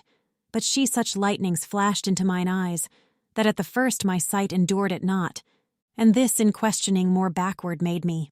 Paradiso, Canto 4. Between two viands, equally removed and tempting, a free man would die of hunger, ere either he could bring unto his teeth. So would a lamb between the ravenings of two fierce wolves stand fearing both alike, and so would stand a dog between two does. Hence, if I held my peace, myself I blame not, impelled in equal measure by my doubts, since it must be so, nor do I commend. I held my peace, but my desire was painted upon my face, and questioning with that more fervent far than by articulate speech. Beatrice did as Daniel had done, relieving Nebuchadnezzar from the wrath which rendered him unjustly merciless, and said, Well, see I how attracteth thee one and the other wish, so that thy care binds itself so that forth it does not breathe. Thou arguest if good will be permanent, the violence of others. For what reason doth it decrease the measure of my merit? Again for doubting furnish the occasion souls seeming to return unto the stars, according to the sentiment of Plato. These are the questions which upon thy wish are thrusting equally, and therefore first will I treat that which hath the most of gall. He of the seraphim most absorbed in God, Moses and Samuel, and whichever John thou mayst select, I say, and even Mary, have not in any other heaven their seats, than have those spirits that just appeared to thee, nor of existence more or fewer years, but all make beautiful the primal circle, and have sweet life in different degrees, by feeling more or less the eternal breath. They showed themselves here, not because allotted. This sphere has been to them, but to give sign of the celestial which is least exalted. To speak thus is adapted to your mind, since only through the sense it apprehendeth what then it worthy makes of intellect. On this account the Scripture condescends unto your faculties, and feet and hands to God attributes, and means something else. And Holy Church under an aspect human, Gabriel and Michael represent to you, and him who made Tobias whole again. That which Timaeus argues of the soul doth not resemble that which here is seen, because it seems that as he speaks he thinks. He says the soul unto its star returns, believing it to have been severed thence whenever nature gave it as a form. Perhaps his doctrine is of other guise than the words sound, and possibly may be with meaning that is not to be derided. If he doth mean that to these wheels return the honor of their influence and the blame, perhaps his bow doth hit upon some truth. This principle ill understood once warped the whole world nearly, till it went astray, invoking Jove and Mercury and Mars. The other doubt which doth disquiet thee less venom has, for its malevolence could never lead thee otherwhere from me. That as unjust our justice should appear in eyes of mortals is an argument of faith, and not of sin heretical. But still, that your perception may be able to thoroughly penetrate this verity, as thou desirest, I will satisfy thee. If it be violence when he who suffers cooperates not with him who uses force, these souls were not on that account excused, for will is never quenched unless it will, but operates as nature doth in fire if violence 1,000 times distort it. Hence, if it yieldeth more or less, it seconds the force, and these have done so, having power of turning back unto the holy place. If their will had been perfect, like to that which Lawrence fast upon his gridiron held, and Mutius made severe to his own hand, it would have urged them back along the road whence they were dragged as soon as they were free. But such a solid will is all too rare, and by these words, if thou hast gathered them as thou shouldst do, the argument is refuted that would have still annoyed thee many times. But now another passage runs across before thine eyes, and such that by thyself thou couldst not thread it ere thou wouldst be weary. I have for certain put into thy mind that soul beatified could never lie, for it is near the primal truth. And then thou from Picarda mightst have heard Costanza kept affection for the veil, so that she seemeth here to contradict me. Many times, brother, has it come to pass, that to escape from peril, with reluctance that has been done, it was not right to do, e'en as Alcmaeon, who, being by his father thereto entreated, his own mother slew. Not to lose pity, pitiless became. At this point I desire thee to remember that force with will commingles, and they cause that the offences cannot be excused. Will absolute consenteth not to evil, but in so far consenteth as it fears, if it refrain, to fall into more harm. Hence, when Picarda uses this expression, she meaneth the will absolute, and I, the other, so that both of us speak truth. Such was the flowing of the holy river that issued from the fount whence springs all truth. This put to rest my wishes, one and all. O love of the first lover, O divine, said I forthwith, whose speech inundates me and warms me so, it more and more revives me. My own affection is not so profound as to suffice in rendering grace for grace. Let him, who sees and can, thereto respond. Well, I perceive that never sated is our intellect, unless the truth illume it, beyond which nothing true expands itself. It rests therein, as wild beast in his lair, when it attains it, and it can attain it. If not, then each desire would frustrate be. Therefore springs up in fashion of a shoot doubt at the foot of truth, and this is nature, which to the top from height to height impels us. This doth invite me, this assurance give me with reverence, lady, to inquire of you another truth, which is obscure to me. I wish to know if man can satisfy you for broken vows with other good deeds, so that in your balance they will not be light. Beatrice gazed upon me with her eyes full of the sparks of love, and so divine, that overcome my power, I turned my back, and almost lost myself with eyes downcast. Paradiso! Canto 5. If in the heat of love I flame upon thee beyond the measure that on earth is seen, so that the valor of thine eyes I vanquish, marvel thou not thereat, for this proceeds from perfect sight, which as it apprehends, to the good apprehended moves its feet. Well, I perceive how is already shining into thine intellect the eternal light, that only seen enkindles always love. And if some other thing your love seduce, 'tis nothing but a vestige of the same, ill understood, which there is shining through. Thou fain wouldst know if with another service, for broken vow can such return be made as to secure the soul from further claim. This canto thus did Beatrice begin, and, as a man who breaks not off his speech, continued thus her holy argument. The greatest gift that in his largesse God creating made, and unto his own goodness nearest conformed, and that which he doth prize. Most highly is the freedom of the will, wherewith the creatures of intelligence, both all and only were and are endowed. Now wilt thou see, if thence thou reasonest, the high worth of a vow, if it he made so that when thou consentest, God consents. For closing between God and man the compact, a sacrifice is of this treasure made, such as I say, and made by its own act. What can be rendered then as compensation? Think'st thou to make good use of what thou'st offered? With gains ill-gotten thou wouldst do good deed. Now art thou certain of the greater point, but because Holy Church in this dispenses, which seems against the truth which I have shown thee, behoves thee still to sit a while at table, because the solid food which thou hast taken requireth further aid for thy digestion. Open thy mind to that which I reveal, and fix it there within, for 'tis not knowledge, the having heard without retaining it. In the essence of this sacrifice, two things convene together, and the one is that, of which 'tis made, the other is the agreement. This last for evermore is cancelled, not unless complied with, and concerning this, with such precision, has above been spoken. Therefore it was enjoined upon the Hebrews to offer still, though sometimes what was offered might be commuted, as thou oughtst to know. The other, which is known to thee as matter, may well indeed be such that one errs not, if it for other matter be exchanged.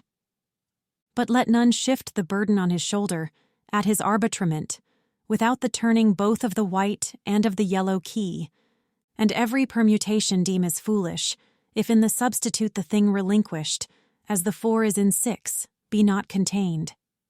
Therefore whatever thing has so great weight in value that it drags down every balance, cannot be satisfied with other spending.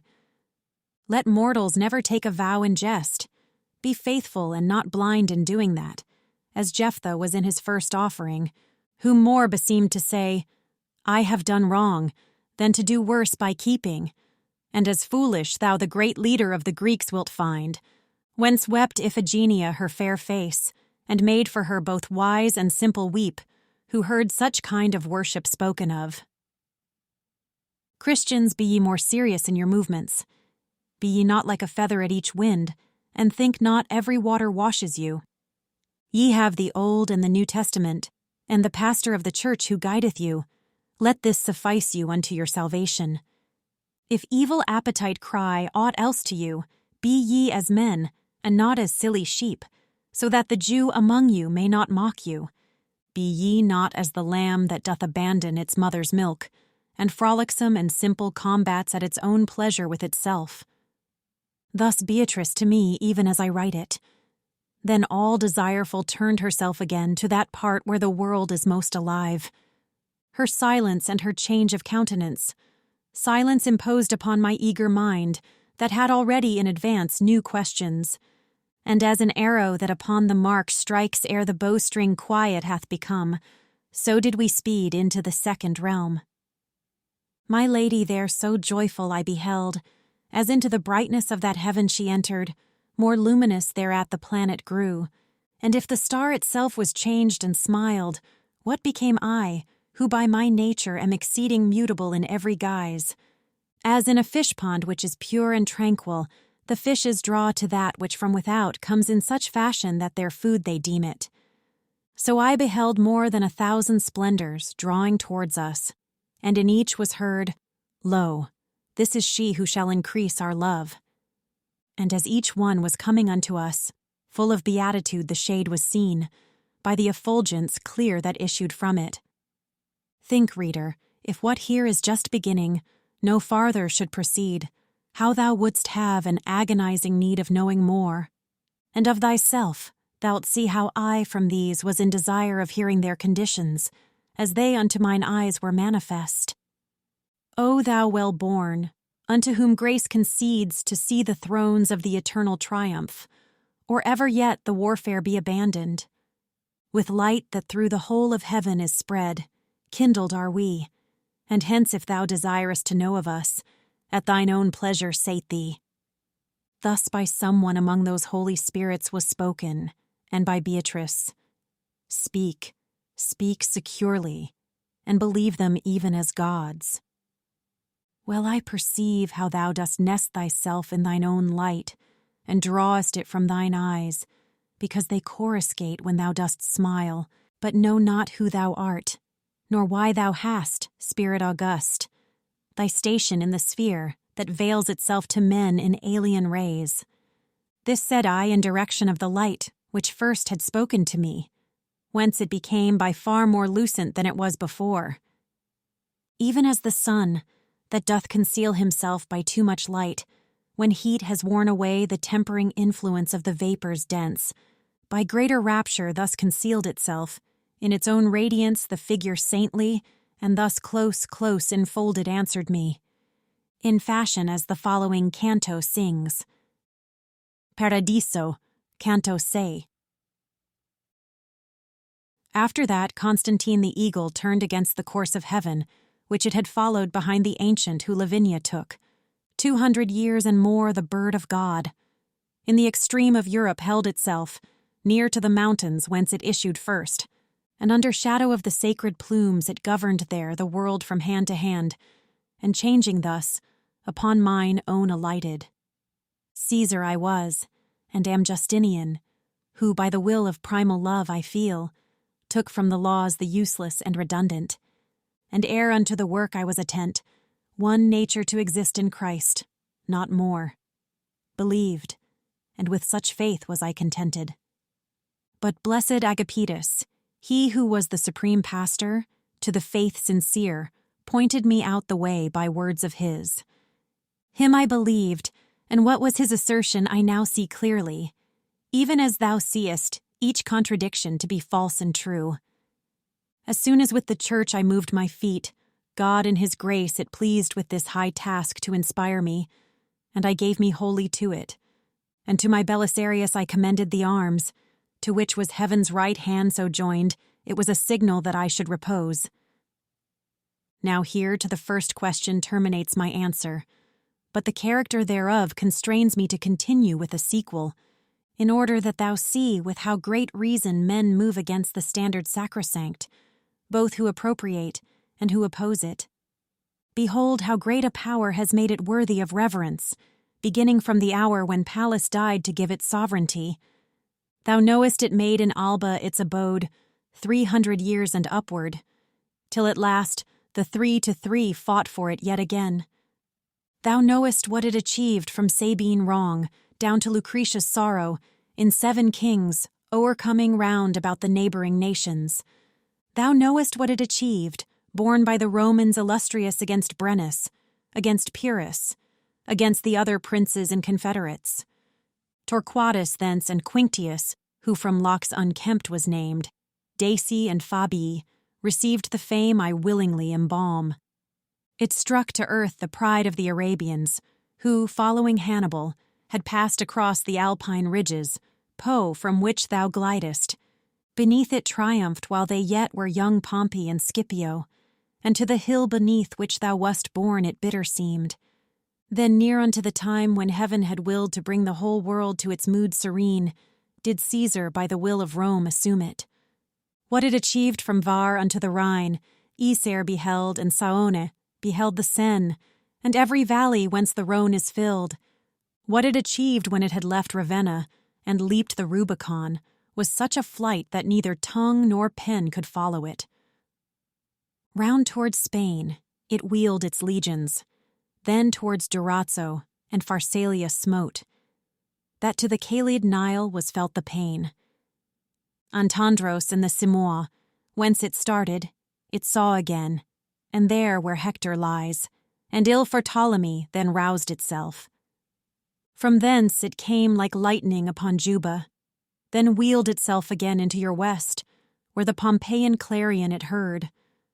From what it wrought with the next standard-bearer Brutus and Cassius howl in hell together, and Modena and Perugia dolent were, still doth the mournful Cleopatra weep because thereof, who, fleeing from before it, took from the adder sudden and black death. With him it ran even to the Red Sea shore. With him it placed the world in so great peace that unto Janus was his temple closed.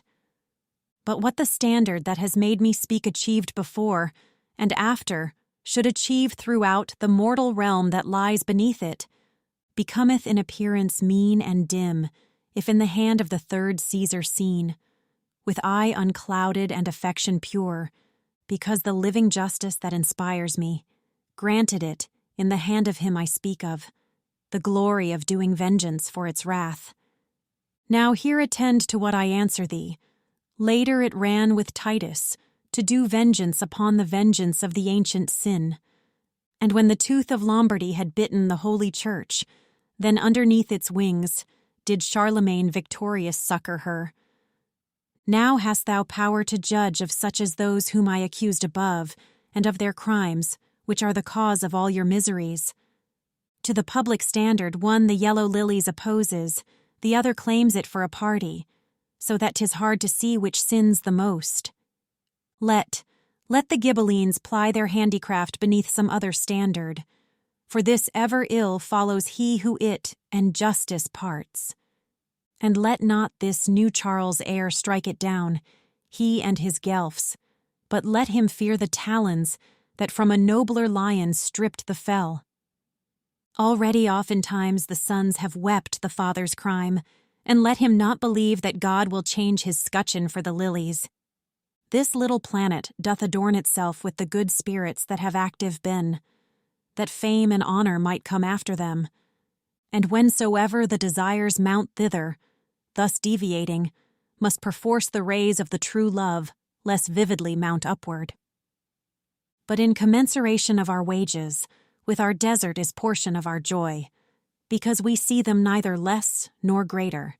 Herein doth living justice sweeten so affection in us, that for evermore it cannot warp to any iniquity. Voices diverse make up sweet melodies. So in this life of ours the seats diverse render sweet harmony among these spheres. And in the compass of this present pearl shineth the sheen of Romeo, of whom the grand and beauteous work was ill rewarded. But the Provençals who against him wrought, they have not laughed, and therefore ill goes, he who makes his hurt of the good deeds of others. 4 daughters, and each one of them a queen, had Raymond Berenger, and this for him did Romeo, a poor man and a pilgrim. And then malicious words incited him to summon to a reckoning this just man, who rendered to him 7 and 5 for 10. Then he departed poor and stricken in years, and if the world could know the heart he had, in begging bit by bit his livelihood, though much it laud him, it would laud him more. Paradiso, Canto 7. Osana sanctus Deus Sabaoth, super illustrans claritate tua felicis ignes horum malahoth. In this wise, to his melody returning, this substance, upon which a double light doubles itself, was seen by me to sing, and to their dance this and the others moved, and in the manner of swift hurrying sparks veiled themselves from me with a sudden distance. Doubting was I, and saying, tell her, within me, tell her, saying, tell my lady, who slakes my thirst with her sweet effluences. And yet that reverence which doth lord it over the whole of me only by bee and ice, bowed me again like unto one who drowses. Short while did Beatrice endure me thus, and she began, lighting me with a smile such as would make one happy in the fire, according to infallible advisement. After what manner a just vengeance justly could be avenged has put thee upon thinking. But I will speedily thy mind unloose, and do thou listen, for these words of mine of a great doctrine will a present make thee. By not enduring on the power that wills curb for his good, that man who ne'er was born, damning himself damned all his progeny, whereby the human species down below lay sick for many centuries in great error, till to descend it pleased the word of God.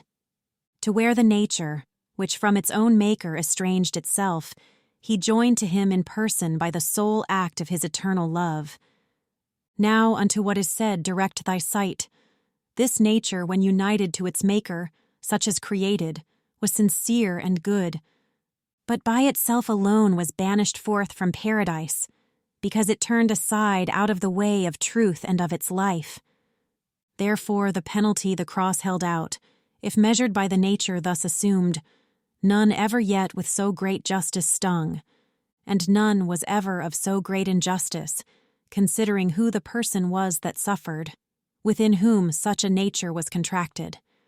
From one act therefore issued things diverse. To God and to the Jews, one death was pleasing. Earth trembled at it, and the heaven was opened. It should no longer now seem difficult to thee, when it is said that a just vengeance by a just court was afterward avenged.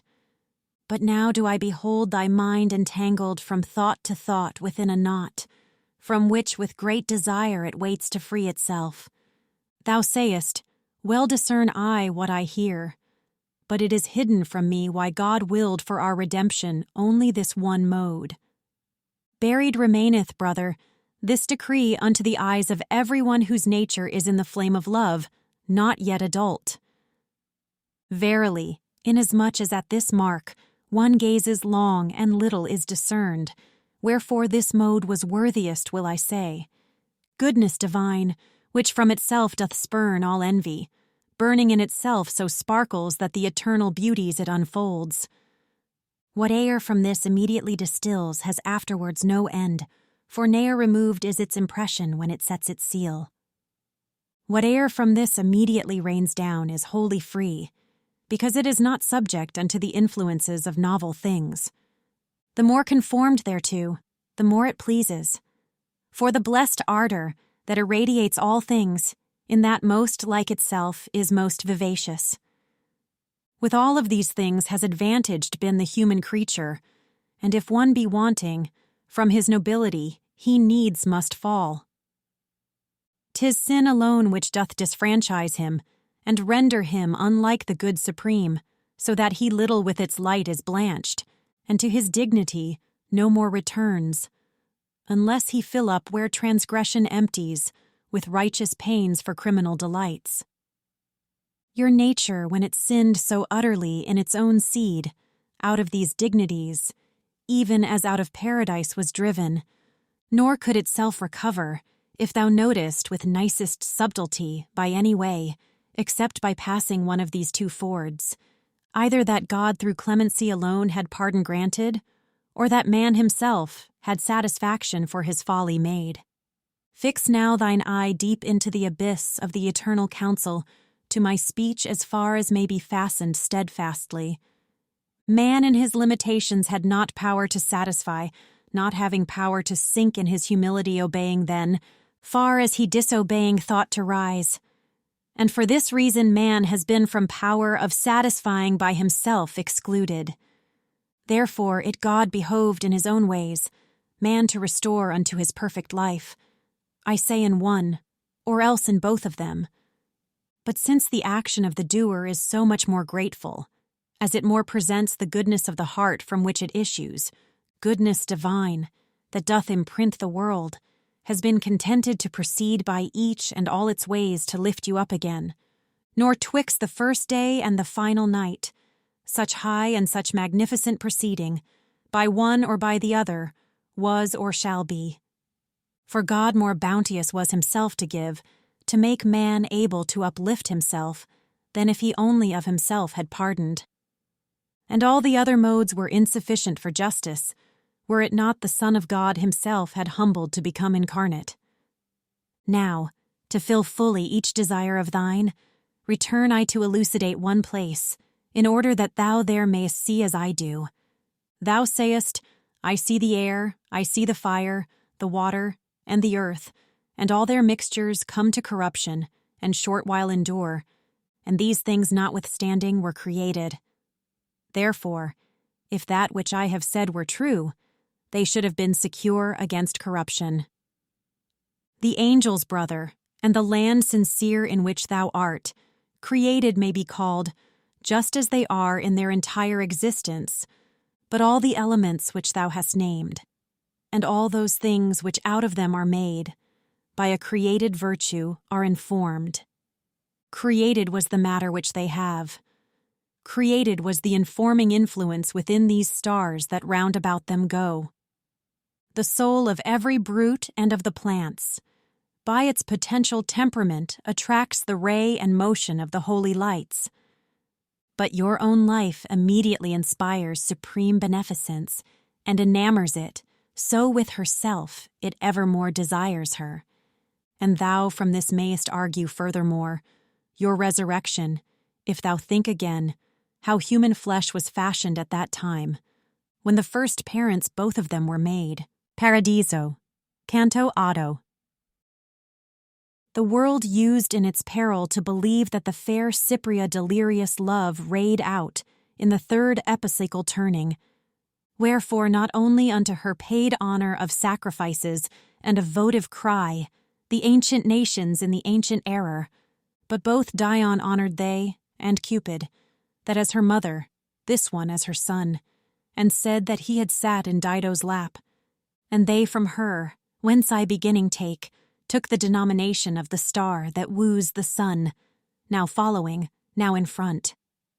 I was not ware of our ascending to it, but of our being in it gave full faith, my lady whom I saw more beauteous grow. And as within a flame a spark is seen, and as within a voice discerned, when one is steadfast, and one comes and goes. Within that light beheld I other lamps move in a circle, speeding more and less, methinks in measure of their inward vision. From a cold cloud descended never winds, or visible or not, so rapidly they would not laggard and impeded seem. To anyone who had those lights divine, seen come towards us, leaving the gyration begun at first, in the high seraphim, and behind those that most in front appeared, sounded, Hosanna, so that never since to hear again was I without desire. Then unto us more nearly one approached, and it alone began. We all are ready unto thy pleasure that thou joy in us. We turn around with the celestial princes, one gyre and one gyration and one thirst, to whom thou in the world of old didst say, Ye who, intelligent, the third heaven are moving, and are so full of love, to pleasure thee a little quiet will not be less sweet. After these eyes of mine themselves had offered unto my lady reverently, and she content and certain of herself had made them, back to the light they turned, which so great promise made of itself, and say who art thou, was my voice, imprinted with a great affection. Oh, how and how much I beheld it grow, with the new joy that superadded was unto its joys, as soon as I had spoken. Thus changed, it said to me, The world possessed me short time below, and if it had been more, much evil will be which would not have been. My gladness keepeth me concealed from thee, which rayeth round about me, and doth hide me like as a creature swathed in its own silk. Much didst thou love me, and thou hadst good reason. For had I been below, I should have shown thee somewhat beyond the foliage of my love. That left-hand margin, which doth bathe itself in Rhone, when it is mingled with the Sorgue, me for its lord awaited in due time, and that horn of Ausonia, which is towned with Bari, with Gaeta and Catona, whence Tronto and Verdi in the sea disgorge. Already flashed upon my brow the crown of that dominion which the Danube waters after the German borders it abandons, and beautiful Trinacria, that is murky, twixt Pacino and Peloro, on the gulf which greatest scath from Eurus doth receive. Not through Typhoeus, but through nascent sulphur, would have awaited her own monarch still. Through me from Charles descended, and from Rudolph, if evil lordship that exasperates ever the subject populations had not moved Palermo to the outcry of death, death. And if my brother could but this foresee, the greedy poverty of Catalonia straight would he flee, that it might not molest him. For verily 'tis needful to provide, through him or other, so that on his bark, already freighted, no more freight be placed. His nature, which from liberal covetous descended, such a soldiery would need as should not care for hoarding in a chest. Because I do believe the lofty joy thy speech infuses into me, my lord, where every good thing doth begin and end. Thou seest as I see it, the more grateful is it to me, and this too hold I dear, that gazing upon God thou dost discern it. Glad hast thou made me, so make clear to me, since speaking thou hast stirred me up to doubt, how from sweet seed can bitter issue forth. This I to him, and he to me. If I can show to thee a truth, to what thou askest thy face thou'lt hold, as thou dost hold thy back.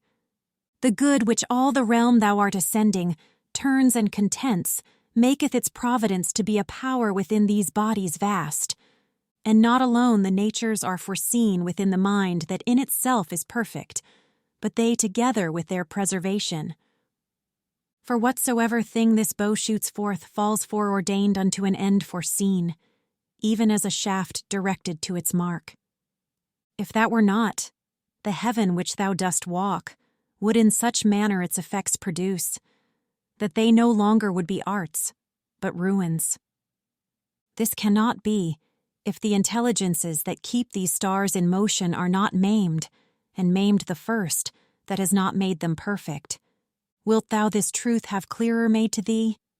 And I, not so, for 'tis impossible that nature tire, I see, in what is needful.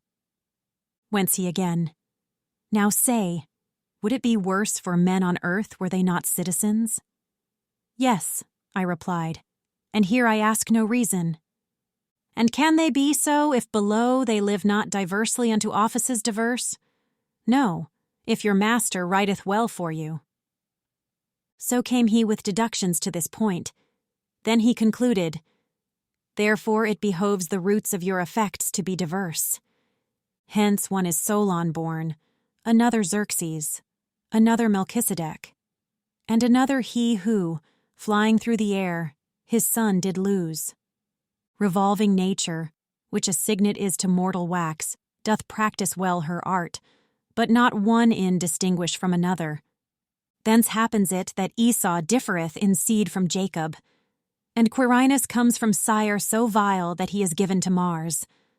A generated nature its own way would always make like its progenitors, if providence divine were not triumphant.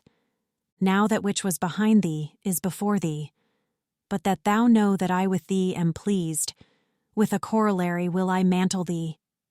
Evermore nature, if it fortune find discordant to it, like each other seed out of its region, maketh evil thrift, and if the world below would fix its mind on the foundation which is laid by nature, pursuing that, 'twould have the people good. But you unto religion wrench aside him who was born to gird him with the sword, and make a king of him who is for sermons. Therefore your footsteps wander from the road. Paradiso. Canto 9. Beautiful Clemence, after that thy Charles had me enlightened.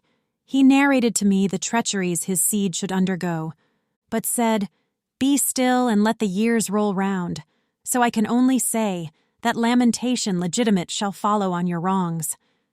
And of that holy light the life already had to the sun which fills it turned again, as to that good which for each thing sufficeth. Ah, souls deceived, and creatures impious, who from such good do turn away your hearts, directing upon vanity your foreheads. And now, behold, another of those splendors approached me, and its will to pleasure me it signified by brightening outwardly. The eyes of Beatrice, that fastened were upon me as before of dear Ascent, to my desire assurance gave to me. Ah, Bring swift compensation to my wish, thou blessed spirit, I said, and give me proof that what I think in thee I can reflect. Whereat the light, that still was new to me, out of its depths, whence it before was singing, as one delighted to do good, continued. Within that region of the land depraved of Italy, that lies between Rialto and fountainheads of Brenta and of Piava, rises a hill, and mounts not very high, wherefrom descended formerly a torch that made upon that region great assault. Out of one root were born both I and it. Cuniza was I called, and here I shine, because the splendor of this star o'ercame me. But gladly to myself the cause I pardon of my allotment, and it does not grieve me, which would perhaps seem strong unto your vulgar. Of this so luculent and precious jewel, which of our heaven is nearest unto me, great fame remained, and ere it die away. This 100th year shall yet quintupled be. See if man ought to make him excellent, so that another life the first may leave. And thus thinks not the present multitude shut in by adage and tagliamento, nor yet for being scourged is penitent. But soon 'twill be that Padua in the marsh will change the water that Vicenza bathes, because the folk are stubborn against duty, and where the Sile and Cagnano join one lordeth it, and goes with lofty head, for catching whom e'en now the net is making. Feltro, moreover, of her impious pastor shall weep the crime, which shall so monstrous be, that for the like none ever entered Malta. Ample exceedingly would be the vat, that of the Ferraries could hold the blood, and weary who should weigh it ounce by ounce, of which this courteous priest shall make a gift to show himself a partisan, and such gifts will to the living of the land conform. Above us there are mirrors, thrones you call them, from which shines out on us God judicant, so that this utterance seems good to us. Here it was silent, and it had the semblance of being turned elsewhither by the wheel on which it entered as it was before. The other joy, already known to me, became a thing transplendent in my sight, as a fine ruby smitten by the sun. Through joy effulgence is acquired above, as here a smile, but down below the shade outwardly darkens, as the mind is sad. God seeth all things, and in him, blessed spirit, thy sight is, said I, so that never will of his can possibly from thee be hidden. Thy voice, then, that forever makes the heavens glad, with the singing of those holy fires, which of their 6 wings make themselves a cowl, wherefore does it not satisfy my longings? Indeed, I would not wait thy questioning, if I in thee were as thou art in me. The greatest of the valleys where the water expands itself, forthwith its words began, that sea accepted which the earth engarlands, between discordant shores against the sun, extends so far, that it meridian makes, where it was wont before to make the horizon. I was a dweller on that valley's shore, twixt Ebro and Magra, that with journey short doth from the Tuscan part the Genoese.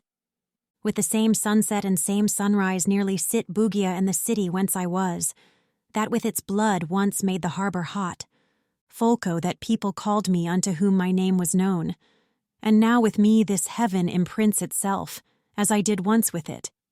For more the daughter of Belus never burned, offending both Zacchaeus and Creusa, than I, so long as it became my locks. Nor yet that Rhodophion, who deluded was by Demophon, nor yet Alcides, when Iole he in his heart had locked. Yet here is no repenting, but we smile, not at the fault, which comes not back to mind, but at the power which ordered and foresaw.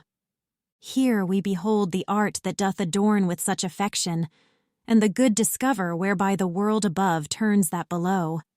But that thou wholly satisfied mayest bear thy wishes hence, which in this sphere are born, still farther to proceed behoveth me. Thou fain wouldst know who is within this light, that here beside me thus is scintillating, even as a sunbeam in the limpid water. Then know thou, that within there is at rest Rahab, and being to our order joined, with her in its supremest grade, 'tis sealed. Into this heaven, where ends the shadowy cone cast by your world, before all other souls, first of Christ's triumph was she taken up. Full meet it was to leave her in some heaven, even as a palm of the high victory, which he acquired with one palm and the other, because she favored the first glorious deed of Joshua upon the Holy Land, that little stirs the memory of the Pope.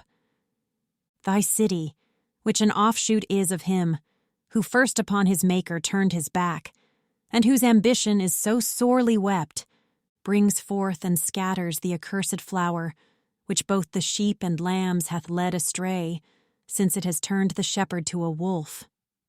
For this the Evangel and the mighty doctors are derelict, and only the decretals so studied that it shows upon their margins. On this are Pope and Cardinals intent. Their meditations reach not Nazareth, there where his pinions Gabriel unfolded, but Vatican and the other parts elect of Rome, which have a cemetery been unto the soldiery that followed Peter, shall soon be free from this adultery. Paradiso. Canto 10. Looking into his Son with all the love which each of them eternally breathes forth, the primal and unutterable power, whate'er before the mind or eye revolves with so much order made, there can be none who this beholds without enjoying him. Lift up then, reader, to the lofty wheels, with me thy vision straight unto that part, where the one motion on the other strikes, and there begin to contemplate with joy that master's art, who in himself so loves it, that never doth his eye depart therefrom. Behold how from that point goes branching off the oblique circle, which conveys the planets, to satisfy the world that calls upon them. And if their pathway were not thus inflected, much virtue in the heavens would be in vain, and almost every power below here dead. If from the straight line distant more or less were the departure, much would wanting be above and underneath of mundane order. Remain now, reader, still upon thy bench, in thought pursuing that which is foretasted, if thou wouldst jocund be instead of weary. I've set before thee. Henceforth feed thyself, for to itself diverteth all my care that theme whereof I have been made the scribe. The greatest of the ministers of nature, who with the power of heaven the world imprints and measures with his light the time for us, with that part which above is called to mind conjoined, along the spirals was revolving, where each time earlier he presents himself. And I was with him, but of the ascending I was not conscious, saving as a man of a first thought is conscious ere it come. And Beatrice, she who is seen to pass from good to better, and so suddenly that not by time her action is expressed, how lucent in herself must she have been. And what was in the sun, wherein I entered, apparent not by color but by light? I, though I call on genius, art, and practice, cannot so tell that it could be imagined. Believe one can, and let him long to see it. And if our fantasies too lowly are for altitude so great, it is no marvel, since o'er the sun was never eye could go. Such in this place was the fourth family of the High Father, who forever sates it, showing how he breathes forth and how begets.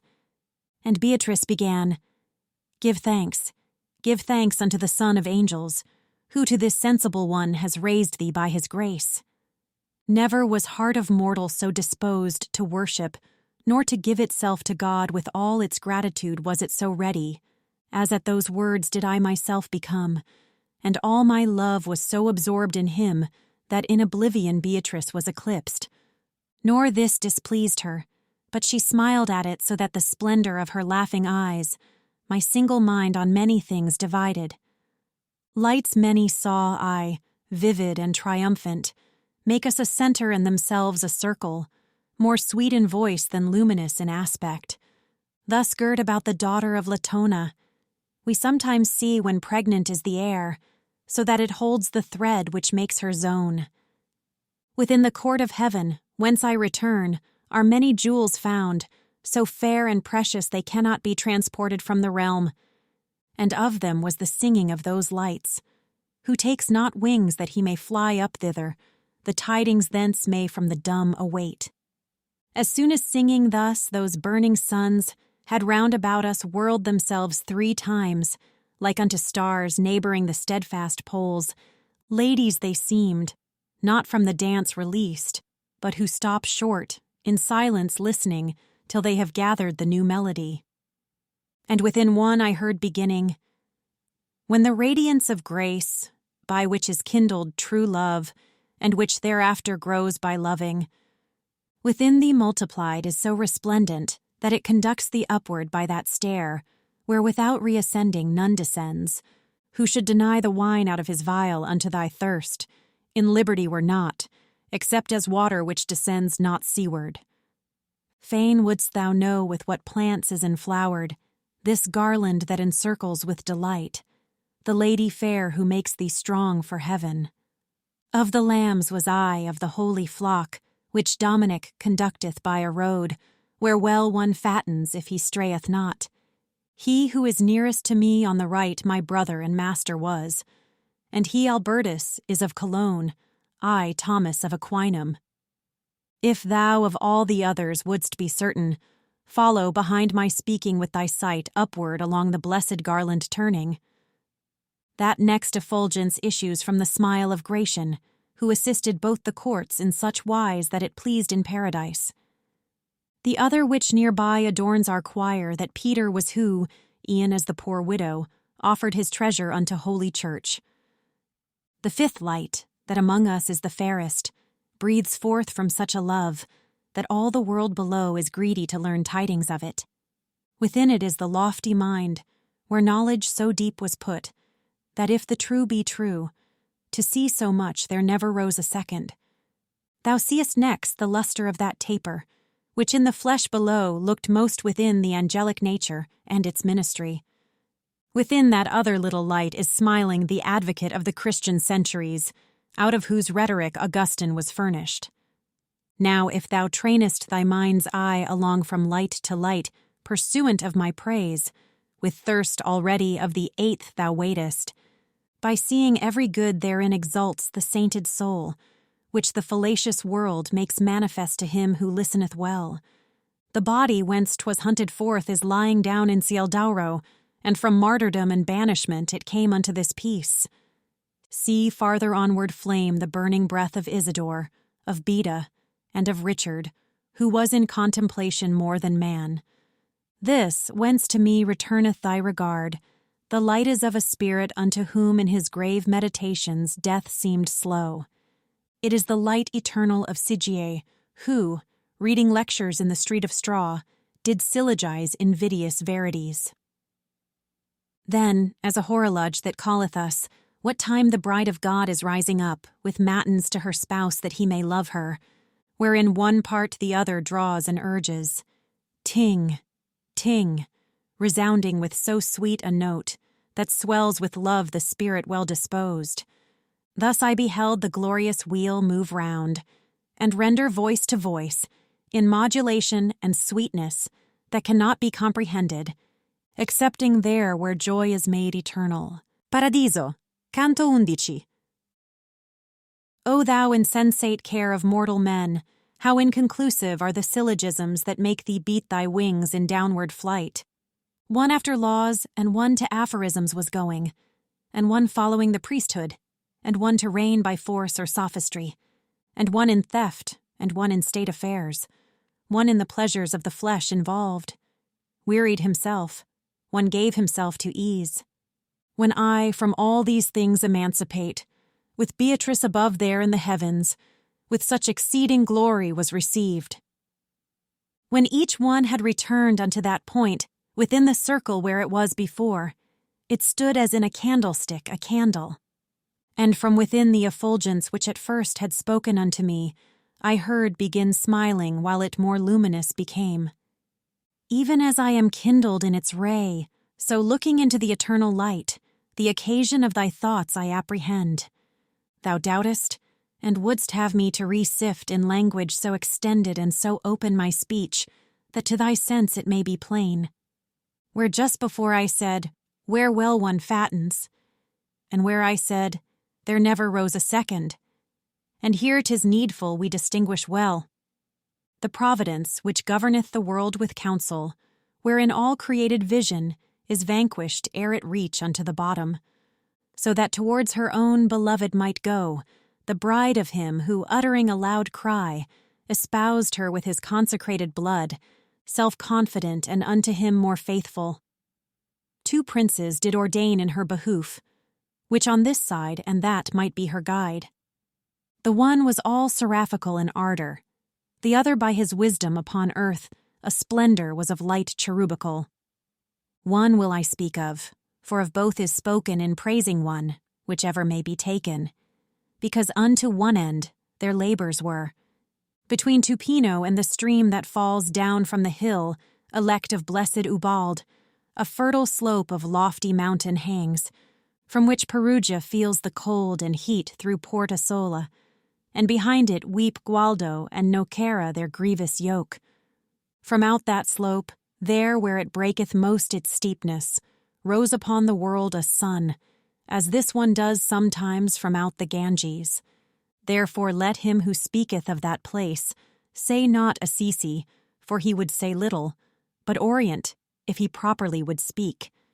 He was not yet far distant from his rising, before he had begun to make the earth some comfort from his mighty virtue feel.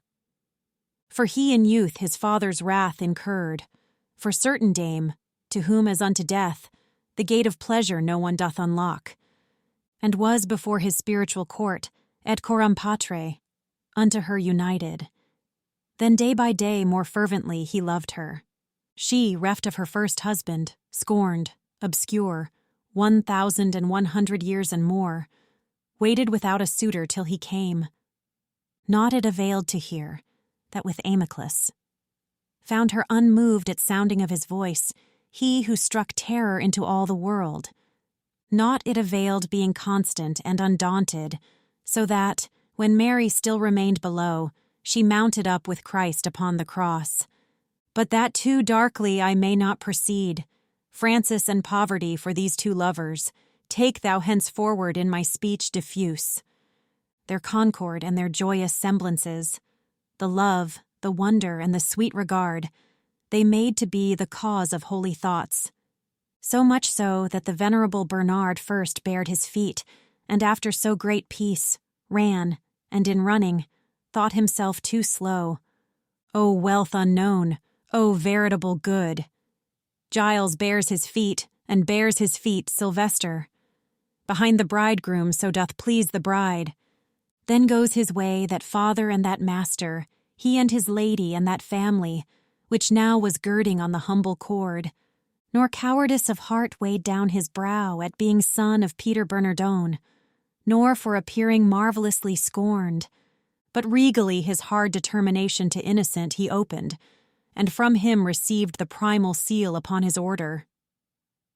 After the people mendicant increased, behind this man, whose admirable life, better in glory of the heavens were sung, incoronated with a second crown, was through Honorius by the eternal Spirit, the holy purpose of this archimandrite. And when he had, through thirst of martyrdom, in the proud presence of the Sultan preached Christ and the others who came after him, and finding for conversion too unripe the folk, and not to tarry there in vain, returned to fruit of the Italic grass, on the rude rock twixt Tiber and the Arno.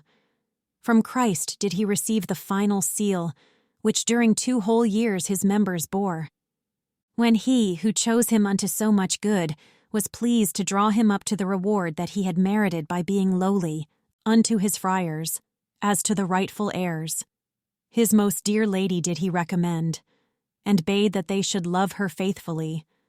And from her bosom the illustrious soul wished to depart, returning to its realm, and for its body wished no other bier.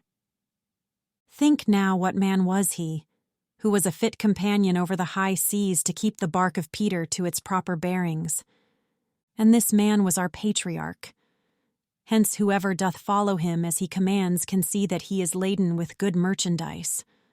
But for new pasturage his flock has grown so greedy that it is impossible they be not scattered over fields diverse. And in proportion as his sheep remote and vagabond go farther off from him, more void of milk return they to the fold. Verily some there are that fear a hurt, and keep close to the shepherd, but so few that little cloth doth furnish forth their hoods. Now if my utterance be not indistinct, if thine own hearing hath attentive been, if thou recall to mind what I have said, in part contented shall thy wishes be, for thou shalt see the plant that's chipped away, and the rebuke that lieth in the words, where well one fattens, if he strayeth not. Paradiso, Canto 12. Soon as the blessed flame had taken up the final word to give it utterance, began the holy millstone to revolve, and in its gyre had not turned wholly round, before another in a ring enclosed it, and motion joined to motion, song to song that as greatly doth transcend our muses, our sirens, in those dulcet clarions, as primal splendor that which is reflected, and as are spanned athwart a tender cloud, two rainbows parallel and like in color, when Juno to her handmaid gives command, the one without born of the one within, like to the speaking of that vagrant one, whom love consumed as doth the sun the vapors. And make the people hear, through covenant God set with Noah, presageful of the world that shall no more be covered with a flood. In such wise of those sempiternal roses, the garlands twain encompassed us about, and thus the outer to the inner answered. After the dance, and other grand rejoicings, both of the singing, and the flaming forth effulgence with effulgence blithe and tender, together at once with one accord had stopped, even as the eyes that, as volition moves them, must needs together shut and lift themselves. Out of the heart of one of the new lights, there came a voice. That needle to the star made me appear in turning thitherward, and it began. The love that makes me fair draws me to speak about the other leader, by whom so well is spoken here of mine. 'Tis right, where one is, to bring in the other, that as they were united in their warfare, together likewise may their glory shine. The soldiery of Christ, which it had cost so dear to arm again, behind the standard moved slow and doubtful, and in numbers few. When the Emperor, who reigneth evermore, provided for the host that was in peril, through grace alone, and not that it was worthy. And as was said, he to his bride brought succor with champions twain, at whose deed, at whose word the straggling people were together drawn. Within that region where the sweet west wind rises to open the new leaves, wherewith Europe is seen to clothe herself afresh, not far off from the beating of the waves, behind which in his long career the sun sometimes conceals himself from every man, is situate the fortunate Calahorra, under protection of the mighty shield in which the lion subject is and sovereign. Therein was born the amorous paramour of Christian faith, the athlete consecrate, kind to his own and cruel to his foes. And when it was created was his mind replete with such a living energy that in his mother her it made prophetic. As soon as the espousals were complete between him and the faith at Holy Font, where they with mutual safety dowered each other, the woman who for him had given assent saw in a dream the admirable fruit that issue would from him and from his heirs, and that he might be construed as he was, a spirit from this place went forth to name him, with his possessive whose he wholly was. Dominic was he called, and him I speak of, even as of the husbandman whom Christ elected to his garden to assist him. Envoy and servant sooth he seemed of Christ, for the first love made manifest in him was the first counsel that was given by Christ. Silent and wakeful many a time was he discovered by his nurse upon the ground, as if he would have said, "For this I came." O thou his father, Felix, verily. O thou his mother, verily Joanna, if this, interpreted, means, as is said. Not for the world which people toil for now in following Ostiense and Taddeo, but through his longing after the true manna, he in short time became so great a teacher that he began to go about the vineyard, which fadeth soon, if faithless be the dresser, and of the sea, that once was more benignant unto the righteous poor, not through itself, but him who sits there and degenerates. Not to dispense or 2 or 3 for 6, not any fortune of first vacancy, non decimus qui sunt pauperum Dei. He asked for, but against the errant world, permission to do battle for the seed, of which these 24 plants surround thee. Then with the doctrine and the will together, with office apostolical he moved, like torrent which some lofty vein outpresses. And in among the shoots heretical his impetus with greater fury smote, wherever the resistance was the greatest. Of him were made thereafter divers runnels, whereby the garden Catholic is watered, so that more living its plantations stand. If such the one wheel of the biga was, in which the Holy Church itself defended, and in the field its civic battle won, truly full manifest should be to thee the excellence of the other, unto whom Thomas so courteous was before my coming. But still the orbit, which the highest part of its circumference made, is derelict, so that the mold is where was once the crust. His family, that had straightforward moved with feet upon his footprints, are turned round, so that they set the point upon the heel. And soon aware they will be of the harvest of this bad husbandry. When shall the tares complain the granary is taken from them? Yet say I, he who searcheth leaf by leaf our volume through, would still some page discover where he could read, I am as I am wont. 'Twill not be from Casale nor Aquasparta, from whence comes such unto the written word, that one avoids it, and the other narrows. Bonaventura of Bagnoregio's life. Am I, who always in great offices postponed considerations sinister. Here are Illuminato and Agostino, who of the first barefooted beggars were, that with the cord the friends of God became. Hugh of St. Victor is among them here, and Peter Mangidor, and Peter of Spain, who down below in volumes 12 is shining, Nathan the seer, and Metropolitan Chrysostom, and Anselmus, and Donatus, who deigned to lay his hand to the first art. Here is Rabanus, and beside me here shines the Calabrian abbot Joachim, he with the spirit of prophecy endowed. To celebrate so great a paladin have moved me the impassioned courtesy and the discreet discourses of Friar Thomas, and with me they have moved this company. Paradiso. Canto 13.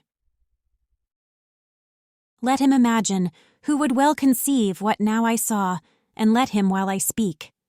Retain the image as a steadfast rock. The 15 stars, that in their divers regions, the sky enliven with a light so great, that it transcends all clusters of the air. Let him the wane imagine unto which our vault of heaven sufficeth night and day, so that in turning of its pole it fails not. Let him the mouth imagine of the horn, that in the point beginneth of the axis, round about which the primal wheel revolves, to have fashioned of themselves 2 signs in heaven, like unto that which Minos' daughter made, the moment when she felt the frost of death, and one to have its rays within the other, and both to whirl themselves in such a manner that one should forward go, the other backward. And he will have some shadowing forth of that true constellation, and the double dance that circled round the point at which I was, because it is as much beyond our wont, as swifter than the motion of the Kyana, moveth the heaven that all the rest outspeeds. There sang they neither Bacchus nor Apollo, but in the divine nature, persons 3, and in one person, the divine and human. The singing and the dance fulfilled their measure, and unto us those holy lights gave need, growing in happiness from care to care. Then broke the silence of those saints concordant the light in which the admirable life of God's own mendicant was told to me, and said, now that one straw is trodden out, now that its seed is garnered up already, sweet love invites me to thresh out the other. Into that bosom thou believest, whence was drawn the rib to form the beauteous cheek, whose taste to all the world is costing dear, and into that which, by the lance transfixed, before and since, such satisfaction made that it weighs down the balance of all sin. Paradiso, Canto 14. From center unto rim, from rim to center, in a round vase the water moves itself, as from without 'tis struck or from within, Into my mind upon a sudden dropped what I am saying, at the moment when silent became the glorious life of Thomas, because of the resemblance that was born of his discourse and that of Beatrice, whom, after him, it pleased thus to begin. This man has need, and does not tell you so, nor with the voice, nor even in his thought, of going to the root of one truth more. Declare unto him if the light wherewith blossoms your substance shall remain with you eternally the same that it is now.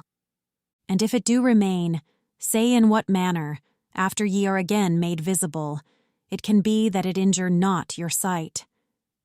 As by a greater gladness urged and drawn, they who are dancing in a ring sometimes uplift their voices and their motions quicken. So, at that horizon devout and prompt, the holy circles a new joy displayed in their revolving and their wondrous song. Whoso lamenteth him that here we die, that we may live above, has never there seen the refreshment of the eternal reign. The one and two and three whoever liveth, and reigneth ever in three and two and one, not circumscribed in all things circumscribing. 3 several times was chanted by each one among those spirits, with such melody that for all merit it were just reward, and in the lustre most divine of all. The lesser ring, I heard a modest voice, such as perhaps the angel's was to Mary, answer, as long as the festivity of paradise shall be, so long our love shall radiate round about us such a vesture. Its brightness is proportioned to the ardor to the vision, and the vision equals what grace it has above its worth. When glorious and sanctified, our flesh is reassumed, then shall our persons be more pleasing by their being all complete.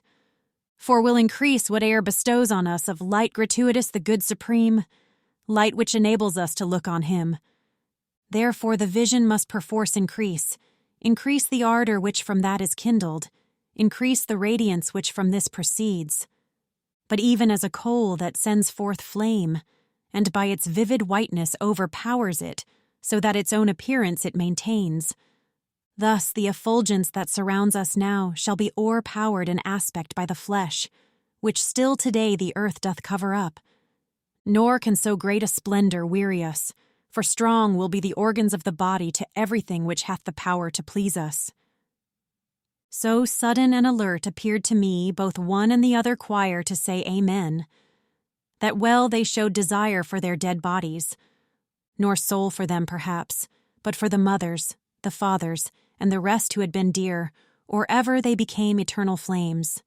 And lo, all round about of equal brightness arose a lustre over what was there, like an horizon that is clearing up.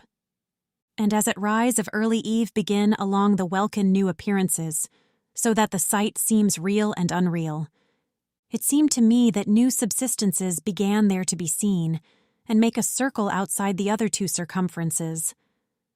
O very sparkling of the Holy Spirit, how sudden and incandescent it became unto mine eyes, that vanquished bore it not. But Beatrice, so beautiful and smiling, appeared to me, that with the other sights that followed not my memory, I must leave her.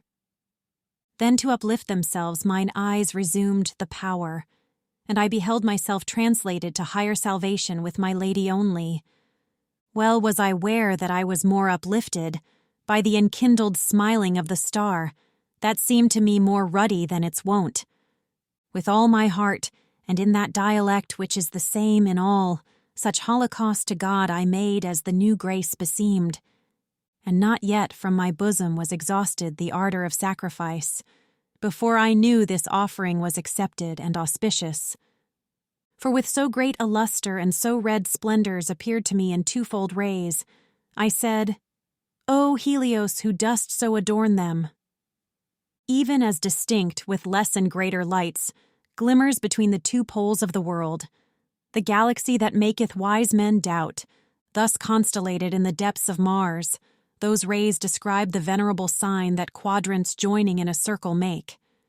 Here doth my memory overcome my genius, for on that cross as leaven gleamed forth Christ, so that I cannot find ensample worthy. But he who takes his cross and follows Christ again will pardon me what I omit, seeing in that aurora lighten Christ. From horn to horn, and twixt the top and base, lights were in motion, brightly scintillating as they together met and passed each other, thus level and aslant and swift and slow. We here behold, renewing still the sight, the particles of bodies long and short, across the sunbeam move, wherewith is listed sometimes the shade, which for their own defense people with cunning and with art contrive, and as a lute and harp, accordant strung with many strings, a dulcet tinkling make to him by whom the notes are not distinguished, so from the lights that there to me appeared, upgathered through the cross a melody, which rapt me, not distinguishing the hymn. Well was I ware it was of lofty laud, because there came to me, arise and conquer, as unto him who hears and comprehends not. So much enamored I became therewith, that until then there was not anything that e'er had fettered me with such sweet bonds. Perhaps my word appears somewhat too bold, postponing the delight of those fair eyes, into which gazing my desire has rest. But who bethinks him that the living seals of every beauty grow in power ascending, and that I there had not turned round to those, can me excuse, if I myself accuse to excuse myself, and see that I speak truly. For here the holy joy is not disclosed, because ascending it becomes more pure. Paradiso. Canto 15.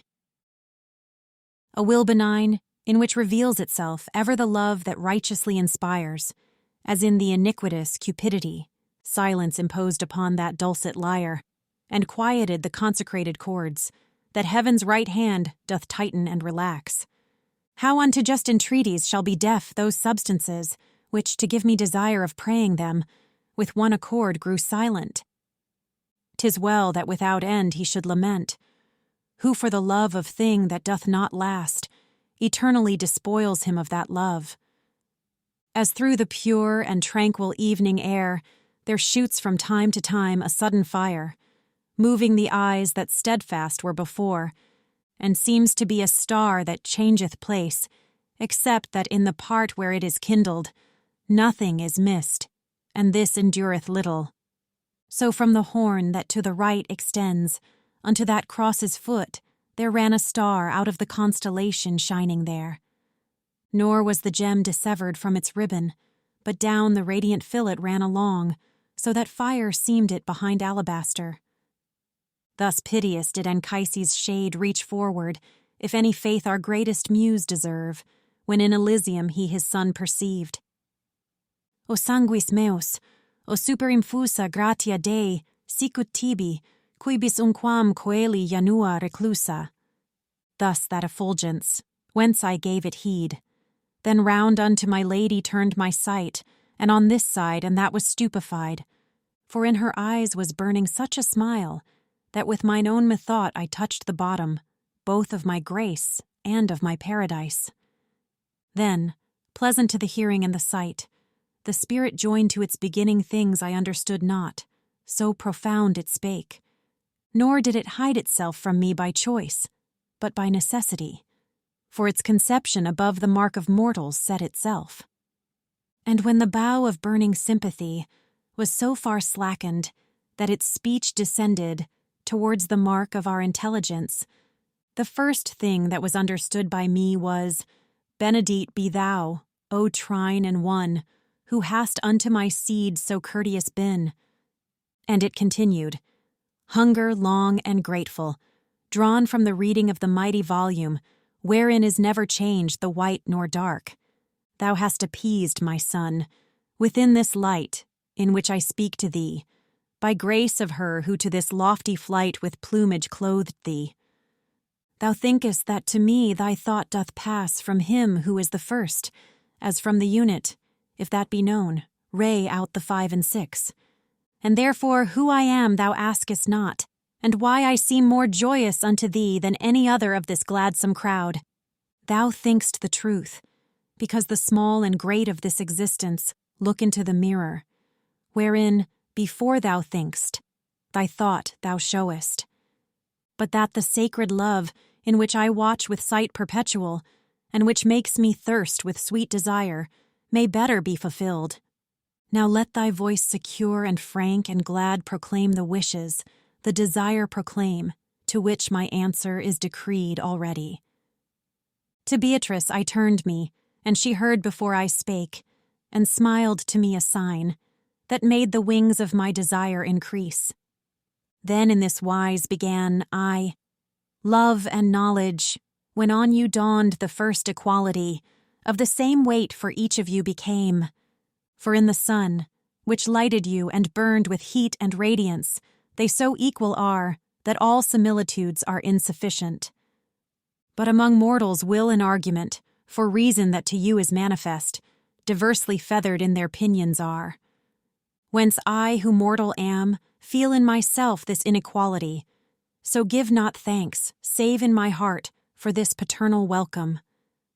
Truly do I entreat thee, living topaz, set in this precious jewel as a gem, that thou wilt satisfy me with thy name. O leaf of mine, in whom I pleasure took e'en while awaiting, I was thine own root. Such a beginning he in answer made me. Then said to me, that one from whom is named thy race, and who 100 years and more has circled round the mount on the first cornice, a son of mine and thy great-grandsire was. Well it behoves thee that the long fatigue thou shouldst for him make shorter with thy works. Florence, within the ancient boundary from which she taketh still her tierce and nones, abode in quiet, temperate, and chaste. No golden chain she had, nor coronal, nor ladies shod with sandal shoon, nor girdle that caught the eye more than the person did. Not yet the daughter at her birth struck fear into the father, for the time and dower did not o'errun this side or that the measure. No houses had she void of families, not yet had thither come Sardanapalus to show what in a chamber can be done. Not yet surpassed had Montemalo been by your Uccelatojo, which surpassed shall in its downfall be as in its rise. Belinchon saw I go begirt with leather and with bone, and from the mirror his dame depart without a painted face. And him of Nerli saw, and him of Vecchio, contented with their simple suits of buff, and with the spindle and the flax their dames. O fortunate women! And each one was certain of her own burial place, and none as yet for sake of France was in her bed deserted. One o'er the cradle kept her studious watch, and in her lullaby the language used that first delights the fathers and the mothers. Another, drawing tresses from her distaff, told o'er among her family the tales of Trojans and of Faesulae and Rome. As great a marvel then would have been held a Lapo Saltarello, a Cianchella, as Cincinnatus or Cornelia now. To such a quiet, such a beautiful life of the citizen, to such a safe community, and to so sweet an inn, did Mary give me, with loud cries invoked, and in your ancient baptistry at once Christian and Cacciaguida I became. Moronto was my brother, and Eliseo.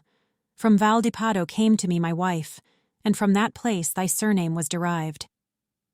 I followed afterward the Emperor Conrad, and he begirt me of his chivalry.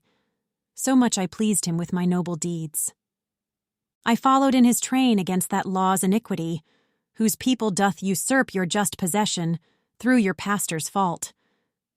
There by that execrable race was I released from bonds of the fallacious world, the love of which defileth many souls, and came from martyrdom unto this peace. Paradiso. Canto 16. O thou, our poor nobility of blood, if thou dost make the people glory in thee down here where our affection languishes, a marvelous thing it ne'er will be to me. For there where appetite is not perverted, I say in heaven, of thee I made a boast. Truly thou art a cloak that quickly shortens, so that unless we piece thee day by day, time goeth round about thee with his shears. With you, which Rome was first to tolerate, wherein her family less perseveres.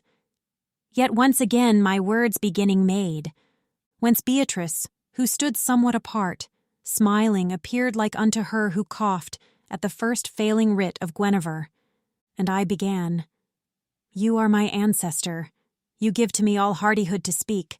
You lift me so that I am more than I. So many rivulets with gladness fill my mind. That of itself it makes a joy because it can endure this and not burst.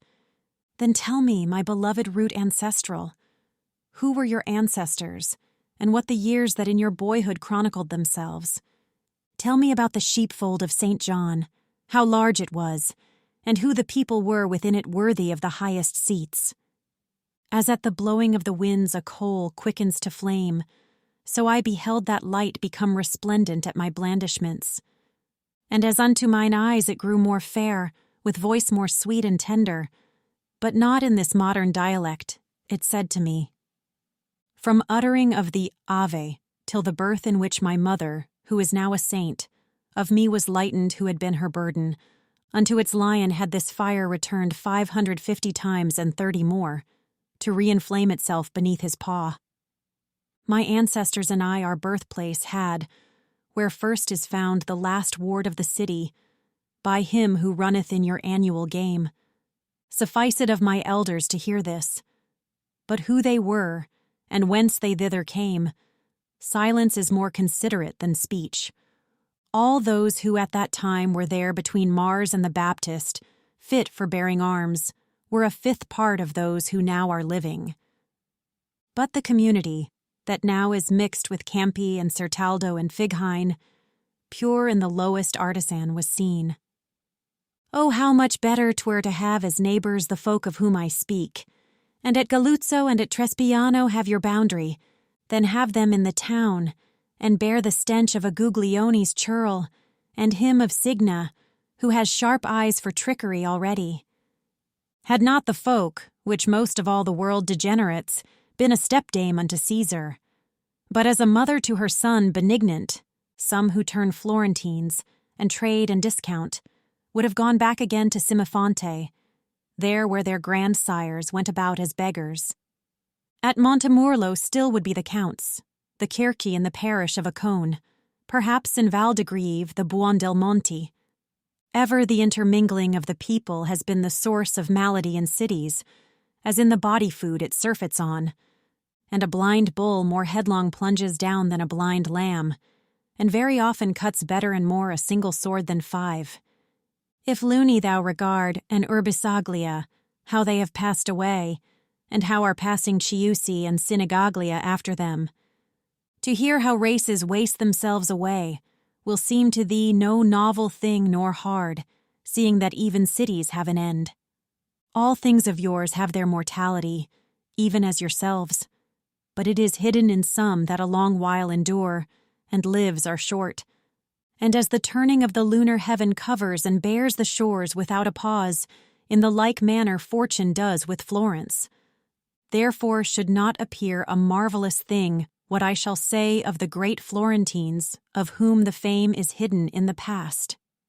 I saw the Ugi, saw the Catilini, Filippi, Greci, Ormani, and Alberici, even in their fall illustrious citizens, and saw, as mighty as they ancient were, with him of Lasanella, him of Arca, and Soldanier, Ardinghi, and Bostici, near to the gate that is at present laden with a new felony of so much weight that soon it shall be jetsam from the bark. The Ravignani were, from whom descended the County Guido, and whoe'er the name of the great Bellincione since hath taken. He of La Pressa knew the art of ruling already, and already Galligajo had hilt and pommel gilded in his house. Mighty already was the column Vere, Sacchetti, Giuochi, Fifont, and Barucci, and Galli, and they who for the bushel blush. The stock from which were the Calfucci born was great already, and already chosen to curule chairs, the Sizzi and Arrigucci. Oh, how beheld I those who are undone by their own pride, and how the balls of gold Florence enflowered in all their mighty deeds. So likewise did the ancestors of those who evermore, when vacant is your church, fatten by staying in consistory. The insolent race, that like a dragon follows whoever flees, and unto him that shows his teeth or purse is gentle as a lamb, already rising was, but from low people. so that it pleased not Ubertin Donato that his wife's father should make him their kin. Already had Caponsacco to the market. From Fesole descended, and already Giuda and Infangato were good burghers. I'll tell a thing incredible but true. One entered the small circuit by a gate, which from the Della Pera took its name, each one that bears the beautiful escutcheon of the great baron, whose renown and name the festival of Thomas keepeth fresh, knighthood and privilege from him received, though with the populace unites himself today the man who binds it with a border. Already were Gualterotti and Importuni, and still more quiet would the Borgo be, if with new neighbors it remained unfed. The house from which is born your lamentation, through just disdain that death among you brought and put an end unto your joyous life, was honored in itself and its companions. O Buon del Monte, how in evil hour thou fledst the bridle at another's promptings. Many would be rejoicing who are sad, if God had thee surrendered to the Ema the first time that thou camest to the city. But it behoved the mutilated stone which guards the bridge, that Florence should provide a victim in her latest hour of peace. With all these families, and others with them, Florence beheld I in so great repose, that no occasion had she whence to weep. With all these families beheld so just and glorious her people, that the lily never upon the spear was placed reversed, nor by division was vermilion made. Paradiso. Canto 17. As came to Climon, to be made certain of that which he had heard against himself, he who makes fathers cherry still to children, even such was I, and such was I perceived by Beatrice and by the holy light that first on my account had changed its place. Therefore my lady said to me, Send forth the flame of thy desire, so that it issue imprinted well with the internal stamp. Not that our knowledge may be greater made by speech of thine, but to accustom thee to tell thy thirst, that we may give thee drink. O my beloved tree, that so dost lift thee, that even as minds terrestrial perceive no triangle containeth two obtuse, so thou beholdest the contingent things, ere in themselves they are, fixing thine eyes upon the point in which all times are present. While I was with Virgilius conjoined upon the mountain that the souls doth heal, and when descending into the dead world, were spoken to me of my future life some grievous words, although I feel myself in sooth foursquare against the blows of chance. On this account my wish would be content to hear what fortune is approaching me, because foreseen an arrow comes more slowly. Thus did I say unto that self-same light, that unto me had spoken before, and even as Beatrice willed was my own will confessed.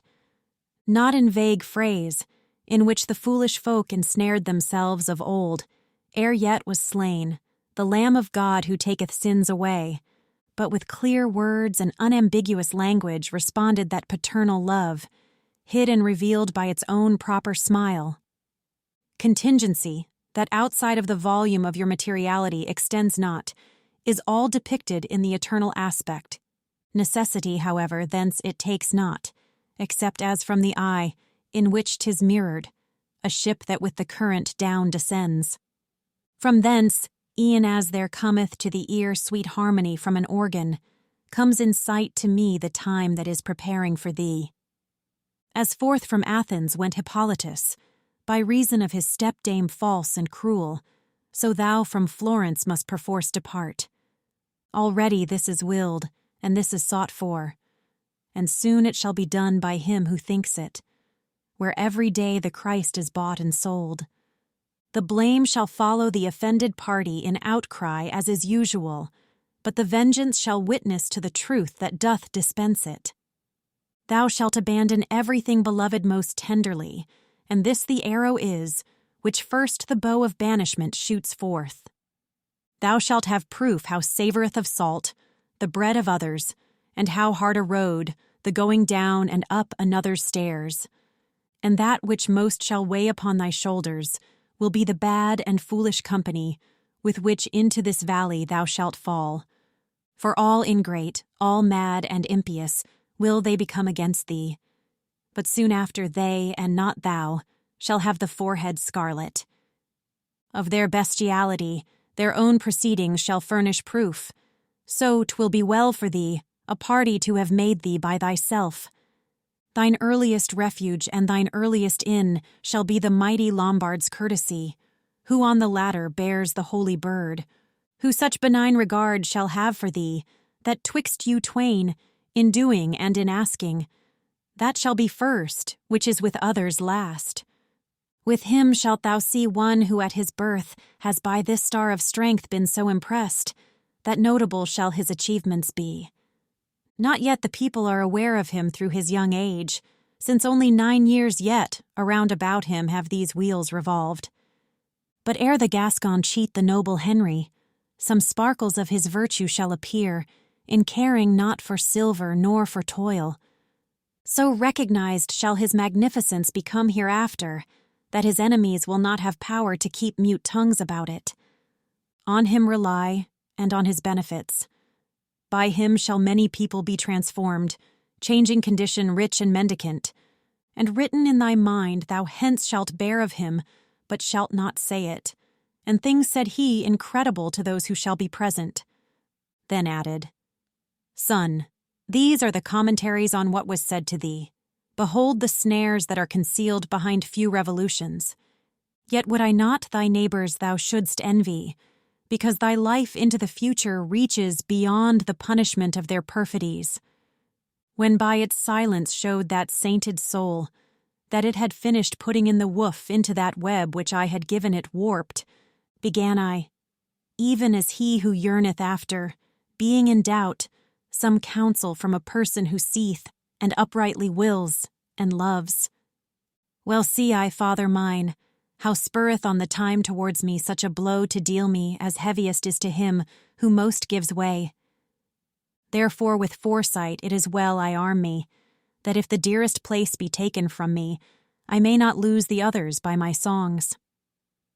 Down through the world of infinite bitterness, and o'er the mountain, from whose beauteous summit the eyes of my own lady lifted me, and afterward through heaven from light to light, I have learned that which, if I tell again, will be a savor of strong herbs to many. And if I am a timid friend to truth, I fear lest I may lose my life with those who will hereafter call this time the olden. The light in which was smiling my own treasure which there I had discovered, flashed at first, as in the sunshine doth a golden mirror, then made reply, A conscience overcast, or with its own or with another's shame, will taste forsooth the tartness of thy word. But ne'ertheless, all falsehood laid aside, make manifest thy vision utterly, and let them scratch wherever is the itch. For if thine utterance shall offensive be at the first taste, a vital nutriment 'twill leave thereafter when it is digested. This cry of thine shall do as doth the wind, which smiteth most the most exalted summits, and that is no slight argument of honor.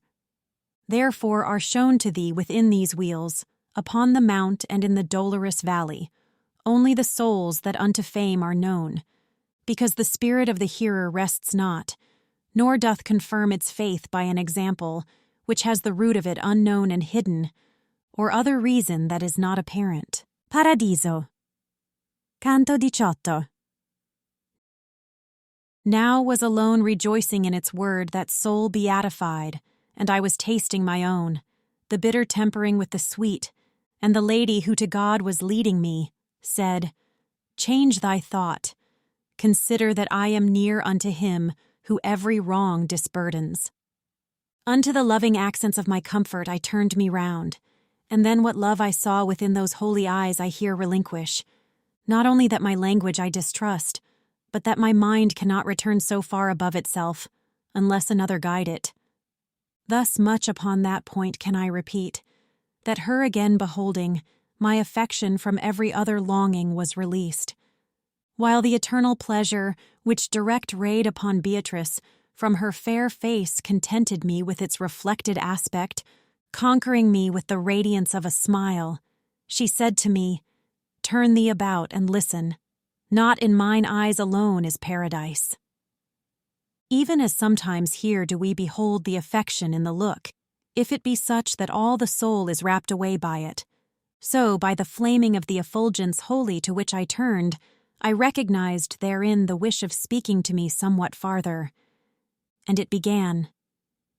In this fifth resting place upon the tree that liveth by its summit, and aye bears fruit, and never loses leaf, are blessed spirits that below, ere yet they came to heaven, were of such great renown that every muse therewith would affluent be. Therefore look thou upon the cross's horns. He whom I now shall name will there enact what doth within a cloud its own swift fire. I saw athwart the cross a splendor drawn by naming Joshua, even as he did it, nor noted I the word before the deed. And at the name of the great Maccabee, I saw another move itself revolving, and gladness was the whip unto that top. Likewise for Charlemagne and for Orlando, two of them my regard attentive followed, as followeth the eye its falcon flying. William thereafterward, and Renouard, and the Duke Godfrey, did attract my sight along upon that cross, and Robert Guiscard. Then, moved and mingled with the other lights, the soul that had addressed me showed how great an artist 'twas among the heavenly singers. To my right side I turned myself around, my duty to behold in Beatrice, either by words or gesture signified. And so translucent I beheld her eyes, so full of pleasure, that her countenance surpassed its other and its latest wont.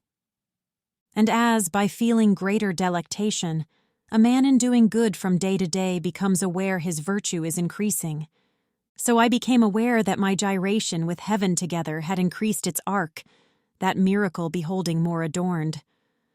And such as is the change, in little lapse of time, in a pale woman, when her face is from the load of bashfulness unladen, such was it in mine eyes, when I had turned, caused by the whiteness of the temperate star, the sixth, which to itself had gathered me.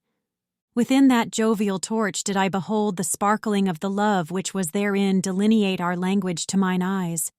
And even as birds uprisen from the shore, as in congratulation o'er their food, make squadrons of themselves, now round, now long, so from within those lights the holy creatures sang flying to and fro, and in their figures, made of themselves now D, now I, now L. First singing they to their own music moved, then one becoming of these characters, a little while they rested, and were silent. O divine Pagasia, thou who genius dost glorious make, and render it long-lived, and this through thee the cities and the kingdoms, illume me with thyself, that I may bring their figures out as I have them conceived. Apparent be thy power in these brief verses. Themselves then they displayed in 5 times 7 vowels and consonants, and I observed the parts as they seemed spoken unto me. Diligite justitiam, these were first verb and noun of all that was depicted. Qui judicatis terram were the last. Thereafter, in the M of the 5th word remained, they so arranged, that Jupiter seemed to be silver there with gold inlaid. And other lights I saw descend where was the summit of the M, and pause there singing, the good, I think, that draws them to itself. Then, as in striking upon burning logs, upward there fly innumerable sparks, whence fools are wont to look for auguries. More than 1,000 lights seemed thence to rise, and to ascend, some more, and others less, even as the sun that lights them had allotted, and each one being quiet in its place, the head and neck beheld I of an eagle delineated by that inlaid fire. He who there paints has none to be his guide, but himself guides, and is from him remembered that virtue which is form unto the nest. The other beatitude that contented seemed at first to bloom a lily on the M, by a slight motion followed out the imprint. O gentle star, what and how many gems did demonstrate to me, that all our justice effect is of that heaven which thou ingemest. Wherefore I pray the mind, in which begin thy motion and thy virtue, to regard whence comes the smoke that vitiates thy rays, so that a second time it now be wroth with buying and with selling in the temple, whose walls were built with signs and martyrdoms. O soldiery of heaven whom I contemplate, implore for those who are upon the earth all gone astray after the bad example. Once 'twas the custom to make war with swords, but now 'tis made by taking here and there the bread the pitying Father shuts from none. Yet thou, who writest but to cancel, think that Peter and that Paul, who for this vineyard which thou art spoiling died, are still alive. Well canst thou say, so steadfast my desire is unto him who willed to live alone, and for a dance was led to martyrdom, that I know not the fisherman nor Paul. Paradiso, Canto 19. Appeared before me with its wings outspread, the beautiful image that in sweet fruition made jubilant the interwoven souls.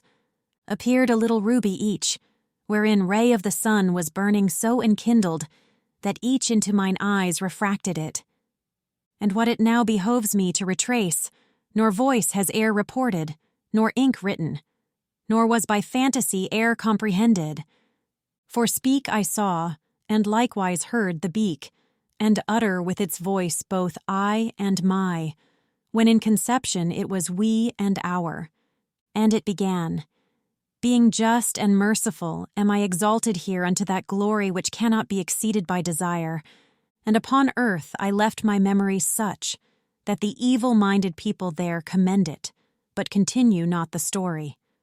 So doth a single heat from many embers make itself felt, even as from many loves issued a single sound from out that image. Whence I thereafter, O perpetual flowers of the eternal joy, that only one make me perceive your odors manifold, exhaling, break within me the great fast, which a long season has in hunger held me, not finding for it any food on earth. Well do I know, that if in heaven its mirror justice divine another realm doth make, yours apprehends it not through any veil. You know how I attentively address me to listen, and you know what is the doubt that is in me so very old a fast. Even as a falcon, issuing from his hood, doth move his head, and with his wings applaud him, showing desire and making himself fine, saw I become that standard, which of lauds was interwoven of the grace divine, with such songs as he knows who there rejoices. Then it began, he who a compass turned on the world's outer verge, and who within it devised so much occult and manifest, could not the impress of his power so make on all the universe, as that his word should not remain in infinite excess. And this makes certain that the first proud being, who was the paragon of every creature, by not awaiting light fell immature. And hence appears it, that each minor nature is scant receptacle unto that good, which has no end, and by itself is measured. In consequence our vision, which perforce must be some ray of that intelligence with which all things whatever are replete, cannot in its own nature be so potent that it shall not its origin discern far beyond that which is apparent to it. Therefore into the justice sempiternal the power of vision that your world receives, as eye into the ocean, penetrates, which, though it see the bottom near the shore, upon the deep perceives it not, and yet 'tis there, but it is hidden by the depth. There is no light, but comes from the serene, that never is o'ercast. Nay, it is darkness or shadow of the flesh, or else its poison. Amply to thee is opened now the cavern, which has concealed from thee the living justice, of which thou madst such frequent questioning. For saidst thou, born a man is on the shore of Indus, and is none who there can speak of Christ, nor who can read, nor who can write, and all his inclinations and his actions are good, so far as human reason sees, without a sin in life or in discourse. He dieth unbaptized and without faith. Where is this justice that condemneth him? Where is his fault, if he do not believe? Now who art thou, that on the bench wouldst sit in judgment at 1,000 miles away, with the short vision of a single span? Truly to him who with me subtilizes, if so the scripture were not over you, for doubting there were marvelous occasion. O animals terrene, O stolid minds, the primal will, that in itself is good, ne'er from itself the good supreme has moved. So much is just as is accordant with it, No good created draws it to itself, but it, by raying forth, occasions that. Even as above her nest goes circling round the stork when she has fed her little ones, and he who has been fed looks up at her, so lifted I my brows, and even such became the blessed image, which its wings was moving by so many counsels urged. Circling around it sang and said, As are my notes to thee, who dost not comprehend them, such is the eternal judgment to you mortals. Those lucent splendors of the Holy Spirit grew quiet then, but still within the standard that made the Romans reverend to the world. It recommenced. Unto this kingdom never ascended one who had not faith in Christ, before or since he to the tree was nailed. But look thou, many crying are, Christ, Christ, who at the judgment shall be far less near to him than some shall be who knew not Christ. Such Christians shall the Ethiop condemn, when the two companies shall be divided, the one forever rich, the other poor. What to your kings may not the Persians say, when they that volume opened shall behold, in which are written down all their dispraises? There shall be seen, among the deeds of Albert, that which ere long shall set the pen in motion, for which the realm of Prague shall be deserted. There shall be seen the woe that on the Seine he brings by falsifying of the coin, who by the blow of a wild boar shall die. There shall be seen the pride that causes thirst, which makes the Scot and Englishman so mad that they within their boundaries cannot rest. Be seen the luxury and effeminate life of him of Spain and the Bohemian, who valor never knew and never wished. Be seen the cripple of Jerusalem, his goodness represented by an eye, while the reverse an M shall represent. Be seen the avarice and poltroonery of him who guards the island of the fire, wherein Anchises finished his long life.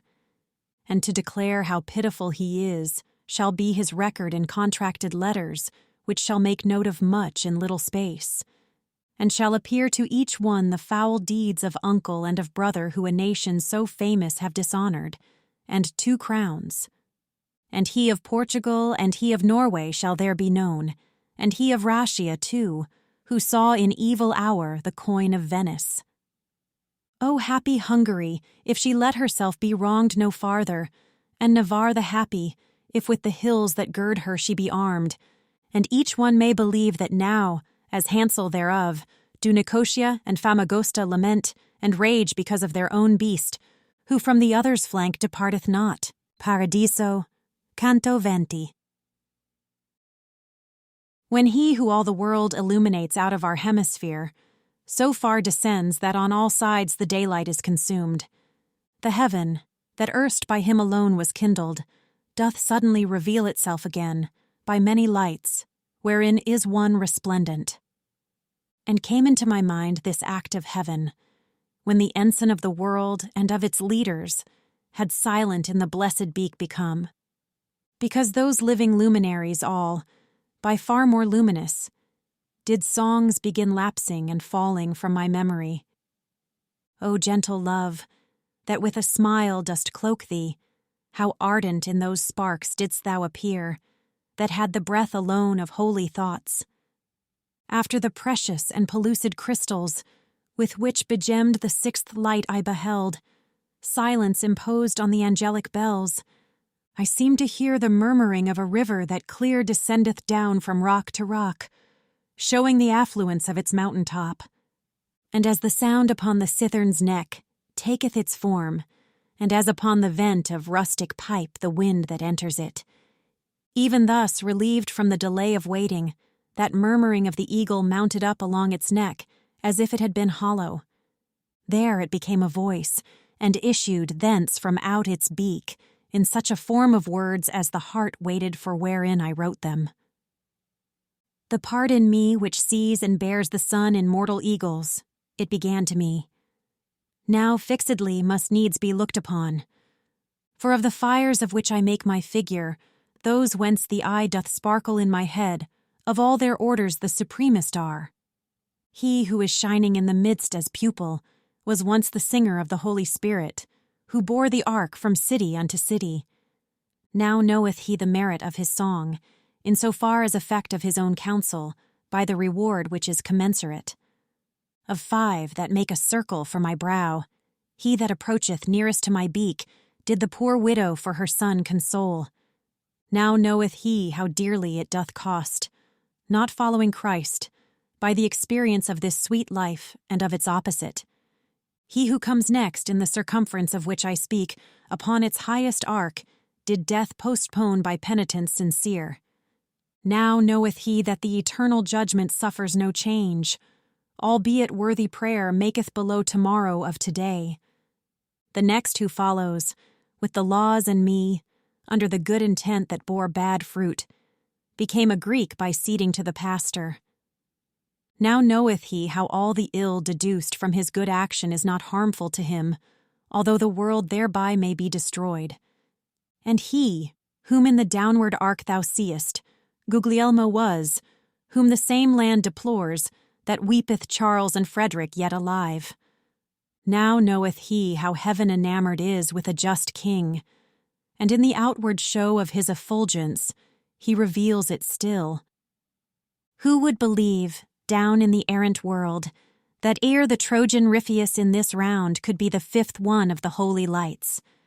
Now knoweth he enough of what the world has not the power to see of grace divine, although his sight may not discern the bottom. Like as a lark that in the air expatiates, first singing and then silent with content, of the last sweetness that doth satisfy her, such seemed to me the image of the imprint of the eternal pleasure, by whose will doth everything become the thing it is. And notwithstanding to my doubt, I was as glass is to the color that invests it. To wait the time in silence it endured not. But forth from out my mouth, what things are these, extorted with the force of its own weight, whereat I saw great joy of coruscation. Thereafterward, with eye still more enkindled, the blessed standard made to me reply, to keep me not in wonderment suspended, I see that thou believest in these things because I say them, but thou seest not how, so that although believed in, they are hidden. Thou doest as he doth who a thing by name well apprehendeth, but its quiddity cannot perceive, unless another show it. Regnum coelorum suffereth violence from fervent love, and from that living hope that overcometh the divine volition, not in the guise that man o'ercometh man, but conquers it because it will be conquered, and conquered conquers by benignity. The first life of the eyebrow, and the 5th, cause thee astonishment, because with them thou seest the region of the angels painted. They passed not from their bodies, as thou thinkest, Gentiles, but Christians in the steadfast faith of feet that were to suffer and had suffered.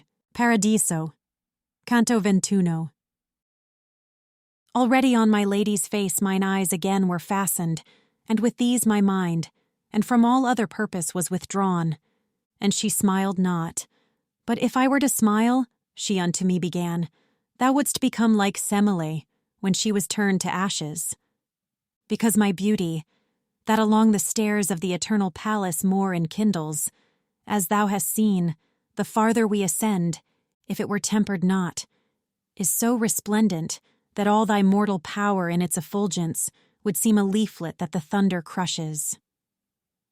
We are uplifted to the 7th splendor, that underneath the burning lion's breast now radiates downward mingled with his power. Fix in direction of thine eyes the mind, and make of them a mirror for the figure that in this mirror shall appear to thee.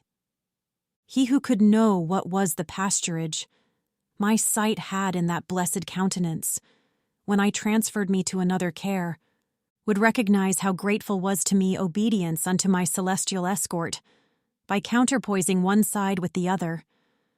Within the crystal which, around the world revolving, bears the name of its dear leader, under whom every wickedness lay dead, colored like gold, on which the sunshine gleams, a stairway I beheld to such a height uplifted, that mine eye pursued it not.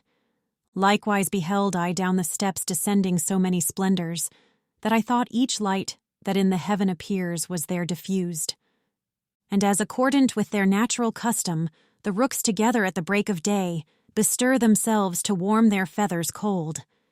Then some of them fly off without return, others come back to where they started from, and others, wheeling round, still keep at home.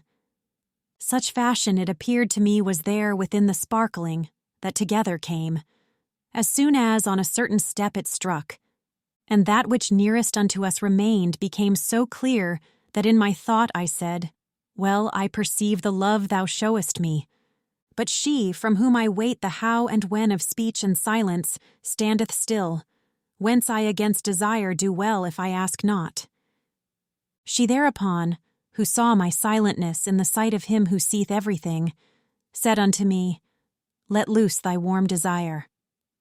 And I began, No merit of my own renders me worthy of response from thee, but for her sake who granteth me the asking, thou blessed life that dost remain concealed in thy beatitude, make known to me the cause which draweth thee so near my side, and tell me why is silent in this wheel the dulcet symphony of paradise, that through the rest below sounds so devoutly.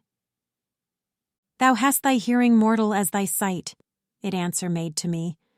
They sing not here, for the same cause that Beatrice has not smiled. Thus far adown the holy stairway steps have I descended, but to give thee welcome with words, and with the light that mantles me. Nor did more love cause me to be more ready, for love as much and more up there is burning, as doth the flaming manifest to thee. But the high charity, that makes us servants prompt to the counsel which controls the world, allotteth here, even as thou dost observe.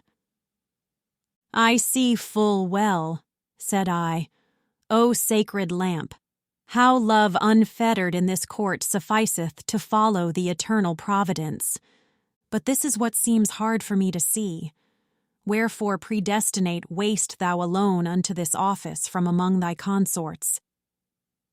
No sooner had I come to the last word, than of its middle made the light a centre, whirling itself about like a swift millstone. When answer made the love that was therein, on me directed is a light divine, piercing through this in which I am embosomed, of which the virtue with my sight conjoined lifts me above myself so far, I see the supreme essence from which this is drawn. Hence comes the joyfulness with which I flame, for to my sight, as far as it is clear, the clearness of the flame I equal make. But that soul in the heaven which is most pure, that seraph which his eye on God most fixes, could this demand of thine not satisfy? Because so deeply sinks in the abyss of the eternal statute what thou askest, from all created sight it is cut off. And to the mortal world, when thou returnest, this carry back, that it may not presume longer toward such a goal to move its feet. The mind that shineth here, on earth doth smoke. From this observe how can it do below that which it cannot though the heaven assume it. Such limit did its words prescribe to me. The question I relinquished, and restricted myself to ask it humbly who it was. Between two shores of Italy rise cliffs, and not far distant from thy native place, so high the thunders far below them sound, and form a ridge that Catria is called, neath which is consecrate a hermitage, wont to be dedicate to worship only. Thus unto me the third speech recommenced, and then, continuing, it said, Therein unto God's service I became so steadfast, that feeding only on the juice of olives lightly I passed away the heats and frosts, contented in my thoughts contemplative. That cloister used to render to these heavens abundantly, and now is empty grown, so that perforce it soon must be revealed. I in that place was Peter Damiano, and Peter the sinner was I in the house of Our Lady on the Adriatic shore.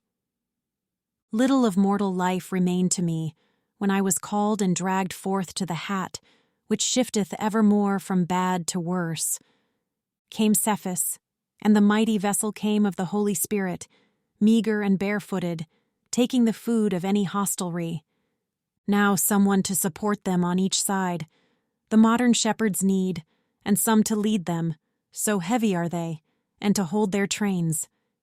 They cover up their palfreys with their cloaks, so that two beasts go underneath one skin. O patience, that dost tolerate so much. At this voice saw I many little flames, from step to step, descending and revolving, and every revolution made them fairer.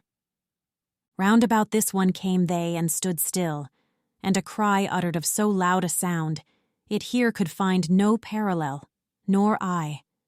Distinguished it, the thunder so o'ercame me. Paradiso, Canto 22. Oppressed with stupor, I unto my guide turned like a little child who always runs for refuge there, where he confideth most. And she, even as a mother who straightway gives comfort to her pale and breathless boy, with voice whose wont it is to reassure him, said to me, Knowest thou not thou art in heaven, and knowest thou not that heaven is holy all, and what is done here cometh from good zeal? After what wise the singing would have changed thee, and I by smiling, thou canst now imagine, since that the cry has startled thee so much, in which if thou hadst understood its prayers, already would be known to thee the vengeance, which thou shalt look upon before thou diest. The sword above here smiteth not in haste, nor tardily, howe'er it seem to him who fearing or desiring waits for it. But turn thee round towards the others now, for very illustrious spirits shalt thou see, if thou thy sight directest, as I say. As it seemed good to her mine eyes I turned, and saw 100 spherules that together with mutual rays each other more embellished. I stood as one who in himself represses the point of his desire, and ventures not to question, he so feareth the too much. And now the largest and most luculent among those pearls came forward, that it might make my desire concerning it content. Within it then I heard, If thou couldst see even as myself the charity that burns among us, thy conceits would be expressed. But that by waiting thou mayst not come late to the high end, I will make answer even unto the thought of which thou art so chary. That mountain on whose slope Casino stands was frequented of old upon its summit by a deluded folk and ill-disposed. And I am he who first up thither bore the name of him who brought upon the earth the truth that so much sublimateth us. And such abundant grace upon me shone, that all the neighboring towns I drew away from the impious worship that seduced the world. These other fires, each one of them, were men contemplative, enkindled by that heat which maketh holy flowers and fruits spring up. Here is Macarius, here is Romualdus, here are my brethren, who within the cloisters their footsteps stayed and kept a steadfast heart. And I to him, The affection which thou showest speaking with me, and the good countenance which I behold and note in all your ardours, in me have so my confidence dilated as the sun doth the rose, when it becomes as far unfolded as it hath the power. Therefore I pray, and thou assure me, Father, if I may so much grace receive, that I may thee behold with countenance unveiled. He thereupon, Brother, thy high desire in the remotest sphere shall be fulfilled, where are fulfilled all others and my own. There perfect is, and ripened and complete, every desire. Within that one alone is every part where it has always been. For it is not in space, nor turns on poles, and unto it our stairway reaches up, whence thus from out thy sight it steals away. Up to that height the patriarch Jacob saw it, extending its supernal part, what time so thronged with angels it appeared to him. But to ascend it now, no one uplifts his feet from off the earth.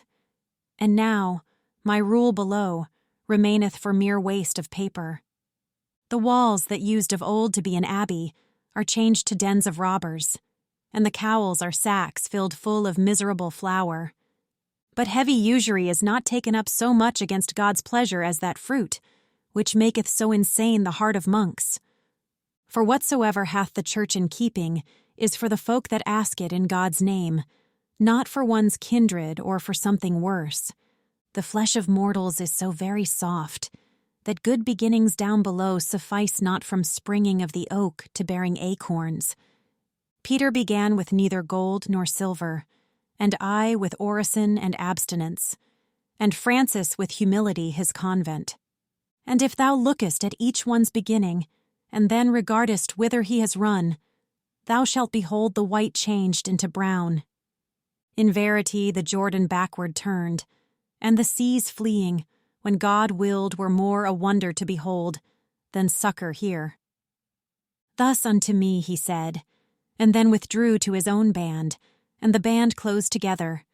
Then like a whirlwind all was upward rapt. The gentle lady urged me on behind them up o'er that stairway by a single sign. So did her virtue overcome my nature. Nor here below, where one goes up and down by natural law, was motion e'er so swift that it could be compared unto my wing. Reader, as I may unto that devout triumph return, on whose account I often for my transgressions weep and beat my breast. Thou hadst not thrust thy finger in the fire and drawn it out again, before I saw the sign that follows Taurus, and was in it. O glorious stars, O light impregnated with mighty virtue, from which I acknowledge all of my genius, whatsoe'er it be.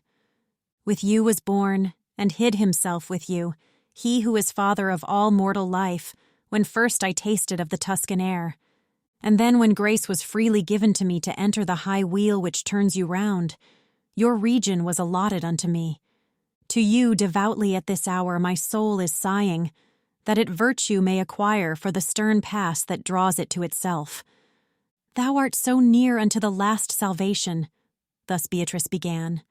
Thou oughtest now to have thine eaves unclouded and acute, and therefore, ere thou enter farther in, look down once more, and see how vast a world thou hast already put beneath thy feet, so that thy heart, as jocund as it may, present itself to the triumphant throng that comes rejoicing through this rounded ether. I with my sight returned through one and all the sevenfold spheres, and I beheld this globe such that I smiled at its ignoble semblance, and that opinion I approve as best which doth account it least, and he who thinks of something else may truly be called just. I saw the daughter of Latona shining without that shadow, which to me was cause that once I had believed her rare and dense.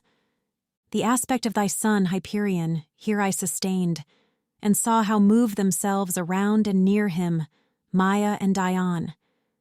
Thence there appeared the temperateness of Jove, twixt son and father, and to me was clear the change that of their whereabout they make, and all the seven made manifest to me how great they are, and eke how swift they are, and how they are in distant habitations.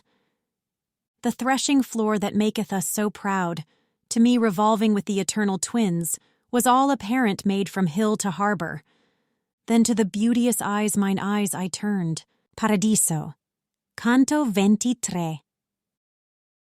Even as a bird, mid the beloved leaves, quiet upon the nest of her sweet brood, throughout the night that hideth all things from us, who that she may behold their longed-for looks, and find the food wherewith to nourish them, in which to her grave labors grateful are, anticipates the time on open spray, and with an ardent longing waits the sun, gazing intent as soon as breaks the dawn.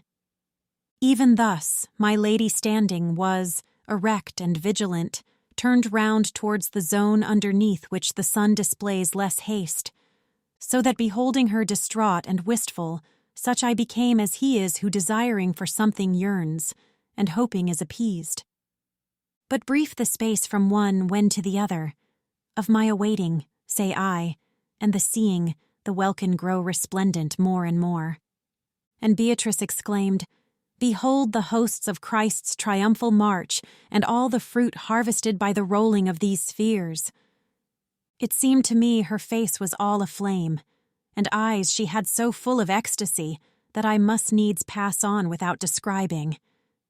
As when in night serene of the full moon, smiles Trivia among the nymphs eternal, who paint the firmament through all its gulfs, saw I, above the myriads of lamps, a sun that one and all of them enkindled, e'en as our own doth the supernal sights, and through the living light transparent shone the lucent substance so intensely clear into my sight that I sustained it not.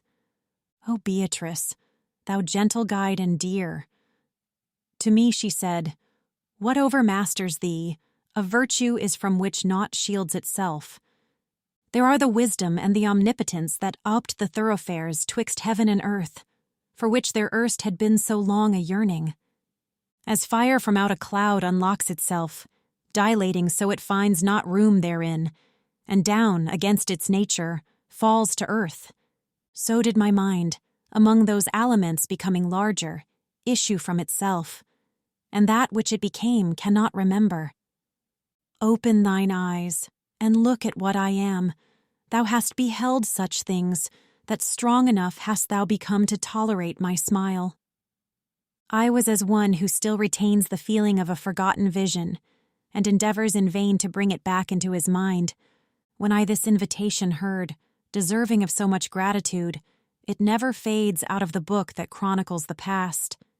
If at this moment sounded all the tongues that Polyhymnia and her sisters made most lubrical with their delicious milk, to aid me, to 1,000th of the truth it would not reach, singing the holy smile and how the holy aspect it illumed.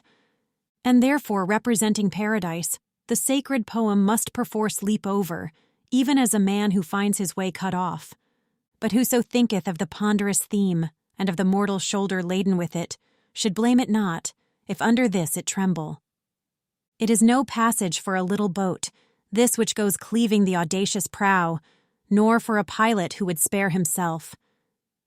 Why doth my face so much enamour thee, that to the garden fair thou turnest not, which under the rays of Christ is blossoming? There is the rose in which the word divine became incarnate. There the lilies are, by whose perfume the good way was discovered. Thus Beatrice, and I, who to her counsels was wholly ready, once again betook me unto the battle of the feeble brows. As in the sunshine, that unsullied streams through fractured cloud, ere now a meadow of flowers mine eyes with shadow covered o'er have seen, so troops of splendors manifold I saw illumined from above with burning rays, beholding not the source of the effulgence. O power benignant that dost so imprint them, thou didst exalt thyself to give more scope there to mine eyes, that were not strong enough. The name of that fair flower I e'er invoke, morning and evening utterly enthralled my soul, to gaze upon the greater fire. And when in both mine eyes depicted were the glory and greatness of the living star, which there excelleth, as it here excelled, athwart the heavens a little torch descended formed in a circle like a coronal, and cinctured it, and whirled itself about it. Whatever melody most sweetly soundeth on earth, and to itself most draws the soul, would seem a cloud that, rent asunder, thunders, compared unto the sounding of that lyre, wherewith was crowned the sapphire beautiful, which gives the clearest heaven its sapphire hue. I am angelic love, that circle round the joy sublime which breathes from out the womb, that was the hostelry of our desire. And I shall circle, Lady of Heaven, while thou followest thy Son, and makest diviner the sphere supreme, because thou enterest there. Thus did the circulated melody seal itself up, and all the other lights were making to resound the name of Mary. The regal mantle of the volumes all of that world, which most fervid is, and living with breath of God and with his works and ways, extended over us its inner border, so very distant, that the semblance of it there where I was not yet appeared to me. Therefore mine eyes did not possess the power of following the incoronated flame, which mounted upward near to its own seed. And as a little child, that towards its mother stretches its arms, when it the milk has taken, through impulse kindled into outward flame, each of those gleams of whiteness upward reached. So with its summit, that the deep affection they had for Mary was revealed to me. Thereafter they remained there in my sight, Regina Coeli, singing with such sweetness, that ne'er from me has the delight departed. Oh, what exuberance is garnered up within those richest coffers, which had been good husbandmen for sowing here below. There they enjoy and live upon the treasure, which was acquired while weeping in the exile of Babylon, wherein the gold was left. There triumpheth, beneath the exalted Son of God and Mary, in his victory, both with the ancient council and the new, he who doth keep the keys of such a glory. Paradiso. Canto 24. O company elect to the great supper of the Lamb benedight, who feedeth you so that forever full is your desire. If by the grace of God this man foretaste something of that which falleth from your table, or ever death prescribe to him the time, direct your mind to his immense desire, and him somewhat bedew, ye drinking are forever at the fount, whence comes his thought. Thus Beatrice, and those souls beatified, transformed themselves to spheres on steadfast poles, flaming intensely in the guise of comets. And as the wheels and works of horologies revolve so that the first to the beholder motionless seems, and the last one to fly, so in like manner did those carols, dancing in different measure, of their affluence. Give me the gauge, as they were swift or slow. From that one which I noted of most beauty, beheld I issue forth a fire so happy that none it left there of a greater brightness. And around Beatrice 3 several times, it whirled itself with so divine a song, my fantasy repeats it not to me. Therefore the pen skips, and I write it not. Since our imagination for such folds, much more our speech, is of a tint too glaring. O holy sister mine, who us implorest with such devotion, by thine ardent love thou dost unbind me from that beautiful sphere. Thereafter, having stopped, the blessed fire unto my lady did direct its breath, which spake in fashion, as I here have said. And she, O light etern of the great man, to whom our Lord delivered up the keys he carried down of this miraculous joy. This one examine on points light and grave, as good beseemeth thee, about the faith by means of which thou on the sea didst walk. If he love well and hope well and believe, from thee 'tis hid not. For thou hast thy sight there where depicted everything is seen. But since this kingdom has made citizens, by means of the true faith, to glorify it, 'tis well he have the chance to speak thereof. As baccalaureate arms himself, and speaks not, until the master doth propose the question, to argue it, and not to terminate it, so did I arm myself with every reason, while she was speaking, that I might be ready for such a questioner and such profession. Say, thou good Christian, manifest thyself, what is the faith? Whereat I raised my brow unto that light wherefrom was this breathed forth. Then turned I round to Beatrice, and she prompt signals made to me that I should pour the water forth from my internal fountain. May grace, that suffers me to make confession, began I, to the great centurion, cause my conceptions all to be explicit. And I continued. As the truthful pen, Father, of thy dear brother wrote of it, who put with thee Rome into the good way, faith is the substance of the things we hope for, and evidence of those that are not seen, and this appears to me its quiddity. Then heard I, very rightly thou perceivest, if well thou understandest why he placed it with substances, and then with evidences. And I thereafterward, the things profound, that here vouchsafe to me their apparition, unto all eyes below are so concealed, that they exist there only in belief, upon the which is founded the high hope, and hence it takes the nature of a substance. And it behoveth us from this belief to reason without having other sight, and hence it has the nature of evidence. Then heard I, if whatever is acquired below by doctrine were thus understood, no sophist's subtlety would there find place. Thus was breathed forth from that enkindled love, then added, very well has been gone over already of this coin the alloy and weight, but tell me if thou hast it in thy purse. And I, yes, both so shining and so round, that in its stamp there is no peradventure. Thereafter issued from the light, profound that there resplendent was, this precious jewel, upon the which is every virtue founded, whence hadst thou it? And I.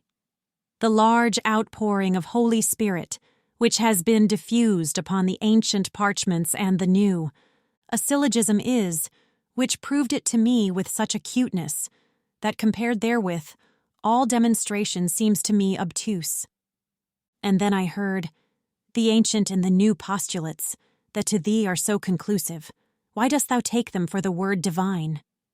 And I, the proofs which show the truth to me are the works subsequent, whereunto nature ne'er heated iron yet, nor anvil beat.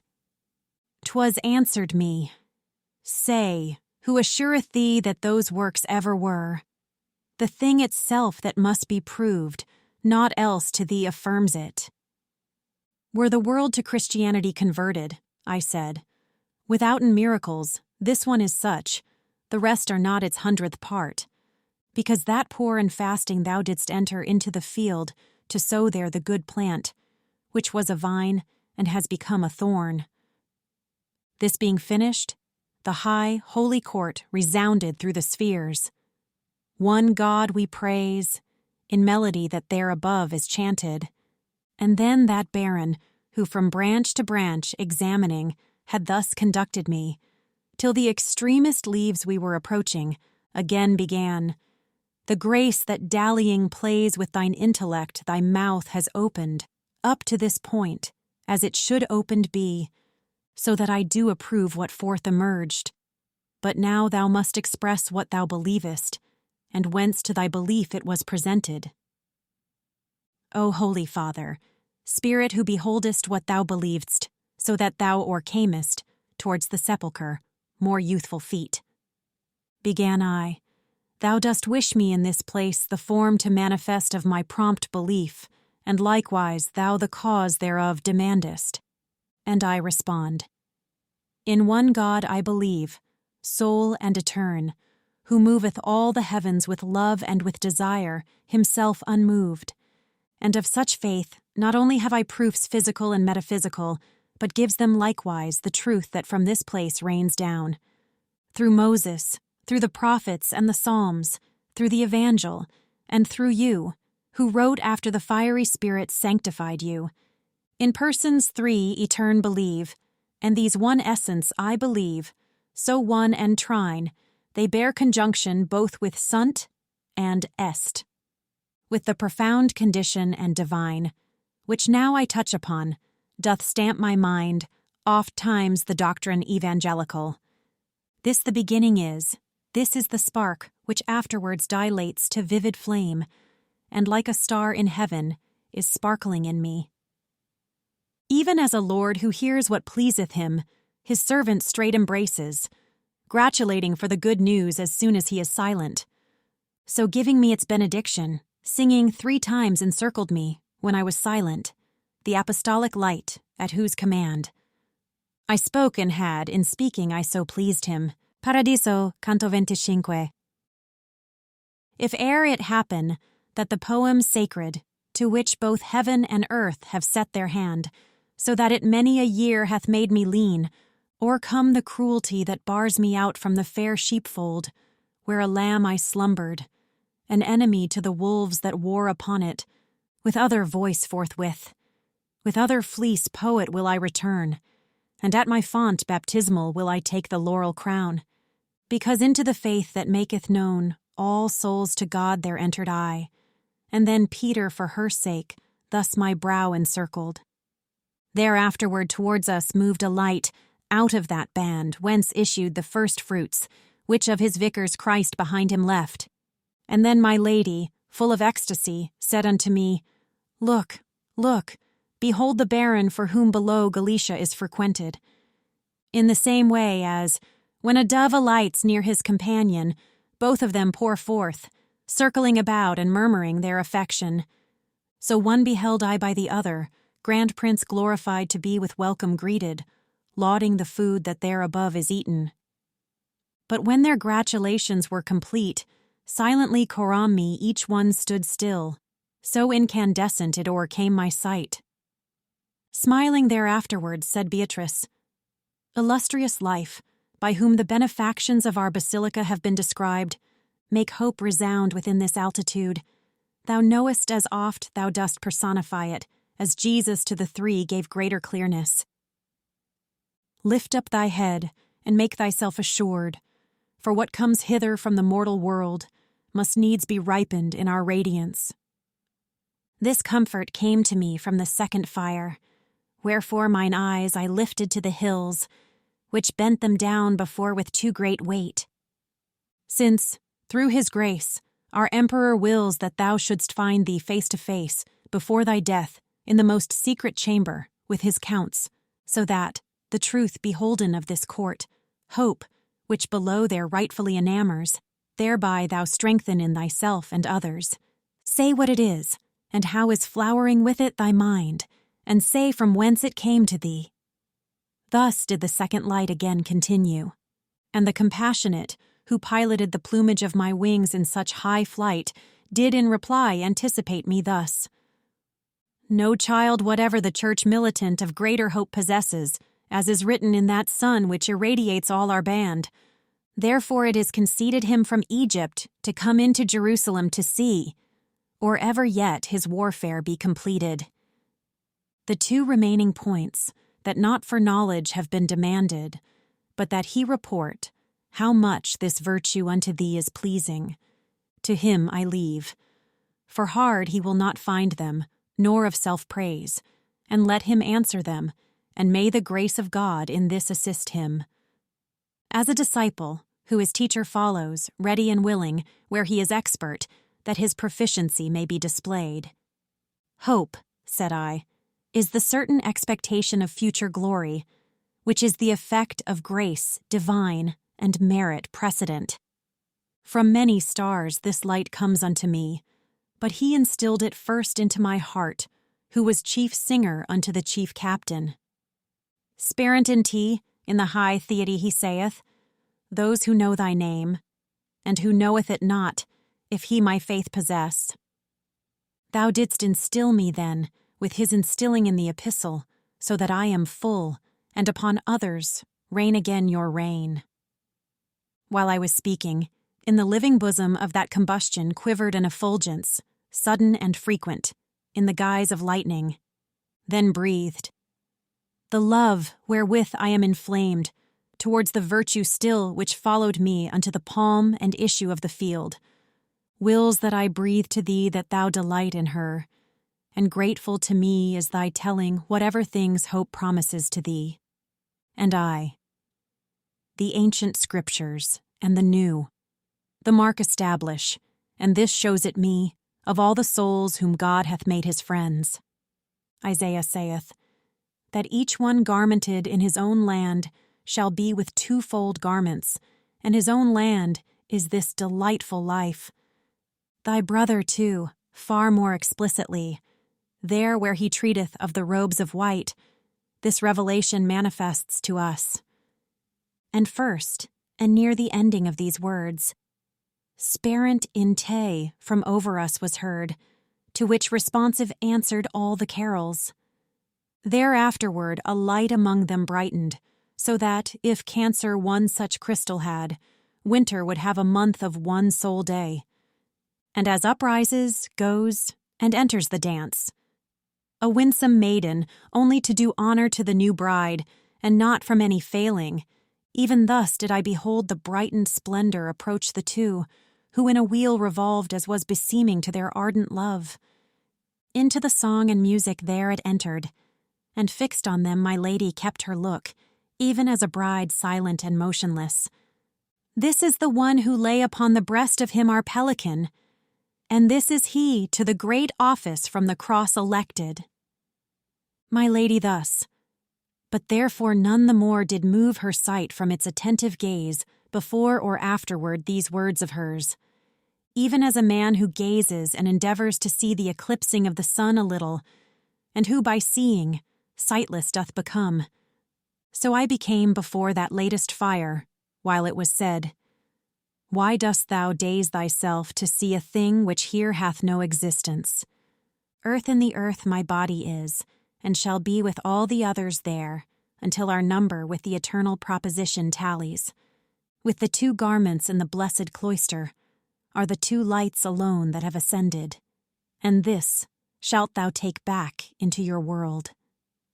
And at this utterance the flaming circle grew quiet, with the dulcet intermingling of sound that by the trinal breath was made, as to escape from danger or fatigue.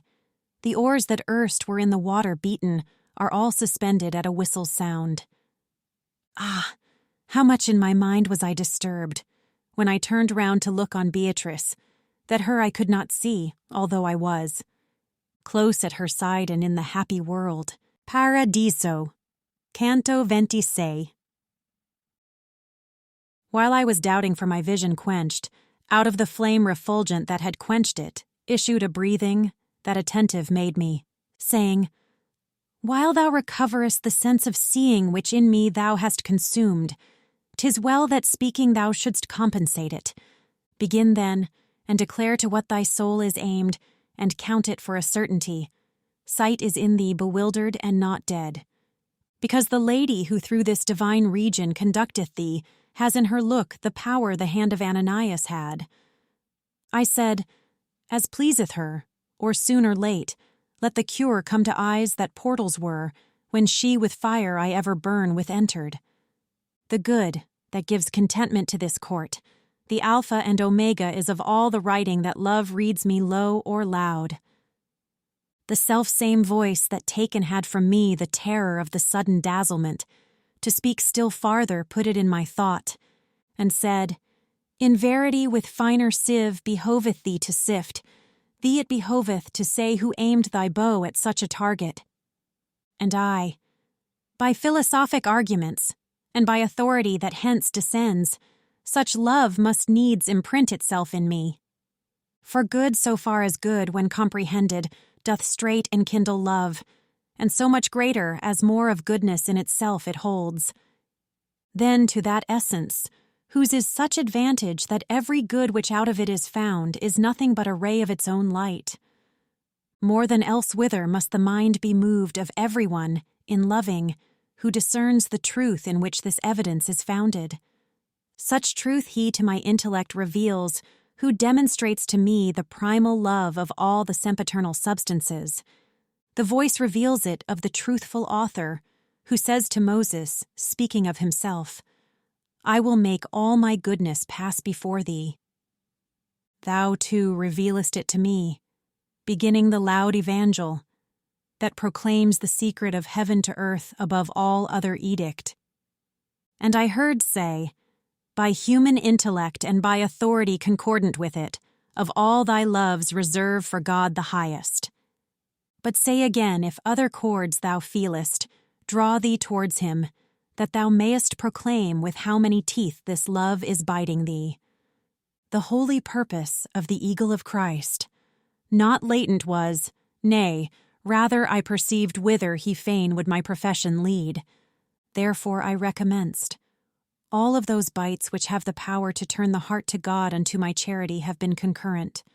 The being of the world, and my own being, the death which he endured that I may live, and that which all the faithful hope as I do, with the forementioned vivid consciousness, have drawn me from the sea of love perverse, and of the right have placed me on the shore. The leaves wherewith embowered is all the garden of the eternal gardener, do I love as much as he has granted them of good. As soon as I had ceased, a song most sweet throughout the heaven resounded, and my lady said with the others, Holy, holy, holy.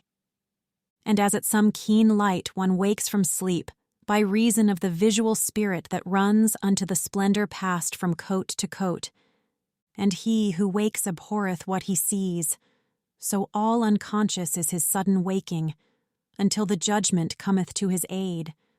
So from before mine eyes did Beatrice chase every mote with radiance of her own, that cast its light 1,000 miles and more.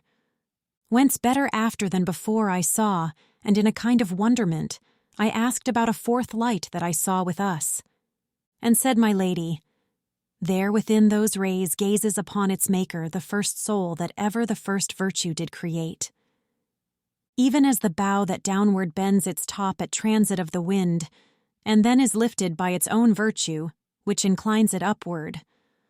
Likewise did I, the while that she was speaking, being amazed, and then I was made bold by a desire to speak wherewith I burned. And I began, O apple, that mature alone has been produced, O ancient father, to whom each wife is daughter and daughter-in-law, devoutly as I can, I supplicate thee that thou wouldst speak to me. Thou seest my wish, and I, to hear thee quickly, speak it not. Sometimes an animal, when covered, struggles, so that his impulse needs must be apparent, by reason of the rapage following it. And in like manner the primeval soul made clear to me athwart its covering, how jubilant it was to give me pleasure. Then breathed, without thy uttering it to me, thine inclination better I discern, than thou whatever thing is surest to thee. For I behold it in the truthful mirror, that of himself all things parhelion makes, and none makes him parhelion of itself. Thou fain wouldst hear how long ago God placed me within the lofty garden, where this lady unto so long a stairway thee disposed, and how long to mine eyes it was a pleasure, and of the great disdain the proper cause, and the language that I used and that I made. Now, son of mine, the tasting of the tree. Not in itself was cause of so great exile, but solely the o'erstepping of the bounds. There whence thy lady moved Virgilius, 4,302 circuits made by the sun, this counsel I desired, and him I saw return to all the lights of his highway 900 times and 30, whilst I upon the earth was tarrying. The language that I spake was quite extinct. Before that in the work interminable, the people under Nimrod were employed, for never more result of reasoning, because of human pleasure that doth change, obedient to the heavens, was durable. A natural action is it that man speaks, but whether thus or thus, doth nature leave to your own art, as seemeth best to you. Ere I descended to the infernal anguish, El was on earth the name of the chief good, from whom comes all the joy that wraps me round. Eli he then was called, and that is proper, because the use of men is like a leaf on bough, which goeth and another cometh. Upon the mount that highest o'er the wave rises was I, in life or pure or sinful, from the first hour to that which is the second, as the sun changes quadrant to the sixth. Paradiso, canto 27. Glory be to the Father, to the Son, and Holy Ghost. All paradise began, so that the melody inebriate made me. What I beheld seemed unto me a smile of the universe, for my inebriation found entrance through the hearing and the sight. O joy, O gladness inexpressible, O perfect life of love and peacefulness, O riches without hankering secure. Before mine eyes were standing the 4 torches enkindled, and the one that first had come began to make itself more luminous, and even such in semblance it became as Jupiter would become if he and Mars were birds, and they should interchange their feathers. That providence, which here distributeth season and service, in the blessed choir had silence upon every side imposed. When I heard say, If I my color change, marvel not at it. For while I am speaking, thou shalt behold all these their color change. He who usurps upon the earth my place, which vacant has become before the presence of the Son of God, has of my cemetery made a sewer of blood and stench, whereby the perverse one, who fell from here below there, is appeased. With the same color which, through sun adverse, painteth the clouds at evening or at morn, beheld I then the whole of heaven suffused. And as a modest woman who abides sure of herself, and at another's failing, from listening only, timorous becomes, even thus did Beatrice change countenance. And I believe in heaven was such eclipse, when suffered the supreme omnipotence. Thereafterward proceeded forth his words, with voice so much transmuted from itself, The very countenance was not more changed. The spouse of Christ has never nurtured been on blood of mine, of Linus and of Cletus, to be made use of in a quest of gold, but in a quest of this delightful life, Sixtus and Pius, Urban and Calixtus, after much lamentation, shed their blood. Our purpose was not that on the right hand of our successors should in part be seated the Christian folk, in part upon the other, nor that the keys which were to me confided should e'er become the escutcheon on a banner, that should wage war on those who are baptized, nor I be made the figure of a seal to privileges venal and mendacious, whereat I often redden and flash with fire. In garb of shepherds the rapacious wolves are seen from here above o'er all the pastures. O wrath of God, why dost thou slumber still? To drink our blood, the Courcines and Gascons are making ready. O thou good beginning, unto how vile an end must thou needs fall. But the high providence, that with Scipio, at Rome the glory of the world defended, will speedily bring aid, as I conceive. And thou, my son, who by thy mortal weight shalt down return again, open thy mouth. What I conceal not, do not thou conceal. As with its frozen vapors downward falls and flakes our atmosphere, what time the horn of the celestial goat doth touch the sun, upward in such array saw I the ether become, and flaked with the triumphant vapors, which there together with us had remained.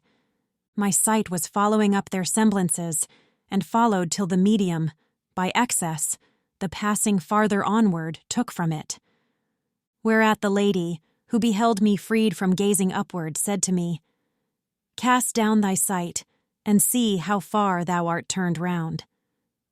Since the first time that I had downward looked, I saw that I had moved through the whole arc which the first climate makes from midst to end, so that I saw the mad track of Ulysses past Gades, and this side, well nigh the shore, whereon became Europa a sweet burden. And of this threshing floor, the sight to me were more unveiled. But the sun was proceeding under my feet, a sign and more removed. My mind enamored, which is dallying at all times with my lady, to bring back to her mine eyes was more than ever ardent. And if or art or nature has made bait to catch the eyes and so possess the mind, in human flesh or in its portraiture, all joined together would appear as naught to the divine delight which shone upon me. When to her smiling face I turned me round, the virtue that her look endowed me with, from the fair nest of Leda tore me forth, and up into the swiftest heaven impelled me. Its parts exceeding full of life and lofty are all so uniform, I cannot say which Beatrice selected for my place.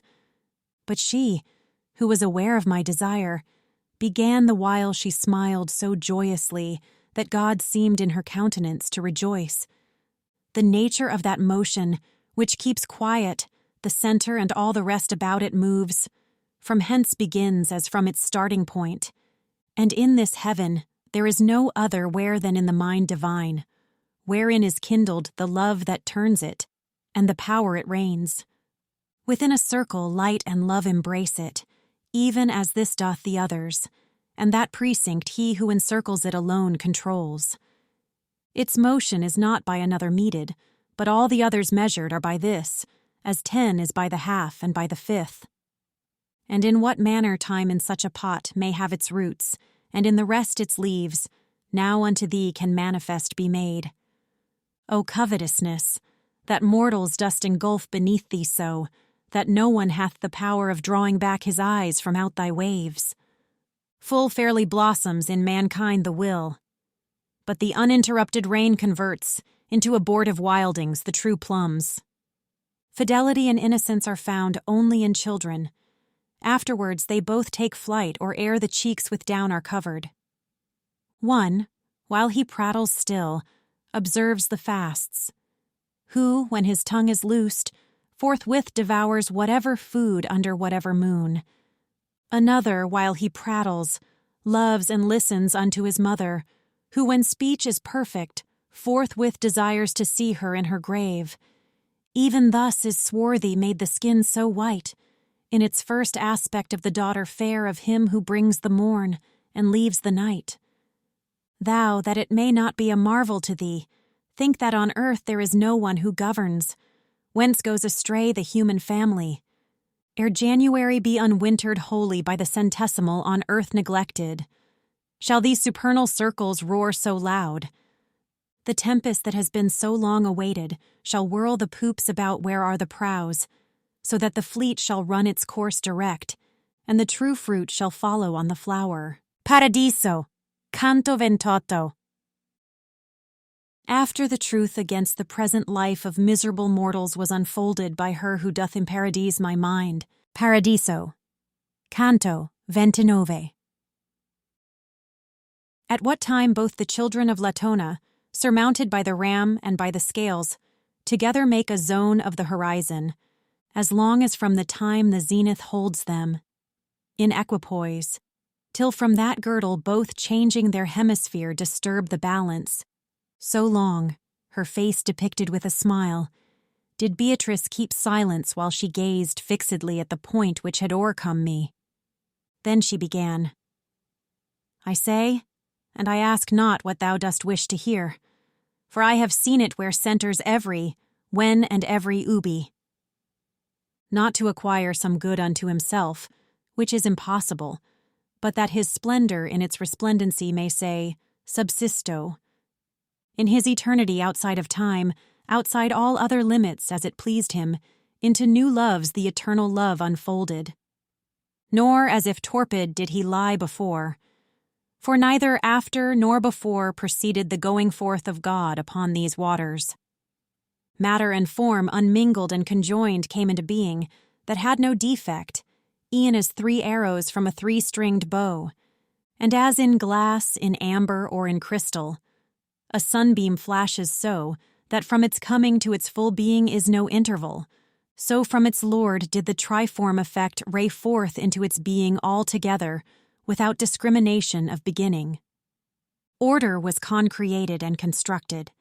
In substances, and summit of the world, were those wherein the pure act was produced.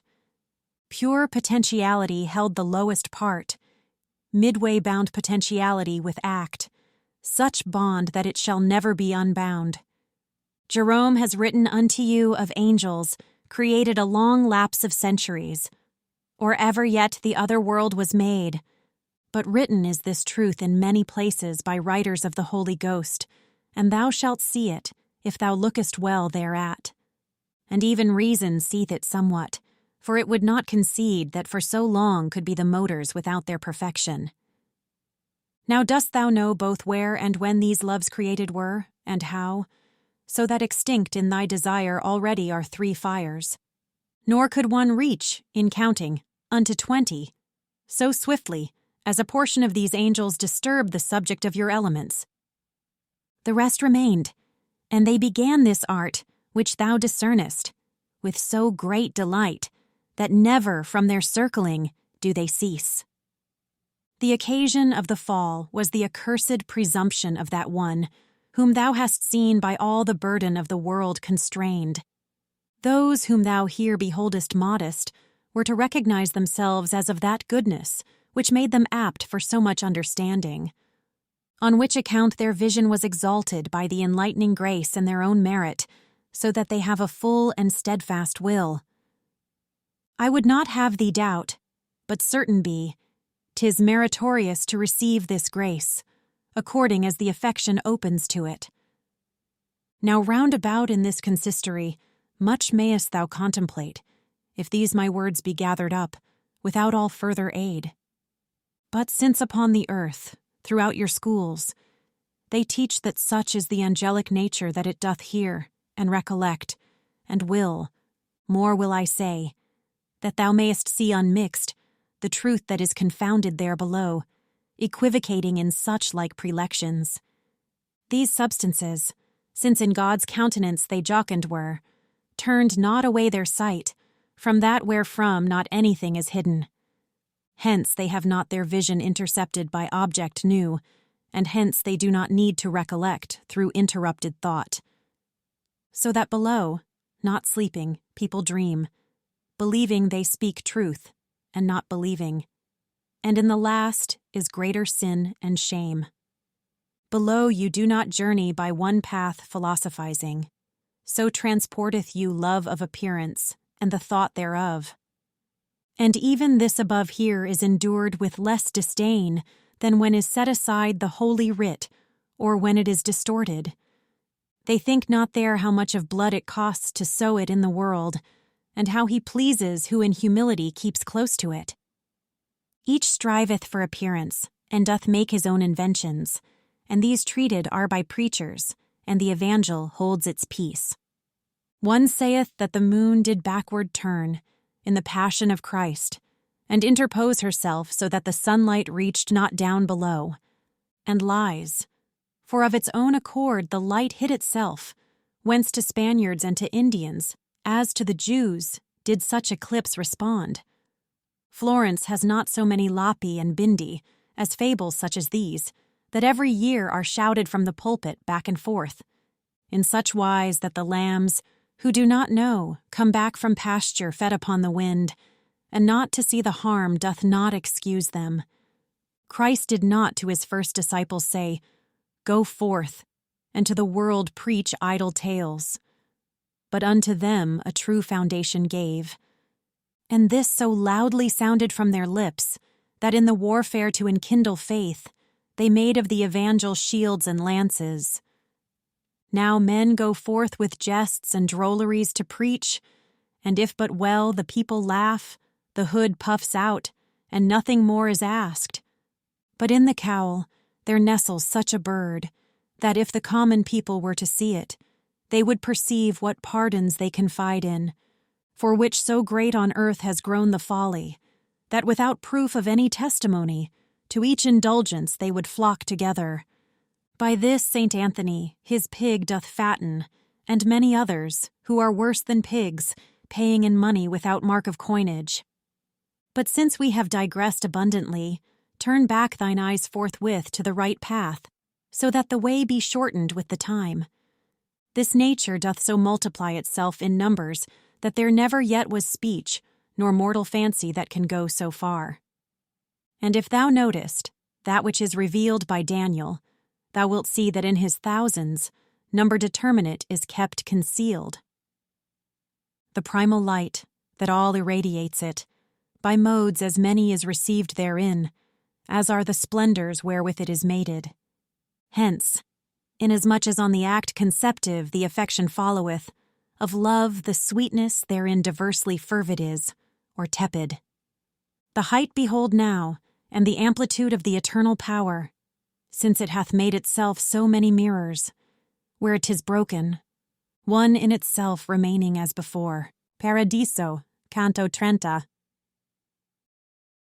Perchance 6,000 miles remote from us is glowing the 6th hour, and now this world inclines its shadow almost to a level, when the mid-heaven begins to make itself so deep to us, that here and there a star ceases to shine so far down as this depth, and as advances bright exceedingly the handmaid of the sun, the heaven is closed, light after light to the most beautiful.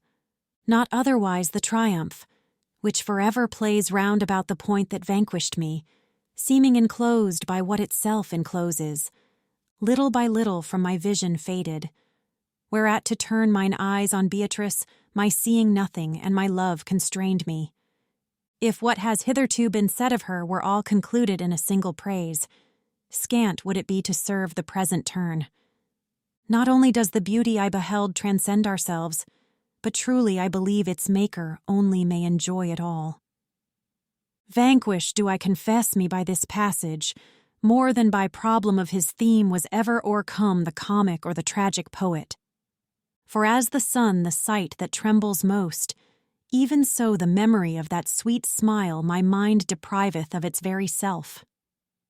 From the first day that I beheld her face in this life, to the moment of this look, the sequence of my song has ne'er been severed.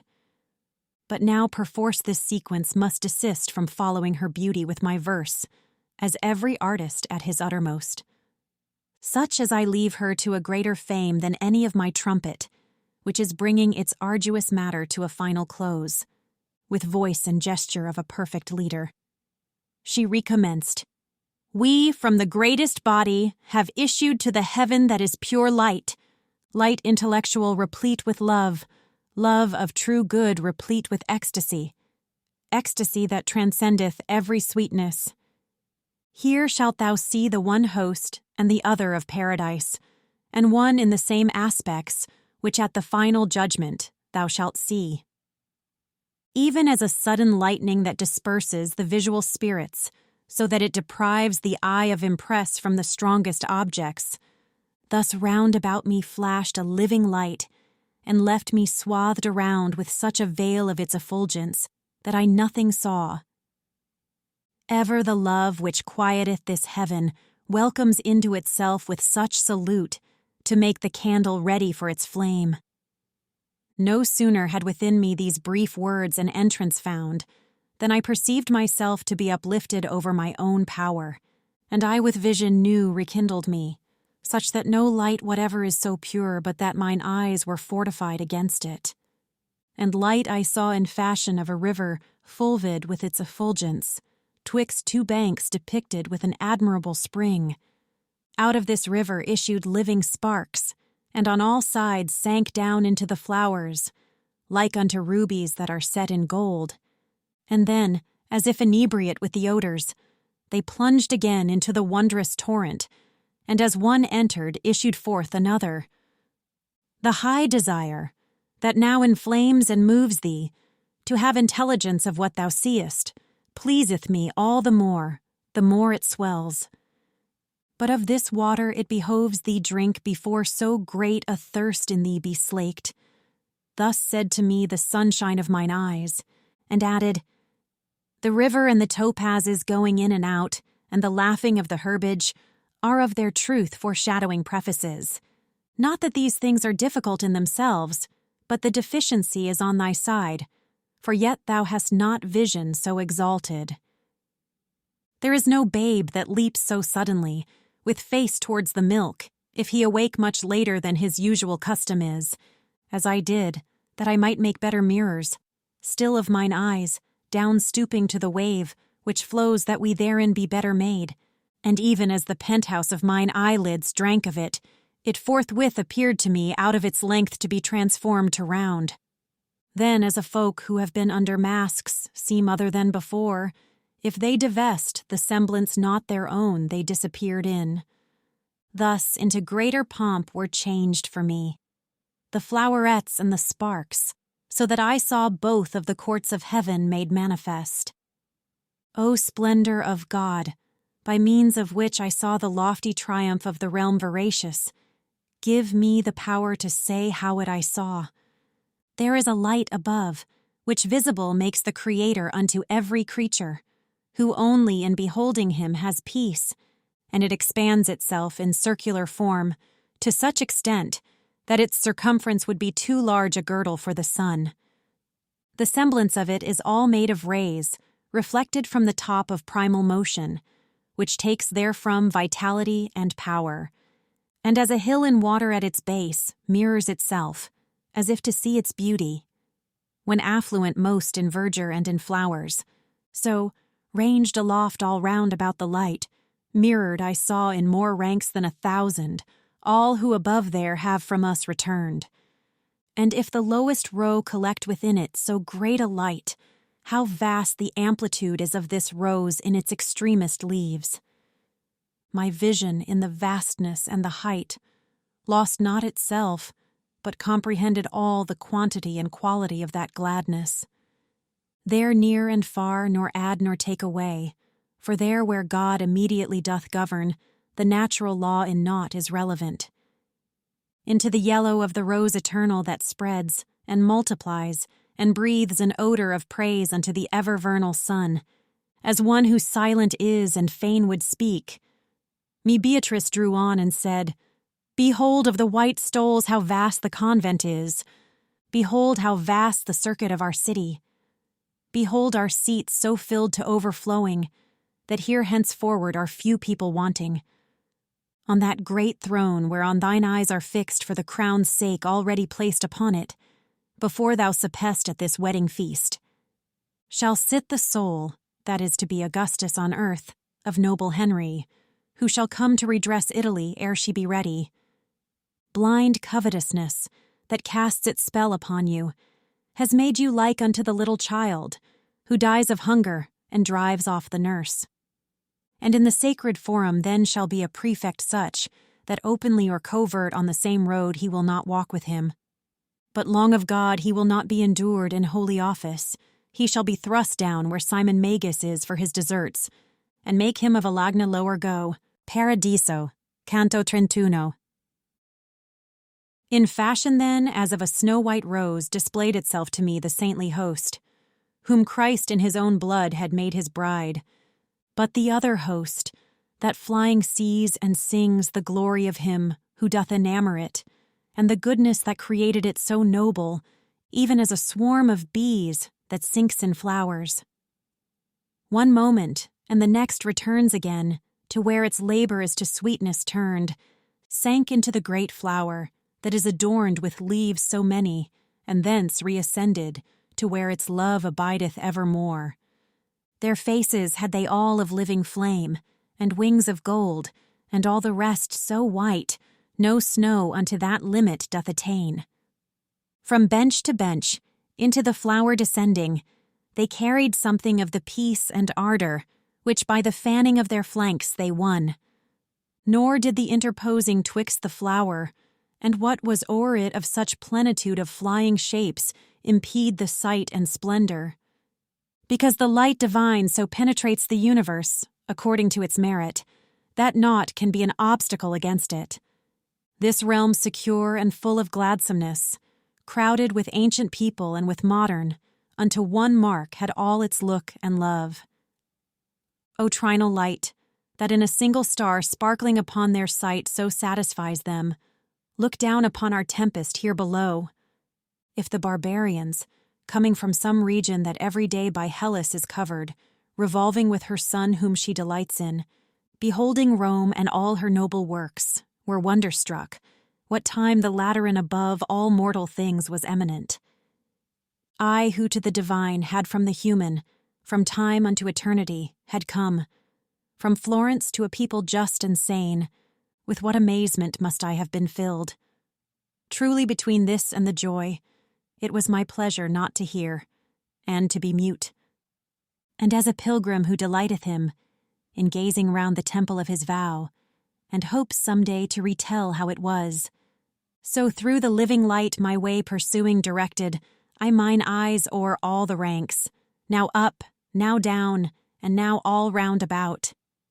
Faces I saw of charity persuasive, embellished by his light and their own smile, and attitudes adorned with every grace. The general form of paradise already. My glance had comprehended as a whole, in no part hitherto remaining fixed, and round I turned me with rekindled wish, my lady to interrogate of things concerning which my mind was in suspense. One thing I meant, another answered me. I thought I should see Beatrice, and saw an old man habited like the glorious people. O'erflowing was he in his eyes and cheeks, with joy benign, in attitude of pity, as to a tender father is becoming. And she, where is she? Instantly I said, whence he? To put an end to thy desire, me Beatrice hath sent from mine own place. And if thou lookest up to the third round of the first rank, again shalt thou behold her upon the throne her merits have assigned her. Without reply I lifted up mine eyes, and saw her as she made herself a crown, reflecting from herself the eternal rays. Not from that region which the highest thunders is any mortal eye so far removed, in whatsoever sea it deepest sinks, as there from Beatrice my sight. But this was nothing unto me, because her image descended not to me by medium blurred. O Lady, thou in whom my hope is strong, and who for my salvation didst endure in hell, to leave the imprint of thy feet, of whatsoever things I have beheld, as coming from thy power and from thy goodness, I recognize the virtue and the grace. Thou from a slave hast brought me unto freedom, by all those ways, by all the expedients, whereby thou hadst the power of doing it. Preserve towards me thy magnificence, so that this soul of mine, which thou hast healed, pleasing to thee be loosened from the body. Thus I implored, and she, so far away, smiled as it seemed, and looked once more at me, then unto the eternal fountain turned, and said the old man holy, that thou mayst accomplish perfectly thy journeying, whereunto prayer and holy love have sent me, fly with thine eyes all round about this garden, for seeing it will discipline thy sight farther to mount along the ray divine. And she, the Queen of Heaven, for whom I burn wholly with love, will grant us every grace, because that I her faithful Bernard am. As he who peradventure from Croatia cometh to gaze at our Veronica, who through its ancient fame is never sated, but says in thought, the while it is displayed, My Lord, Christ Jesus, God of very God, now was your semblance made like unto this? Even such was I while gazing at the living charity of the man, who in this world by contemplation tasted of that peace. Thou Son of Grace, this jocund life, began he, will not be known to thee by keeping ever thine eyes below here on the lowest place, but mark the circles to the most remote, until thou shalt behold enthroned the Queen to whom this realm is subject and devoted. I lifted up mine eyes, and as at morn, the oriental part of the horizon surpasses that wherein the sun goes down. Thus, as if going with mine eyes from vale to mount, I saw a part in the remoteness surpass in splendor all the other front. And even as there where we await the pole that Phaeton drove badly, blazes more the light, and is on either side diminished, so likewise that Pacific oriflamme gleamed brightest in the center, and each side in equal measure did the flame abate. And at that center, with their wings expanded, more than 1,000 jubilant angels saw I, each differing in effulgence and in kind. I saw there at their sports and at their songs a beauty smiling, which the gladness was within the eyes of all the other saints. And if I had in speaking as much wealth as in imagining, I should not dare to attempt the smallest part of its delight. Bernard, as soon as he beheld mine eyes, fixed and intent upon its fervid fervor, his own with such affection turned to her, that it made mine more ardent to behold. Paradiso, Canto 32. Absorbed in his delight, that contemplator assumed the willing office of a teacher and gave beginning to these holy words. The wound that Mary closed up and anointed, she at her feet who is so beautiful, she is the one who opened it and pierced it. Within that order which the third seats make is seated Rachel, lower than the other, with Beatrice, in manner as thou seest. Sarah, Rebecca, Judith, and her who was ancestress of the singer, who for dole of the misdeed said, Miserere mei. Canst thou behold from seat to seat descending down in gradation, as with each one's name I through the rows go down from leaf to leaf, and downward from the 7th row, even as above the same, succeed the Hebrew women, dividing all the tresses of the flower. Because according to the view which faith in Christ had taken, these are the partition by which the sacred stairways are divided. Upon this side, where perfect is the flower, with each one of its petals, seated are those who believed in Christ, who was to come. Upon the other side, where intersected with vacant spaces are the semicircles, are those who looked to Christ already come. And as upon this side, the glorious seat of the Lady of Heaven, and the other seats below it, such a great division make, so opposite doth that of the great John, who ever holy, desert and martyrdom endured, and afterwards 2 years in hell. And under him thus to divide were chosen Francis, and Benedict, and Augustine, and down to us the rest from round to round. Behold now the high providence divine. For one and other aspect of the faith in equal measure shall this garden fill. And know that downward from that rank which cleaves midway the sequence of the 2 divisions, not by their proper merit are they seated, but by another's under fixed conditions. For these are spirits one and all assoiled, before they any true election had. Well canst thou recognize it in their faces, and also in their voices puerile, if thou regard them well and hearken to them. Now doubtest thou, and doubting thou art silent, but I will loosen for thee the strong bond in which thy subtile fancies hold thee fast. Within the amplitude of this domain, no casual point can possibly find place, no more than sadness can, or thirst, or hunger. For by eternal law has been established whatever thou beholdest, so that closely the ring is fitted to the finger here. And therefore are these people, festinate unto true life, not sine causa here, more and less excellent among themselves. The king, by means of whom this realm reposes in so great love, and in so great delight, that no will ventureth to ask for more, in his own joyous aspect, every mind, creating at his pleasure dowers with grace diversely, and let here the effect suffice. And this is clearly and expressly noted for you in Holy Scripture, in those twins who in their mother had their anger roused. According to the color of the hair, therefore, with such a grace the light supreme consenteth that they worthily be crowned. Without, then, any merit of their deeds, stationed are they in different gradations, differing only in their first acuteness. 'Tis true that in the early centuries, with innocence, to work out their salvation, sufficient was the faith of parents only. After the earlier ages were completed, behoved it that the males by circumcision unto their innocent wings should virtue add. But after that the time of grace had come, without the baptism absolute of Christ, such innocence below there was retained. Look now into the face that unto Christ hath most resemblance, for its brightness only is able to prepare thee to see Christ.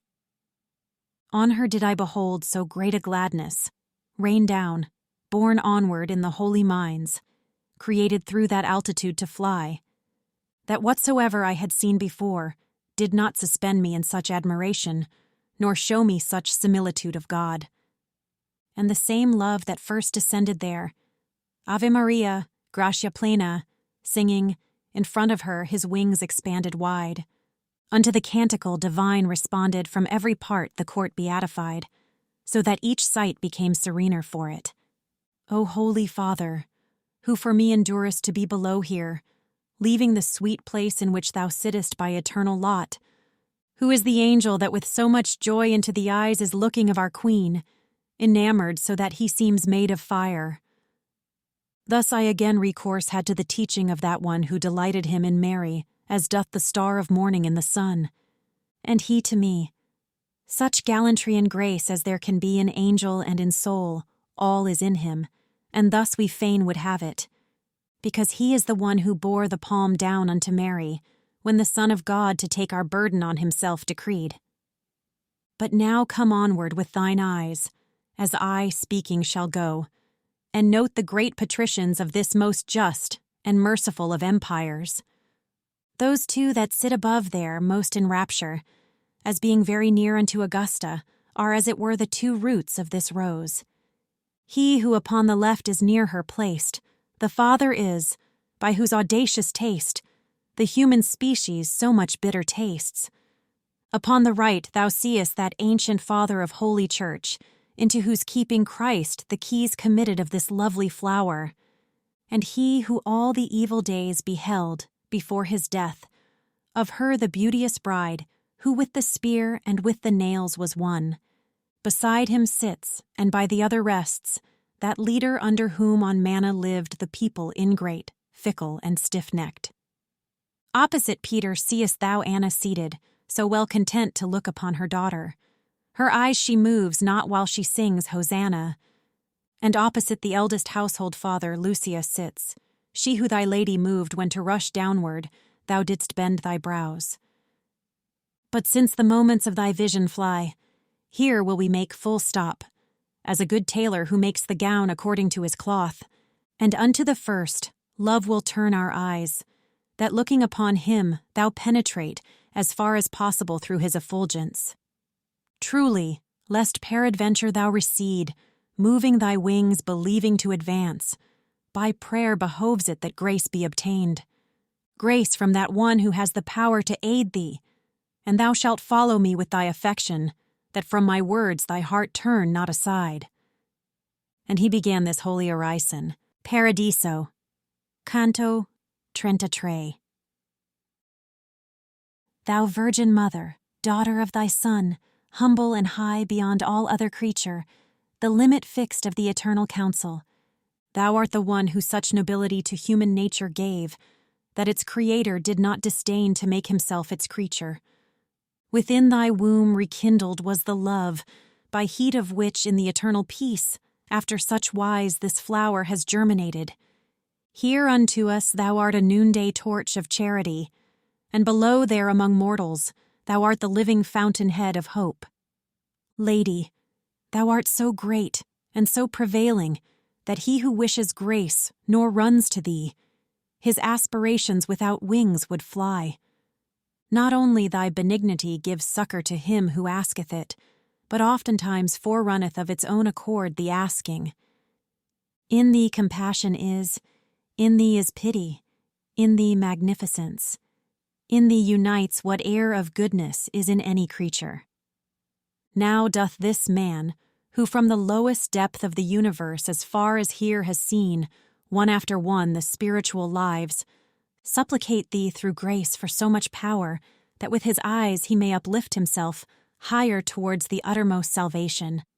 And I, who never burned for my own seeing more than I do for his, all of my prayers proffer to thee, and pray they come not short, that thou wouldst scatter from him every cloud of his mortality, so with thy prayers, that the chief pleasure be to him displayed.